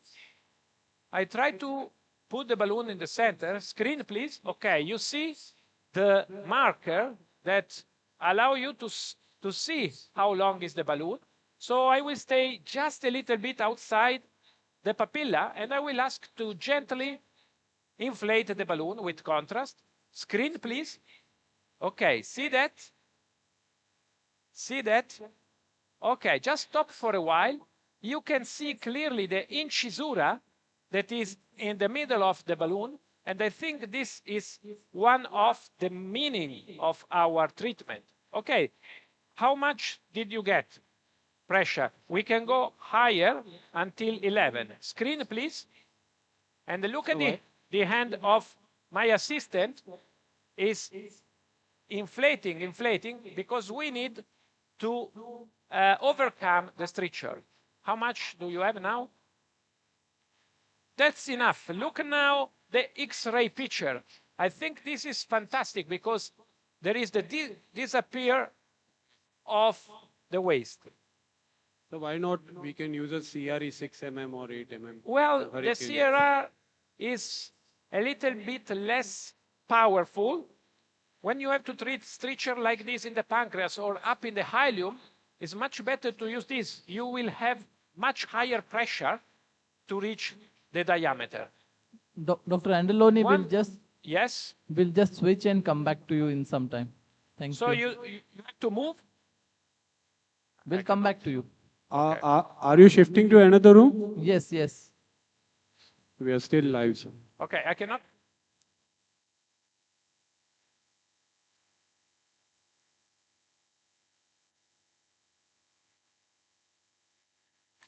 Our next case is a 90-year-old gentleman. He has been having progressive dysphagia since the last 5 months, with recent history of aspiration pneumonia. An endoscopy revealed a large Zenker's diverticulum, which was then confirmed on a barium swallow. These are his endoscopic images. He's planned for Z-poem and septotomy. Over to you, Professor Kashyap. Dr. Moin, you are live. Okay, hi everybody. Can you hear me? Yes, Can you hear me? Yes, sir, you're audible. Okay, excellent. So I am being helped here by Dr. Madura and Dr. Misha and the team that you've met before. And this is the beginning of a Zenker's. You see here barely a septum and barely a pouch.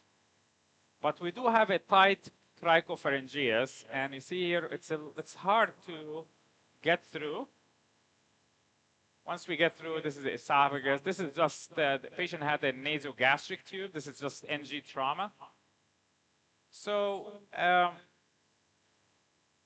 so we'll see what we can do here, but I will say this is a Zenker's that's about 5 millimeter in depth. So we're gonna inject over the septum, and we're gonna inject very slowly because we're gonna lose landmarks here right away because of how shallow it is. And our goal is to do a cricopharyngeal myotomy to relieve the obstruction here, the tight cricopharyngeus, really more than the issue with the pouch itself. So if you put the needle out, please, can we keep this up like that? Just up, yep. It's really wonderful planning by Professor Medio that Dr. Mohan has given a talk on Z-poem and then now showing us demonstrating right behind it. And I think a lot of us are going to benefit from this. Just one more.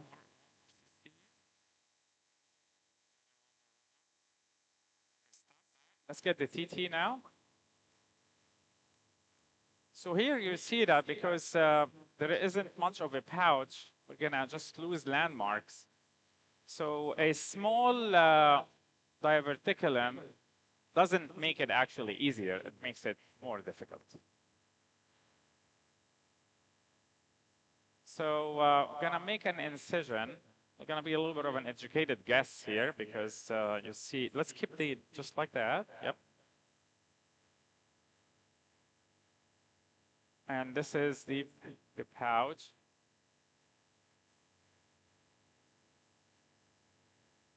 All right, let's put the knife out here. Yep, keep it out all the time, huh? So let's, so we're using a endocut Q current here.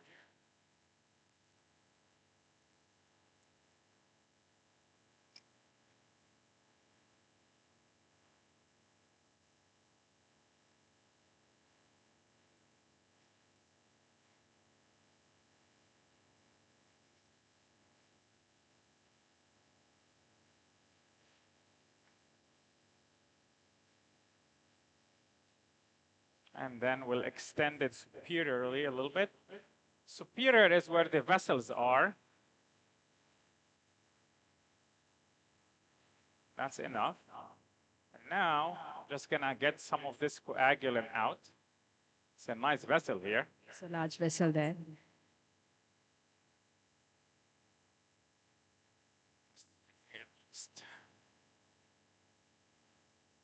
And you see the septum is there right away. It's not going to be a huge septum, but something to work with. So now, do you expect such large vessels usually? it's not usually a very vascular area. Not too bad. When you go to the superior part there, this is where you find the feeding artery that bleeds. Here, Just these are the vessels that usually bleed at the on incision. You need to get to the bottom before you want to reach the bottom first. Yeah, I mean there isn't really much here bottom, and you know this is just want to expose the septum and trim it, you know, because if you cut it 5 millimeters, it means you got rid of the diverticulum, but it really is more relieving the. It's okay, you can leave it here. So do you like to make a tunnel on both sides or just one side? So we're gonna do diverticulum side. So you see the diverticulum there. You can hold it here. Huh? You see the septum there, and we're gonna now do a little bit of trim, just cutting a little bit of sub.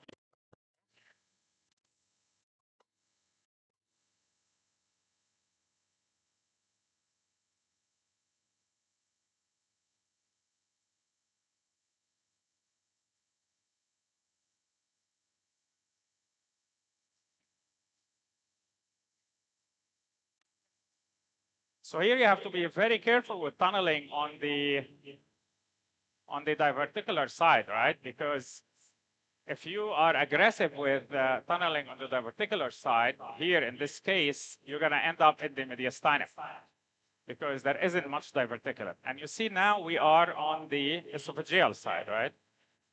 So here what I'm going to do now is just a little bit of spraying on this side, on the muscle, just near the muscle to preserve the mucosa.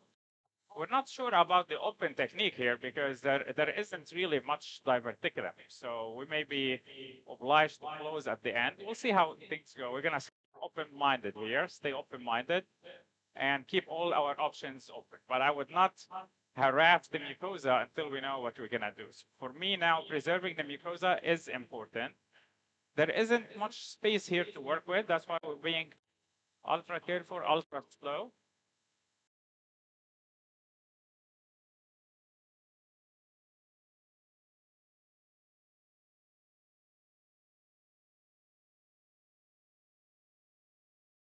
Forming, you know, just for me to see that, let the scope sit there and rest. But you go with the depth on the diverticular side. The same as the diverticular. Same, and you extend it by a little bit. A little bit. So basically, what we have right already enough on this side, huh? Because we know the diverticulum is very shallow. Dr. Moin will just switch and come back to you in a minute. Sorry, I don't know if you guys are asking a question. We can't hear. No, we are switching Sure. for a minute. Okay. Thank you. Professor Anderloni, you are live. Anna is from here. So you can either, I don't know if they are going to give us. Yeah, you are live. Okay. We are already online. Okay. Can you hear us? I'm not hearing anything. Yes, sir. You are audible. Okay. So we decided to cannulate the pancreatic duct, to do the sphincterotomy, and then to proceed with a balloon dilation of the distal tract of the pancreatic duct because it was a little bit narrow. So with the spyglass catheter, we were able to enter on the guide wire and to reach the area where the stone is. Shall we show the stone? I don't know if you can appreciate the spyglass appearance. Here, we are in the stone, in the area of the stone. Okay? This, can you show better? Do you see this whitish stuff? Okay. So we can see that. So this was giving the patient occlusion, pain, and it was impossible for us to go higher. So our plan now is to destroy the stone with laser therapy. So if we want, we can also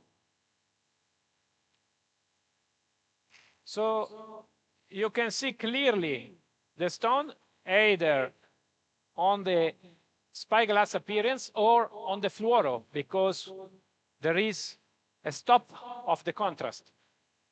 So we are now placing the laser, and I can tell you that this stone can be destroyed only by laser. Are you okay?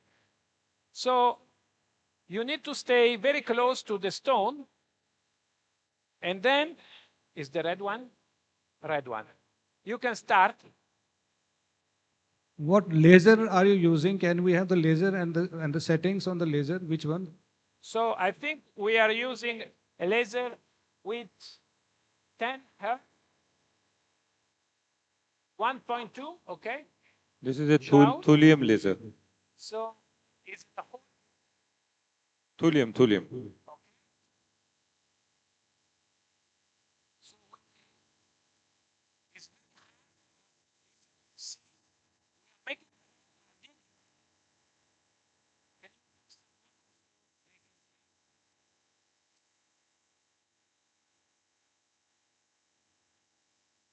Can you see?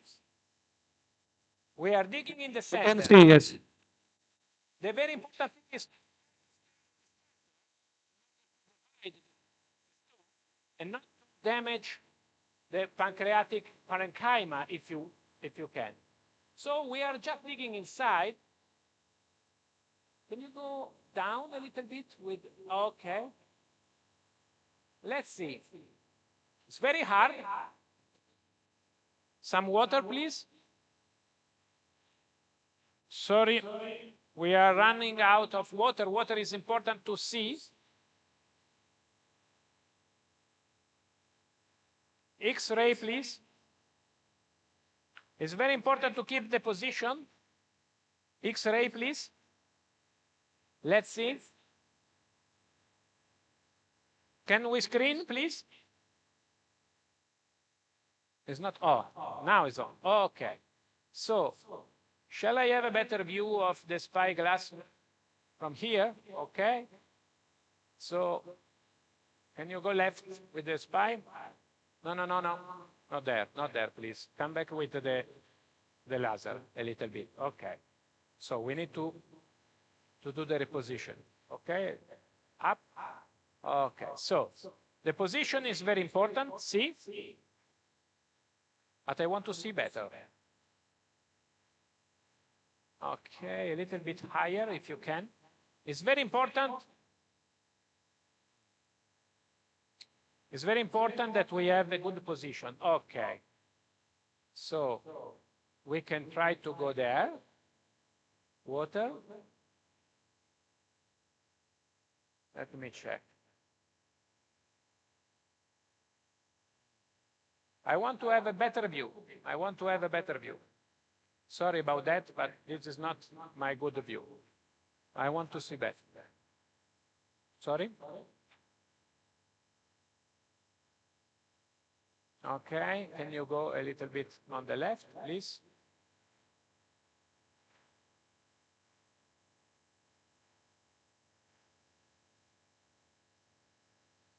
Dr. Androloni will just switch and come back to you in some time. Dr. Moin, you are live. All right, let's get the SP knife. So here we are. We were just treating some bleeding. And so this is the septum that we talked about. And this is the pseudo-diverticular side, and this is the esophageal side. And now we're just going to cut the septum. And this cricopharyngeal myotomy is going to relieve that obstruction, and we should be able to feel it immediately with the passage of the scope. Just be careful there. Open, please. So this is not the 7 millimeter, huh? Do you have the larger one? Huh?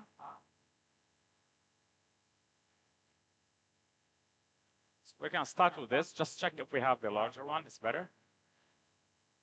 Can you turn? Turn this way, anti-clockwise.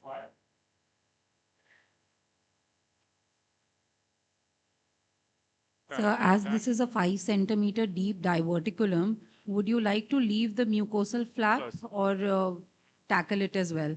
Yeah, I think in this case, since there is no real diverticulum, I think we are obliged with closing the mucosa, you know. So here's just a little bit of myotomy. So let's continue here. Open. So if you guys have the larger one, please bring it. Huh? This is a small knife. I like the larger one. Close, close, close, close.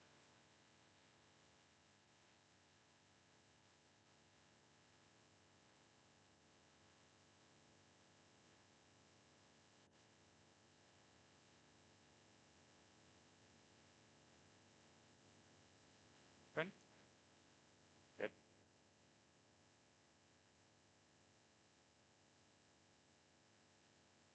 Close. So here I'm just bringing it away from the mucosa. And let's look Describe here. So can you once describe you the knife inject that you are using? Sorry, what's the question? Can you describe the knife that you are using, sir? Yeah. So this is an SB knife. This is a scissor type knife that comes. Huh? Can I have the 7? For Zenkers, we really need the long one. For ESD, we use the shorter ones. Okay. Yep.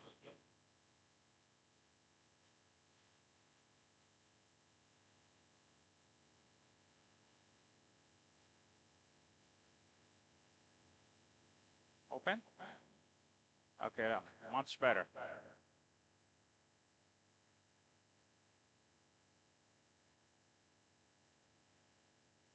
So here, just some fluid. It floats the mucosa away. Close.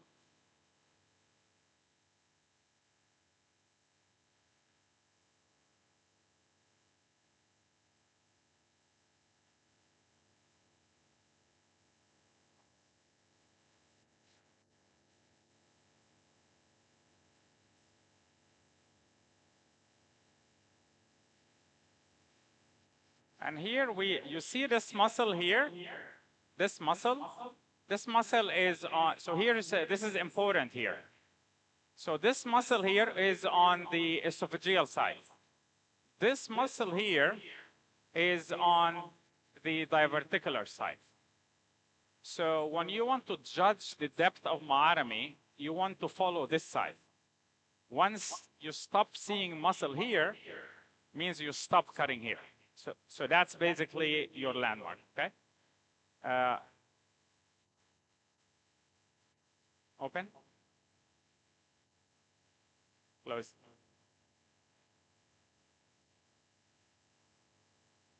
It's not cutting well, huh? Yeah, just delayed. Yeah. So you see here how basically not much muscle left.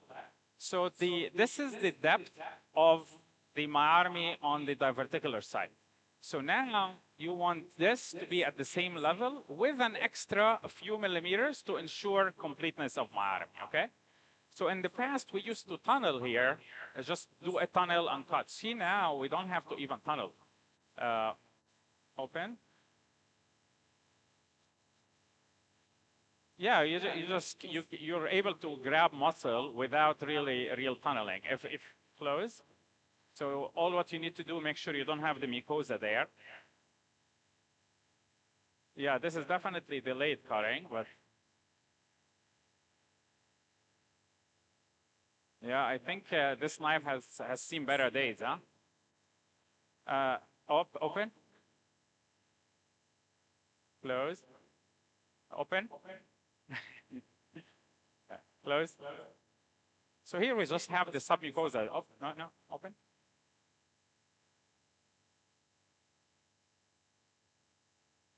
Don't close yet. Don't close yet. Okay, now close. Okay, good.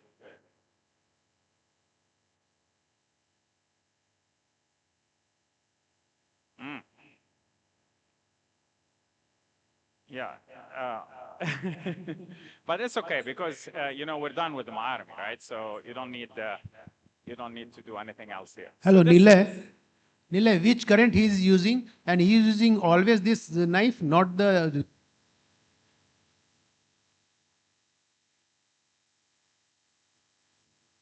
Yeah, you can. I mean, you know, I typically in my hospital just use this knife for all the steps, the incision, you know, all of the above. Here, you know, just demonstration. We elected to use both. But this is done here. Huh? Now we just have to close. Again, this is not the typical Z poem because of you know, just no diverticulum. And normally you don't get such a longitudinal incision, right? If there was, yeah. Diverticulum to work within. Yeah. You know. So and here can we close the door, please? We're just gonna close this like a regular poem here. Right. Huh? So let's get. Huh? Yeah, we can use those. We can start with the larger one. This, yeah. So now we're just gonna close and finish this. So although there was a brief moment there to show the anatomy where we showed the splitting of the muscle. Yeah. That splitting is the most important phenomenon. Once it splits, you continue the Maarami on the diverticular side. Once that's done, that's your depth. That's basically it. So KK, you got it? Most important step in Z poem or open poem or whatever poem at Zenker. Initially you see single muscle. You cut it, it splits into two.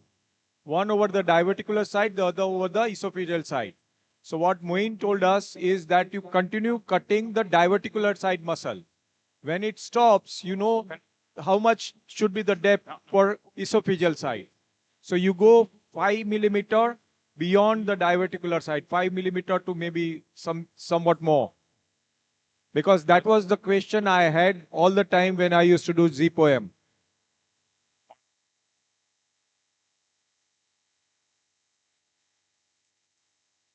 Yeah.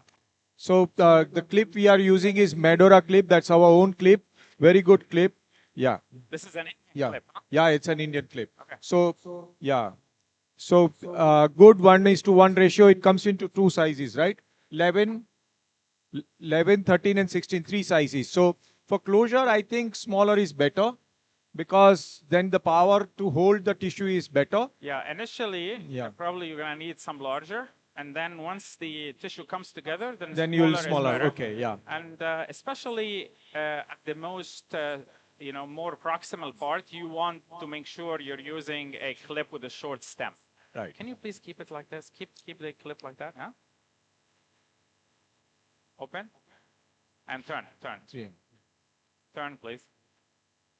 So Medora also has short stem clips, right? 3 mm. Stay there. So this is a relatively small space here. So this is not the easiest closure. But still better than if it is in hypopharynx, isn't it? Yeah. I can't see anything here. Can you turn a little bit this way? Yes. Yeah, this is much better. A little bit more. Okay, that's good. Close. Yeah. Okay, take it. Yeah, close. All right.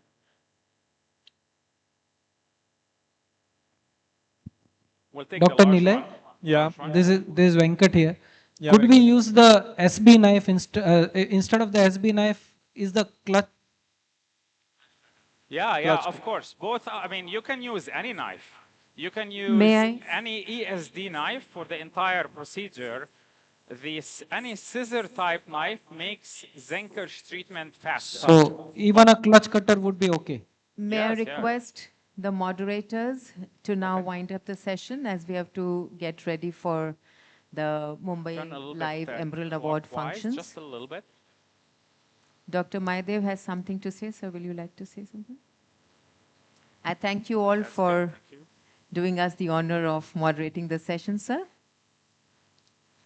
So what we will do is, do you have any more live procedures there, Nilay? Anything is already taken up? Yeah, there's Can you a turn a couple little of bit more? cases that have been taken up. Dr. What is Bhandari that? is Dr. Huh? Bhandari is doing a colonic polypectomy, and Dr. Stephen Sao is also going to be ready with his No. case. Is any procedure taken in the OT? Yes, Which Dr. one? Bhandari. Dr. Bhandari is just doing one case. He started. Okay, do you want to just show that? We'll not have discussion because it may so happen that we may just suddenly stop the transmission because our function may begin because the Chief Minister is on the way here. Okay, okay, we'll just quickly switch to his OT. Quickly switch to his OT. So you can just show us that polyp.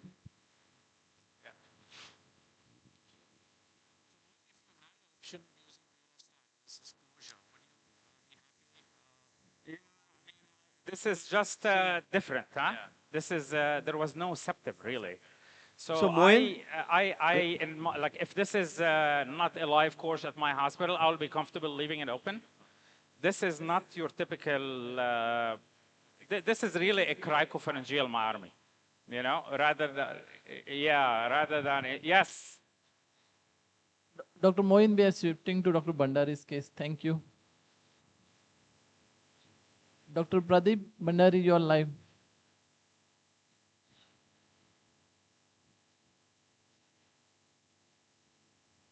Dr. Pradeep, you are live.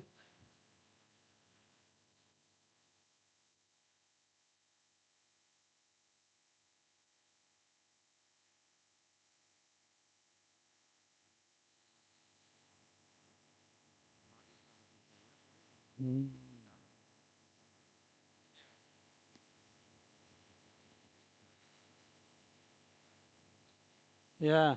Water okay? Sorry, hello. Hi. Welcome to our room. I've got Professor Yamamoto and other colleagues with me. We're just struggling a little bit with the bowel prep and water, but we found a large LST around the hepatic flexure. If I can get some views, maybe I'll get rid of the water and we go put some air. And then Professor Yamamoto can describe the polyp, what he thinks. What do you think is, how do you describe this polyp? Yeah. The LSTNG. Yeah, non-granular type. Non-granular type. NG means non-granular type. So it's LSTNG non-granular type. Do you think it's a pseudo-depressed or is it flat elevated? Flat elevated Yeah, type? flat elevated type. So what do you think is the risk of cancer in this? Oh, there is some risk, yes. And this is the LCI. Could you show the LCI again? LCI? Yes. Using LCI, then the lesion becomes pink and the orange to pink. Yeah. And the surrounding mucosa is pale, white, yeah, whitish almost. yes. So the detection of the lesion becomes easier. Actually, we were looking for the lesion with the LCI and found this lesion. Yeah. And then for the characterization, you change to the BLI. This is BLI blight or BLI. We need BLI. I don't know how to get BLI. It's Oh. only BLI bright. Right, okay. And magnification. Yeah. So we have magnify. And then you can see the JNet pattern. So it's a little bit irregular. There. JNet 2B, I think. Yeah. So JNet 2B means this is, in Japanese definition, this is the mucosal cancer or there is a risk of, yes, SM1 invasion. So our intention would be end block excision here. Yes, so I would do ESD if I perform the endoscopic resection in my hospital. I would choose ESD for this lesion. So for ESD, The way I'm thinking is we do a distal incision first on the cecal side. Yes, I do. Yes. Yeah. And then we make a pocket. Yes. But for pocket creation method, I prefer using tapered, narrowed cap. Yeah, this is the straight cap. So I don't want to go back and change the cap now because the colon is not very clean. You can do your technique. Don't worry. Yes. Yeah. Yes. What I will do is underwater with a tapered cap and go into the submucosal space and dissect. But you can do whatever you like. Underwater EMR is also an option. But because of the size of the lesion, it could become a piecemeal resection. Or adrenaline, yeah? Adrenaline. Yes. Yes. Yes. Yeah. Right. And we have published that using the underwater EMR, even the first snaring cannot capture the entire lesion. You can repeat the capturing. So then you can shrink the lesion. Then you can. You think underwater, you think we can get this almost the whole thing en bloc? Yes. Yeah, I think so. Quicker. Okay. Quicker. So whichever you like. I'll go with the master. His suggestion is we try underwater EMR. My only hesitation with underwater EMR is the bowel prep is not very clean here. When we do Okay, underwater, so now before the function bowel starts, we are prep going to have a very quick unveiling of the new potassium channel blocker from Sun Pharma. So I would like to request Abhijit and Joseph to please come and address. Make it supine, do you think it'll be a bit easier? The position will be such so that the water. Good evening to all of you. It's indeed a momentous occasion. I'm saying, first of all, on behalf of Sun Pharma, congratulations to Dr. Amit Maidev and to the entire team for a wonderful academic feast that we have. Please put your hands together for. I know that we will very soon have the Honorable Chief Minister here with us, but we would also request, since we have all the dignitaries here, I would request Dr. D.N. Reddy, Dr. Randhir Sood, Dr. Pratik, and Dr. Amit Maidev to please honor us by unveiling the logo of the new product that we are launching, which is for the first time in India, brand of Fexuprazan, which will be exclusively marketed by Sun Pharma in India. It will remain with us as a specialist PCAB for the next 10 years. So therefore, it's a very, very important moment for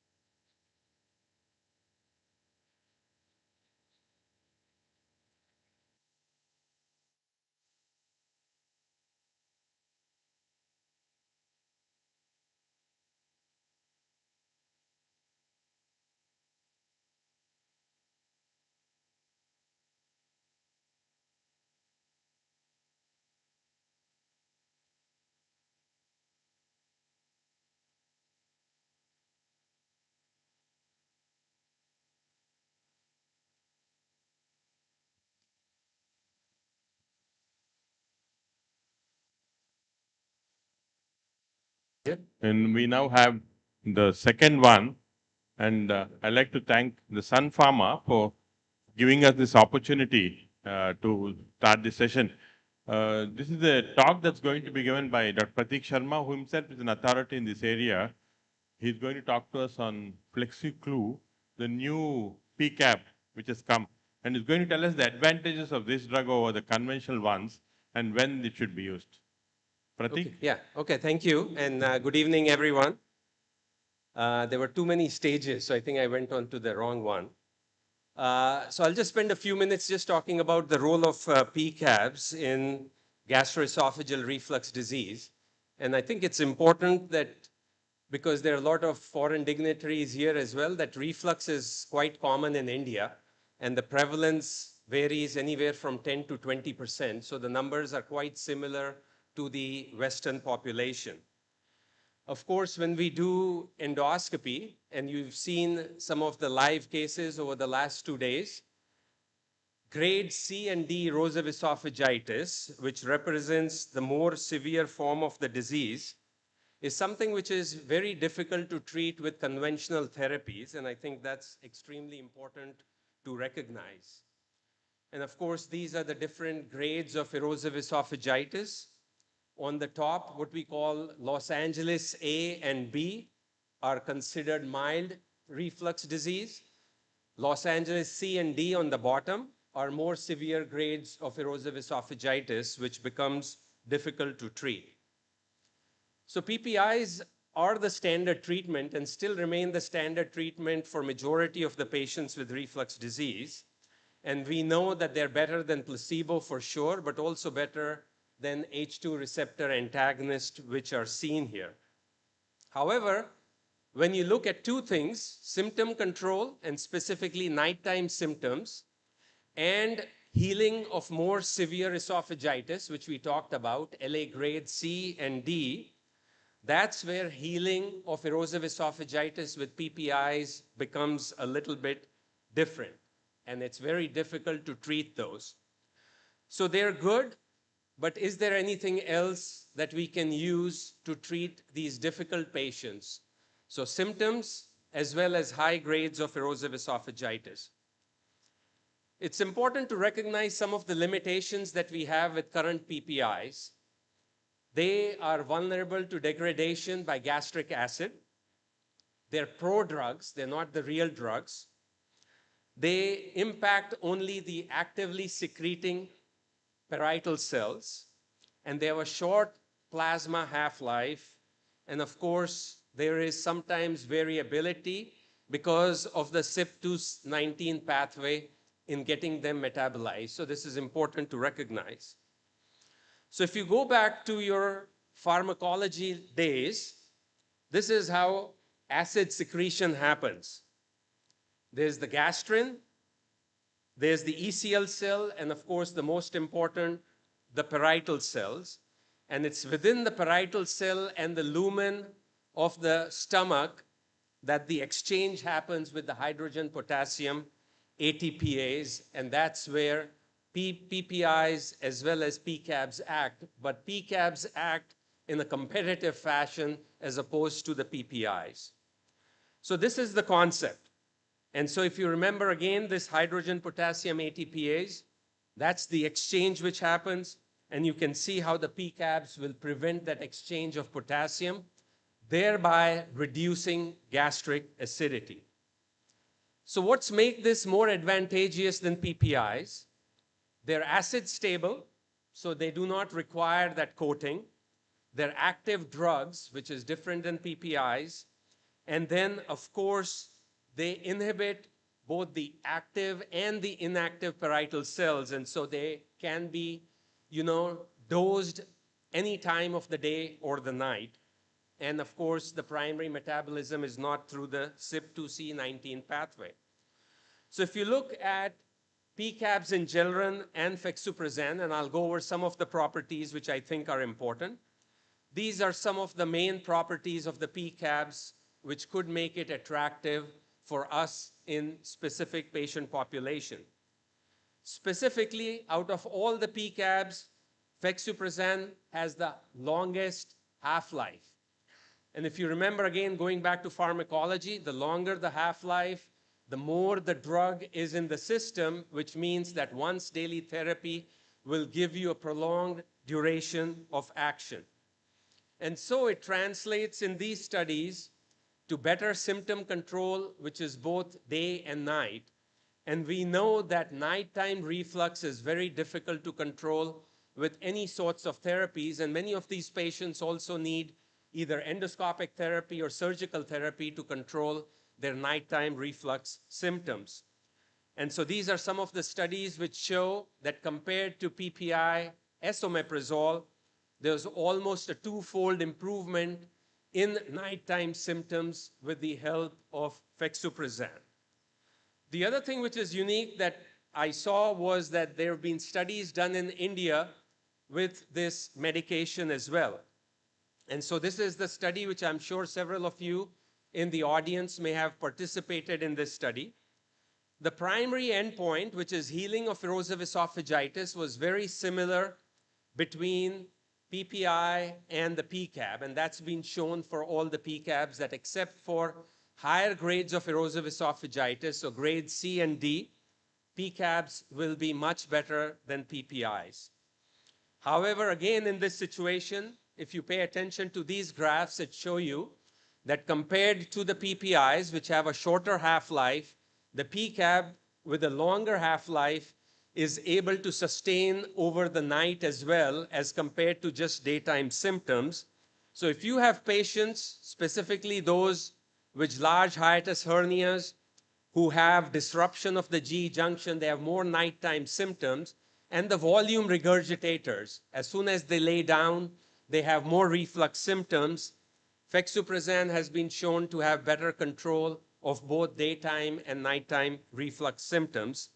And finally, for PCABs, it's important to recognize that their safety profile is very similar to the safety profile of PPI. So whatever we were concerned or not concerned with PPIs, those remain similar concept with PCABs, that it does increase serum gastrin levels. There are some issues with traveler's diarrhea, as well as some enteric infections. But besides that, most of the issues remain pretty stable with that.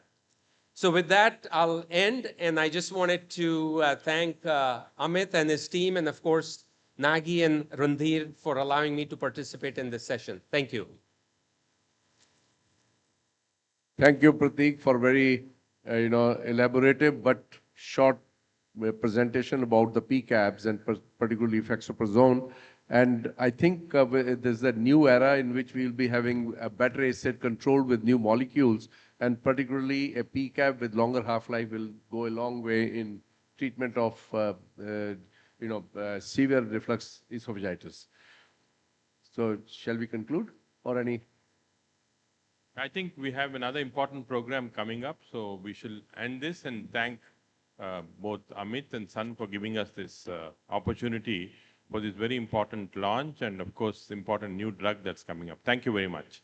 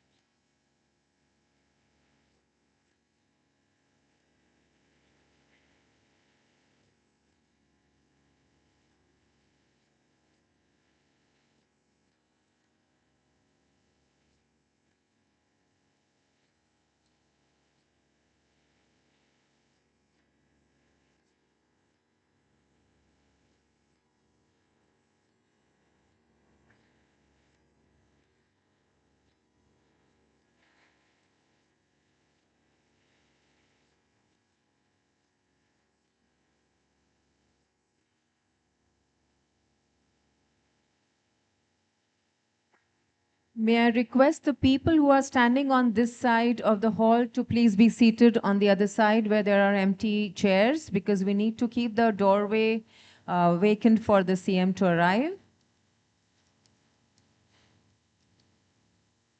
We have lots of seats, so please be seated and be comfortable while we await the arrival of our chief guest. Thank you.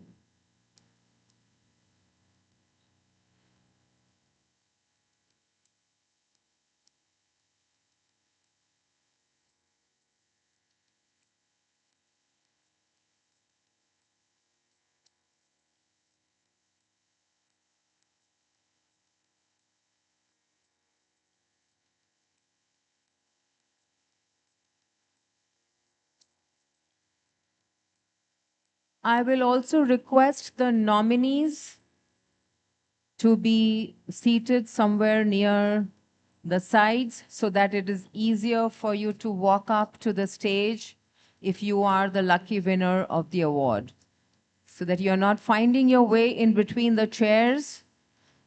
So if you are more accessible to reach the stage, all the nominees are requested to be seated towards the side aisles.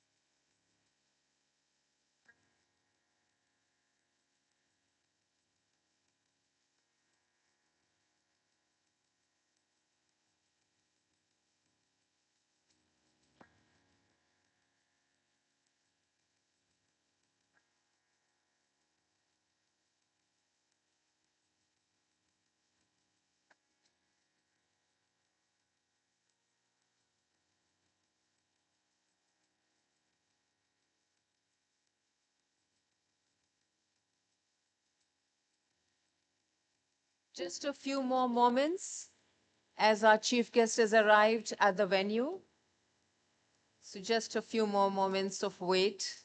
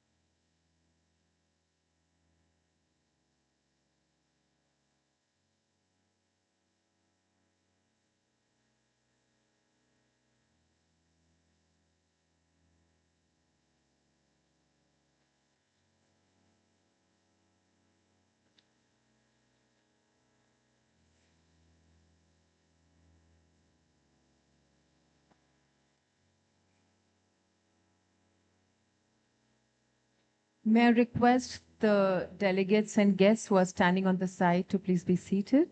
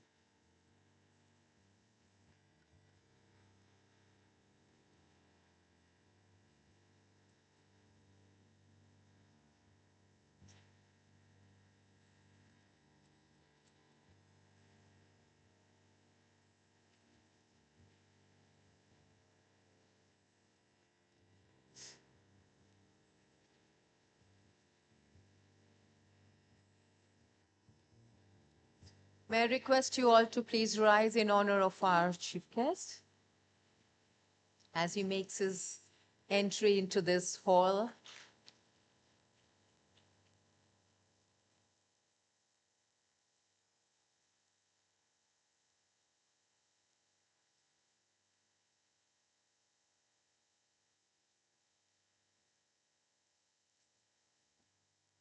A very good evening, ladies and gentlemen. May I request you all to please settle down.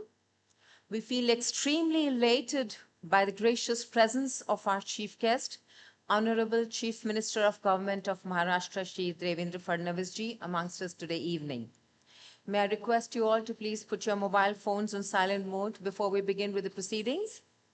On behalf of Sir H.N. Reliance Foundation Hospital and the Endoscopy Research Foundation, it gives me immense pleasure to welcome our chief guest, Shri Devendra Fadnavis ji, the illustrious and illustrious national and international faculty, and all the registered delegates, guests, and students to the Mumbai Live Emerald Award function this evening.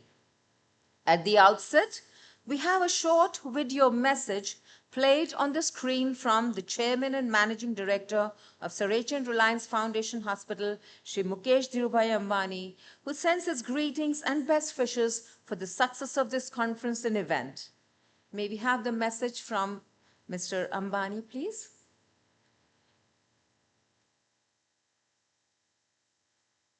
Namaskar.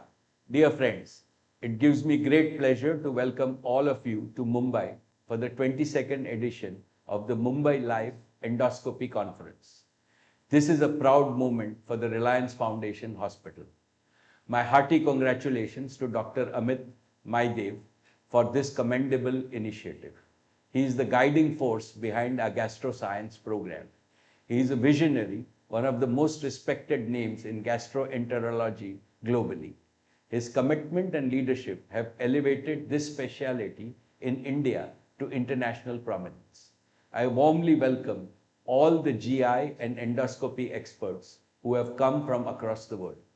We are glad to have all of you in Mumbai and serve as the venue for such an esteemed gathering. Distinguished delegates, incredible advances are taking place in health sciences and medical technology.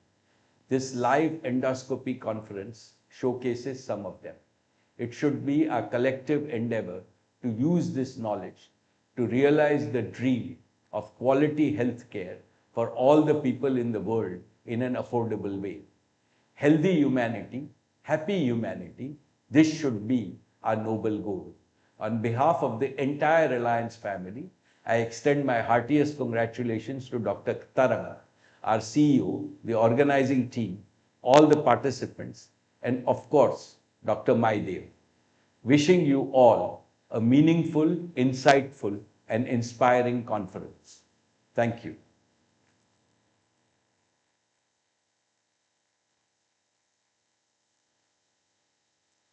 Can we have the mic on for Dr. Tarang, please? Yeah, just a small edit. He's the chairman and managing director for the entire Reliance Industry Private Limited and Reliance Foundation.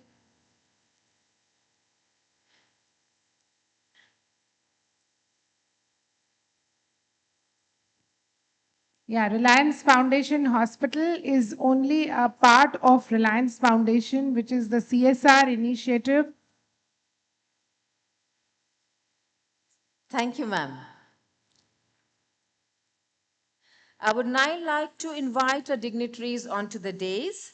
Please put your hands together to welcome our chief guest, Honorable Chief Minister of Maharashtra, Shri Devendra Fadnavis ji, onto the dais.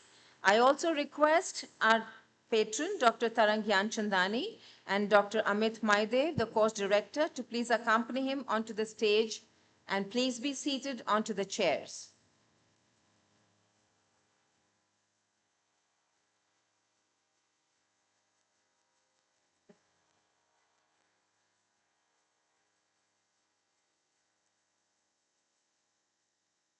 Ladies and gentlemen, excellence is not a skill, but an attitude. Success is the result of small efforts day in and day out. We begin with the Mumbai Live Emerald Award ceremony, where we introduce you to the next generation of stars of GI endoscopy in our country.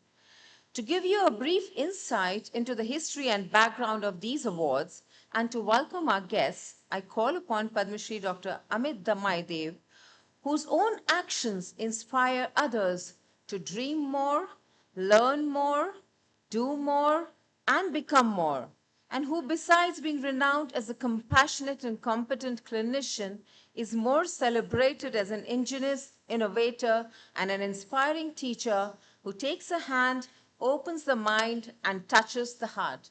Over to you, Dr. Maidev.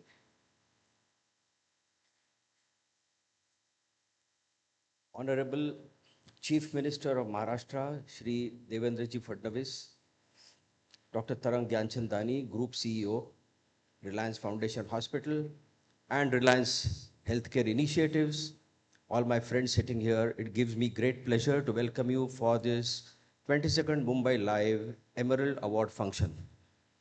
First of all, I would like to thank our Chairman and Managing Director of Reliance Industries, Shri Mukesh Dhirubhai Ambani, for giving us this address at the beginning of this function. And it is a tremendous honor to hear such good words from him. Well, all of us know that gastroenterology has grown exponentially over the last 60 years, and GI endoscopy has grown along with that. And in India, we can boast of numerous very talented and very good GI endoscopists. In fact, what started off with a very small number, today we have around 7,000 GI endoscopy practicing doctors in India, out of which 4,500 are gastroenterologists, and you will not believe it, but the remaining are surgical gastroenterologists. Well, after 30 years of history, and after this whole story has evolved, we have decided to launch these awards because we want to honor the upcoming stars, the next generation stars, who are going to make our country proud, who have already started making our country proud. And therefore, we have selected and decided to give awards to certain group. We have so many gastroenterologists who are talented. So we conducted a survey, and out of, say, 4,500 endoscopists, we selected a few who were nominated for certain awards in Emerald category. And these awards were in different categories, like technical skill, or educator, or impactful publications, or endoscopists who were leaders and entrepreneurs, or endoscopists who were leaders in tier 2 or 3 cities, and of course, an award for women in GI endoscopy, and one final award, which I'm giving, special award, an endoscopy for surgeons, who has strived all throughout for developing endoscopy for surgeons. And to select these awardees from the nominees, we had a jury of senior endoscopists who are sitting here in the first row, who are my colleagues, who have seen the story with me, and the jury has selected the awardees. And these awards will be today presented by our chief guest, Honorable Chief Minister, Shri Devendraji Fadnavis. So we can start the award function now, and I would request you to please start the award function by first felicitating. It's our privileged honor to have our Honorable Chief Minister of Government of Maharashtra, Shri Devendra Fadnavis ji, as our chief guest today. In order to commemorate this momentous occasion and express our sincere gratitude for his treasured presence, I call upon Dr. Maidev and Dr. Tarang Gyanchandani to felicitate our chief guest, Shri Fadnavis ji.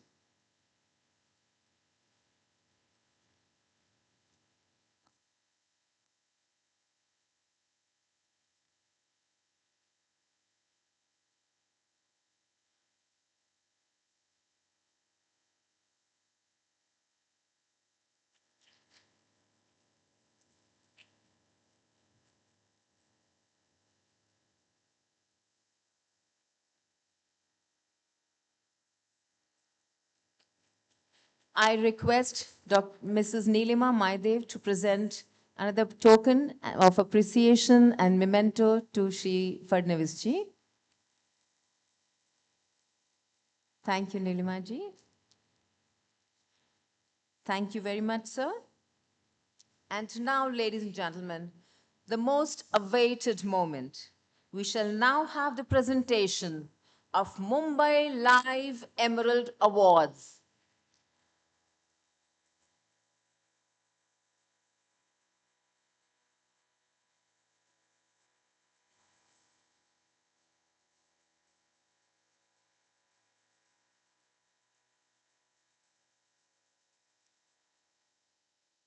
As a mark of gentility, we begin with ladies first. The nominees for the Emerald Award for women in GI endoscopy are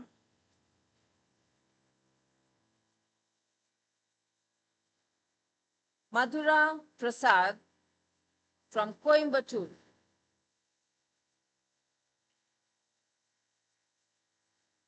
Monica Jain from Delhi,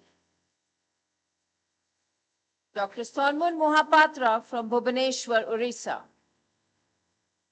Dr. Neha Berry from Delhi, Dr. Radhika Chavan from Pune, and Dr. Alga Maipiel from Madurai, Tamil Nadu. Let us give a loud round of applause for all the nominees first.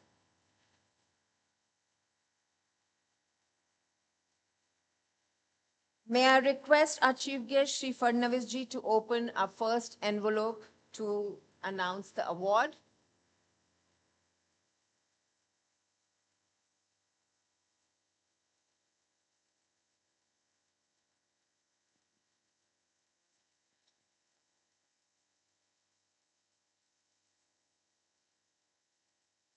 And the Women in GI Endoscopy Award goes to the winner for women in GI endoscopy is Dr. Radhika Chauhan. Wow. A loud round of applause for Dr. Radhika, please. Dr. Radhika.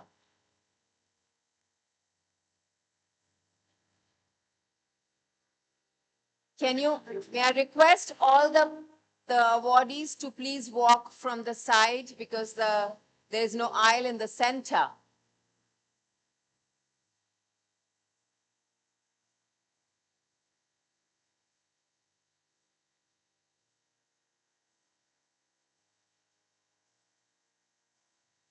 Congratulations, Dr. Radhika.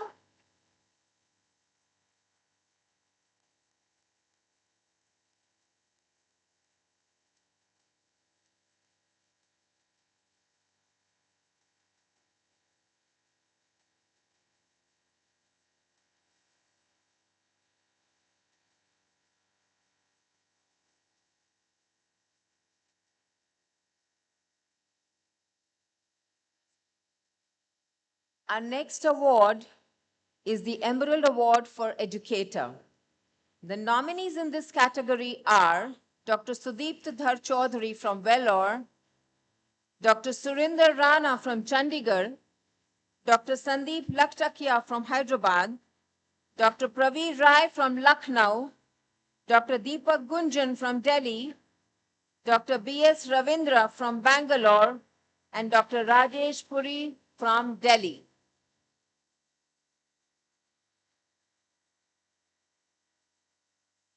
May I request, sir, to please open the next envelope to announce the winner?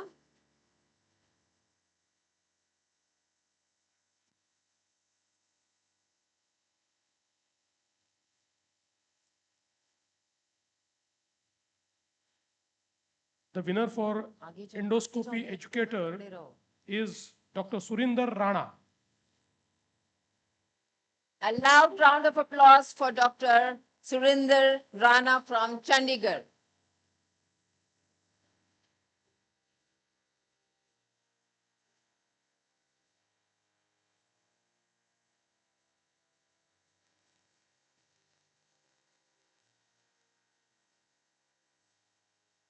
Congratulations, Dr. Surinder. Our next category is the Emerald Award for Leader from Tier 2-3 cities. The nominees for this category are Dr. K.K. Rawal from Rajkot, Dr. Ashutosh Mohapatra from Bhubaneswar, Dr. Uday Singh Patil from Sangli, Maharashtra, Dr. Venkat Krishnan Iyer from Bhavnagar, Gujarat, and Dr. Gaurav Chawla from Kanpur, Uttar Pradesh. Let's see who's the lucky winner.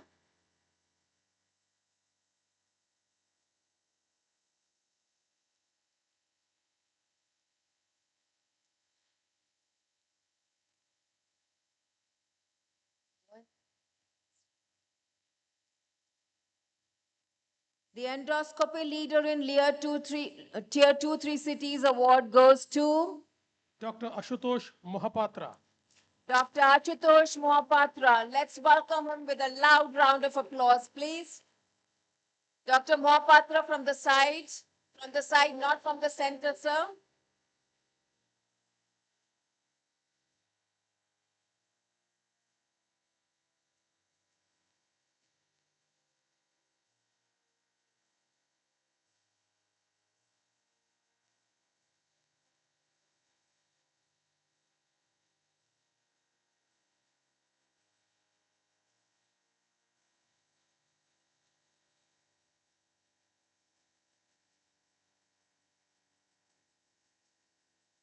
Congratulations, Dr. Mohapatra.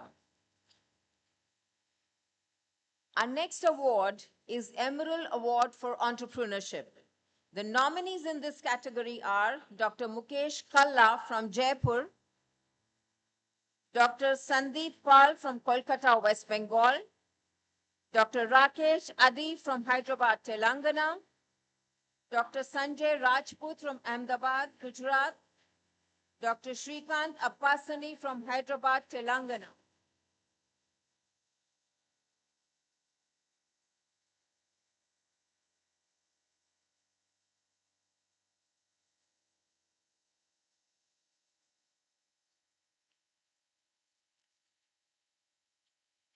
The winner for leadership and entrepreneurship is Dr. Mukesh Kalla. Congratulations, Dr. Kalla.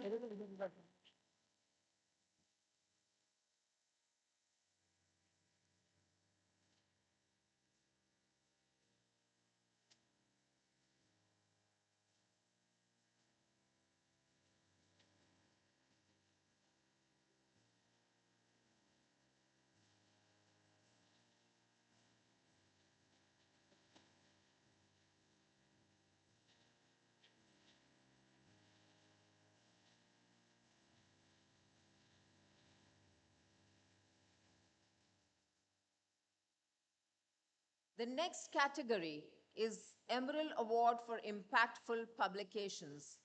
Publish or perish. So the nominees for this category are Dr. Suprabhat Giri from Bhubaneswar, Orissa, Dr. Nitin Jagtap from Hyderabad, Telangana, Dr. Soumya Jagannath from Delhi, Dr. Sridhar Sundaram from Mumbai, Maharashtra, Dr. Jayanta Samanta from Chandigarh.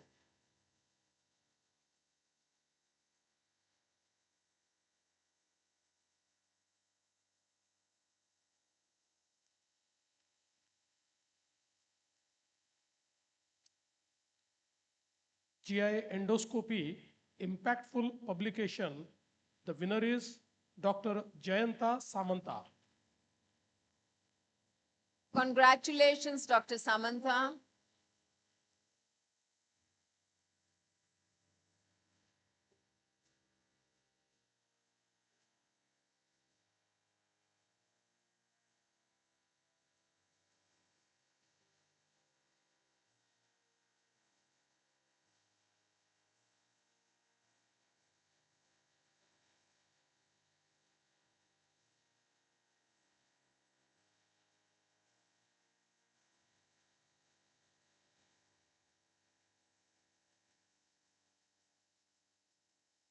The next category is the Emerald Award for Technical Skill. The nominees in this category are Dr. Pankaj Desai from Surat, Gujarat, Dr. Zahir Nabi from Hyderabad, Telangana, Dr. Roy Mukadda from Kochi, Kerala, Dr. Mohan Ramchandani from Hyderabad, Telangana, Dr. Vikas Singla from Delhi, and Dr. Amol Bopoy from Pune, Maharashtra.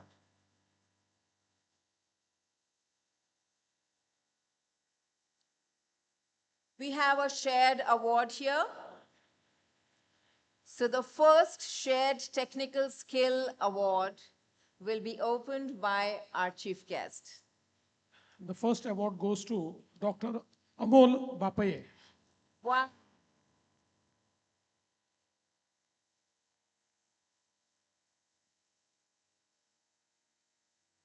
Congratulations, Dr. Amol.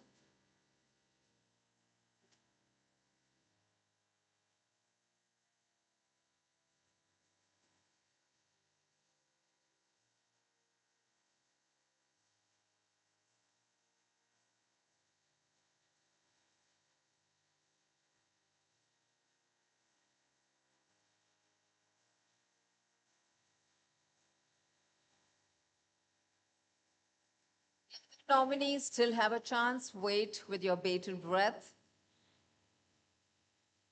Please come forward. The second shared technical skill award goes to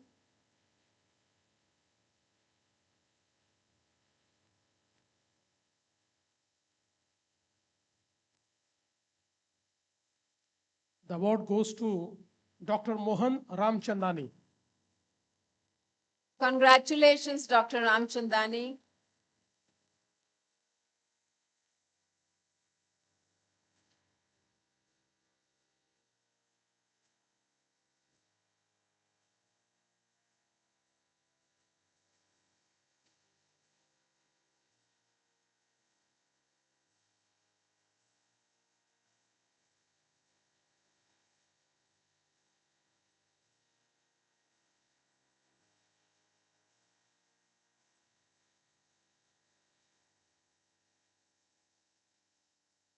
And now the last award for the evening, which is a special award, Endoscopy for Surgeons.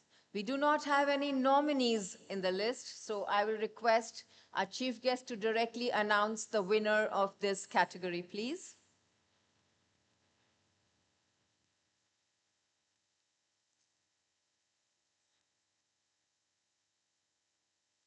This prestigious award goes to Dr. Praveen Suryavanshi.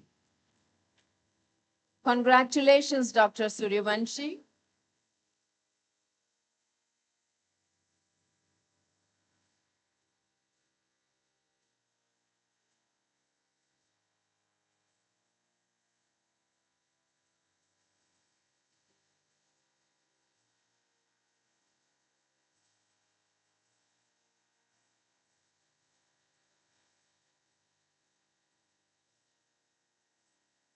I request our guests to please be seated. Heartiest congratulations to all the winners, because the highest reward for a person's work is not what they get by it, but what they become by it.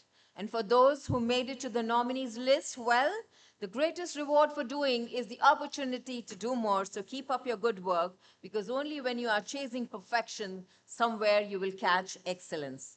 I thank our chief guest for doing us the honor of announcing and presenting the awards.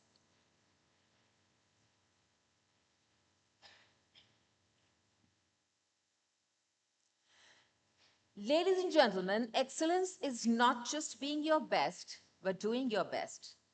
And it's a beautiful thing when career and passion come together.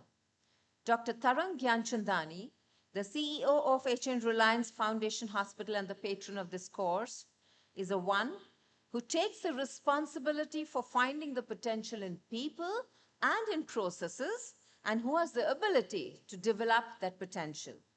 Making this consistent small investment in people in the tiniest possible way, it has reproduced itself to create an outstanding return as Sir H.N. Reliance Foundation Hospital celebrates a decade of excellence under her vibrant and able leadership. I invite Dr. Tarang Gyanchandani to deliver the inaugural address now.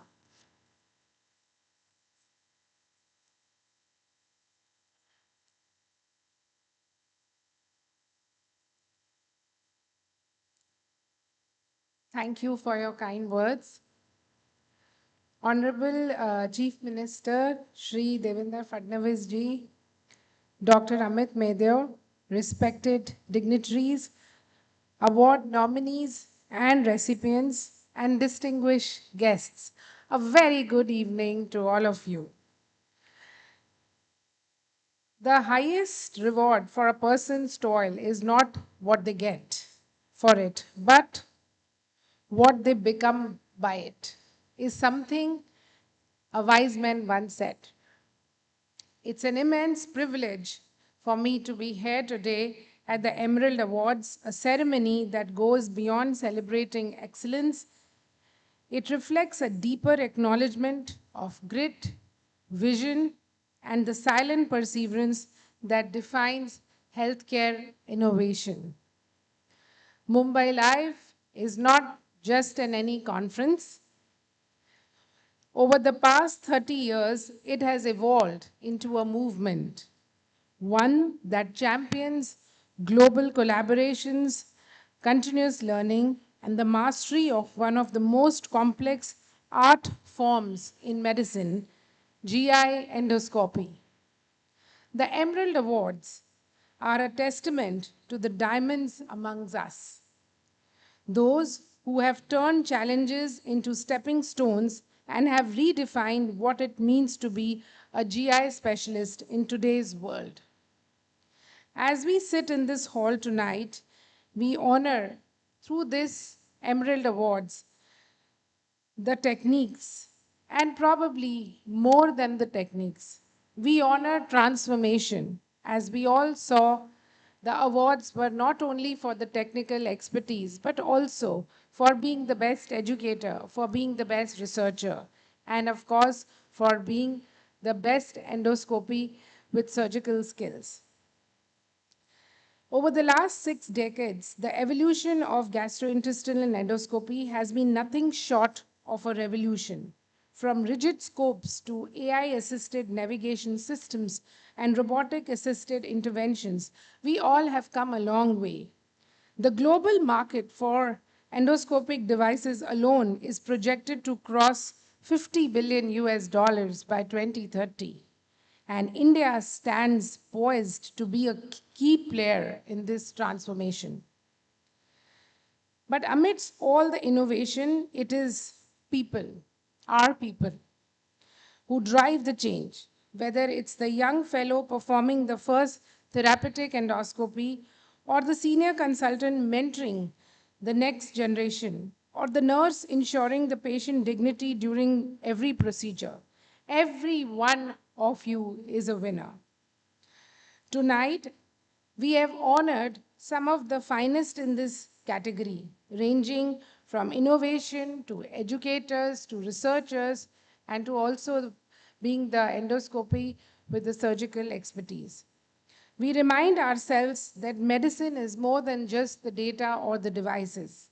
It's about the impact. It's about the hope that we bring to our patients. It's about the quiet confidence with which our fraternity brings healing of thousands every day. I'm so proud to say that at Reliance Foundation Hospital, we continue to build platforms for precision GI care, integrating AI for early diagnostics, and investing in research and simulation-based training. Our collaboration with the leaders across the globe, many of whom are there in this room, fuels our mission. On behalf of all of us, I would now take this opportunity to express my immense gratitude to the Honorable Chief Minister of Maharashtra, Shri Devendra Fadnavis ji, whose presence here tonight reflects the growing collaboration between science, policy, and public health. Sir, your commitment to making Maharashtra a medical and innovation hub continues to inspire us all. Thank you so much, sir, for being here. Thank you. I would also like to take this moment to thank and commend Dr. Amit Medeo, a mentor to many, a relentless innovator, and the driving force behind this incredible journey. Your vision has shaped a generation of endoscopists, not only in India, but across the globe.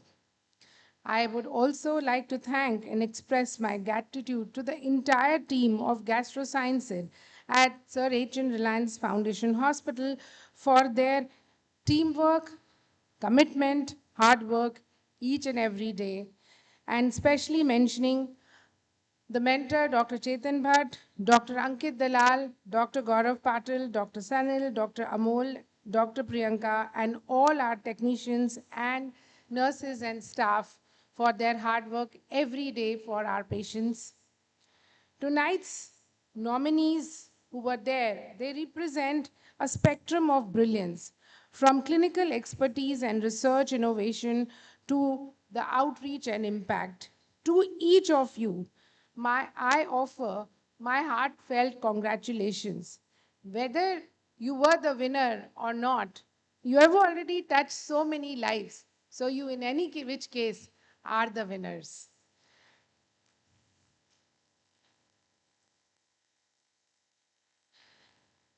As a part of Reliance Foundation healthcare initiatives and as the CEO of Sir H.N. Reliance Foundation Hospital, I have the privilege of witnessing the relentless pursuit of excellence every day. And I can confidently say the future of gastroenterology is in safe, skilled, and compassionate hands. Let us continue to nurture that spark, support each other's journeys, and make healthcare more precise, accessible, and humane.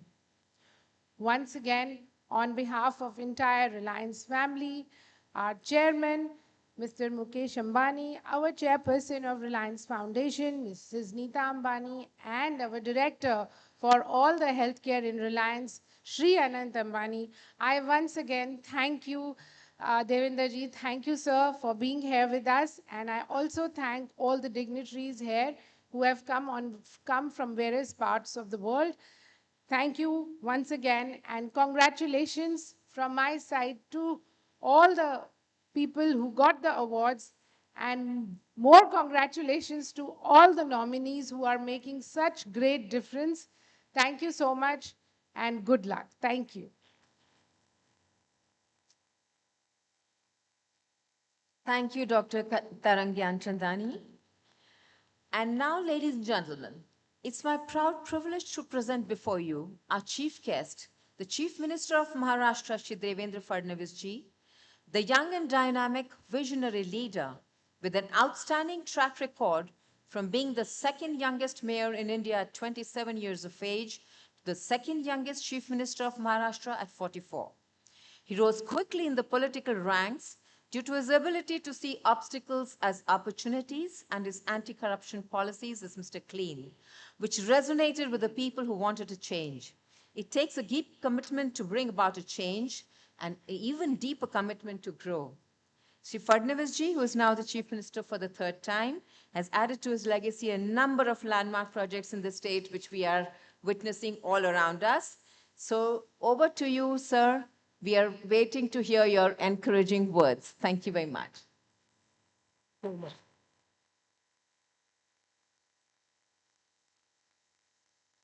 A very good evening to all of you. It's indeed my proud privilege to be part of this 22nd Mumbai Live Endoscopy 2025. And also, it's my privilege to give the awards to the emeralds from the gastroenterologist fraternity. I'm very happy that this annual conference is being held in Mumbai.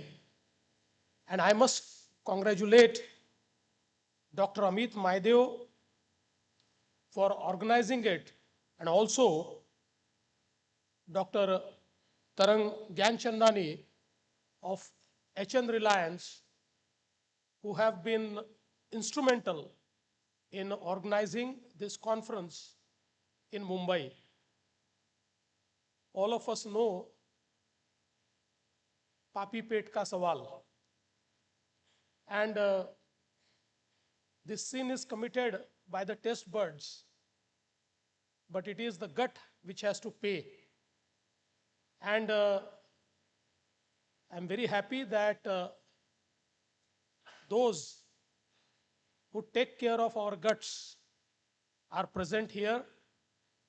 So I would like to thank all the doctors who are present here, who have been practicing this art of GI endoscopy for last many years. I know that Dr. Amit Maidev was one of the first champion who started practicing this art of GI endoscopy in India. And now looking back, Dr. Amit Maidev can proudly say, मैं अकेला ही चला था जानिबे मंजिल मगर लोग आते गए और कारवा बनता गया. Today we have around 7,000 GI endoscopy practitioners across our country. Although looking at the size of our country, I would say we still need more. And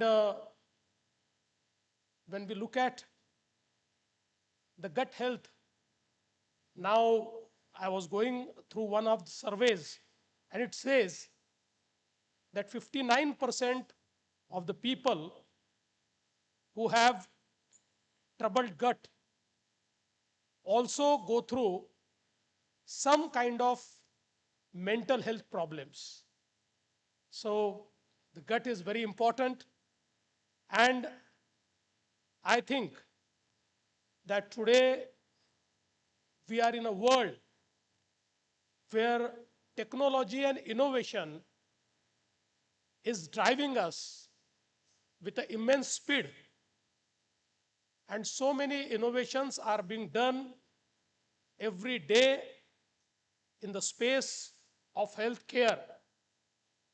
Today, with the advance of artificial intelligence, every sphere of life is changing. And I think the most impacted sphere of our life is healthcare, which is being impacted by artificial intelligence. And I think these type of conferences give us a stage to reflect, to contemplate, and to share the knowledge and the latest technologies which are being used by the entire fraternity. And it also enhances the knowledge of each and every one of us so that we are able to serve better and better every day. I'm sure in this 3-day conference, all the discourse and dialogue which has happened will be very fruitful to create new ways to impart quality healthcare to our fellow Indians.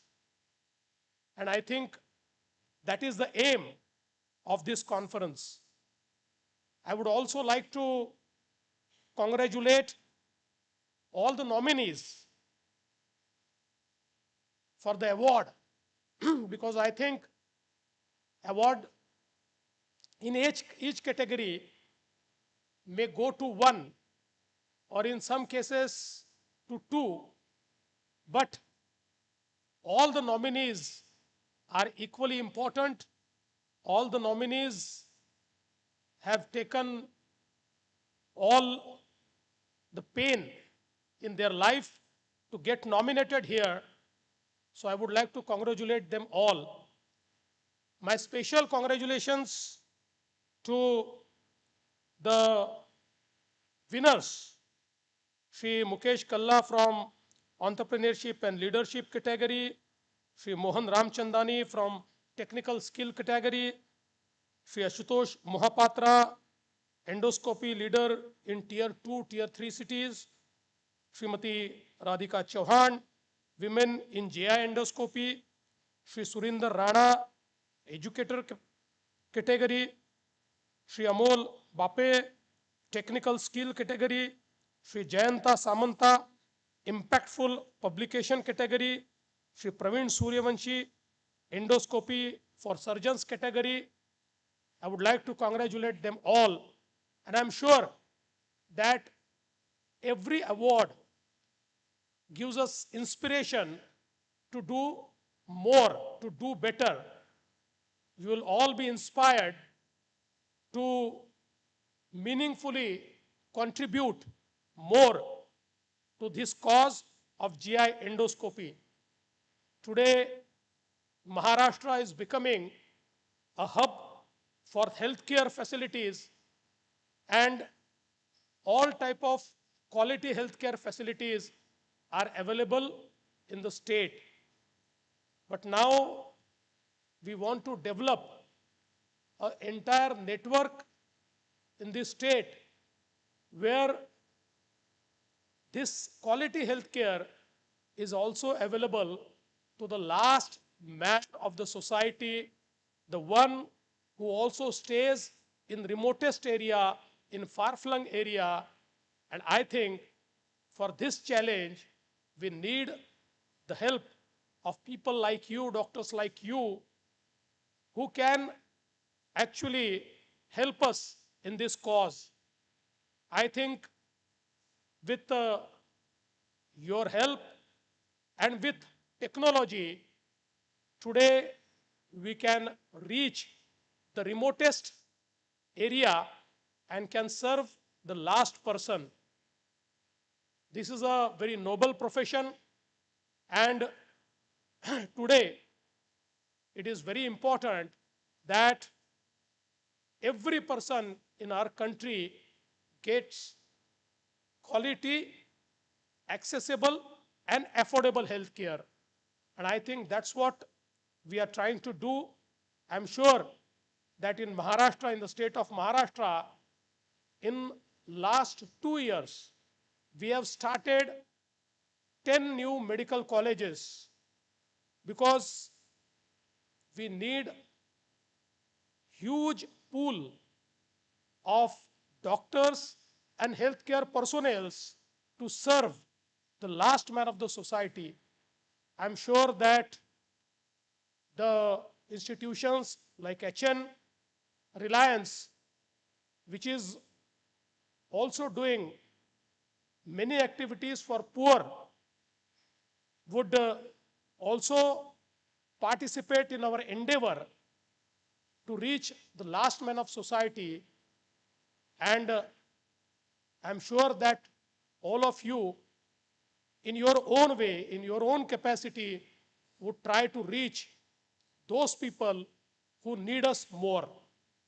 I once again would like to congratulate you all and would like to thank Dr. Maidev and Dr. Tarang for inviting me here and making me part of this Emerald Award ceremony.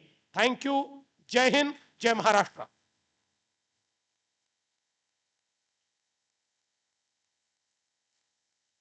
Thank you very much, Sri Fadnavis ji, for your inspiring and encouraging words. And truly, great leaders don't set out to be a leader. They set out to make a difference. It's never about the role. It's always about the goal. Ladies and gentlemen, we now take a moment to acknowledge, appreciate, and applaud the relentless efforts of those who have worked silently in the background alongside the ones who were on the center stage to make this event and this conference a successful one. I call upon the leader of the team, the captain of the ship, Dr. Amit Mayudev, to propose a vote of thanks, please.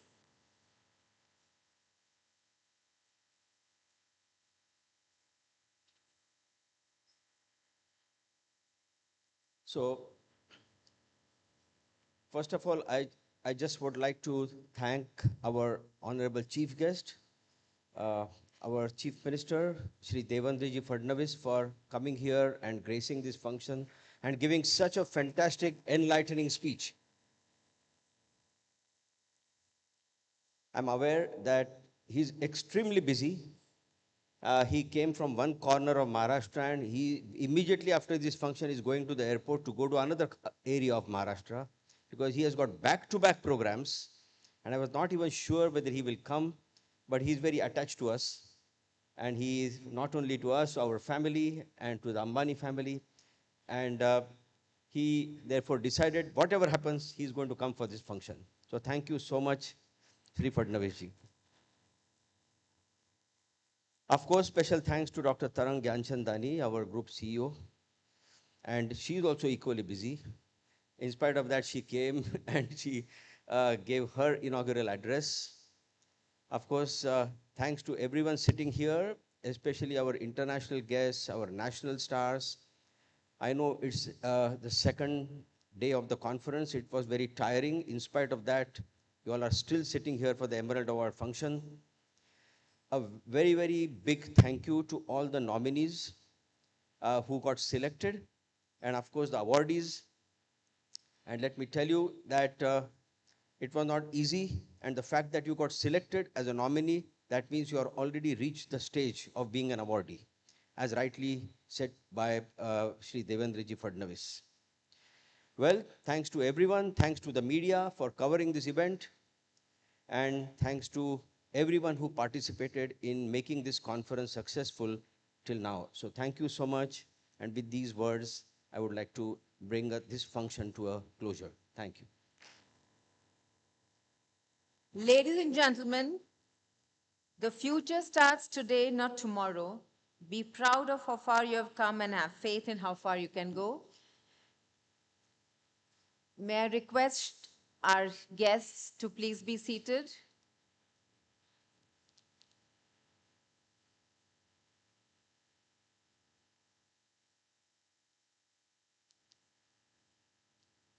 So there is a AV show.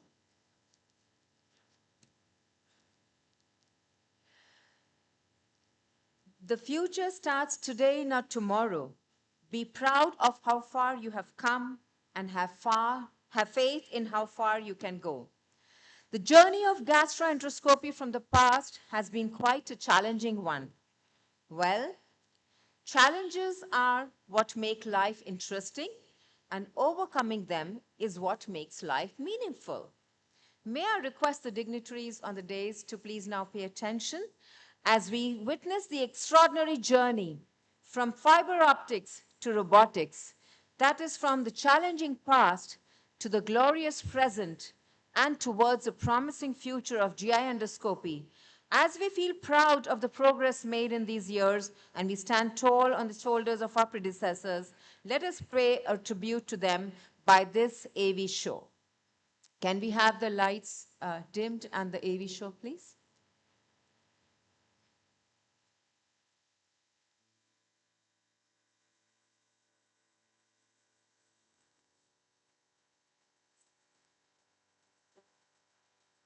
Welcome to Mumbai.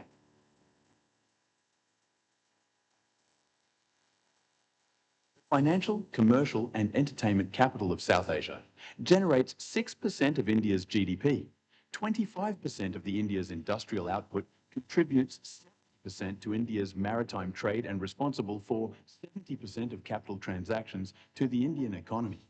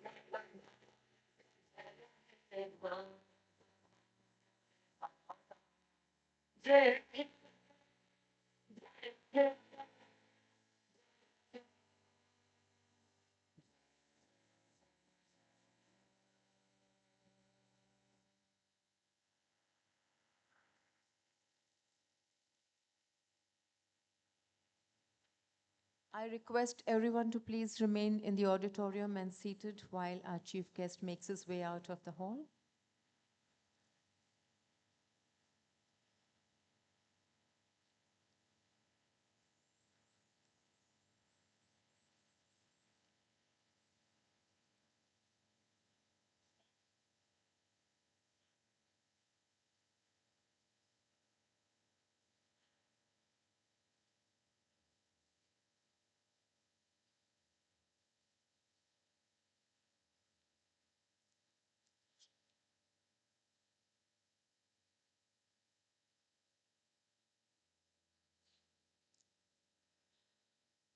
Ladies and gentlemen, we have organized a mesmerizing combo of sitar and ghazal by one of India's most coveted artists.